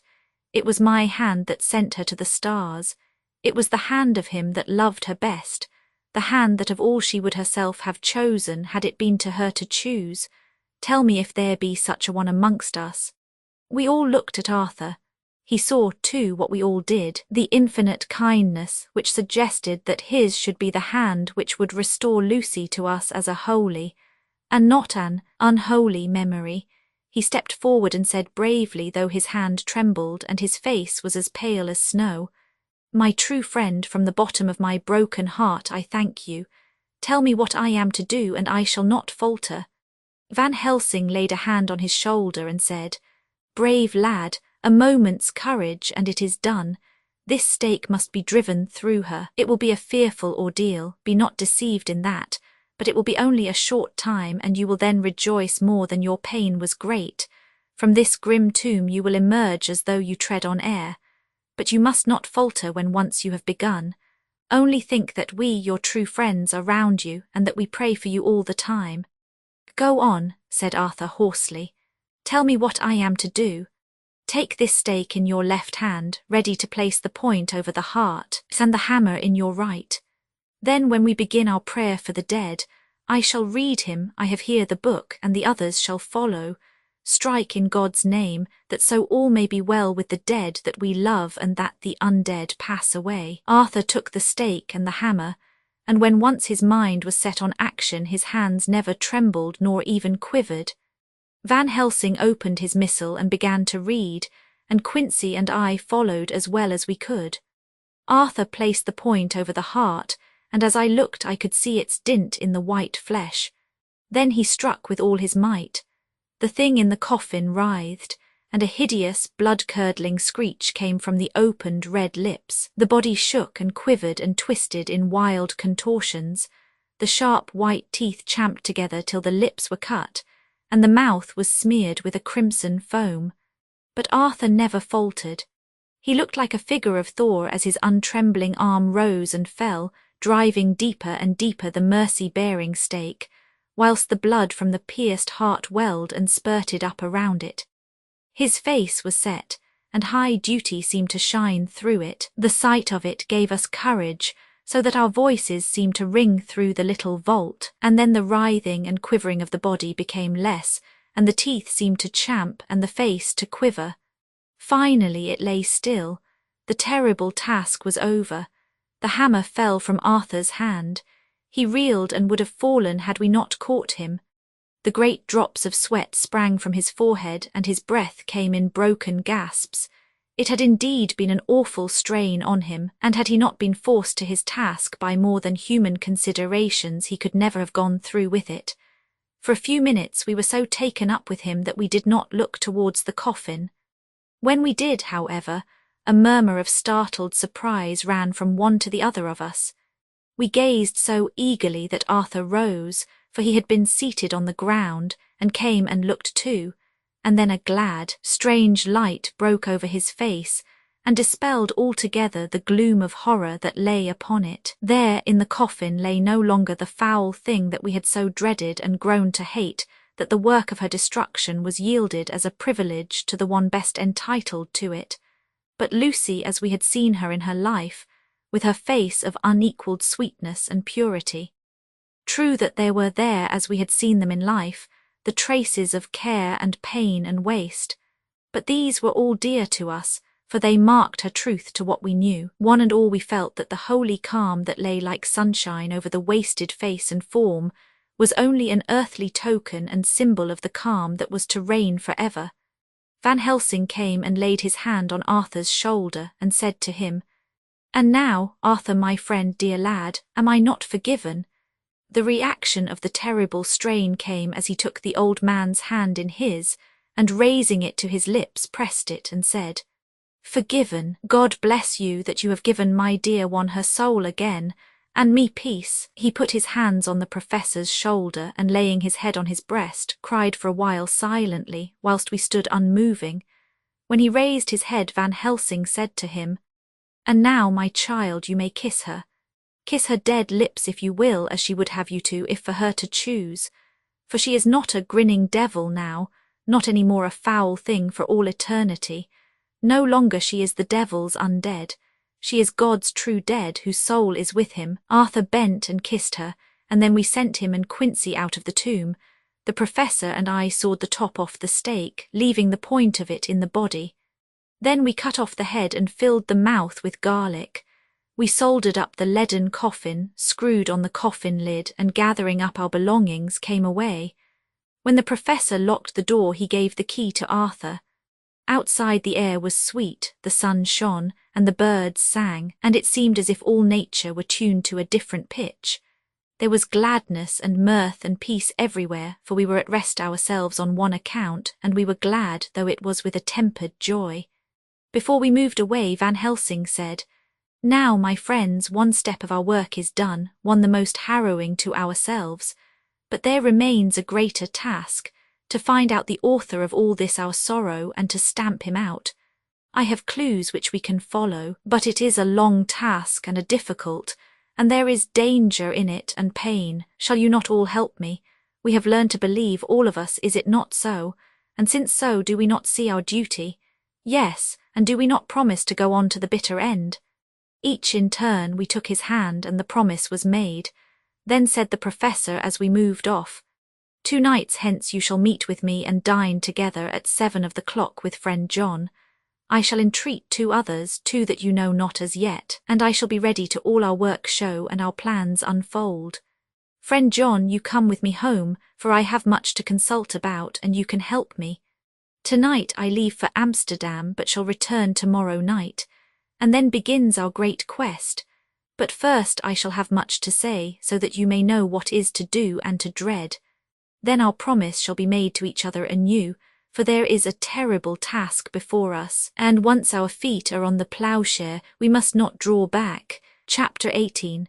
Dr. Seward's Diary continued. When we arrived at the Berkeley Hotel, Van Helsing found a telegram waiting for him. "Am coming up by train. Jonathan at Whitby, important news. Mina Harker." The professor was delighted. "Ah, that wonderful Madam Mina," he said, "pearl among women, she arrive, but I cannot stay. She must go to your house, friend John. You must meet her at the station. Telegraph her en route so that she may be prepared." When the wire was dispatched, he had a cup of tea. Over it he told me of a diary kept by Jonathan Harker when abroad, and gave me a typewritten copy of it, as also of Mrs. Harker's diary at Whitby. "Take these," he said, "and study them well. When I have returned you will be master of all the facts, and we can then better enter on our inquisition. Keep them safe, for there is in them much of treasure. You will need all your faith, even you who have had such an experience as that of today. What is here told," he laid his hand heavily and gravely on the packet of papers as he spoke, "may be the beginning of the end to you and me and many another. or it may sound the knell of the undead who walk the earth. Read all, I pray you, with the open mind, and if you can add in any way to the story here told, do so, for it is all important. You have kept diary of all these so strange things, is it not so? Yes. Then we shall go through all these together when we meet. He then made ready for his departure, and shortly after drove off to Liverpool Street. I took my way to Paddington, where I arrived about 15 minutes before the train came in. The crowd melted away after the bustling fashion common to arrival platforms, and I was beginning to feel uneasy lest I might miss my guest when a sweet-faced, dainty-looking girl stepped up to me, and after a quick glance said, "Dr. Seward, is it not? And you are Mrs. Harker." I answered at once, whereupon she held out her hand. "I knew you from the description of poor dear Lucy, but—" She stopped suddenly, and a quick blush overspread her face. The blush that rose to my own cheeks somehow set us both at ease, for it was a tacit answer to her own. I got her luggage, which included a typewriter, and we took the Underground to Fenchurch Street, after I had sent a wire to my housekeeper to have a sitting room and bedroom prepared at once for Mrs. Harker. In due time we arrived. She knew, of course, that the place was a lunatic asylum, but I could see that she was unable to repress a shudder when we entered. She told me that if she might, she would come presently to my study, as she had much to say. So here I am finishing my entry in my phonograph diary whilst I await her. As yet I have not had the chance of looking at the papers which Van Helsing left with me, though they lie open before me. I must get her interested in something, so that I may have an opportunity of reading them. She does not know how precious time is or what a task we have in hand. I must be careful not to frighten her. Here she is, Mina Harker's journal, 29 September. After I had tidied myself, I went down to Dr. Seward's study. At the door I paused a moment, for I thought I heard him talking with someone. As, however, he had pressed me to be quick, I knocked at the door, and on his calling out, "Come in," I entered. To my intense surprise, there was no one with him. He was quite alone, and on the table opposite him was what I knew at once from the description to be a phonograph. I had never seen one and was much interested. "I hope I did not keep you waiting," I said, "but I stayed at the door as I heard you talking and thought there was someone with you." "Oh," he replied with a smile, "I was only entering my diary." "Your diary?" I asked him in surprise. "Yes," he answered, "I keep it in this." As he spoke, he laid his hand on the phonograph. I felt quite excited over it and blurted out, "Why, this beats even shorthand. May I hear it say something?" "Certainly," he replied with alacrity and stood up to put it in train for speaking. Then he paused and a troubled look overspread his face. "The fact is," he began awkwardly, "I only keep my diary in it, and as it is entirely, almost entirely about my cases, it may be awkward, that is, I mean." He stopped, and I tried to help him out of his embarrassment. "You helped to attend dear Lucy at the end. Let me hear how she died. For all that I know of her, I shall be very grateful. She was very, very dear to me." To my surprise, he answered with a horror-struck look in his face, "Tell you of her death? Not for the wide world." "Why not?" I asked, for some grave, terrible feeling was coming over me. Again he paused, and I could see that he was trying to invent an excuse.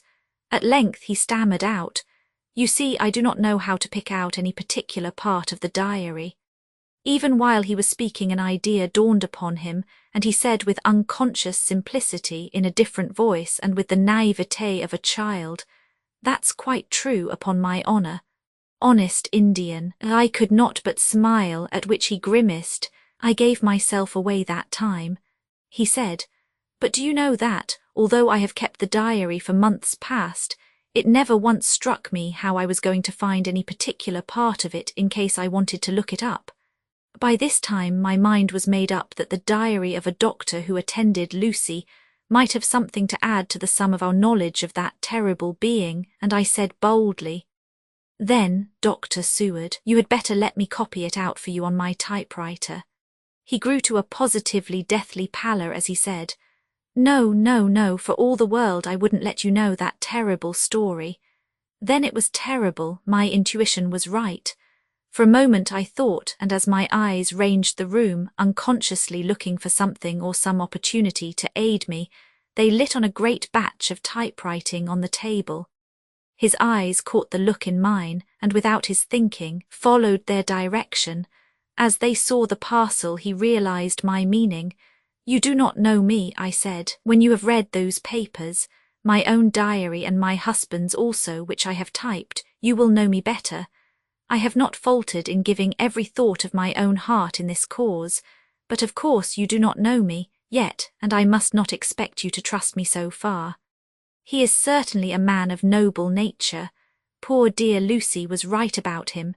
He stood up and opened a large drawer, in which were arranged in order a number of hollow cylinders of metal covered with dark wax, and said, "You are quite right. I did not trust you because I did not know you. But I know you now, and let me say that I should have known you long ago. I know that Lucy told you of me. She told me of you too. May I make the only atonement in my power? Take the cylinders and hear them. The first half-dozen of them are personal to me, and they will not horrify you, then you will know me better. Dinner will by then be ready. In the meantime I shall read over some of these documents, and shall be better able to understand certain things." He carried the phonograph himself up to my sitting room and adjusted it for me. "Now I shall learn something pleasant, I am sure, for it will tell me the other side of a true love episode of which I know one side already. Dr. Seward's diary, 29 September. I was so absorbed in that wonderful diary of Jonathan Harker and that other of his wife that I let the time run on without thinking. Mrs. Harker was not down when the maid came to announce dinner, so I said, "She is possibly tired, let dinner wait an hour," and I went on with my work. I had just finished Mrs. Harker's diary when she came in. She looked sweetly pretty but very sad, and her eyes were flushed with crying. This somehow moved me much. Of late I have had cause for tears, God knows, but the relief of them was denied me. And now the sight of those sweet eyes, brightened with recent tears, went straight to my heart, so I said as gently as I could, "I greatly fear I have distressed you." "Oh no, not distressed me," she replied, "but I have been more touched than I can say by your grief. That is a wonderful machine, but it is cruelly true. It told me in its very tones the anguish of your heart. It was like a soul crying out to Almighty God. No one must hear them spoken ever again. See, I have tried to be useful. I have copied out the words on my typewriter, and none other need now hear your heart beat as I did. No one need ever know, shall ever know," I said in a low voice. She laid her hand on mine and said very gravely, "Ah, but they must, but why?" I asked. "Because it is a part of the terrible story, a part of poor dear Lucy's death and all that led to it.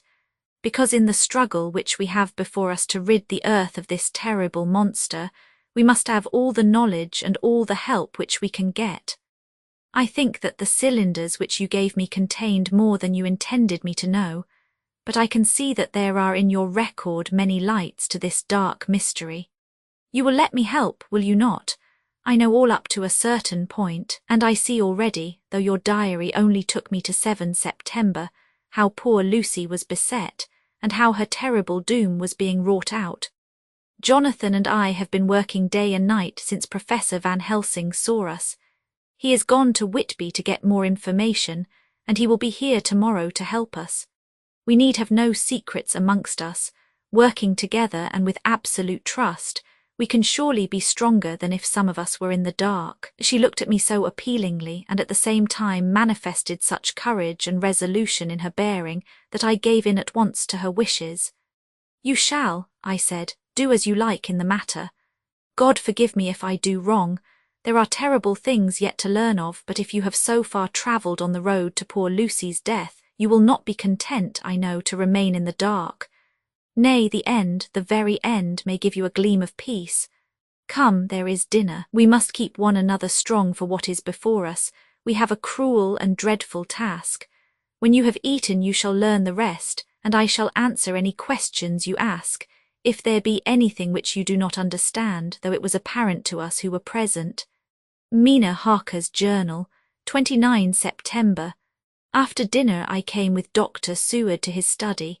He brought back the phonograph from my room and I took my typewriter. He placed me in a comfortable chair and arranged the phonograph so that I could touch it without getting up, and showed me how to stop it in case I should want to pause.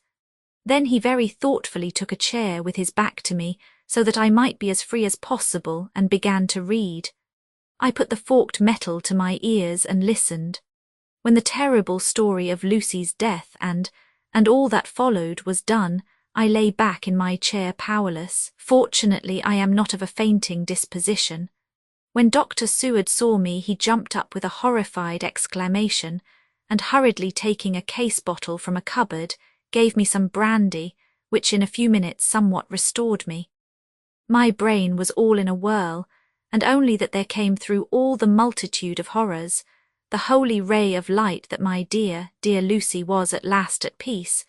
I do not think I could have borne it without making a scene. It is all so wild and mysterious and strange that if I had not known Jonathan's experience in Transylvania, I could not have believed. As it was, I didn't know what to believe, and so got out of my difficulty by attending to something else. I took the cover off my typewriter and said to Dr. Seward, "Let me write this all out now. We must be ready for Dr. Van Helsing when he comes. I have sent a telegram to Jonathan to come on here when he arrives in London from Whitby. In this matter dates are everything, and I think that if we get all our material ready and have every item put in chronological order, we shall have done much. You tell me that Lord Godalming and Mr. Morris are coming too. Let us be able to tell him when they come." He accordingly set the phonograph at a slow pace, and I began to typewrite from the beginning of the 7th cylinder. I used manifold, and so took 3 copies of the diary, just as I had done with all the rest. It was late when I got through, but Dr. Seward went about his work of going his round of the patients. When he had finished, he came back and sat near me reading, so that I did not feel too lonely whilst I worked. How good and thoughtful he is. The world seems full of good men, even if there are monsters in it. Before I left him, I remembered what Jonathan put in his diary of the professor's perturbation at reading something in an evening paper at the station at Exeter. So, seeing that Dr. Seward keeps his newspapers, I borrowed the files of the Westminster Gazette and the Pall Mall Gazette, and took them to my room.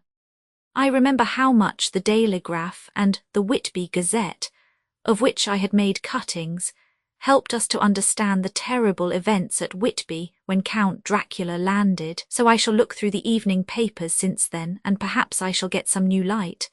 I am not sleepy, and the work will help to keep me quiet. Dr. Seward's diary, 30 September. Mr. Harker arrived at 9 o'clock. He had got his wife's wire just before starting. He is uncommonly clever if one can judge from his face, and full of energy.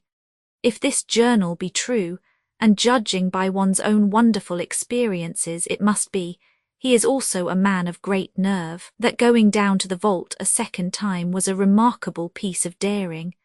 After reading his account of it, I was prepared to meet a good specimen of manhood, but hardly the quiet, business-like gentleman who came here today. Later, after lunch, Harker and his wife went back to their own room, and as I passed a while ago I heard the click of the typewriter. They are hard at it. Mrs. Harker says that they are knitting together in chronological order every scrap of evidence they have. Harker has got the letters between the consignee of the boxes at Whitby and the carriers in London who took charge of them. He is now reading his wife's typescript of my diary. I wonder what they make out of it. Here it is. Strange that it never struck me that the very next house might be the Count's hiding place. Goodness knows that we had enough clues from the conduct of the patient Renfield. The bundle of letters relating to the purchase of the house were with the typescript. Oh, if we had only had them earlier, we might have saved poor Lucy. Stop, that way madness lies. Harker has gone back and is again collating his material. He says that by dinner time they will be able to show a whole connected narrative. He thinks that in the meantime I should see Renfield, as hitherto he has been a sort of index to the coming and going of the Count. I hardly see this yet, but when I get at the dates I suppose I shall. What a good thing that Mrs. Harker put my cylinders into type. We never could have found the dates otherwise. I found Renfield sitting placidly in his room with his hands folded, smiling benignly. At the moment he seemed as sane as anyone I ever saw. I sat down and talked with him on a lot of subjects, all of which he treated naturally. He then, of his own accord, spoke of going home, a subject he has never mentioned to my knowledge during his sojourn here. In fact, he spoke quite confidently of getting his discharge at once. I believe that, had I not had the chat with Harker and read the letters and the dates of his outbursts, I should have been prepared to sign for him after a brief time of observation. As it is, I am darkly suspicious. All those outbreaks were in some way linked with the proximity of the Count. What then does this absolute content mean? Can it be that his instinct is satisfied as to the vampire's ultimate triumph? Stay, he is himself zoophagus, and in his wild ravings outside the chapel door of the deserted house, he always spoke of master. This all seems confirmation of our idea. However, after a while I came away. My friend is just a little too sane at present to make it safe to probe him too deep with questions. He might begin to think, and then, so I came away. I mistrust these quiet moods of his, so I have given the attendant a hint to look closely after him and to have a strait waistcoat ready in case of need. Jonathan Harker's Journal, 29 September, in train to London. When I received Mr. Billington's courteous message that he would give me any information in his power, I thought it best to go down to Whitby and make, on the spot, such inquiries as I wanted. It was now my object to trace that horrid cargo of the Count's to its place in London. Later, we may be able to deal with it. Billington Jr., a nice lad, met me at the station and brought me to his father's house, where they had decided that I must stay the night. They are hospitable, with true Yorkshire hospitality. Give a guest everything and leave him free to do as he likes. They all knew that I was busy and that my stay was short, and Mr. Billington had ready in his office all the papers concerning the consignment of boxes. It gave me almost a turn to see again one of the letters which I had seen on the Count's table before I knew of his diabolical plans. Everything had been carefully thought out and done systematically and with precision. He seemed to have been prepared for every obstacle which might be placed by accident in the way of his intentions being carried out. To use an Americanism, he had taken no chances, and the absolute accuracy with which his instructions were fulfilled was simply the logical result of his care. I saw the invoice and took note of it. 50 cases of common earth to be used for experimental purposes. Also the copy of letter to Carter Patterson and their reply. Of both of these I got copies. This was all the information Mr. Billington could give me, so I went down to the port and saw the coast guards, the customs officers and the harbour master. They had all something to say of the strange entry of the ship, which is already taking its place in local tradition, but no one could add to the simple description 50 cases of common earth. I then saw the station master, who kindly put me in communication with the men who had actually received the boxes. Their tally was exact with the list, and they had nothing to add except that the boxes were main and mortal heavy, and that shifting them was dry work. One of them added that it was hard lines, that there wasn't any gentleman, such like as yourself, squire, to show some sort of appreciation of their efforts in a liquid form. Another put in a rider that the thirst then generated was such that even the time which had elapsed had not completely allayed it. Needless to add, I took care before leaving to lift, for ever and adequately, this source of reproach. 30 September. The station master was good enough to give me a line to his old companion, the station master at King's Cross, so that when I arrived there in the morning I was able to ask him about the arrival of the boxes. He, too, put me at once in communication with the proper officials, and I saw that their tally was correct with the original invoice. The opportunities of acquiring an abnormal thirst had been here limited. A noble use of them had, however, been made, and again I was compelled to deal with the result in an ex post facto manner. From thence I went on to Carter Patterson's central office, where I met with the utmost courtesy. They looked up the transaction in their day-book and letter-book, and at once telephoned to their King's Cross office for more details. By good fortune, the men who did the teaming were waiting for work, and the official at once sent them over, sending also by one of them the way-bill and all the papers connected with the delivery of the boxes at Carfax. Here again I found the tally agreeing exactly. The carrier's men were able to supplement the paucity of the written words with a few details. These were, I shortly found, connected almost solely with the dusty nature of the job, and of the consequent thirst engendered in the operators. On my affording an opportunity, through the medium of the currency of the realm, of the allaying at a later period this beneficial evil, one of the men remarked, "That air ooze, governor, is the rummiest I ever was in. Blime, but it ain't been touched since 100 years. There was dust that thick in the place that you might have slep on it without hurtin' of your bones, and the place was that neglected that you might ave smelled old Jerusalem in it. But the old chapel, that took the psyche, that did, me and my mate, we thought we wouldn't never get out quick enough. Law, I wouldn't take less nor a quid a moment to stay there arter dark." Having been in the house, I could well believe him, but if he knew what I know, he would, I think, have raised his terms.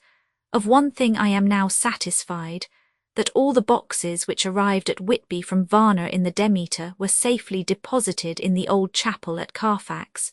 There should be 50 of them there unless any have since been removed, as from Dr. Seward's diary I fear. I shall try to see the carter who took away the boxes from Carfax when Renfield attacked them. By following up this clue we may learn a good deal.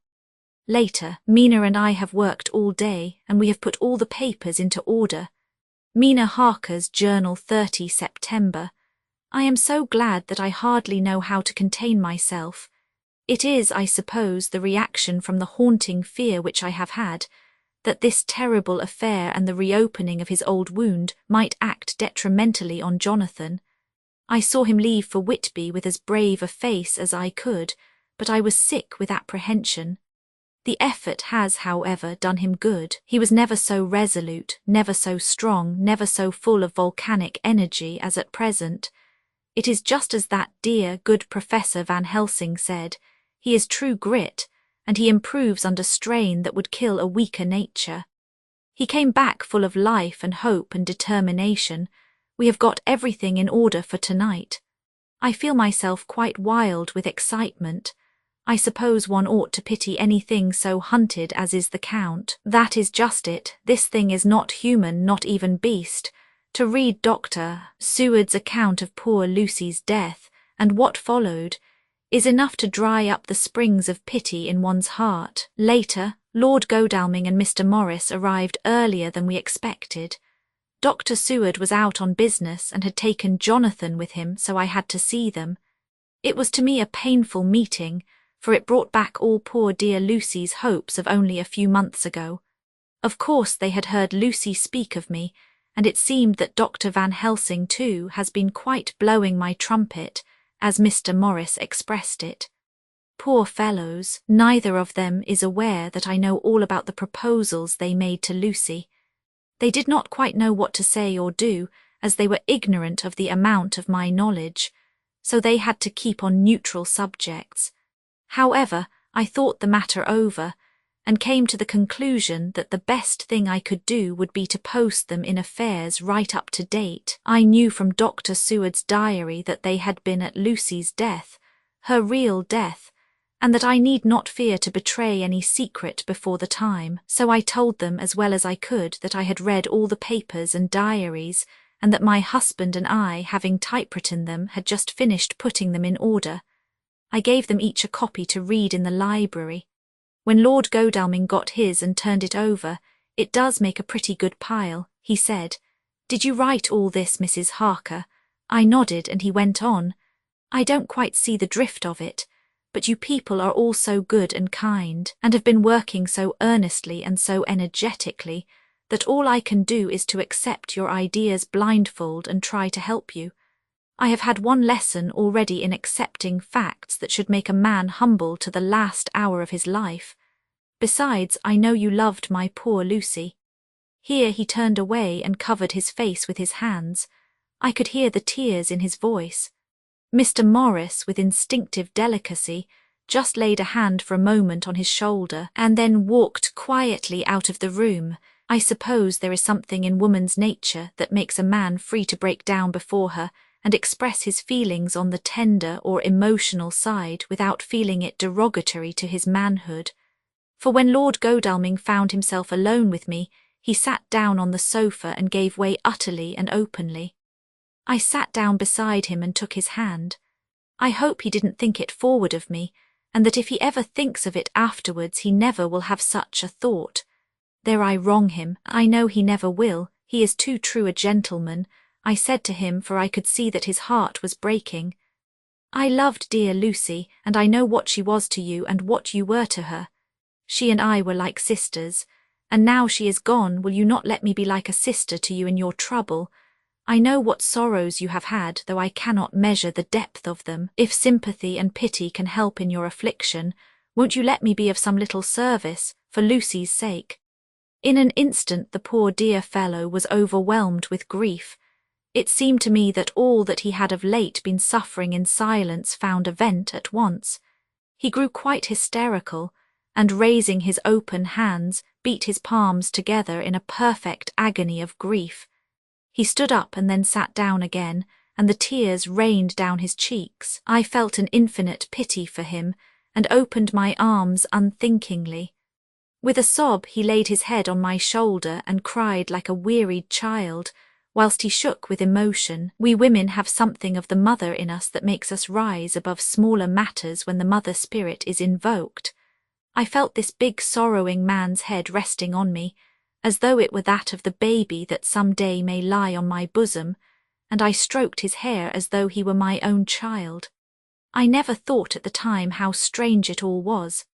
After a little bit his sobs ceased, and he raised himself with an apology, though he made no disguise of his emotion. He told me that for days and nights past, weary days and sleepless nights, he had been unable to speak with anyone, as a man must speak in his time of sorrow. There was no woman whose sympathy could be given to him, or with whom, owing to the terrible circumstance with which his sorrow was surrounded, he could speak freely. I know now how I suffered, he said as he dried his eyes, but I do not know even yet, and none other can ever know, how much your sweet sympathy has been to me today. I shall know better in time, and believe me that though I am not ungrateful now, my gratitude will grow with my understanding. You will let me be like a brother, will you not, for all our lives, for dear Lucy's sake? For dear Lucy's sake, I said as we clasped hands. Aye, and for your own sake, he added, for if a man's esteem and gratitude are ever worth the winning, you have won mine today. If ever the future should bring to you a time when you need a man's help, believe me, you will not call in vain. God grant that no such time may ever come to you to break the sunshine of your life, but if it should ever come, promise me that you will let me know. He was so earnest and his sorrow was so fresh that I felt it would comfort him, so I said, I promise. As I came along the corridor, I saw Mr. Morris looking out of a window. He turned as he heard my footsteps. How is Art? He said. Then noticing my red eyes, he went on, I see you have been comforting him. Poor old fellow, he needs it. No one but a woman can help a man when he is in trouble of the heart, and he had no one to comfort him. He bore his own trouble so bravely that my heart bled for him. I saw the manuscript in his hand, and I knew that when he read it he would realize how much I knew, so I said to him, I wish I could comfort all who suffer from the heart. Will you let me be your friend, and will you come to me for comfort if you need it? You will know, later on, why I speak. He saw that I was in earnest and stooping took my hand and raising it to his lips kissed it. It seemed but poor comfort to so brave and unselfish a soul, and impulsively I bent over and kissed him. The tears rose in his eyes and there was a momentary choking in his throat. He said quite calmly, "Little girl, you will never regret that true-hearted kindness so long as ever you live." Then he went into the study to his friend. Little girl, the very words he had used to Lucy, and oh, but he proved himself a friend. Chapter 19, 30 September. I got home at 5 o'clock and found that Godalming and Morris had not only arrived, but had already studied the transcript of the various diaries and letters which Harker and his wonderful wife had made and arranged. Harker had not yet returned from his visit to the carrier's men, of whom Dr. Hennessy had written to me.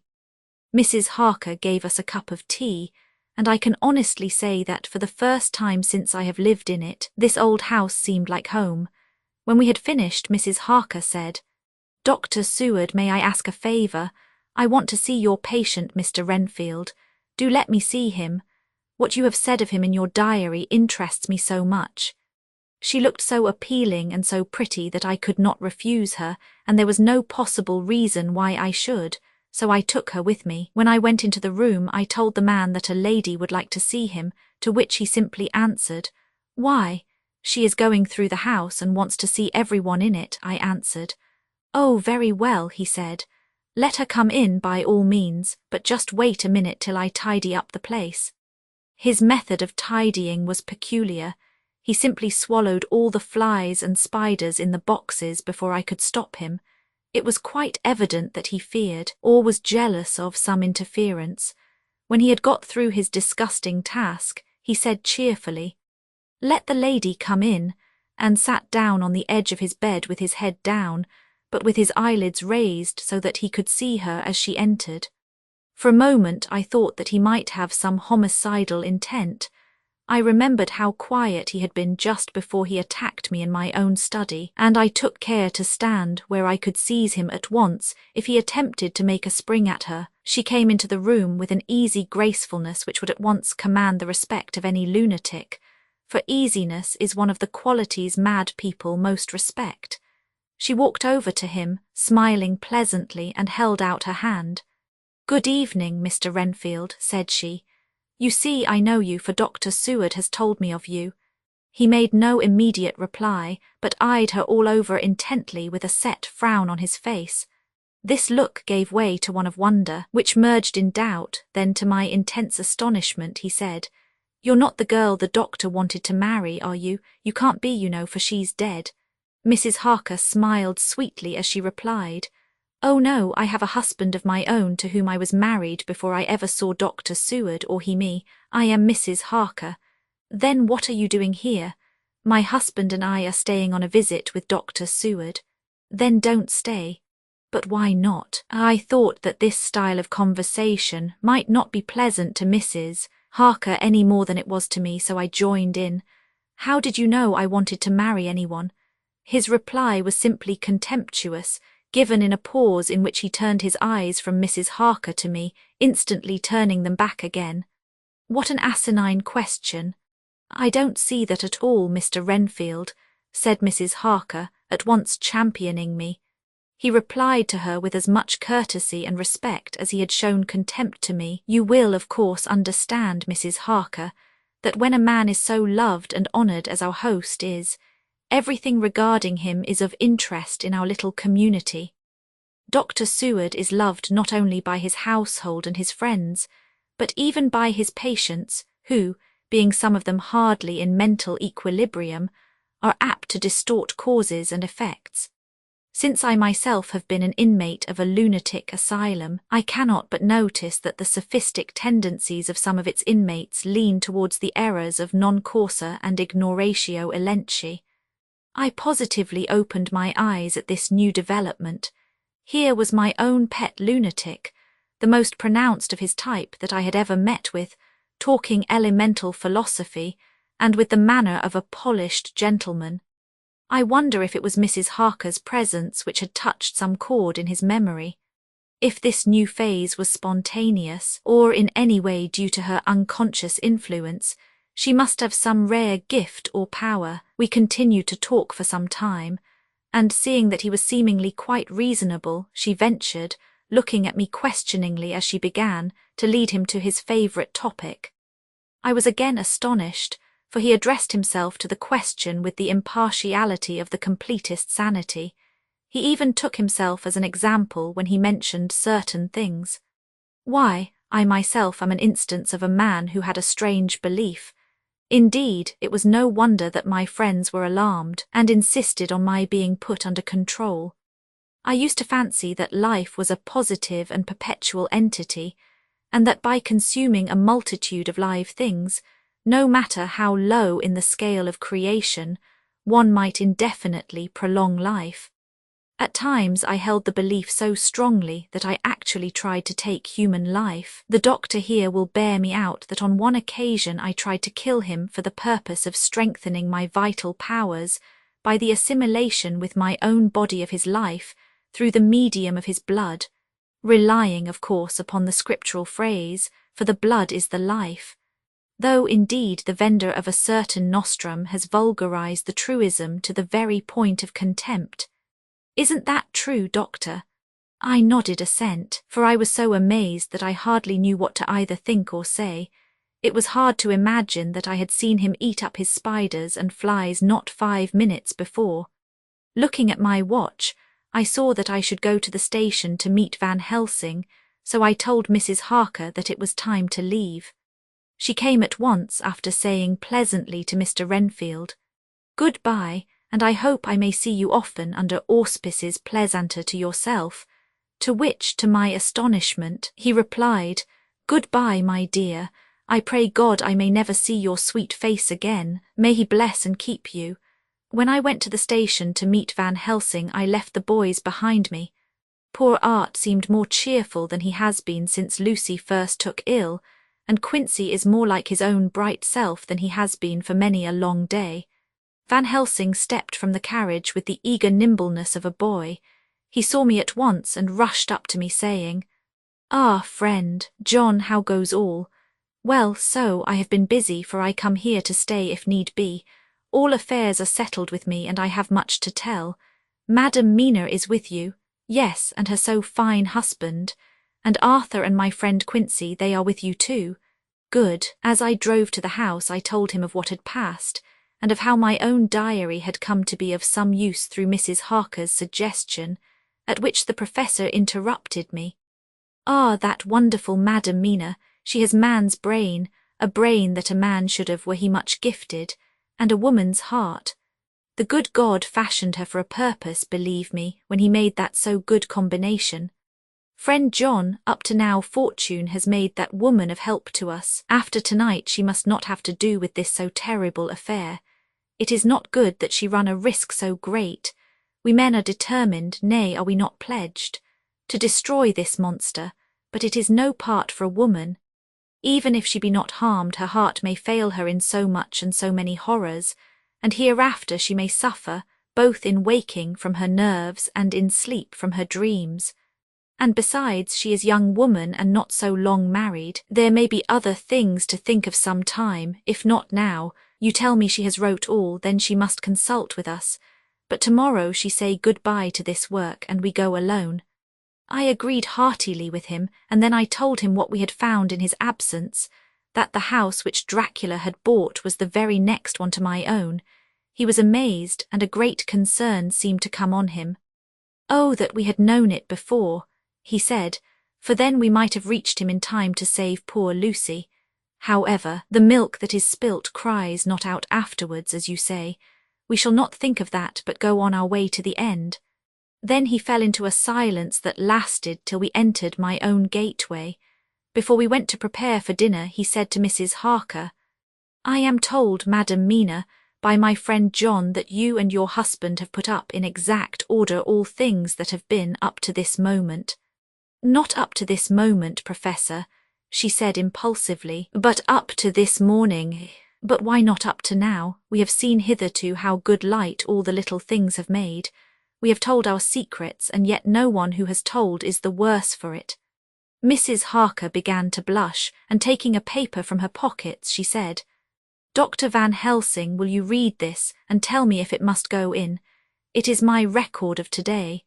I too have seen the need of putting down at present everything, however trivial, but there is little in this except what is personal. Must it go in?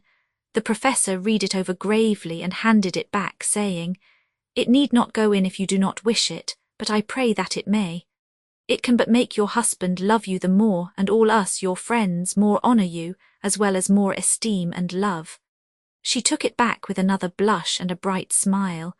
And so now, up to this very hour, all the records we have are complete and in order. The professor took away one copy to study after dinner, and before our meeting, which is fixed for 9 o'clock, the rest of us have already read everything. So when we meet in the study, we shall all be informed as to facts, and can arrange our plan of battle with this terrible and mysterious enemy. Mina Harker's Journal, 30 September. When we met in Dr. Seward's study 2 hours after dinner, which had been at 6 o'clock, we unconsciously formed a sort of board or committee. Professor Van Helsing took the head of the table, to which Dr. Seward motioned him as he came into the room. He made me sit next to him on his right and asked me to act as secretary. Jonathan sat next to me. Opposite us were Lord Godalming, Dr. Seward and Mr. Morris, Lord Godalming being next the professor, and Dr. Seward in the centre. The professor said, "I may, I suppose, take it that we are all acquainted with the facts that are in these papers." We all expressed assent, and he went on, "Then it were, I think, good that I tell you something of the kind of enemy with which we have to deal. I shall then make known to you something of the history of this man, which has been ascertained for me, so we then can discuss how we shall act, and can take our measure according. There are such beings as vampires. Some of us have evidence that they exist. Even had we not the proof of our own unhappy experience, the teachings and the records of the past give proof enough for sane peoples. I admit that at the first I was sceptic. Were it not that through long years I have trained myself to keep an open mind, I could not have believed until such time as that fact thunder on my ear. See, I prove. Alas, had I known at the first what now I know, nay, had I even guessed at him, one so precious life had been spared to many of us who did love her. But that is gone, and we must so work that other poor souls perish not whilst we can save. The Nosferatu do not die like the bee when he sting once. He is only stronger, and being stronger have yet more power to work evil. This vampire which is amongst us is of himself so strong in person as 20 men. He is of cunning more than mortal, for his cunning be the growth of ages. He have still the aids of necromancy, which is, as his etymology imply, the divination by the dead, and all the dead that he can come nigh to are for him at command. He is brute, and more than brute. He is devil in callous, and the heart of him is not. He can, within limitations, appear at will when and where, and in any of the forms that are to him.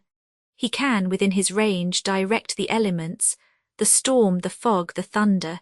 He can command all the meaner things, the rat and the owl and the bat, the moth and the fox and the wolf.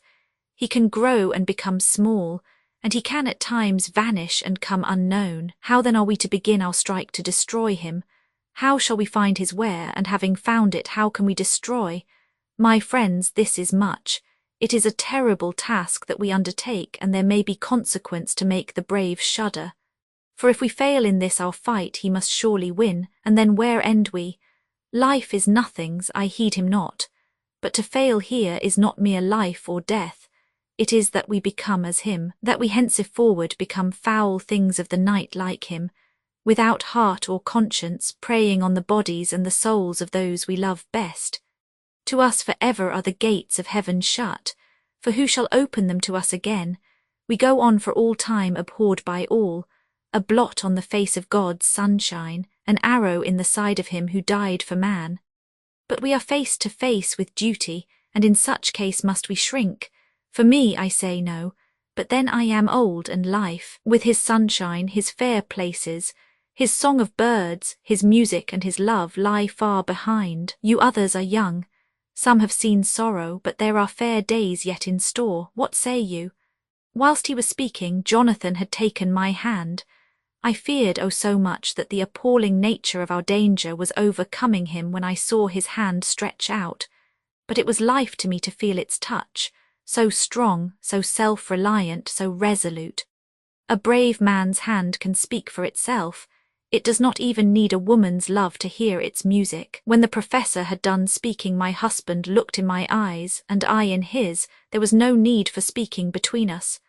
"I answer for Mina and myself," he said. "Count me in, Professor," said Mr. Quincy Morris laconically as usual. "I am with you," said Lord Godalming, "for Lucy's sake, if for no other reason." Dr. Seward simply nodded. The professor stood up and, after laying his golden crucifix on the table, held out his hand on either side. I took his right hand and Lord Godalming his left. Jonathan held my right with his left and stretched across to Mr. Morris. So as we all took hands, our solemn compact was made. I felt my heart icy cold, but it did not even occur to me to draw back. We resumed our places, and Dr. Van Helsing went on with a sort of cheerfulness which showed that the serious work had begun. It was to be taken as gravely and in as businesslike a way as any other transaction of life. "Well, you know what we have to contend against, but we too are not without strength. We have on our side power of combination, a power denied to the vampire kind. We have sources of science, we are free to act and think, and the hours of the day and the night are ours equally. In fact, so far as our powers extend, they are unfettered, and we are free to use them. We have self-devotion in a cause and an end to achieve which is not a selfish one. These things are much. Now let us see how far the general powers arrayed against us are restrict, and how the individual cannot. In fine, let us consider the limitations of the vampire in general, and of this one in particular. All we have to go upon are traditions and superstitions. These do not at the first appear much when the matter is one of life and death, nay, of more than either life or death. Yet must we be satisfied. In the first place, because we have to be, no other means is at our control, and secondly, because after all these things, tradition and superstition are everything. Does not the belief in vampires rest for others, though not, alas, for us on them? A year ago, which of us would have received such a possibility in the midst of our scientific, sceptical, matter-of-fact 19th century? We even scouted a belief that we saw justified under our very eyes. Take it then that the vampire and the belief in his limitations and his cure rest for the moment on the same base.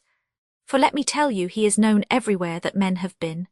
In old Greece, in old Rome, he flourished in Germany, all over, in France, in India, even in the Cherno seas. And in China, so far from us in all ways, there even is he, and the peoples fear him at this day. He have followed the wake of the berserker Icelander, the devil-begotten Hun, the Slav, the Saxon, the Magyar. So far, then, we have all we may act upon, and let me tell you that very much of the beliefs are justified by what we have seen in our own so unhappy experience. The vampire live on and cannot die by mere passing of the time. He can flourish when that he can fatten on the blood of the living. Even more, we have seen amongst us that he can even grow younger, that his vital faculties grow strenuous and seem as though they refresh themselves when his special pabulum is plenty, but he cannot flourish without this diet, he eat not as others. Even friend Jonathan, who lived with him for weeks, did never see him to eat, never. He throws no shadow, he make in the mirror no reflect, as again Jonathan observe. He has the strength of many of his hand, witness again Jonathan when he shut the door against the wolves, and when he help him from the diligence too, he can transform himself to wolf, as we gather from the ship arrival in Whitby, when he tear open the dog. He can be as bat, as Madam Mina saw him on the window at Whitby, and as friend John saw him fly from this so near house, and as my friend Quincy saw him at the window of Miss Lucy. He can come in mist which he create. That noble ship's captain proved him of this. But from what we know, the distance he can make this mist is limited, and it can only be round himself.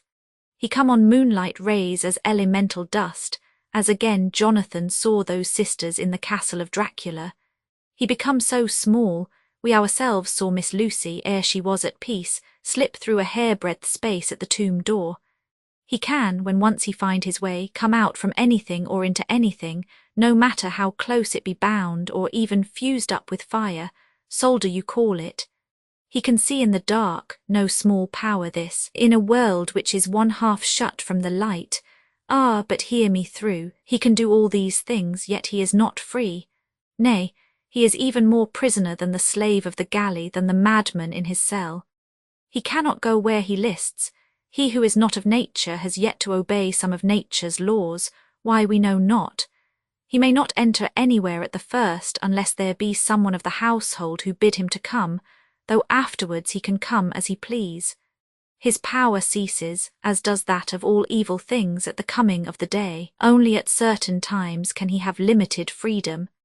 If he be not at the place whither he is bound, he can only change himself at noon or at exact sunrise or sunset. These things are we told, and in this record of ours we have proof by inference. Thus, whereas he can do as he will within his limit, when he have his earth home, his coffin home, his hell home, the place unhallowed, as we saw when he went to the grave of the suicide at Whitby, still at other time he can only change when the time come. It is said, too, that he can only pass running water at the slack or the flood of the tide. Then there are things which so afflict him that he has no power, as the garlic that we know of.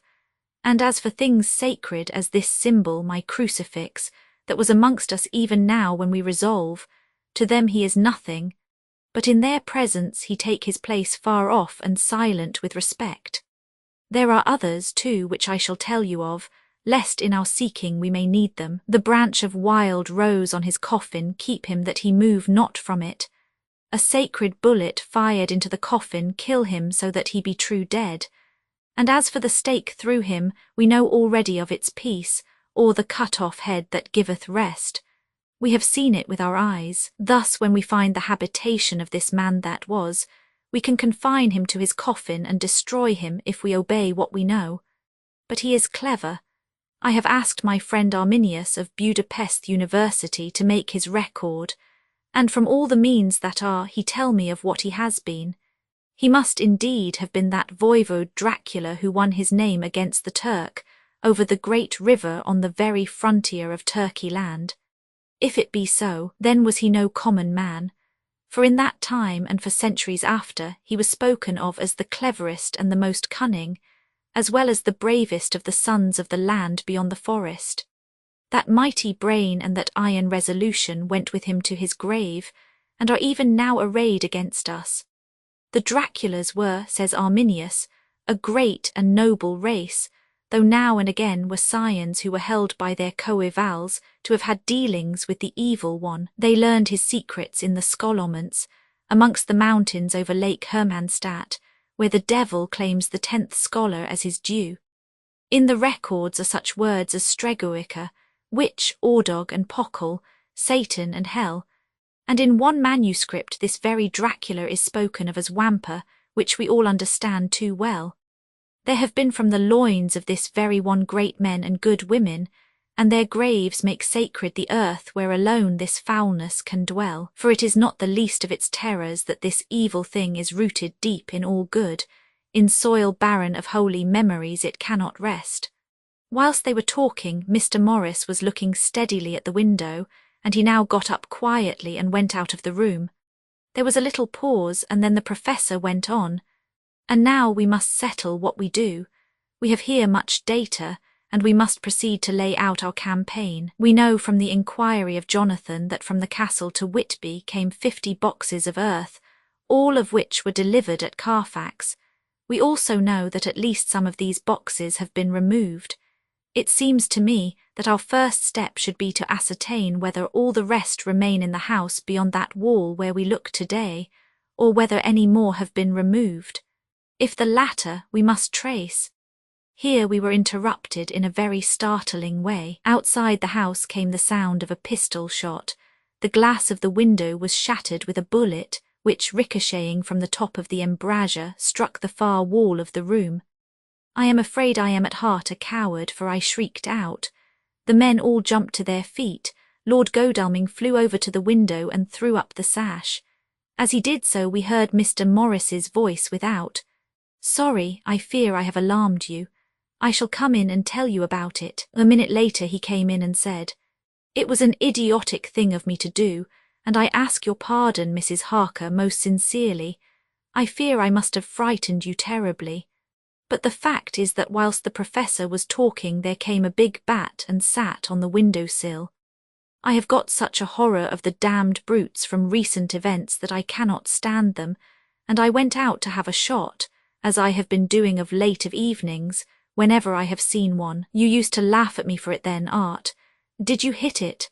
Asked Dr. Van Helsing. I don't know, I fancy not, for it flew away into the wood. Without saying any more he took his seat and the professor began to resume his statement. We must trace each of these boxes, and when we are ready we must either capture or kill this monster in his lair, or we must, so to speak, sterilize the earth so that no more he can seek safety in it. Thus in the end we may find him in his form of man between the hours of noon and sunset, and so engage with him when he is at his most weak. And now for you, Madam Mina, this night is the end until all be well. You are too precious to us to have such risk. When we part tonight you no more must question. We shall tell you all in good time. We are men and are able to bear, but you must be our star and our hope, and we shall act all the more free that you are not in the danger, such as we are. All the men, even Jonathan, seemed relieved, but it did not seem to me good that they should brave danger and perhaps lessen their safety, strength being the best safety, through care of me. But their minds were made up, and though it was a bitter pill for me to swallow, I could say nothing, save to accept their chivalrous care of me. Mr. Morris resumed the discussion. As there is no time to lose, I vote we have a look at his house right now. Time is everything with him, and swift action on our part may save another victim. I own that my heart began to fail me when the time for action came so close, but I did not say anything, for I had a greater fear that if I appeared as a drag or a hindrance to their work, they might even leave me out of their counsels altogether. They have now gone off to Carfax, with means to get into the house. Manlike, they had told me to go to bed and sleep, as if a woman can sleep when those she loves are in danger. I shall lie down and pretend to sleep, lest Jonathan have added anxiety about me when he returns. Dr. Seward's diary. 1 October, 4 a.m. Just as we were about to leave the house, an urgent message was brought to me from Renfield to know if I would see him at once, as he had something of the utmost importance to say to me. I told the messenger to say that I would attend to his wishes in the morning. I was busy just at the moment.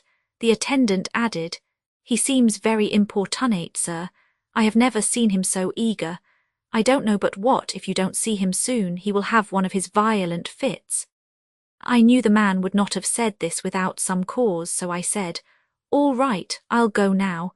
And I asked the others to wait a few minutes for me, as I had to go and see my patient. Take me with you, friend John, said the professor. His case in your diary interests me much, and it had bearing too now and again on our case. I should much like to see him, and especial when his mind is disturbed. May I come also? Asked Lord Godalming. Me too, said Quincy Morris. May I come? Said Harker. I nodded, and we all went down the passage together. We found him in a state of considerable excitement, but far more rational in his speech and manner than I had ever seen him. There was an unusual understanding of himself, which was unlike anything I had ever met with in a lunatic, and he took it for granted that his reasons would prevail with others entirely sane. We all four went into the room, but none of the others at first said anything. His request was that I would at once release him from the asylum and send him home. This he backed up with arguments regarding his complete recovery and adduced his own existing sanity. I appeal to your friends, he said. They will, perhaps, not mind sitting in judgment on my case.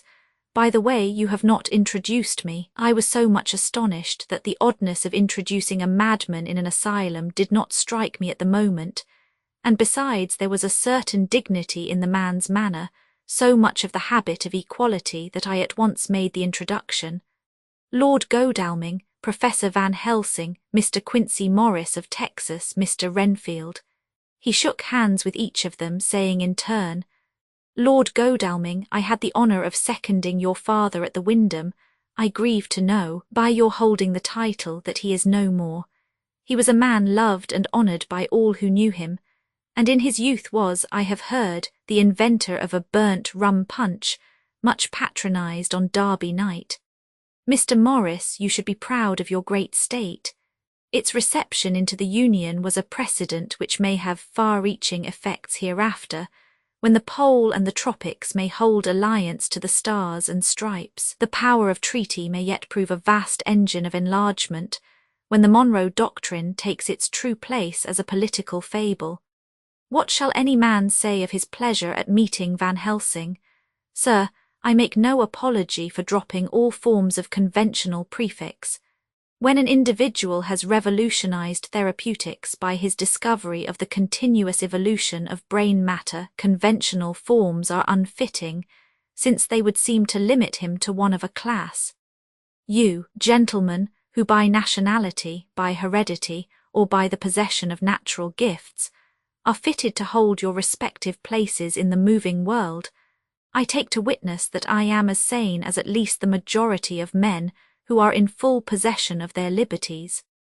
And I am sure that you, Dr. Seward, humanitarian and medico-jurist as well as scientist, will deem it a moral duty to deal with me as one to be considered as under exceptional circumstances. He made this last appeal with a courtly air of conviction which was not without its own charm.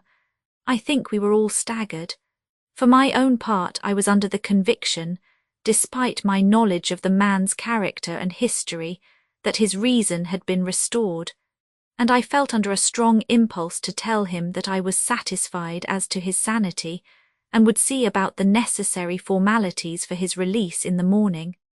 I thought it better to wait, however, before making so grave a statement, for of old I knew the sudden changes to which this particular patient was liable. So I contented myself with making a general statement that he appeared to be improving very rapidly, that I would have a longer chat with him in the morning, and would then see what I could do in the direction of meeting his wishes.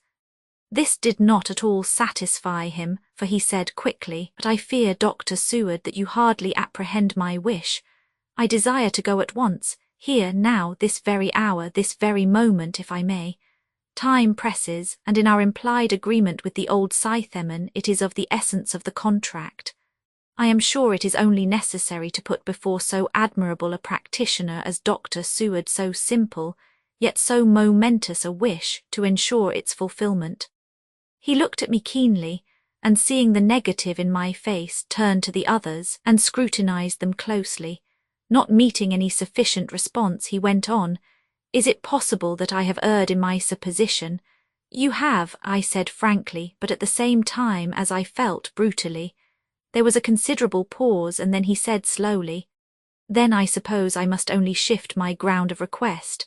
Let me ask for this concession, boon, privilege, what you will.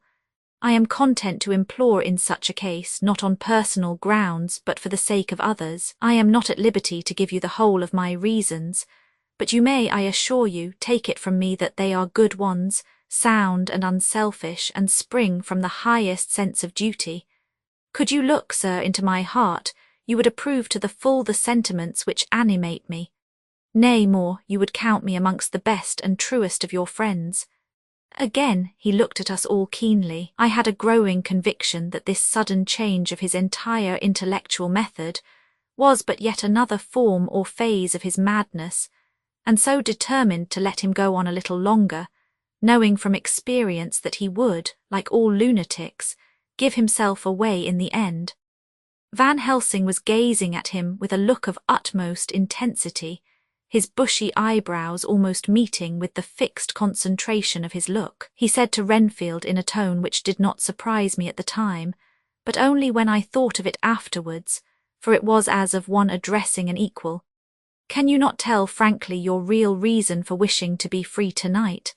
I will undertake that if you will satisfy even me, a stranger without prejudice and with the habit of keeping an open mind, Dr. Seward will give you, at his own risk and on his own responsibility, the privilege you seek." He shook his head sadly, and with a look of poignant regret on his face. The professor went on, "Come, Sir, bethink yourself. You claim the privilege of reason in the highest degree, since you seek to impress us with your complete reasonableness. You do this, whose sanity we have reason to doubt, since you are not yet released from medical treatment for this very defect. If you will not help us in our effort to choose the wisest course, how can we perform the duty which you yourself put upon us? Be wise and help us, and if we can we shall aid you to achieve your wish." He still shook his head as he said, "Dr. Van Helsing, I have nothing to say. Your argument is complete, and if I were free to speak I should not hesitate a moment, but I am not my own master in the matter. I can only ask you to trust me. If I am refused, the responsibility does not rest with me." I thought it was now time to end the scene, which was becoming too comically grave, so I went towards the door simply saying, "Come, my friends, we have work to do. Good night." As, however, I got near the door, a new change came over the patient. He moved towards me so quickly that for the moment I feared that he was about to make another homicidal attack. My fears, however, were groundless, for he held up his two hands imploringly and made his petition in a moving manner. As he saw that the very excess of his emotion was militating against him, by restoring us more to our old relations, he became still more demonstrative. I glanced at Van Helsing and saw my conviction reflected in his eyes, so I became a little more fixed in my manner, if not more stern, and motioned to him that his efforts were unavailing. I had previously seen something of the same constantly growing excitement in him when he had to make some request of which at the time he had thought much, such, for instance, as when he wanted a cat. And I was prepared to see the collapse into the same sullen acquiescence on this occasion. My expectation was not realized, for, when he found that his appeal would not be successful, he got into quite a frantic condition. He threw himself on his knees and held up his hands, wringing them in plaintive supplication, and poured forth a torrent of entreaty, with the tears rolling down his cheeks, and his whole face and form expressive of the deepest emotion. "Let me entreat you, Dr. Seward, oh, let me implore you, to let me out of this house at once. Send me away how you will and where you will. Send keepers with me with whips and chains. Let them take me in a strait waistcoat, manacled and leg-ironed, even to a jail, but let me go out of this. You don't know what you do by keeping me here.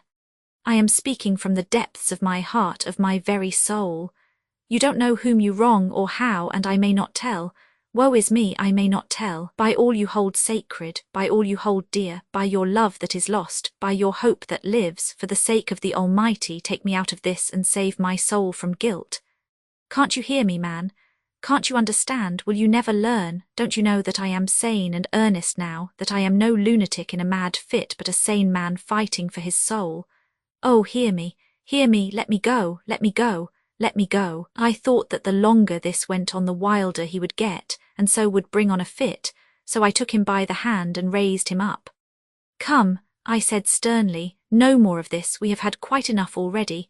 Get to your bed and try to behave more discreetly." He suddenly stopped and looked at me intently for several moments. Then, without a word, he rose and moving over, sat down on the side of the bed.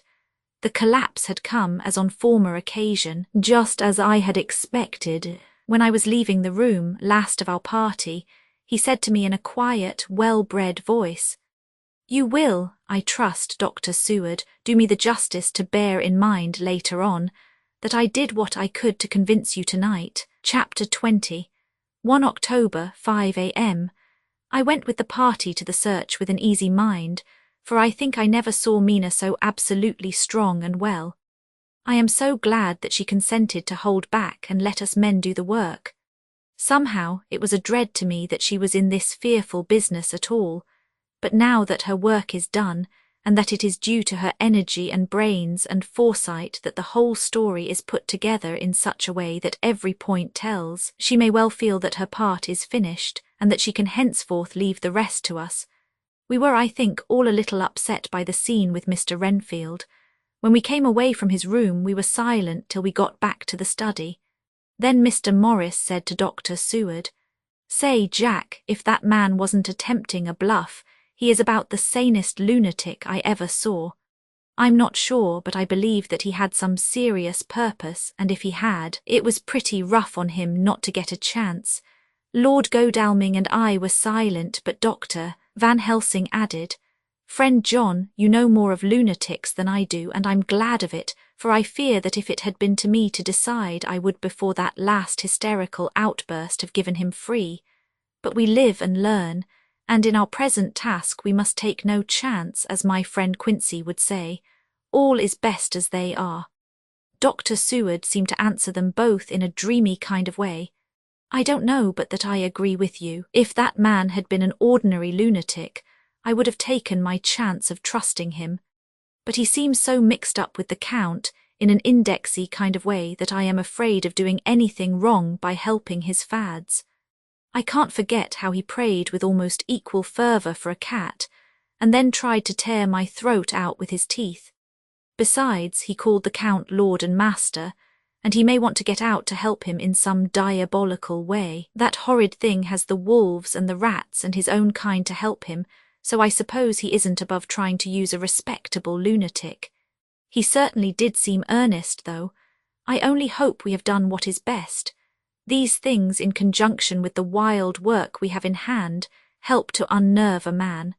The professor stepped over and, laying his hand on his shoulder, said in his grave, kindly way, "Friend John, have no fear. We are trying to do our duty in a very sad and terrible case. We can only do as we deem best. What else have we to hope for except the pity of the good God?" Lord Godalming had slipped away for a few minutes, but now he returned. He held up a little silver whistle as he remarked, "That old place may be full of rats, and if so, I've got an antidote on call." Having passed the wall, we took our way to the house, taking care to keep in the shadows of the trees on the lawn when the moonlight shone out. When we got to the porch, the professor opened his bag and took out a lot of things, which he laid on the step, sorting them into 4 little groups, evidently one for each. Then he spoke, "My friends, we are going into a terrible danger, and we need arms of many kinds. Our enemy is not merely spiritual. Remember that he has the strength of 20 men, and that though our necks or our windpipes are of the common kind, and therefore breakable or crushable, his are not amenable to mere strength. A stronger man, or a body of men more strong in all than him, can at certain times hold him, but they cannot hurt him as we can be hurt by him. We must, therefore, guard ourselves from his touch. Keep this near your heart." As he spoke, he lifted a little silver crucifix and held it out to me, I being nearest to him. "Put these flowers round your neck." Here he handed to me a wreath of withered garlic blossoms. For other enemies more mundane, this revolver and this knife, and for aid in all, these so small electric lamps which you can fasten to your breast. And for all, and above all at the last, this, which we must not desecrate needless. This was a portion of sacred wafer which he put in an envelope and handed to me. Each of the others was similarly equipped. "Now," he said, "Friend John, where are the skeleton keys? If so that we can open the door, we need not break house by the window, as before at Miss Lucy's." Dr. Seward tried 1 or 2 skeleton keys, his mechanical dexterity as a surgeon standing him in good stead. Presently he got one to suit. After a little play back and forward, the bolt yielded, and with a rusty clang shot back. We pressed on the door, the rusty hinges creaked, and it slowly opened. It was startlingly like the image conveyed to me in Dr. Seward's diary of the opening of Miss Westenra's tomb. I fancy that the same idea seemed to strike the others, for with one accord they shrank back. The professor was the first to move forward and stepped into the open door. "In manus tuas, Domine," he said, crossing himself as he passed over the threshold. We closed the door behind us, lest when we should have lit our lamps we should possibly attract attention from the road. The professor carefully tried the lock, lest we might not be able to open it from within should we be in a hurry making our exit. Then we all lit our lamps and proceeded on our search. The light from the tiny lamps fell in all sorts of odd forms, as the rays crossed each other, or the opacity of our bodies through great shadows. I could not for my life get away from the feeling that there was someone else amongst us. I suppose it was the recollection, so powerfully brought home to me by the grim surroundings, of that terrible experience in Transylvania. I think the feeling was common to us all, for I noticed that the others kept looking over their shoulders at every sound and every new shadow, just as I felt myself doing.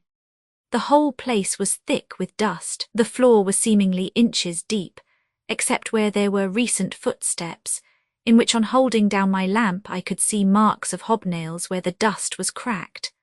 The walls were fluffy and heavy with dust, and in the corners were masses of spiders' webs, whereon the dust had gathered till they looked like old tattered rags as the weight had torn them partly down. On a table in the hall was a great bunch of keys, with a time-yellowed label on each. They had been used several times, for on the table were several similar rents in the blanket of dust, similar to that exposed when the professor lifted them. He turned to me and said, "You know this place, Jonathan. You have copied maps of it, and you know it at least more than we do. Which is the way to the chapel?" I had an idea of its direction, though on my former visit I had not been able to get admission to it. So I led the way, and after a few wrong turnings found myself opposite a low, arched oaken door, ribbed with iron bands. "This is the spot," said the professor as he turned his lamp on a small map of the house, copied from the file of my original correspondence regarding the purchase. With a little trouble, we found the key on the bunch and opened the door. We were prepared for some unpleasantness, for as we were opening the door a faint, malodorous air seemed to exhale through the gaps, but none of us ever expected such an odour as we encountered. None of the others had met the Count at all at close quarters, and when I had seen him he was either in the fasting stage of his existence in his rooms or, when he was gloated with fresh blood, in a ruined building open to the air. But here the place was small and close, and the long disuse had made the air stagnant and foul. There was an earthy smell, as of some dry miasma, which came through the fouler air. But as to the odour itself, how shall I describe it? It was not alone that it was composed of all the ills of mortality and with the pungent, acrid smell of blood, but it seemed as though corruption had become itself corrupt. For, it sickens me to think of it, every breath exhaled by that monster seemed to have clung to the place and intensified its loathsomeness. Under ordinary circumstances, such a stench would have brought our enterprise to an end, but this was no ordinary case, and the high and terrible purpose in which we were involved gave us a strength which rose above merely physical considerations. After the involuntary shrinking consequent on the first nauseous whiff, we one and all set about our work as though that loathsome place were a garden of roses. We made an accurate examination of the place, the professor saying as we began, "The first thing is to see how many of the boxes are left. We must then examine every hole and corner and cranny and see if we cannot get some clue as to what has become of the rest." A glance was sufficient to show how many remained, for the great earth chests were bulky, and there was no mistaking them. There were only 29 left out of the 50. Once I got a fright for seeing Lord Godalming suddenly turn and look out of the vaulted door into the dark passage beyond. I looked too, and for an instant my heart stood still. Somewhere, looking out from the shadow, I seemed to see the high lights of the Count's evil face, the ridge of the nose, the red eyes, the red lips, the awful pallor. It was only for a moment, for, as Lord Godalming said, "I thought I saw a face, but it was only the shadows," and resumed his inquiry. I turned my lamp in the direction and stepped into the passage. There was no sign of anyone, and as there were no corners, no doors, no aperture of any kind, but only the solid walls of the passage, there could be no hiding place even for him. I took it that fear had helped imagination, and said nothing. A few minutes later I saw Morris step suddenly back from a corner which he was examining. We all followed his movements with our eyes, for undoubtedly some nervousness was growing on us, and we saw a whole mass of phosphorescence which twinkled like stars. we all instinctively drew back. The whole place was becoming alive with rats. For a moment or two we stood appalled, all save Lord Godalming, who was seemingly prepared for such an emergency. Rushing over to the great iron-bound oaken door, which Dr. Seward had described from the outside, and which I had seen myself, he turned the key in the lock, drew the huge bolts and swung the door open. Then, taking his little silver whistle from his pocket, he blew a low, shrill call. It was answered from behind Dr. Seward's house by the yelping of dogs, and after about a minute 3 terriers came dashing round the corner of the house. Unconsciously we had all moved towards the door, and as we moved I noticed that the dust had been much disturbed. The boxes which had been taken out had been brought this way, but even in the minute that had elapsed the number of the rats had vastly increased. They seemed to swarm over the place all at once, till the lamplight, shining on their moving dark bodies and glittering, baleful eyes, made the place look like a bank of earth set with fireflies. The dogs dashed on, but at the threshold suddenly stopped and snarled, and then, simultaneously lifting their noses, began to howl in most lugubrious fashion. The rats were multiplying in thousands, and we moved out. Lord Godalming lifted one of the dogs, and carrying him in, placed him on the floor. The instant his feet touched the ground he seemed to recover his courage, and rushed at his natural enemies. They fled before him so fast that before he had shaken the life out of a score, the other dogs, who had by now been lifted in the same manner, had but small prey ere the whole mass had vanished.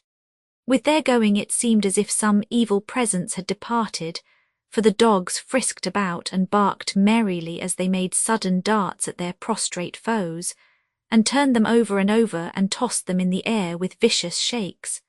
We all seemed to find our spirits rise, whether it was the purifying of the deadly atmosphere by the opening of the chapel door, or the relief which we experienced by finding ourselves in the open, I know not.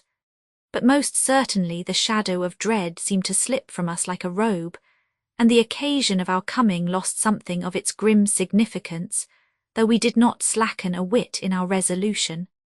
We closed the outer door and barred and locked it, and bringing the dogs with us, began our search of the house. We found nothing throughout except dust in extraordinary proportions, and all untouched save for my own footsteps when I had made my first visit.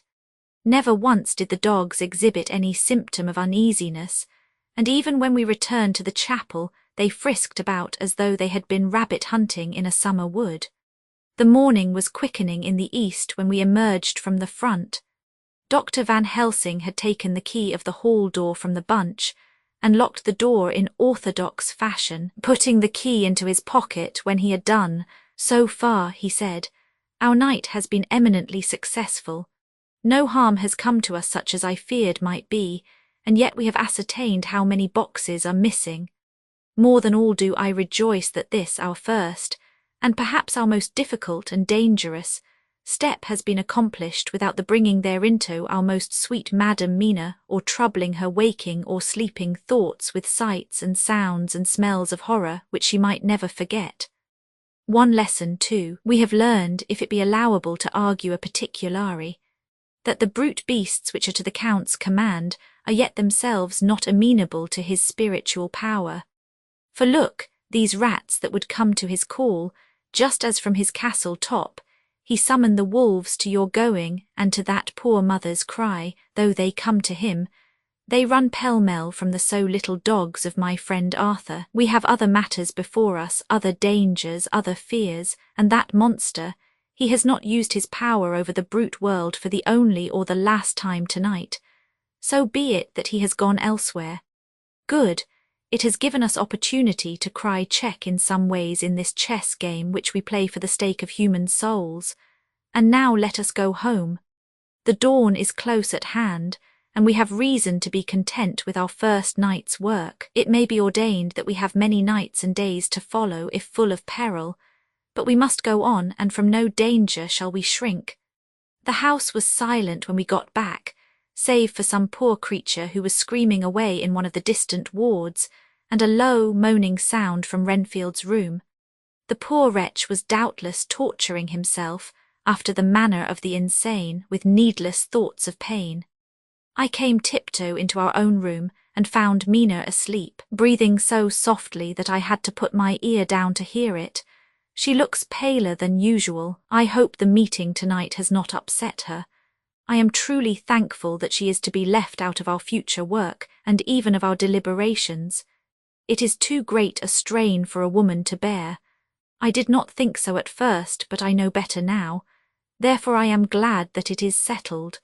There may be things which would frighten her to hear, and yet to conceal them from her might be worse than to tell her if once she suspected that there was any concealment. Henceforth our work is to be a sealed book to her, till at least such time as we can tell her that all is finished, and the earth free from a monster of the nether world. I dare say it will be difficult to begin to keep silence after such confidence as ours, but I must be resolute, and tomorrow I shall keep dark over tonight's doings, and shall refuse to speak of anything that has happened. I rest on the sofa so as not to disturb her. 1 October later. I suppose it was natural that we should have all overslept ourselves, for the day was a busy one, and the night had no rest at all. Even Mina must have felt its exhaustion, for though I slept till the sun was high, I was awake before her, and had to call 2 or 3 times before she awoke. Indeed, she was so sound asleep that for a few seconds she did not recognize me, but looked at me with a sort of blank terror, as one looks who has been waked out of a bad dream. She complained a little of being tired, and I let her rest till later in the day. We now know of 21 boxes having been removed, and if it be that several were taken in any of these removals, we may be able to trace them all. Such will, of course, immensely simplify our labour, and the sooner the matter is attended to the better. I shall look up Thomas Snelling today. Dr. Seward's diary. 1 October. It was towards noon when I was awakened by the professor walking into my room. He was more jolly and cheerful than usual, and it is quite evident that last night's work has helped to take some of the brooding weight off his mind. After going over the adventure of the night, he suddenly said, "Your patient interests me much. May it be that with you I visit him this morning, or if that you are too occupied, I can go alone if it may be. It is a new experience to me to find a lunatic who talk philosophy and reason so sound. I had some work to do which pressed, so I told him that if he would go alone I would be glad, as then I should not have to keep him waiting. So I called an attendant and gave him the necessary instructions. Before the professor left the room, I cautioned him against getting any false impression from my patient. But, he answered, I want him to talk of himself and of his delusion as to consuming live things. He said to Madam Mina, as I see in your diary of yesterday, that he had once had such a belief. Why do you smile, friend John? Excuse me, I said, but the answer is here. I laid my hand on the typewritten matter. When our sane and learned lunatic made that very statement of how he used to consume life, his mouth was actually nauseous with the flies and spiders which he had eaten just before Mrs. Harker entered the room. Van Helsing smiled in turn. Good, he said. Your memory is true, friend John, I should have remembered, and yet it is this very obliquity of thought and memory which makes mental disease such a fascinating study. Perhaps I may gain more knowledge out of the folly of this madman than I shall from the teaching of the most wise. Who knows? I went on with my work, and before long was through that in hand. It seemed that the time had been very short indeed, but there was Van Helsing back in the study. Do I interrupt? He asked politely as he stood at the door. Not at all, I answered. Come in. My work is finished, and I am free. I can go with you now if you like. It is needless, I have seen him. Oh well, I fear that he does not appraise me at much. Our interview was short. When I entered his room he was sitting on a stool in the centre with his elbows on his knees, and his face was the picture of sullen discontent. I spoke to him as cheerfully as I could and with such a measure of respect as I could assume. He made no reply whatever. Don't you know me? I asked. His answer was not reassuring. I know you well enough. You are the old fool Van Helsing. I wish you would take yourself and your idiotic brain theories somewhere else. Damn all thick-headed Dutchmen. Not a word more would he say, but sat in his implacable sullenness as indifferent to me as though I had not been in the room at all. Thus departed for this time my chance of much learning from this so clever lunatic. So I shall go, if I may, and cheer myself with a few happy words with that sweet soul Madam Mina. Friend John, it does rejoice me unspeakable that she is no more to be pained, no more to be worried with our terrible things. Though we shall much miss her help, it is better so. I agree with you with all my heart, I answered earnestly, for I did not want him to weaken in this matter. Mrs. Harker is better out of it. Things are quite bad enough for us, all men of the world and who have been in many tight places in our time, but it is no place for a woman, and if she had remained in touch with the affair, it would in time infallibly have wrecked her. So Van Helsing has gone to confer with Mrs. Harker and Harker. Quincy and Art are all out following up the clues as to the earth boxes. I shall finish my round of work and we shall meet tonight. Mina Harker's journal, 1 October. It is strange to me to be kept in the dark as I am today, after Jonathan's full confidence for so many years, to see him manifestly avoid certain matters, and those the most vital of all. This morning I slept late after the fatigues of yesterday, and though Jonathan was late too, he was the earlier. He spoke to me before he went out, never more sweetly or tenderly, but he never mentioned a word of what had happened in the visit to the Count's house. And yet he must have known how terribly anxious I was. Poor dear fellow, I suppose it must have distressed him even more than it did me. They all agreed that it was best that I should not be drawn further into this awful work, and I acquiesced, but to think that he keeps anything from me. And now I am crying like a silly fool when I know it comes from my husband's great love and from the good wishes of those other strong men. That has done me good. Well, some day Jonathan will tell me all, and lest it should ever be that he should think for a moment that I kept anything from him, I still keep my journal as usual. Then if he has feared of my trust, I shall show it to him, with every thought of my heart put down for his dear eyes to read. I feel strangely sad and low-spirited today. I suppose it is the reaction from the terrible excitement. Last night I went to bed when the men had gone, simply because they told me to. I didn't feel sleepy, and I did feel full of devouring anxiety. I kept thinking over everything that has been ever since Jonathan came to see me in London, and it all seems like a horrible tragedy, with fate pressing on relentlessly to some destined end. Everything that one does seems, no matter how right it may be, to bring on the very thing which is most to be deplored. If I hadn't gone to Whitby, perhaps poor dear Lucy would be with us now. She hadn't taken to visiting the churchyard till I came, and if she hadn't come there in the daytime with me, she wouldn't have walked there in her sleep. And if she hadn't gone there at night and asleep, that monster couldn't have destroyed her as he did. Oh, why did I ever go to Whitby? They're now crying again. I wonder what has come over me today. I must hide it from Jonathan, for if he knew that I had been crying twice in one morning, I, who never cried on my own account, and whom he has never caused to shed a tear, the dear fellow would fret his heart out. I shall put a bold face on, and if I do feel weepy, he shall never see it. I suppose it is one of the lessons that we poor women have to learn.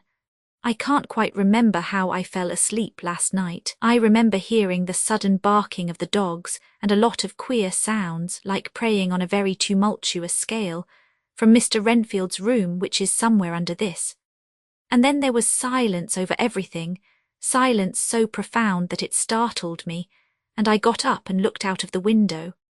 All was dark and silent, the black shadows thrown by the moonlight seeming full of a silent mystery of their own. Not a thing seemed to be stirring, but all to be grim and fixed as death or fate, so that a thin streak of white mist that crept with almost imperceptible slowness across the grass towards the house seemed to have a sentience and a vitality of its own.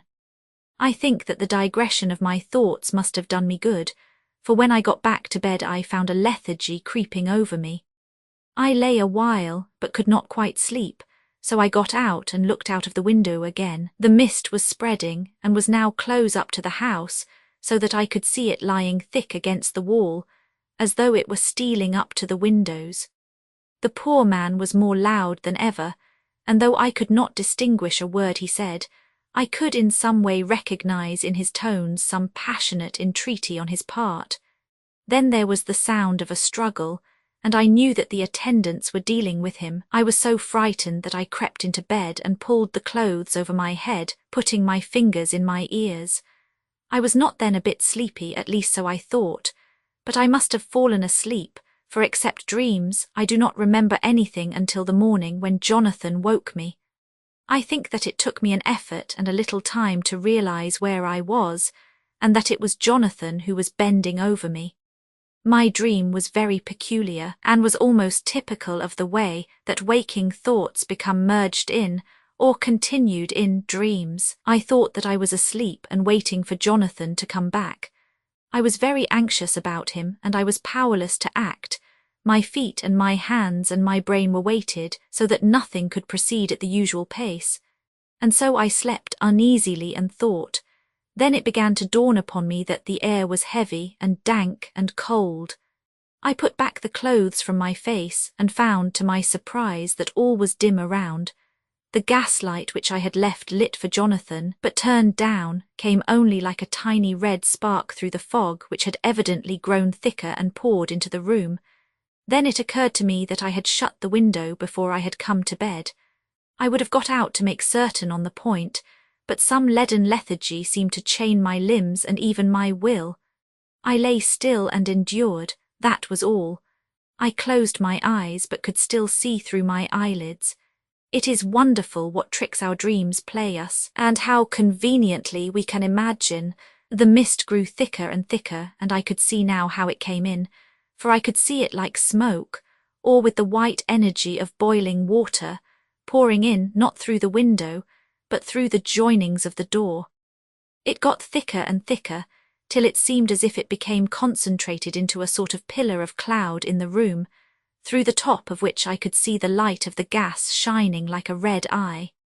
Things began to whirl through my brain just as the cloudy column was now whirling in the room, and through it all came the scriptural words, a pillar of cloud by day and of fire by night. Was it indeed some such spiritual guidance that was coming to me in my sleep? But the pillar was composed of both the day and the night guiding, for the fire was in the red eye, which at the thought got a new fascination for me, till as I looked the fire divided, and seemed to shine on me through the fog like two red eyes, such as Lucy told me of in her momentary mental wandering when, on the cliff, the dying sunlight struck the windows of St. Mary's Church. Suddenly the horror burst upon me that it was thus that Jonathan had seen those awful women growing into reality through the whirling mist in the moonlight, and in my dream I must have fainted, for all became black darkness. The last conscious effort which imagination made was to show me a livid white face bending over me out of the mist. I must be careful of such dreams, for they would unseat one's reason if there were too much of them. I would get Dr. Van Helsing or Dr. Seward to prescribe something for me which would make me sleep, only that I fear to alarm them. Such a dream at the present time would become woven into their fears for me. Tonight I shall strive hard to sleep naturally. If I do not, I shall tomorrow night get them to give me a dose of chloral. That cannot hurt me for once, and it will give me a good night's sleep. Last night tired me more than if I had not slept at all. 2 October 10 p.m. Last night I slept but did not dream. I must have slept soundly, for I was not waked by Jonathan coming to bed, but the sleep has not refreshed me, for today I feel terribly weak and spiritless.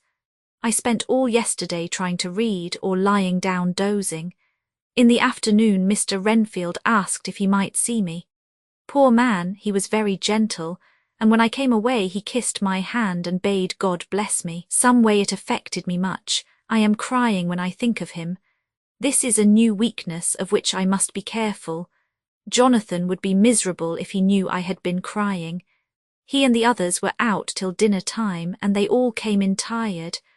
I did what I could to brighten them up, and I suppose that the effort did me good, for I forgot how tired I was. After dinner they sent me to bed, and all went off to smoke together as they said, but I knew that they wanted to tell each other of what had occurred to each during the day. I could see from Jonathan's manner that he had something important to communicate. I was not so sleepy as I should have been, so before they went I asked Dr. Seward to give me a little opiate of some kind, as I had not slept well the night before. He very kindly made me up a sleeping draught, which he gave to me, telling me that it would do me no harm as it was very mild. I have taken it and am waiting for sleep, which still keeps aloof. I hope I have not done wrong, for as sleep begins to flirt with me, a new fear comes, that I may have been foolish in thus depriving myself of the power of waking. I might want it. Here comes sleep. Good night. Chapter 21. 1 October evening. I found Thomas Snelling in his house at Bethnal Green, but unhappily he was not in a condition to remember anything. The very prospect of beer which my expected coming had opened to him had proved too much, and he had begun too early on his expected debauch. I learned, however, from his wife, who seemed a decent, poor soul, that he was only the assistant to Smollett, who of the two mates was the responsible person. So off I drove to Walworth, and found Mr. Joseph Smollett at home and in his shirt-sleeves, taking a late tea out of a saucer. He is a decent, intelligent fellow, distinctly a good, reliable type of workman, and with a headpiece of his own. He remembered all about the incident of the boxes, and from a wonderful dog's-eared notebook, which he produced from some mysterious receptacle about the seat of his trousers, and which had hieroglyphical entries in thick, half-obliterated pencil, he gave me the destinations of the boxes. There were, he said, 6 in the cartload which he took from Carfax and left at 197, Chicksand Street, Mile End New Town, and another 6 which he deposited at Jamaica Lane, Bermondsey. If then the Count meant to scatter these ghastly refuges of his over London, these places were chosen as the first of delivery, so that later he might distribute more fully. The systematic manner in which this was done made me think that he could not mean to confine himself to 2 sides of London. He was now fixed on the far east of the northern shore, on the east of the southern shore, and on the south. The north and west were surely never meant to be left out of his diabolical scheme, let alone the city itself and the very heart of fashionable London in the south-west and west. I went back to Smollett and asked him if he could tell us if any other boxes had been taken from Carfax. He replied, "Well, governor, you've treated me werry handsome. I had given him half a sovereign, and I'll tell you're all I know. I heard a man by the name of Bloxham say 4 nights ago in the Rowan Ounds, in Pincher's Alley, as he and his mate 'ad a rare dusty job in a old ooze at Perfect. There ain't many such jobs as this 'ere, and I'm thinking that maybe Sam Bloxham could tell ye summat." I asked if he could tell me where to find him. I told him that if he could get me the address it would be worth another half-sovereign to him. So he gulped down the rest of his tea and stood up, saying that he was going to begin the search then and there. At the door he stopped and said, "Look 'ere, governor, there ain't no sense in me keeping you 'ere. I may find Sam soon, or I mayn't, but anyhow he ain't like to be in a way to tell ye much tonight. Sam is a rare one when he starts on the booze. If you can give me an envelope with a stamp on it and put your address on it, I'll find out where Sam is to be found and post it ye tonight. But ye'd better be up arter 'im soon in the morning, or maybe ye won't ketch 'im. For Sam gets off main early, never mind the booze the night afore." This was all practical, so one of the children went off with a penny to buy an envelope and a sheet of paper and to keep the change. When she came back I addressed the envelope and stamped it, and when Smollett had again faithfully promised to post the address when found, I took my way to home. We are on the track anyhow. I am tired tonight and want sleep. Mina is fast asleep and looks a little too pale. Her eyes look as though she had been crying. Poor dear, I've no doubt it frets her to be kept in the dark, and it may make her doubly anxious about me and the others. But it is best as it is. It is better to be disappointed and worried in such a way now than to have her nerve broken. The doctors were quite right to insist on her being kept out of this dreadful business. I must be firm, for on me this particular burden of silence must rest. I shall not ever enter on the subject with her under any circumstances. Indeed, it may not be a hard task after all, for she herself has become reticent on the subject, and has not spoken of the Count or his doings ever since we told her of our decision. 2 October evening. A long and trying and exciting day. By the first post I got my directed envelope with a dirty scrap of paper enclosed, on which was written with a carpenter's pencil in a sprawling hand, Sam Bloxam, Corcoran's, 4, Poter's Court, Bartle Street, Walworth, ask for the Depite. I got the letter in bed and rose without waking Mina. She looked heavy and sleepy and pale and far from well. I determined not to wake her, but that when I should return from this new search, I would arrange for her going back to Exeter. I think she would be happier in our own home, with her daily tasks to interest her, than in being here amongst us and in ignorance. I only saw Dr. Seward for a moment and told him where I was off to, promising to come back and tell the rest so soon as I should have found out anything. I drove to Walworth and found, with some difficulty, Potter's Court. Mr. Smollett's spelling misled me, as I asked for Poter's Court instead of Potter's Court. However, when I had found the court, I had no difficulty in discovering Corcoran's lodging house. When I asked the man who came to the door for the Depite, he shook his head and said, "I dunno 'im. There ain't no such a person 'ere. I never 'eard of 'im in all my bloomin' days. Don't believe there ain't nobody of that kind livin' 'ere or anywheres." I took out Smollett's letter, and as I read it, it seemed to me that the lesson of the spelling of the name of the court might guide me. "What are you?" I asked. "I'm the Deputy," he answered. I saw at once that I was on the right track. Phonetic spelling had again misled me.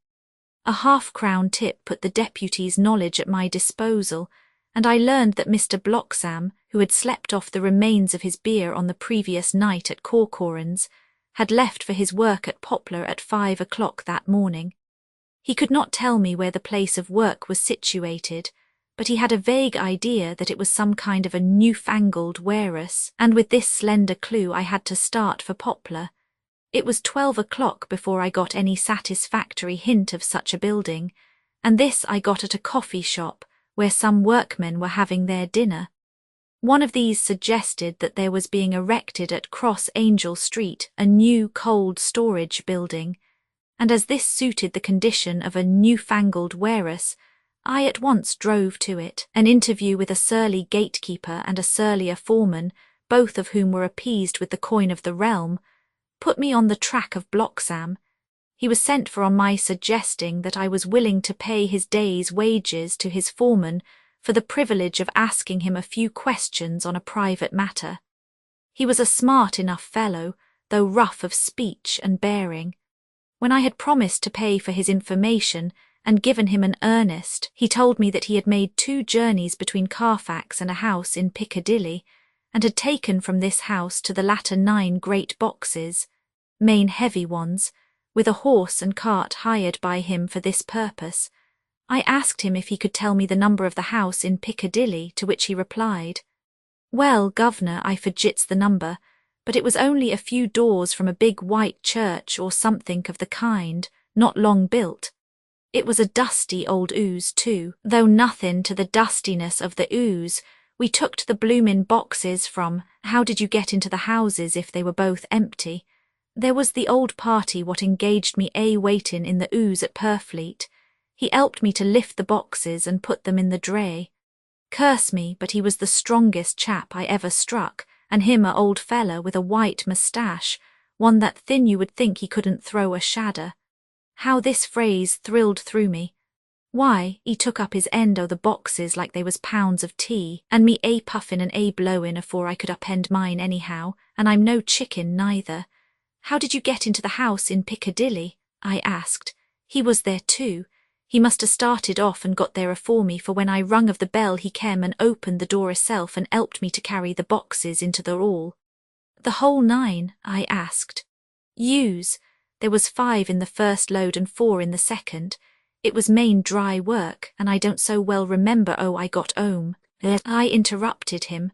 Were the boxes left in the hall? Use. It was a big hall and there was nothing else in it. I made one more attempt to further matters. You didn't have any key. Never used no key nor nothink. The old gent, he opened the door hisself and shut it again when I druv off. I don't remember the last time, but that was the beer. And you can't remember the number of the house? No, sir, but ye needn't have no difficulty about that. It's a 'ig 'un with a stone front with a bow on it, and 'ig steps up to the door. I know them steps, 'avin' 'ad to carry the boxes up with 3 loafers what come round to earn a copper. The old gent give them shillin's, and they seein' they got so much, they wanted more. But he took one of them by the shoulder and was like to throw him down the steps, till the lot of them went away cussin'. I thought that with this description I could find the house, so having paid my friend for his information, I started off for Piccadilly. I had gained a new painful experience. The Count could, it was evident, handle the earth boxes himself. If so, time was precious, for now that he had achieved a certain amount of distribution, he could, by choosing his own time, complete the task unobserved. At Piccadilly Circus I discharged my cab and walked westward. Beyond the Junior Constitutional I came across the house described, and was satisfied that this was the next of the layers arranged by Dracula. The house looked as though it had been long untenanted. The windows were encrusted with dust, and the shutters were up. All the framework was black with time, and from the iron the paint had mostly scaled away. It was evident that up to lately there had been a large notice board in front of the balcony. It had, however, been roughly torn away, the uprights which had supported it still remaining. Behind the rails of the balcony I saw there were some loose boards, whose raw edges looked white. I would have given a good deal to have been able to see the notice board intact, as it would, perhaps, have given some clue to the ownership of the house. I remembered my experience of the investigation and purchase of Carfax, and I could not but feel that if I could find the former owner there might be some means discovered of gaining access to the house. There was at present nothing to be learned from the Piccadilly side, and nothing could be done, so I went round to the back to see if anything could be gathered from this quarter. The mews were active, the Piccadilly houses being mostly in occupation. I asked 1 or 2 of the grooms and helpers whom I saw around if they could tell me anything about the empty house. One of them said that he heard it had lately been taken, but he couldn't say from whom. He told me, however, that up to very lately there had been a notice board of for sale up, and that perhaps Mitchell, Sons and Candy, the house agents, could tell me something, as he thought he remembered seeing the name of that firm on the board. I did not wish to seem too eager, or to let my informant know or guess too much, so thanking him in the usual manner I strolled away. It was now growing dusk, and the autumn night was closing in, so I did not lose any time. Having learned the address of Mitchell, Sons and Candy from a directory at the Berkeley, I was soon at their office in Sackville Street. The gentleman who saw me was particularly suave in manner, but uncommunicative in equal proportion, having once told me that the Piccadilly house, which throughout our interview he called a mansion, was sold. He considered my business as concluded. When I asked who had purchased it, he opened his eyes a thought wider and paused a few seconds before replying. "It is sold, sir." "Pardon me," I said with equal politeness, "but I have a special reason for wishing to know who purchased it." Again he paused longer and raised his eyebrows still more. "It is sold, sir," was again his laconic reply. "Surely," I said, "you do not mind letting me know so much." "But I do mind," he answered. "The affairs of their clients are absolutely safe in the hands of Mitchell, Sons and Candy." This was manifestly a prig of the first water, and there was no use arguing with him. I thought I had best meet him on his own ground, so I said, "Your clients, sir, are happy in having so resolute a guardian of their confidence. I am myself a professional man." Here I handed him my card. In this instance I am not prompted by curiosity. I act on the part of Lord Godalming, who wishes to know something of the property which was, he understood, lately for sale. These words put a different complexion on affairs. He said, I would like to oblige you if I could, Mr. Harker, and especially would I like to oblige his lordship. We once carried out a small matter of renting some chambers for him when he was the Honourable Arthur Homewood. If you will let me have his lordship's address, I will consult the house on the subject, and will, in any case, communicate with his lordship by tonight's post. It will be a pleasure if we can so far deviate from our rules as to give the required information to his lordship. I wanted to secure a friend, and not to make an enemy, so I thanked him, gave the address at Dr. Seward's and came away. It was now dark, and I was tired and hungry. I got a cup of tea at the I-rated bread company and came down to Purfleet by the next train. I found all the others at home. Mina was looking tired and pale, but she made a gallant effort to be bright and cheerful. It wrung my heart to think that I had had to keep anything from her and so caused her inquietude. Thank God, this will be the last night of her looking on at our conferences, and feeling the sting of our not showing our confidence. It took all my courage to hold to the wise resolution of keeping her out of our grim task. She seems somehow more reconciled, or else the very subject seems to have become repugnant to her, for when any accidental allusion is made she actually shudders. I am glad we made our resolution in time, as with such a feeling as this, our growing knowledge would be torture to her. I could not tell the others of the day's discovery till we were alone, so after dinner, followed by a little music to save appearances even amongst ourselves, I took Mina to her room and left her to go to bed. The dear girl was more affectionate with me than ever, and clung to me as though she would detain me, but there was much to be talked of, and I came away. Thank God, the ceasing of telling things has made no difference between us.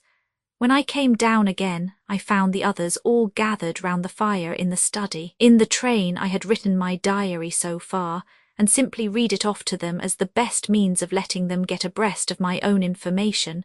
When I had finished, Van Helsing said, This has been a great day's work, friend Jonathan.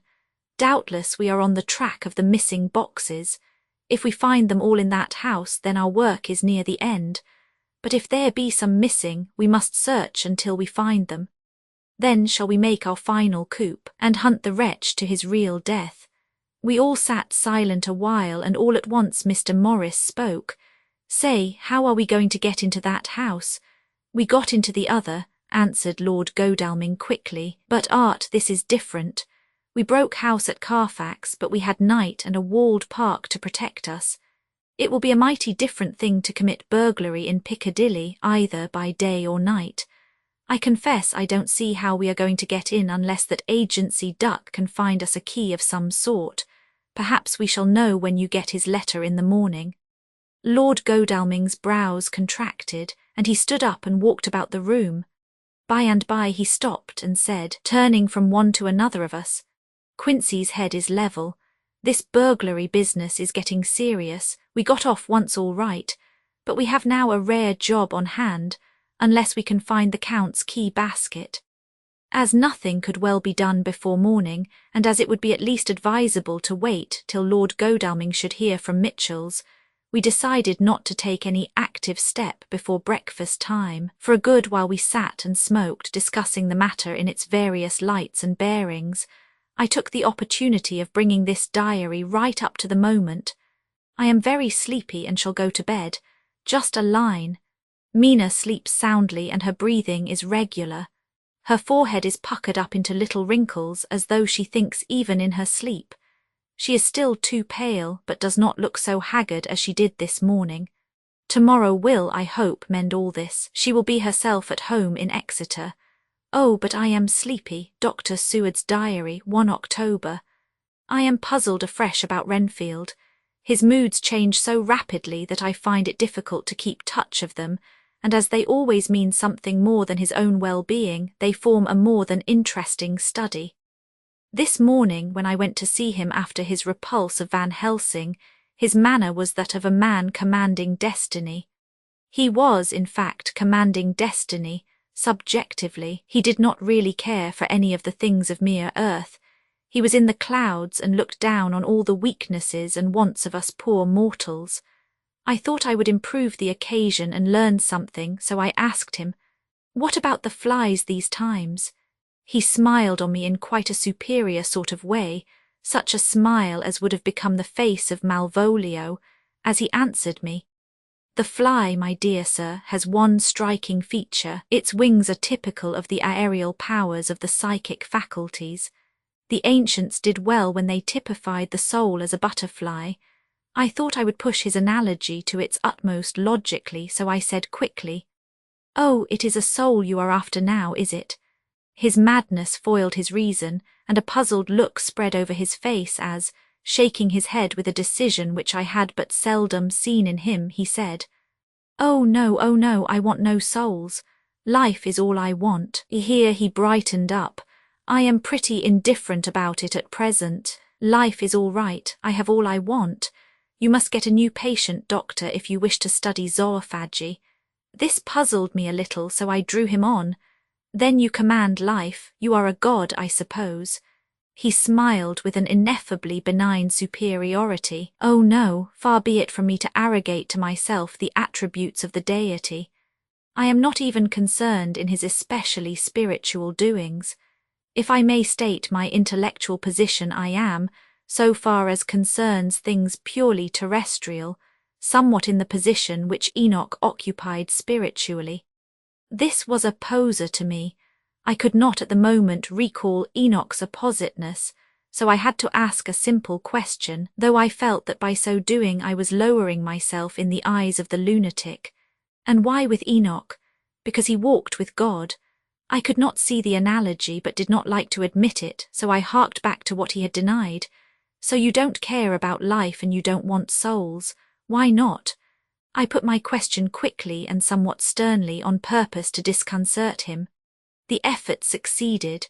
For an instant he unconsciously relapsed into his old servile manner, bent low before me, and actually fawned upon me as he replied, "I don't want any souls, indeed, I don't. I couldn't use them if I had them, they would be no manner of use to me. I couldn't eat them or—" He suddenly stopped, and the old cunning look spread over his face like a wind sweep on the surface of the water. "And doctor, as to life, what is it after all? When you've got all you require and you know that you will never want, that is all. I have friends, good friends like you, Dr. Seward." This was said with a leer of inexpressible cunning. I know that I shall never lack the means of life. I think that through the cloudiness of his insanity he saw some antagonism in me, for he at once fell back on the last refuge of such as he, a dogged silence. After a short time I saw that for the present it was useless to speak to him.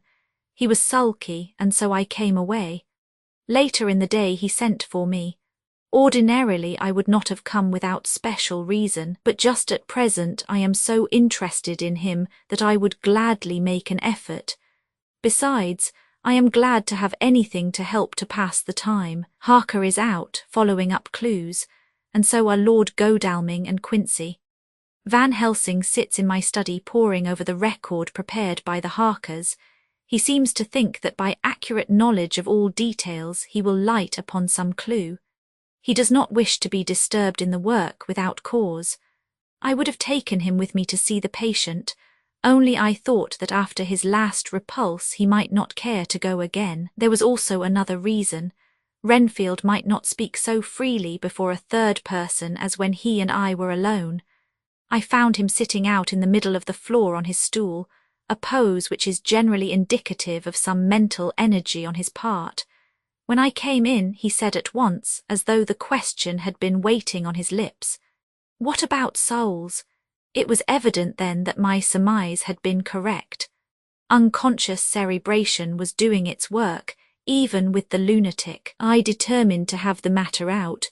"What about them yourself?" I asked. He did not reply for a moment, but looked all round him, and up and down, as though he expected to find some inspiration for an answer. "I don't want any souls," he said in a feeble, apologetic way. The matter seemed preying on his mind, and so I determined to use it, to be cruel only to be kind. So I said, You like life and you want life. Oh yes, but that is all right, you needn't worry about that. But, I asked, how are we to get the life without getting the soul also? This seemed to puzzle him, so I followed it up. A nice time you'll have some time when you're flying out there, with the souls of thousands of flies and spiders and birds and cats buzzing and twittering and mia-ewing all round you. You've got their lives, you know, and you must put up with their souls. Something seemed to affect his imagination, for he put his fingers to his ears and shut his eyes, screwing them up tightly just as a small boy does when his face is being soaped. There was something pathetic in it that touched me. It also gave me a lesson, for it seemed that before me was a child, only a child though the features were worn and the stubble on the jaws was white. It was evident that he was undergoing some process of mental disturbance, and knowing how his past moods had interpreted things seemingly foreign to himself, I thought I would enter into his mind as well as I could and go with him. The first step was to restore confidence, so I asked him, speaking pretty loud so that he would hear me through his closed ears, "Would you like some sugar to get your flies round again?" He seemed to wake up all at once and shook his head. With a laugh he replied, "Not much, flies are poor things after all." After a pause he added, "But I don't want their souls buzzing round me all the same." "Or spiders," I went on. "Blow spiders, what's the use of spiders? There isn't anything in them to eat or—" He stopped suddenly, as though reminded of a forbidden topic. So, I thought to myself, this is the second time he has suddenly stopped at the word drink. What does it mean? Renfield seemed himself aware of having made a lapse, for he hurried on, as though to distract my attention from it. "I don't take any stock at all in such matters. Rats and mice and such small deer, as Shakespeare has it, chicken feed of the larder they might be called. I'm past all that sort of nonsense. You might as well ask a man to eat molecules with a pair of chopsticks as to try to interest me about the lesser carnivora when I know of what is before me." "I see," I said. "You want big things that you can make your teeth meet in. How would you like to breakfast on elephant? What ridiculous nonsense you are talking." He was getting too wide awake, so I thought I would press him hard. "I wonder," I said reflectively, "what an elephant's soul is like." The effect I desired was obtained, for he at once fell from his high horse and became a child again. "I don't want an elephant's soul or any soul at all," he said. For a few moments he sat despondently. Suddenly he jumped to his feet with his eyes blazing and all the signs of intense cerebral excitement. "To hell with you and your souls," he shouted. "Why do you plague me about souls? Haven't I got enough to worry and pain and distract me already without thinking of souls?" He looked so hostile that I thought he was in for another homicidal fit, so I blew my whistle. The instant, however, that I did so he became calm and said apologetically, "Forgive me, doctor, I forgot myself. You do not need any help. I am so worried in my mind that I am apt to be irritable. If you only knew the problem I have to face and that I am working out, you would pity and tolerate and pardon me. Pray do not put me in a strait waistcoat. I want to think and I cannot think freely when my body is confined. I am sure you will understand." He had evidently self-control, so when the attendants came I told them not to mind, and they withdrew. Renfield watched them go. When the door was closed he said with considerable dignity and sweetness, "Dr. Seward, you have been very considerate towards me. Believe me that I am very, very grateful to you. I thought it well to leave him in this mood, and so I came away. There is certainly something to ponder over in this man's state. Several points seem to make what the American interviewer calls a story, if one could only get them in proper order. Here they are, will not mention drinking, fears the thought of being burdened with the soul of anything, has no dread of wanting life in the future, despises the meaner forms of life altogether, though he dreads being haunted by their souls. Logically all these things point one way. He has assurance of some kind that he will acquire some higher life. He dreads the consequence, the burden of a soul. Then it is a human life he looks to, and the assurance, merciful God, The Count has been to him, and there is some new scheme of terror afoot. Later, I went after my round to Van Helsing and told him my suspicion. He grew very grave, and after thinking the matter over for a while asked me to take him to Renfield. I did so. As we came to the door we heard the lunatic within singing gaily, as he used to do in the time which now seems so long ago. When we entered we saw with amazement that he had spread out his sugar as of old. The flies, lethargic with the autumn, were beginning to buzz into the room. We tried to make him talk of the subject of our previous conversation, but he would not attend. He went on with his singing just as though we had not been present. He had got a scrap of paper and was folding it into a notebook. We had to come away as ignorant as we went in. His is a curious case indeed. We must watch him tonight. Letter, Mitchell, Sons and Candy to Lord Godalming. 1 October. My lord, we are at all times only too happy to meet your wishes. We beg, with regard to the desire of your lordship, expressed by Mr. Harker on your behalf, to supply the following information concerning the sale and purchase of No. 347, Piccadilly. The original vendors are the executors of the late Mr. Archibald Winter Suffield. The purchaser is a foreign nobleman, Count de Ville, who effected the purchase himself, paying the purchase money in notes over the counter. If your lordship will pardon us using so vulgar an expression. Beyond this we know nothing whatever of him. We are, my lord, your lordship's humble servants, Mitchell, Sons and Candy. Dr. Seward's diary, 2 October. I placed a man in the corridor last night, and told him to make an accurate note of any sound he might hear from Renfield's room, and gave him instructions that if there should be anything strange he was to call me. After dinner, when we had all gathered round the fire in the study, Mrs. Harker having gone to bed, we discussed the attempts and discoveries of the day.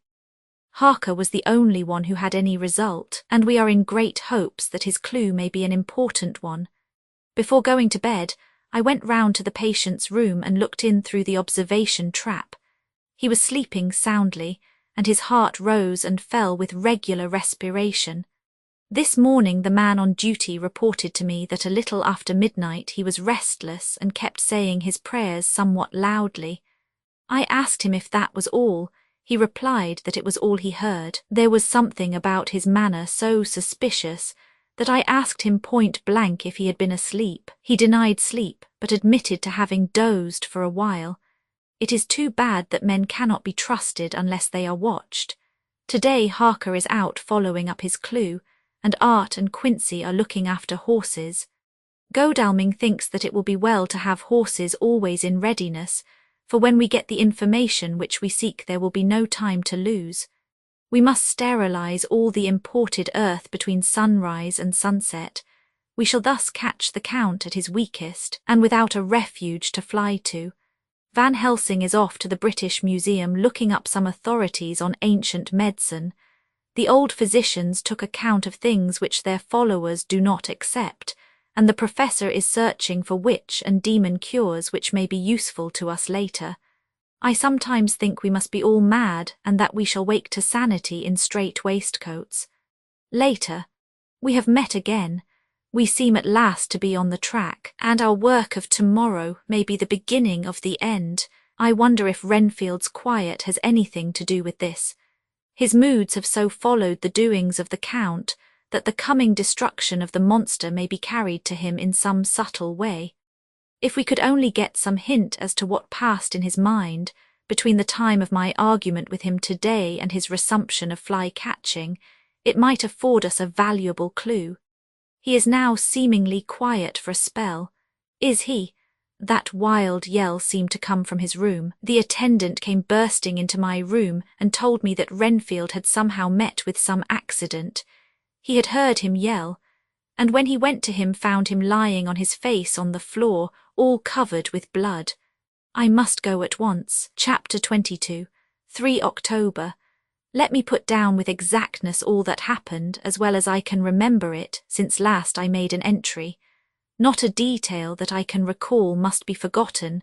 In all calmness I must proceed. When I came to Renfield's room, I found him lying on the floor on his left side in a glittering pool of blood. When I went to move him, it became at once apparent that he had received some terrible injuries. There seemed none of that unity of purpose between the parts of the body which marks even lethargic sanity. As the face was exposed, I could see that it was horribly bruised, as though it had been beaten against the floor. Indeed, it was from the face wounds that the pool of blood originated. The attendant who was kneeling beside the body said to me as we turned him over, "I think, sir, his back is broken. See, both his right arm and leg and the whole side of his face are paralyzed." How such a thing could have happened puzzled the attendant beyond measure. He seemed quite bewildered, and his brows were gathered in as he said, "I can't understand the two things. He could mark his face like that by beating his own head on the floor. I saw a young woman do it once at the Eversfield Asylum before anyone could lay hands on her, and I suppose he might have broke his neck by falling out of bed if he got in an awkward kink. But for the life of me, I can't imagine how the two things occurred. If his back was broke, he couldn't beat his head, and if his face was like that before the fall out of bed, there would be marks of it. I said to him, 'Go to Dr. Van Helsing and ask him to kindly come here at once. I want him without an instant's delay.' The man ran off, and within a few minutes the professor in his dressing gown and slippers appeared.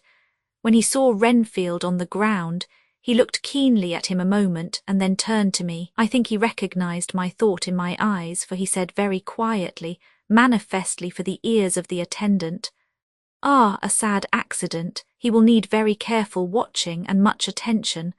I shall stay with you myself, but I shall first dress myself. If you will remain, I shall in a few minutes join you." The patient was now breathing stertorously, and it was easy to see that he had suffered some terrible injury. Van Helsing returned with extraordinary celerity, bearing with him a surgical case. He had evidently been thinking and had his mind made up, for almost before he looked at the patient he whispered to me, "Send the attendant away. We must be alone with him when he becomes conscious after the operation." So I said, "I think that will do now, Simmons. We have done all that we can at present. You had better go your round and Dr. Van Helsing will operate. Let me know instantly if there be anything unusual anywhere." The man withdrew and we went into a strict examination of the patient. The wounds of the face was superficial. The real injury was a depressed fracture of the skull, extending right up through the motor area. The professor thought a moment and said, "We must reduce the pressure and get back to normal conditions as far as can be. The rapidity of the suffusion shows the terrible nature of his injury. The whole motor area seems affected.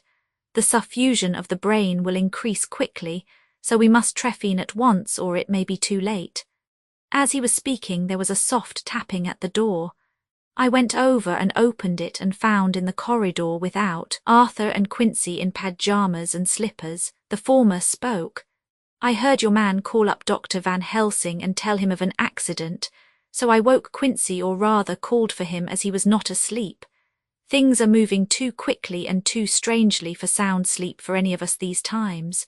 I've been thinking that tomorrow night will not see things as they have been. We'll have to look back and forward a little more than we have done. May we come in?" I nodded and held the door open till they had entered. Then I closed it again. When Quincy saw the attitude and state of the patient and noted the horrible pool on the floor, he said softly, "My God, what has happened to him? Poor devil." I told him briefly and added that we expected he would recover consciousness after the operation, for a short time at all events. He went at once and sat down on the edge of the bed with Godalming beside him. We all watched in patience.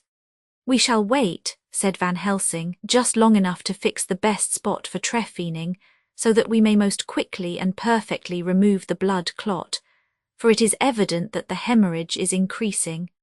The minutes during which we waited passed with fearful slowness. I had a horrible sinking in my heart, and from Van Helsing's face I gathered that he felt some fear or apprehension as to what was to come. I dreaded the words that Renfield might speak. I was positively afraid to think, but the conviction of what was coming was on me, as I have read of men who have heard the death watch. The poor man's breathing came in uncertain gasps. Each instant he seemed as though he would open his eyes and speak, but then would follow a prolonged stertorous breath, and he would relapse into a more fixed insensibility. Inured as I was to sick beds and death, this suspense grew and grew upon me. I could almost hear the beating of my own heart, and the blood surging through my temples sounded like blows from a hammer. The silence finally became agonizing. I looked at my companions, one after another, and saw from their flushed faces and damp brows that they were enduring equal torture. There was a nervous suspense over us all, as though overhead some dread bell would peal out powerfully when we should least expect it. At last there came a time when it was evident that the patient was sinking fast. He might die at any moment. I looked up at the professor and caught his eyes fixed on mine. His face was sternly set as he spoke. "There is no time to lose. His words may be worth many lives. I have been thinking so as I stood here. It may be there is a soul at stake. We shall operate just above the ear." Without another word he made the operation. For a few moments the breathing continued to be stertorous. Then there came a breath so prolonged that it seemed as though it would tear open his chest. Suddenly his eyes opened and became fixed in a wild, helpless stare. This was continued for a few moments. Then it softened into a glad surprise, and from the lips came a sigh of relief. He moved convulsively, and as he did so said, "I'll be quiet, doctor. Tell them to take off the strait waistcoat. I have had a terrible dream, and it has left me so weak that I cannot move. What's wrong with my face? It feels all swollen, and it smarts dreadfully." He tried to turn his head, but even with the effort his eyes seemed to grow glassy again, so I gently put it back. Then Van Helsing said in a quiet, grave tone, "Tell us your dream, Mr. Renfield." As he heard the voice his face brightened through its mutilation, and he said, "That is Dr. Van Helsing. How good it is of you to be here. Give me some water, my lips are dry, and I shall try to tell you. I dreamed." He stopped and seemed fainting. I called quietly to Quincy, "The brandy, it is in my study. Quick." He flew and returned with a glass, the decanter of brandy and a carafe of water. We moistened the parched lips, and the patient quickly revived. It seemed, however, that his poor injured brain had been working in the interval, for when he was quite conscious, he looked at me piercingly with an agonized confusion which I shall never forget, and said, "I must not deceive myself. It was no dream, but all a grim reality." Then his eyes roved round the room. As they caught sight of the two figures sitting patiently on the edge of the bed, he went on, "If I were not sure already, I would know from them." For an instant his eyes closed, not with pain or sleep, but voluntarily, as though he were bringing all his faculties to bear. When he opened them he said, hurriedly, and with more energy than he had yet displayed, "Quick, doctor, quick. I am dying. I feel that I have but a few minutes, and then I must go back to death, or worse. Wet my lips with brandy again. I have something that I must say before I die, or before my poor crushed brain dies anyhow. Thank you. It was that night after you left me when I implored you to let me go away. I couldn't speak then, for I felt my tongue was tied, but I was as sane then, except in that way, as I am now. I was in an agony of despair for a long time after you left me. It seemed hours. Then there came a sudden peace to me. My brain seemed to become cool again, and I realized where I was. I heard the dogs bark behind our house, but not where he was. As he spoke, Van Helsing's eyes never blinked, but his hand came out and met mine and gripped it hard. He did not, however, betray himself. He nodded slightly and said, "Go on," in a low voice. Renfield proceeded. He came up to the window in the mist as I had seen him often before, but he was solid then, not a ghost, and his eyes were fierce like a man's when angry. He was laughing with his red mouth. The sharp white teeth glinted in the moonlight when he turned to look back over the belt of trees to where the dogs were barking. I wouldn't ask him to come in at first, though I knew he wanted to, just as he had wanted all along. Then he began promising me things, not in words but by doing them. He was interrupted by a word from the professor. How? By making them happen, just as he used to send in the flies when the sun was shining. Great big fat ones with steel and sapphire on their wings, and big moths in the night with skull and crossbones on their backs. Van Helsing nodded to him as he whispered to me unconsciously, "The Acrontia atitropos of the sphinges, what you call the death's head moth." The patient went on without stopping. Then he began to whisper, "Rats, rats, rats. Hundreds, thousands, millions of them, and every one a life, and dogs to eat them, and cats too. All lives, all red blood with years of life in it, and not merely buzzing flies." I laughed at him, for I wanted to see what he could do. Then the dogs howled away beyond the dark trees in his house. He beckoned me to the window. I got up and looked out, and he raised his hands and seemed to call out without using any words. A dark mass spread over the grass, coming on like the shape of a flame of fire. And then he moved the mist to the right and left, and I could see that there were thousands of rats with their eyes blazing red, like his, only smaller. He held up his hand, and they all stopped, and I thought he seemed to be saying, "All these lives will I give you, I and many more and greater, through countless ages, if you will fall down and worship me." And then a red cloud, like the colour of blood, seemed to close over my eyes, and before I knew what I was doing, I found myself opening the sash and saying to him, "Come in, Lord and Master." The rats were all gone, but he slid into the room through the sash, though it was only open an inch wide, just as the moon herself has often come in through the tiniest crack and has stood before me in all her size and splendour. His voice was weaker, so I moistened his lips with the brandy again, and he continued, but it seemed as though his memory had gone on working in the interval, for his story was further advanced. I was about to call him back to the point, but Van Helsing whispered to me, "Let him go on. Do not interrupt him. He cannot go back, and maybe could not proceed at all if once he lost the thread of his thought." He proceeded. All day I waited to hear from him, but he did not send me anything, not even a blowfly, and when the moon got up I was pretty angry with him. When he slid in through the window, though it was shut and did not even knock, I got mad with him. He sneered at me, and his white face looked out of the mist with his red eyes gleaming, and he went on as though he owned the whole place and I was no one. He didn't even smell the same as he went by me. I couldn't hold him. I thought that somehow Mrs. Harker had come into the room. The two men sitting on the bed stood up and came over, standing behind him so that he could not see them but where they could hear better. They were both silent, but the professor started and quivered. His face, however, grew grimmer and sterner still. Renfield went on without noticing. "When Mrs. Harker came in to see me this afternoon, she wasn't the same. It was like tea after the teapot had been watered. Here we all moved, but no one said a word," he went on. "I didn't know that she was here till she spoke, and she didn't look the same. I don't care for the pale people. I like them with lots of blood in them, and hers had all seemed to have run out. I didn't think of it at the time, but when she went away I began to think, and it made me mad to know that he had been taking the life out of her. I could feel that the rest quivered as I did, but we remained otherwise still. So when he came tonight I was ready for him. I saw the mist stealing in and I grabbed it tight. I had heard that madmen have unnatural strength, and as I knew I was a madman, at times anyhow, I resolved to use my power. And he felt it too, for he had to come out of the mist to struggle with me.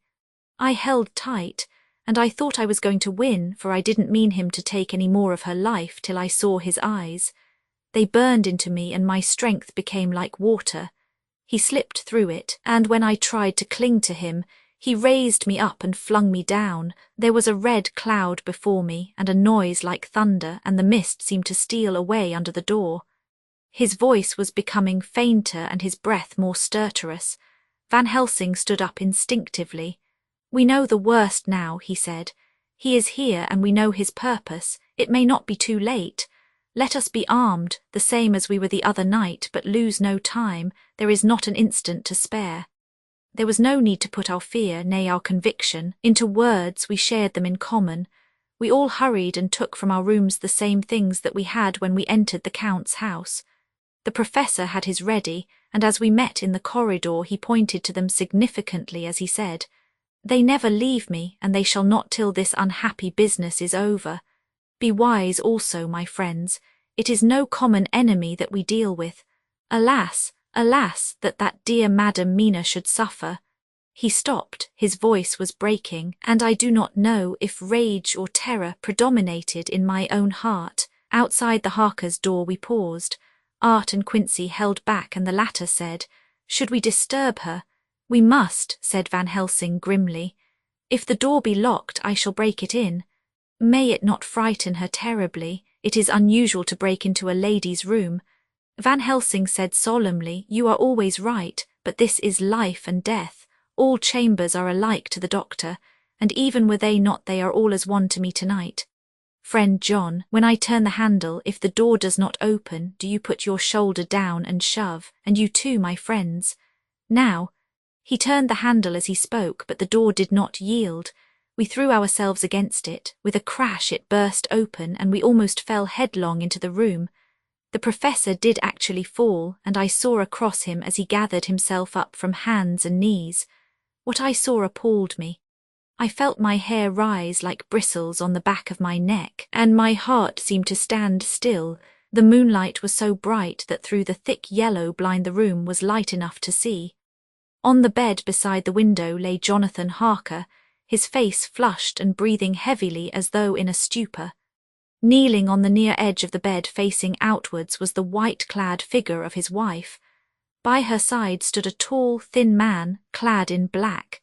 His face was turned from us, but the instant we saw we all recognized the Count, in every way, even to the scar on his forehead. With his left hand, he held both Mrs. Harker's hands, keeping them away with her arms at full tension. His right hand gripped her by the back of the neck, forcing her face down on his bosom. Her white nightdress was smeared with blood, and a thin stream trickled down the man's bare breast, which was shown by his torn-open dress. The attitude of the two had a terrible resemblance to a child forcing a kitten's nose into a saucer of milk to compel it to drink. As we burst into the room, the Count turned his face, and the hellish look that I had heard described seemed to leap into it. His eyes flamed red with devilish passion. The great nostrils of the white aquiline nose opened wide and quivered at the edge, and the white sharp teeth behind the full lips of the blood-dripping mouth champed together like those of a wild beast. With a wrench which threw his victim back upon the bed as though hurled from a height, he turned and sprang at us, but by this time the professor had gained his feet and was holding towards him the envelope which contained the sacred wafer. The Count suddenly stopped, just as poor Lucy had done outside the tomb, and cowered back. Further and further back he cowered as we, lifting our crucifixes, advanced. The moonlight suddenly failed as a great black cloud sailed across the sky, and when the gaslight sprang up under Quincy's match, we saw nothing but a faint vapour. This, as we looked, trailed under the door, which, with the recoil from its bursting open, had swung back to its old position. Van Helsing, Art, and I moved forward to Mrs. Harker, who by this time had drawn her breath, and with it had given a scream so wild, so ear-piercing, so despairing that it seems to me now that it will ring in my ears till my dying day. For a few seconds she lay in her helpless attitude and disarray. Her face was ghastly, with a pallor which was accentuated by the blood which smeared her lips and cheeks and chin. From her throat trickled a thin stream of blood. Her eyes were mad with terror. Then she put before her face her poor crushed hands, which bore on their whiteness the red mark of the Count's terrible grip, and from behind them came a low, desolate wail which made the terrible scream seem only the quick expression of an endless grief. Van Helsing stepped forward and drew the coverlet gently over her body, whilst Art, after looking at her face for an instant despairingly, ran out of the room. Van Helsing whispered to me, "Jonathan is in a stupor such as we know the vampire can produce. We can do nothing with poor Madam Mina for a few moments till she recovers herself. I must wake him." He dipped the end of a towel in cold water, and with it began to flick him on the face, his wife all the while holding her face between her hands and sobbing in a way that was heartbreaking to hear. I raised the blind and looked out of the window. There was much moonshine, and as I looked I could see Quincy Morris run across the lawn and hide himself in the shadow of a great yew tree. It puzzled me to think why he was doing this, but at the instant I heard Harker's quick exclamation as he woke to partial consciousness and turned to the bed.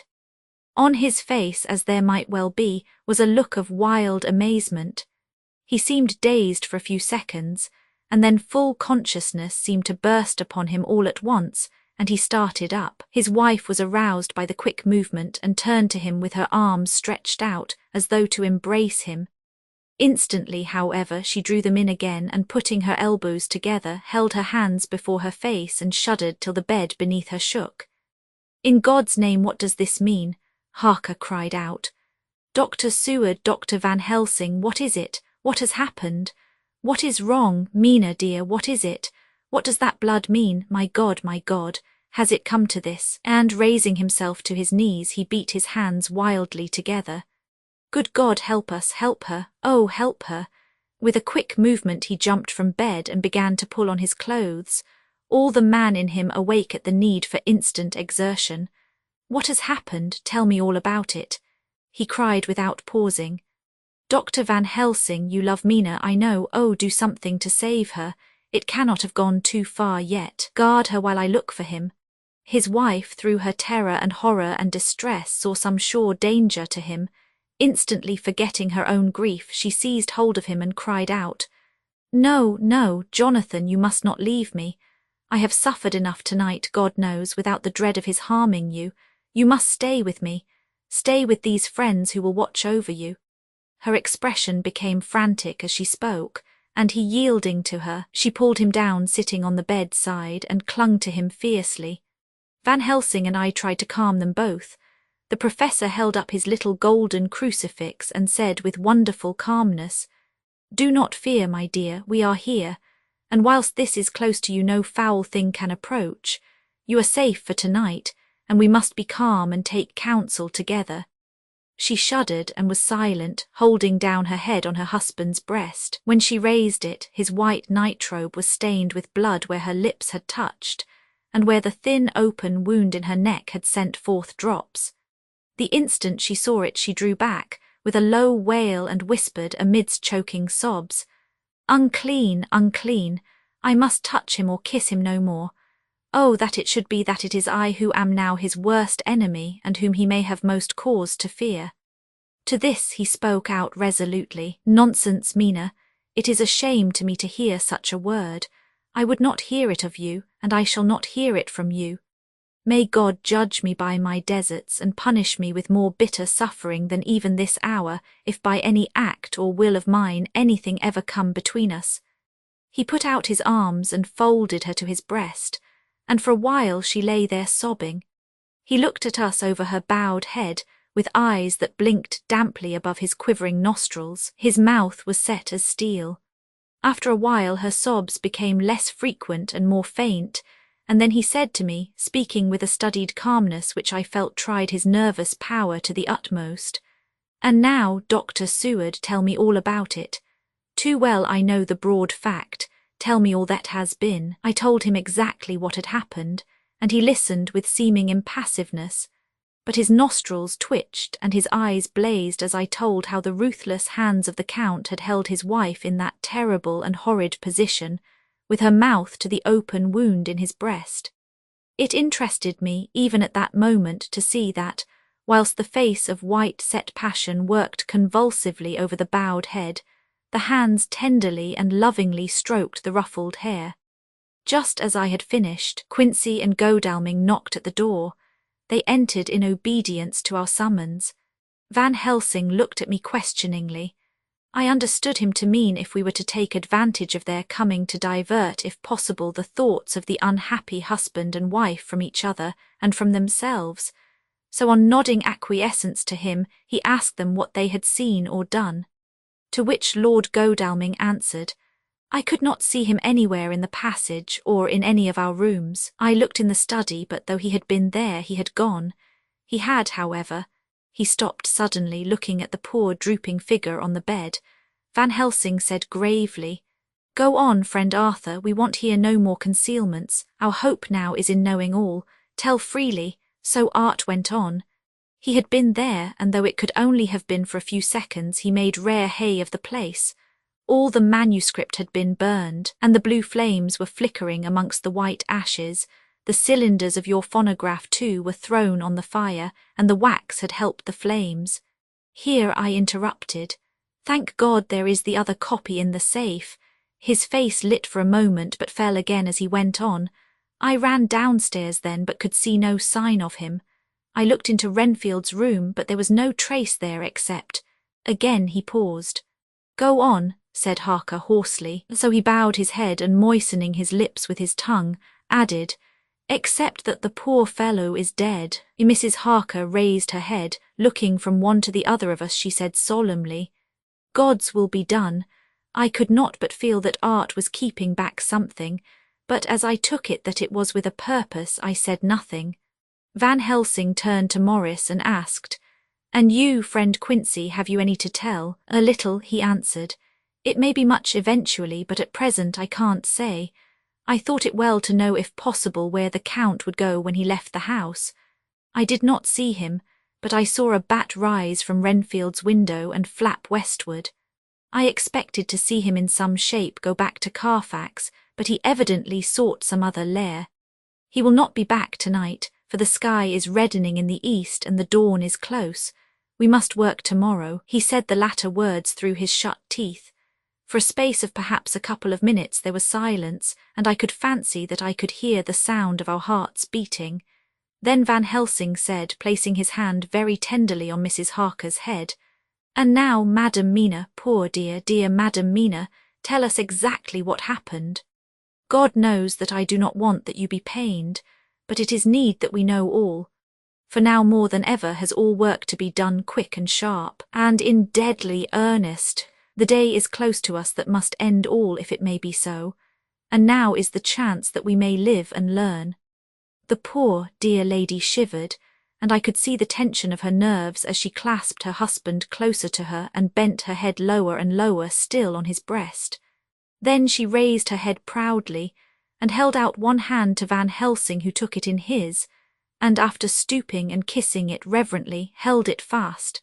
The other hand was locked in that of her husband, who held his other arm thrown round her protectingly. After a pause in which she was evidently ordering her thoughts, she began, "I took the sleeping draught which you had so kindly given me, but for a long time it did not act. I seemed to become more wakeful, and myriads of horrible fancies began to crowd in upon my mind, all of them connected with death and vampires, with blood and pain and trouble." Her husband involuntarily groaned as she turned to him and said lovingly, "Do not fret, dear. You must be brave and strong and help me through the horrible task. If you only knew what an effort it is to me to tell of this fearful thing at all, you would understand how much I need your help." Well, I saw I must try to help the medicine to its work with my will, if it was to do me any good, so I resolutely set myself to sleep. Sure enough, sleep must soon have come to me, for I remember no more. Jonathan coming in had not waked me, for he lay by my side when next I remember. There was in the room the same thin white mist that I had before noticed, but I forget now if you know of this. You will find it in my diary, which I shall show you later. I felt the same vague terror which had come to me before and the same sense of some presence. I turned to wake Jonathan, but found that he slept so soundly that it seemed as if it was he who had taken the sleeping draught and not I. I tried, but I could not wake him. This caused me a great fear, and I looked around terrified. Then indeed my heart sank within me. Beside the bed, as if he had stepped out of the mist, or rather as if the mist had turned into his figure, for it had entirely disappeared, stood a tall, thin man all in black. I knew him at once from the description of the others. The waxen face, the high aquiline nose on which the light fell in a thin white line, the parted red lips with the sharp white teeth showing between, and the red eyes that I had seemed to see in the sunset on the windows of St. Mary's Church at Whitby. I knew too the red scar on his forehead where Jonathan had struck him. For an instant my heart stood still, and I would have screamed out, only that I was paralyzed. In the pause he spoke in a sort of keen, cutting whisper, pointing as he spoke to Jonathan. "Silence! If you make a sound I shall take him and dash his brains out before your very eyes." I was appalled and was too bewildered to do or say anything. With a mocking smile he placed one hand upon my shoulder and, holding me tight, bared my throat with the other, saying as he did so, first a little refreshment to reward my exertions. "You may as well be quiet. It is not the first time or the second that your veins have appeased my thirst." I was bewildered, and strangely enough I did not want to hinder him. I suppose it is a part of the horrible curse that such is when his touch is on his victim. And oh, my God, pity me. He placed his reeking lips upon my throat. Her husband groaned again. She clasped his hand harder and looked at him pityingly, as if he were the injured one, and went on. I felt my strength fading away, and I was in a half swoon. How long this horrible thing lasted I know not, but it seemed that a long time must have passed before he took his foul, awful, sneering mouth away. I saw it drip with the fresh blood. The remembrance seemed for a while to overpower her, and she drooped and would have sunk down but for her husband's sustaining arm. With a great effort she recovered herself and went on. Then he spoke to me mockingly. "And so you, like the others, would play your brains against mine. You would help these men to hunt me and frustrate me in my designs. You know now, and they know in part already and will know in full before long, what it is to cross my path. They should have kept their energies for use closer to home.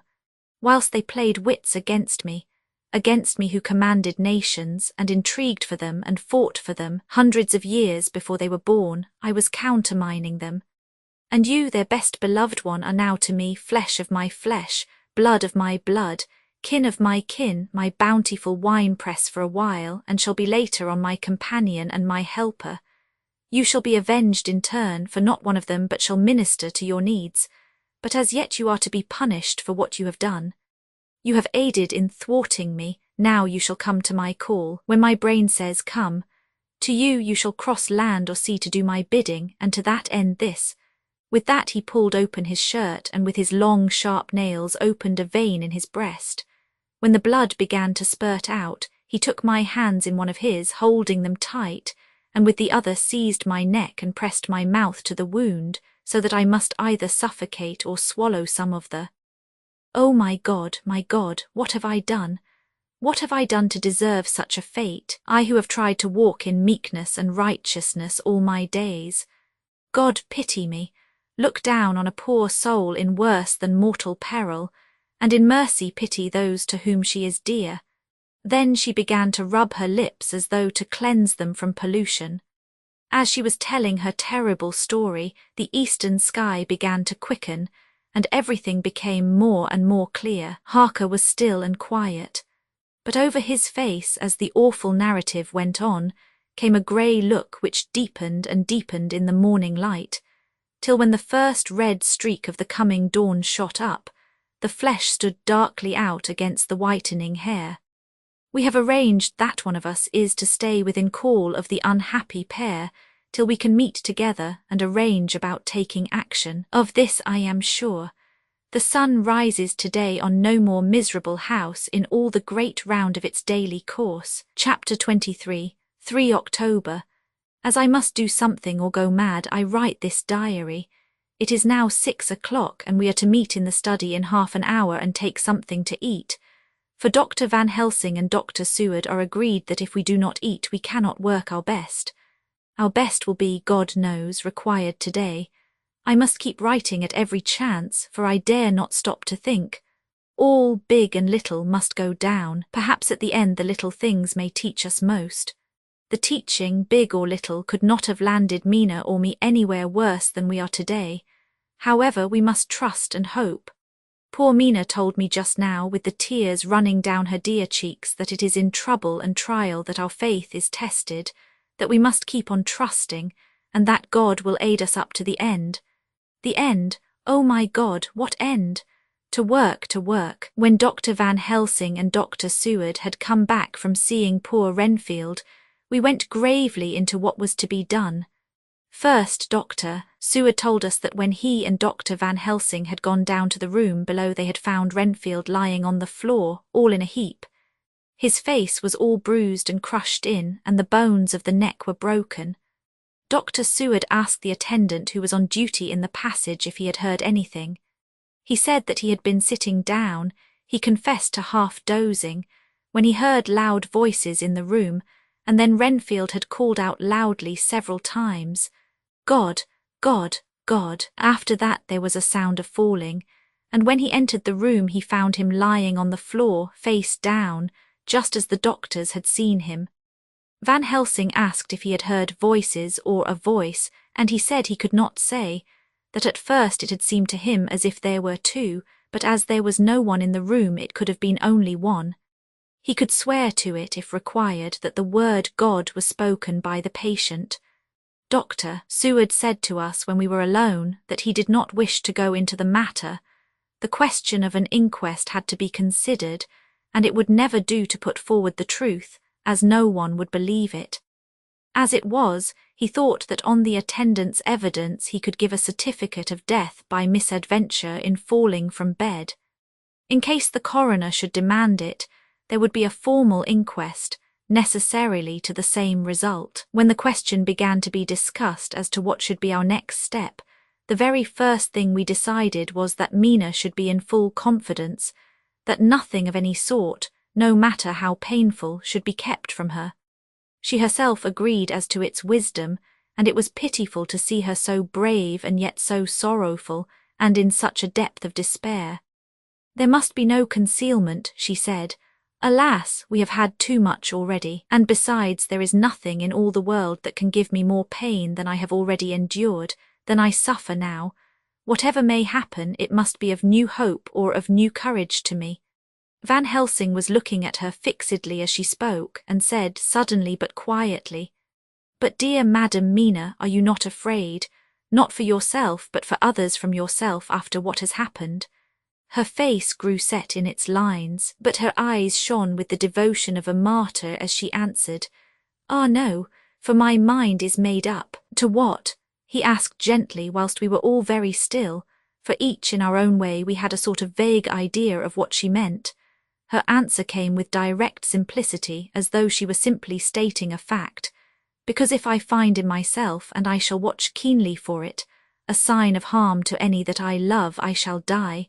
"You would not kill yourself?" he asked hoarsely. "I would, if there were no friend who loved me who would save me such a pain, and so desperate an effort." She looked at him meaningly as she spoke. He was sitting down, but now he rose and came close to her and put his hand on her head as he said solemnly, "My child, there is such an one if it were for your good. For myself, I could hold it in my account with God to find such an euthanasia for you, even at this moment if it were best, nay, were it safe, but my child—" For a moment he seemed choked, and a great sob rose in his throat. He gulped it down and went on, "There are here some who would stand between you and death. You must not die. You must not die by any hand, but least of all by your own. Until the other, who has fouled your sweet life, is true dead, you must not die, for if he is still with the quick undead, your death would make you even as he is. No, you must live. You must struggle and strive to live, though death would seem a boon unspeakable. You must fight death himself, though he come to you in pain or in joy, by the day or the night, in safety or in peril. On your living soul I charge you that you do not die, nay, nor think of death, till this great evil be past." The poor dear grew white as death, and shook and shivered as I have seen a quicksand shake and shiver at the incoming of the tide. We were all silent, we could do nothing. At length she grew more calm, and turning to him said, sweetly, but oh, so sorrowfully as she held out her hand, "I promise you, my dear friend, that if God will let me live, I shall strive to do so, till, if it may be in his good time, this horror may have passed away from me." She was so good and brave that we all felt that our hearts were strengthened to work and endure for her, and we began to discuss what we were to do. I told her that she was to have all the papers in the safe, and all the papers or diaries and phonographs we might hereafter use, and was to keep the record as she had done before. She was pleased with the prospect of anything to do, if pleased, could be used in connection with so grim an interest. As usual, Van Helsing had thought ahead of everyone else, and was prepared with an exact ordering of our work. "It is perhaps well," he said, "that at our meeting after our visit to Carfax we decided not to do anything with the earth boxes that lay there. Had we done so, the Count must have guessed our purpose, and would doubtless have taken measures in advance to frustrate such an effort with regard to the others. But now he does not know our intentions. Nay, more, in all probability, he does not know that such a power exists to us as can sterilize his layers, so that he cannot use them as of old. We are now so much further advanced in our knowledge as to their disposition that, when we have examined the house in Piccadilly, we may track the very last of them. Today, then, is ours, and in it rests our hope. The sun that rose on our sorrow this morning guards us in its course. Until it sets tonight, that monster must retain whatever form he now has. He is confined within the limitations of his earthly envelope. He cannot melt into thin air nor disappear through cracks or chinks or crannies. If he go through a doorway, he must open the door like a mortal. And so we have this day to hunt out all his layers and sterilize them. So we shall, if we have not yet catch him and destroy him, drive him to bay in some place where the catching and the destroying shall be in time sure." Here I started up, for I could not contain myself at the thought that the minutes and seconds so preciously laden with Mina's life and happiness were flying from us, since whilst we talked action was impossible. But Van Helsing held up his hand warningly. "Nay, friend Jonathan," he said, "in this the quickest way home is the longest way, so your proverbs say. We shall all act and act with desperate quick when the time has come. But think, in all probable the key of the situation is in that house in Piccadilly. The Count may have many houses which he has bought. Of them he will have deeds of purchase, keys and other things. He will have paper that he write on. He will have his book of cheques. There are many belongings that he must have somewhere. Why not in this place so central, so quiet, where he come and go by the front or the back at all hour, when in the very vast of the traffic there is none to notice? We shall go there and search that house, and when we learn what it holds, then we do what our friend Arthur Call, in his phrases of hunt, stop the earths, and so we run down our old fox. So, is it not?" "Then let us come at once," I cried. "We are wasting the precious, precious time." The professor did not move, but simply said, "And how are we to get into that house in Piccadilly?" "Any way," I cried. "We shall break in if need be. And your police, where will they be and what will they say?" I was staggered, but I knew that if he wished to delay he had a good reason for it, so I said as quietly as I could, "Don't wait more than need be. You know, I am sure, what torture I am in." "Ah, my child, that I do, and indeed there is no wish of me to add to your anguish. But just think, what can we do until all the world be at movement? Then will come our time. I have thought, and it seems to me that the simplest way is the best of all. Now we wish to get into the house, but we have no key, is it not so?" I nodded. "Now suppose that you were, in truth, the owner of that house and could not still get in, and think there was to you no conscience of the housebreaker, what would you do?" "I should get a respectable locksmith and set him to work to pick the lock for me." "And your police, they would interfere, would they not?" "Oh no, not if they knew the man was properly employed." Then he looked at me as keenly as he spoke. "All that is in doubt is the conscience of the employer and the belief of your policemen as to whether or no that employer has a good conscience or a bad one. Your police must indeed be zealous men and clever, oh so clever, in reading the heart, that they trouble themselves in such matter. No, no, my friend Jonathan, you go take the lock off 100 empty house in this your London, or of any city in the world. And if you do it as such things are rightly done, and at the time such things are rightly done, no one will interfere. I have read of a gentleman who owned a so fine house in London, and when he went for months of summer to Switzerland and lock up his house, Some burglar came and broke window at back and got in. Then he went and made open the shutters in front and walk out and in through the door before the very eyes of the police. Then he have an auction in that house and advertise it and put up big notice. And when the day come, he sell off by a great auctioneer all the goods of that other man who owned them. Then he go to a builder, and he sell him that house, making an agreement that he pull it down and take all away within a certain time, and your police and other authority help him all they can. And when that owner come back from his holiday in Switzerland, he find only an empty hole where his house had been. This was all done en règle, and in our work we shall be en règle too. We shall not go so early that the policemen who have then little to think of shall deem it strange, but we shall go after 10 o'clock when there are many about, and such things would be done were we indeed owners of the house. I could not but see how right he was, and the terrible despair of Mina's face became relaxed a thought. There was hope in such good counsel.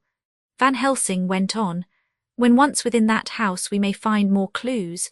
At any rate some of us can remain there whilst the rest find the other places where there be more earth boxes, at Bermondsey and Mile End. Lord Godalming stood up. I can be of some use here, he said. I shall wire to my people to have horses and carriages where they will be most convenient. Look here, old fellow, said Morris. It is a capital idea to have all ready in case we want to go horsebacking. But don't you think that one of your snappy carriages with its heraldic adornments in a byway of Walworth or Mile End would attract too much attention for our purposes? It seems to me that we ought to take cabs when we go south or east, and even leave them somewhere near the neighbourhood we are going to. Friend Quincy is right, said the professor. His head is what you call in plane with the horizon. It is a difficult thing that we go to do, and we do not want no peoples to watch us if so it may. Mina took a growing interest in everything, and I was rejoiced to see that the exigency of affairs was helping her to forget for a time the terrible experience of the night. She was very, very pale, almost ghastly, and so thin that her lips were drawn away, showing her teeth in somewhat of prominence. I did not mention this last, lest it should give her needless pain, but it made my blood run cold in my veins to think of what had occurred with poor Lucy when the Count had sucked her blood. As yet there was no sign of the teeth growing sharper, but the time as yet was short, and there was time for fear. When we came to the discussion of the sequence of our efforts and of the disposition of our forces, there were new sources of doubt. It was finally agreed that before starting for Piccadilly, we should destroy the Count's lair close at hand. In case he should find it out too soon, we should thus be still ahead of him in our work of destruction, and his presence in his purely material shape, and at his weakest, might give us some new clue. As to the disposal of forces, it was suggested by the professor that, after our visit to Carfax, we should all enter the house in Piccadilly, that the 2 doctors and I should remain there, whilst Lord Godalming and Quincy found the lairs at Walworth and Mile End and destroyed them. It was possible, if not likely, the professor urged, that the Count might appear in Piccadilly during the day, and that if so we might be able to cope with him then and there. At any rate, we might be able to follow him in force. To this plan I strenuously objected, and so far as my going was concerned, for I said that I intended to stay and protect Mina, I thought that my mind was made up on the subject, but Mina would not listen to my objection. She said that there might be some law matter in which I could be useful, that amongst the Count's papers might be some clue which I could understand out of my experience in Transylvania, and that, as it was, all the strength we could muster was required to cope with the Count's extraordinary power. I had to give in, for Mina's resolution was fixed. She said that it was the last hope for her that we should all work together. As for me, she said, I have no fear. Things have been as bad as they can be, and whatever may happen must have in it some element of hope or comfort. Go, my husband. God can, if he wishes it, guard me as well alone as with any one present. So I started up crying out, Then in God's name let us come at once, for we are losing time. The Count may come to Piccadilly earlier than we think. Not so, said Van Helsing, holding up his hand. But why? I asked. Do you forget, he said, with actually a smile, that last night he banqueted heavily and will sleep late? Did I forget? Shall I ever? Can I ever? Can any of us ever forget that terrible scene? Mina struggled hard to keep her brave countenance, but the pain overmastered her and she put her hands before her face and shuddered while she moaned. Van Helsing had not intended to recall her frightful experience. He had simply lost sight of her and her part in the affair in his intellectual effort. When it struck him what he said, he was horrified at his thoughtlessness and tried to comfort her. Oh, Madam Mina, he said, dear, dear Madam Mina, alas, that I of all who so reverence you should have said anything so forgetful. These stupid old lips of mine and this stupid old head do not deserve so, but you will forget it, will you not? He bent low beside her as he spoke. She took his hand and looking at him through her tears said hoarsely, No, I shall not forget, for it is well that I remember, and with it I have so much in memory of you that is sweet, that I take it all together. Now you must all be going soon. Breakfast is ready and we must all eat that we may be strong. Breakfast was a strange meal to us all. We tried to be cheerful and encourage each other, and Mina was the brightest and most cheerful of us. When it was over, Van Helsing stood up and said, Now, my dear friends, we go forth to our terrible enterprise. Are we all armed, as we were on that night when first we visited our enemy's lair, armed against ghostly as well as carnal attack? We all assured him. Then it is well. Now, Madam Mina, you are in any case quite safe here until the sunset, and before then we shall return, if we shall return. But before we go let me see you armed against personal attack. I have myself, since you came down, prepared your chamber by the placing of things of which we know, so that he may not enter. Now let me guard yourself. On your forehead I touch this piece of sacred wafer in the name of the Father, the Son, and there was a fearful scream which almost froze our hearts to hear. As he had placed the wafer on Mina's forehead, it had seared it, had burned into the flesh as though it had been a piece of white-hot metal.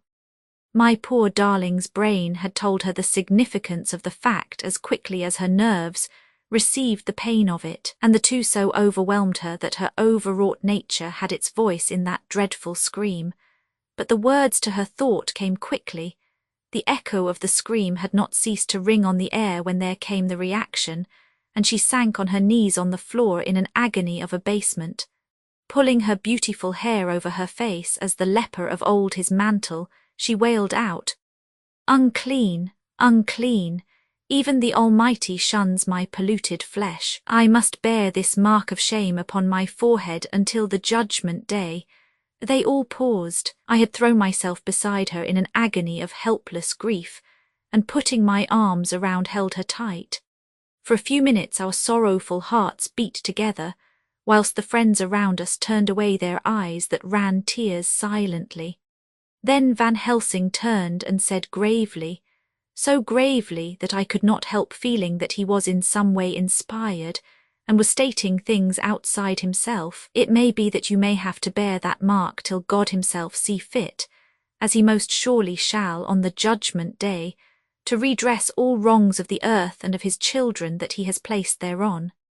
And oh, Madam Mina, my dear, may we who love you be there to see, when that red scar, the sign of God's knowledge of what has been, shall pass away, and leave your forehead as pure as the heart we know.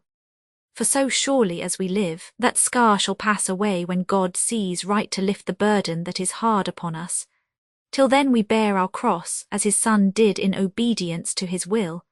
It may be that we are chosen instruments of his good pleasure, and that we ascend to his bidding as that other through stripes and shame, through tears and blood, through doubts and fears and all that makes the difference between God and man. There was hope in his words and comfort, and they made for resignation. Mina and I both felt so, and simultaneously we each took one of the old man's hands and bent over and kissed it. Then without a word we all knelt down together, and all holding hands swore to be true to each other. We men pledged ourselves to raise the veil of sorrow from the head of her whom, each in his own way, we loved. and we prayed for help and guidance in the terrible task which lay before us. It was then time to start, so I said farewell to Mina, a parting which neither of us shall forget to our dying day, and we set out. To one thing I have made up my mind: if we find out that Mina must be a vampire in the end, then she shall not go into that unknown and terrible land alone. I suppose it is thus that in old times one vampire meant many.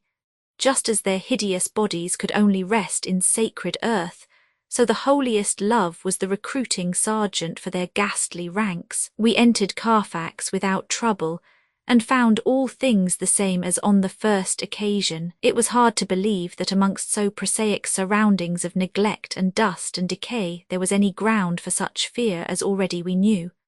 Had not our minds been made up, and had there not been terrible memories to spur us on, we could hardly have proceeded with our task.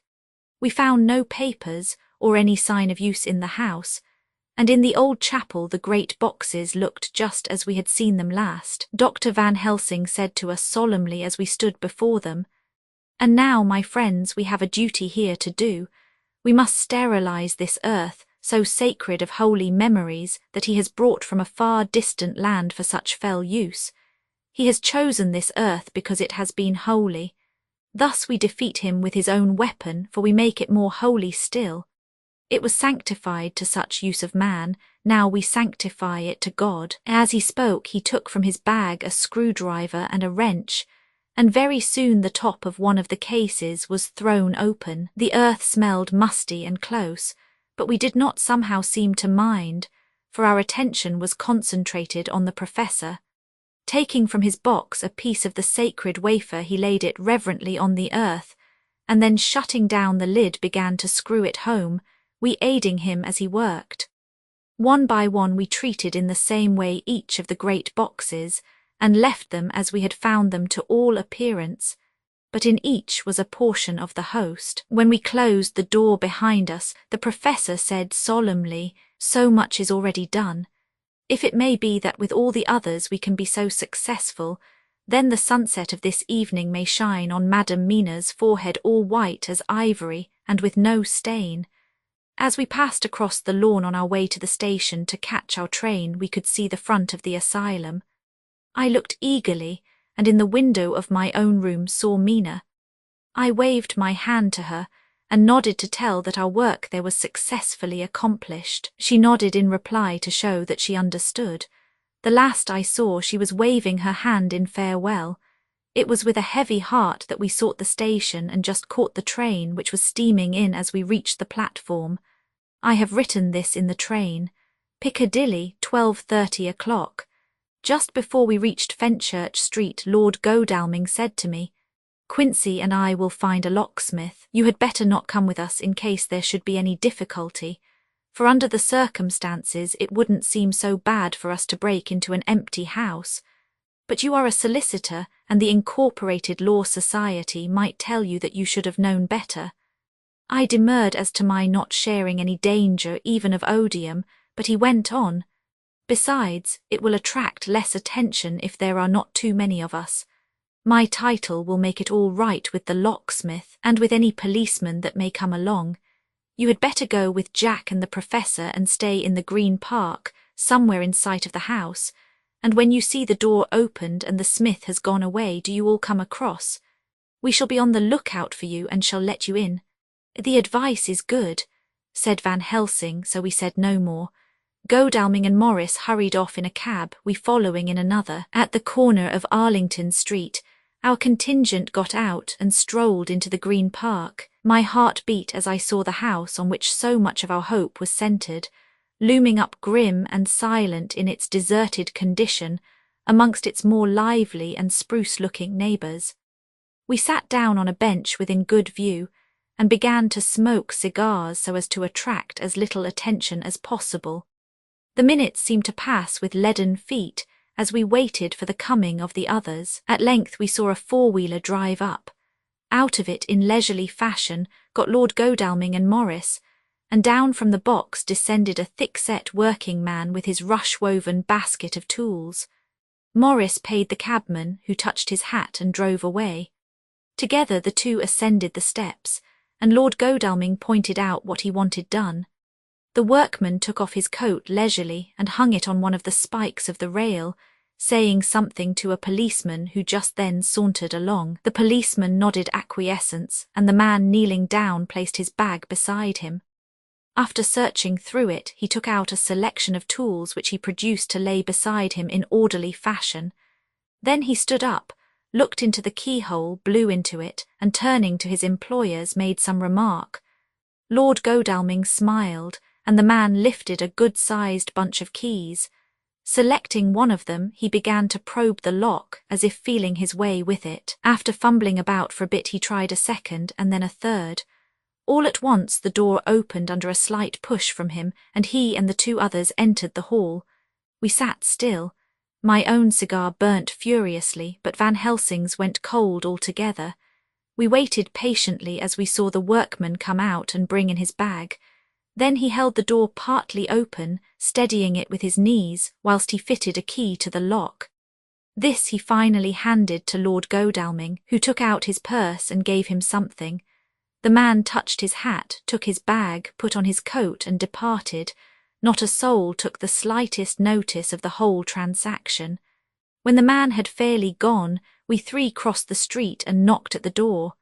It was immediately opened by Quincy Morris, beside whom stood Lord Godalming lighting a cigar. "The place smells so vilely," said the latter as we came in. It did indeed smell vilely, like the old chapel at Carfax, and with our previous experience it was plain to us that the Count had been using the place pretty freely. We moved to explore the house, all keeping together in case of attack, for we knew we had a strong and wily enemy to deal with, and as yet we did not know whether the Count might not be in the house. In the dining room, which lay at the back of the hall, we found 8 boxes of earth. 8 boxes only out of the 9, which we sought. Our work was not over, and would never be until we should have found the missing box. First we opened the shutters of the window which looked out across a narrow stone-flagged yard at the blank face of a stable, pointed to look like the front of a miniature house. There were no windows in it, so we were not afraid of being overlooked. We did not lose any time in examining the chests. With the tools which we had brought with us, we opened them, one by one, and treated them as we had treated those others in the old chapel.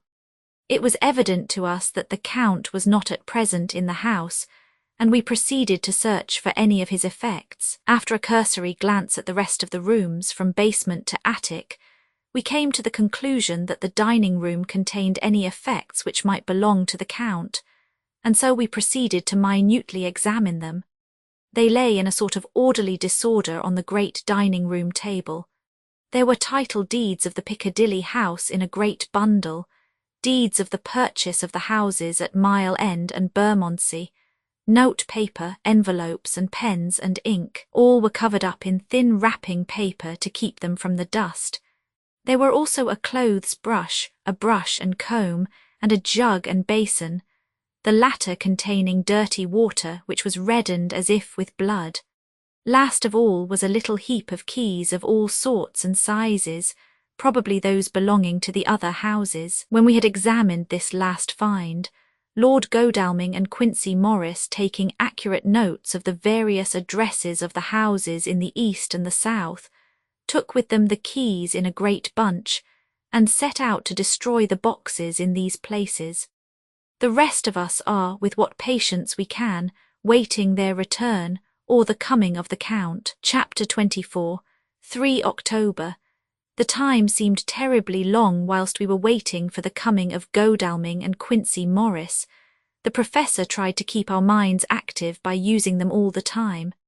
I could see his beneficent purpose by the side glances which he threw from time to time at Harker. The poor fellow is overwhelmed in a misery that is appalling to see. Last night he was a frank, happy-looking man, with strong, youthful face, full of energy, and with dark brown hair. Today he is a drawn, haggard old man, whose white hair matches well with the hollow, burning eyes and grief-written lines of his face. His energy is still intact. In fact, he is like a living flame. This may yet be his salvation, for if all go well it will tide him over the despairing period. He will then, in a kind of way, wake again to the realities of life. Poor fellow, I thought my own trouble was bad enough, but the professor knows this well enough, and is doing his best to keep his mind active. What he has been saying was, under the circumstances, of absorbing interest. So well as I can remember, here it is. I have studied over and over again since they came into my hands all the papers relating to this monster, and the more I have studied, the greater seems the necessity to utterly stamp him out. All through there are signs of his advance, not only of his power, but of his knowledge of it. As I learned from the researches of my friend Arminus of Budapest, he was in life a most wonderful man, soldier, statesman, and alchemist, which latter was the highest development of the science knowledge of his time. He had a mighty brain, a learning beyond compare, and a heart that knew no fear and no remorse. He dared even to attend the scholomance, and there was no branch of knowledge of his time that he did not essay. Well, in him the brain powers survived the physical death, though it would seem that memory was not all complete. In some faculties of mind he has been and is only a child, but he is growing, and some things that were childish at the first are now of man's stature. He is experimenting and doing it well, and if it had not been that we have crossed his path he would be yet, he may be yet if we fail, the father or furtherer of a new order of beings whose road must lead through death, not life. Harker groaned and said, "And this is all a raid against my darling, but how is he experimenting? The knowledge may help us to defeat him. He has all along since his coming been trying his power slowly but surely. That big child brain of his is working. Well for us it is as yet a child brain, for had he dared at the first to attempt certain things he would long ago have been beyond our power. However, he means to succeed, and a man who has centuries before him can afford to wait and to go slow. Festina lent may well be his motto." "I fail to understand," said Harker wearily. "Oh, do be more plain to me. Perhaps grief and trouble are dulling my brain." The professor laid his hand tenderly on his shoulder as he spoke. "Ah, my child, I will be plain. Do you not see how, of late, this monster has been creeping into knowledge experimentally? How he has been making use of the zoophagus patient to effect his entry into friend John's home? For your vampire, though in all afterwards he can come when and how he will, must at the first make entry only when asked thereto by an inmate. But these are not his most important experiments. Do we not see how at the first all these so great boxes were moved by others? He knew not then but that must be so. But all the time that so great child brain of his was growing, and he began to consider whether he might not himself move the box. So he began to help, and then when he found that this be all right, he tried to move them all alone.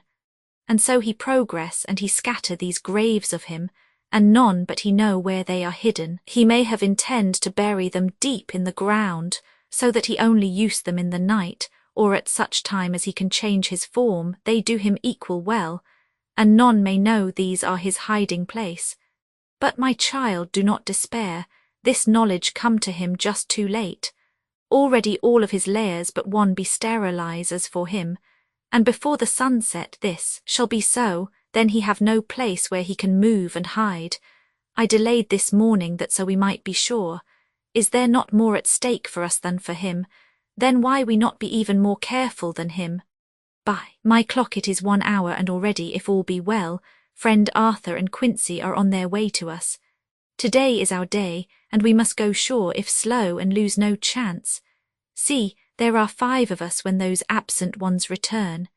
Whilst he was speaking we were startled by a knock at the hall door, the double postman's knock of the telegraph boy. We all moved out to the hall with one impulse, and Van Helsing, holding up his hand to us to keep silence, stepped to the door and opened it. The boy handed in a dispatch. The professor closed the door again, and after looking at the direction, opened it and read aloud. "Look out for D. He has just now, 12:45, come from Carfax hurriedly and hastened towards the south.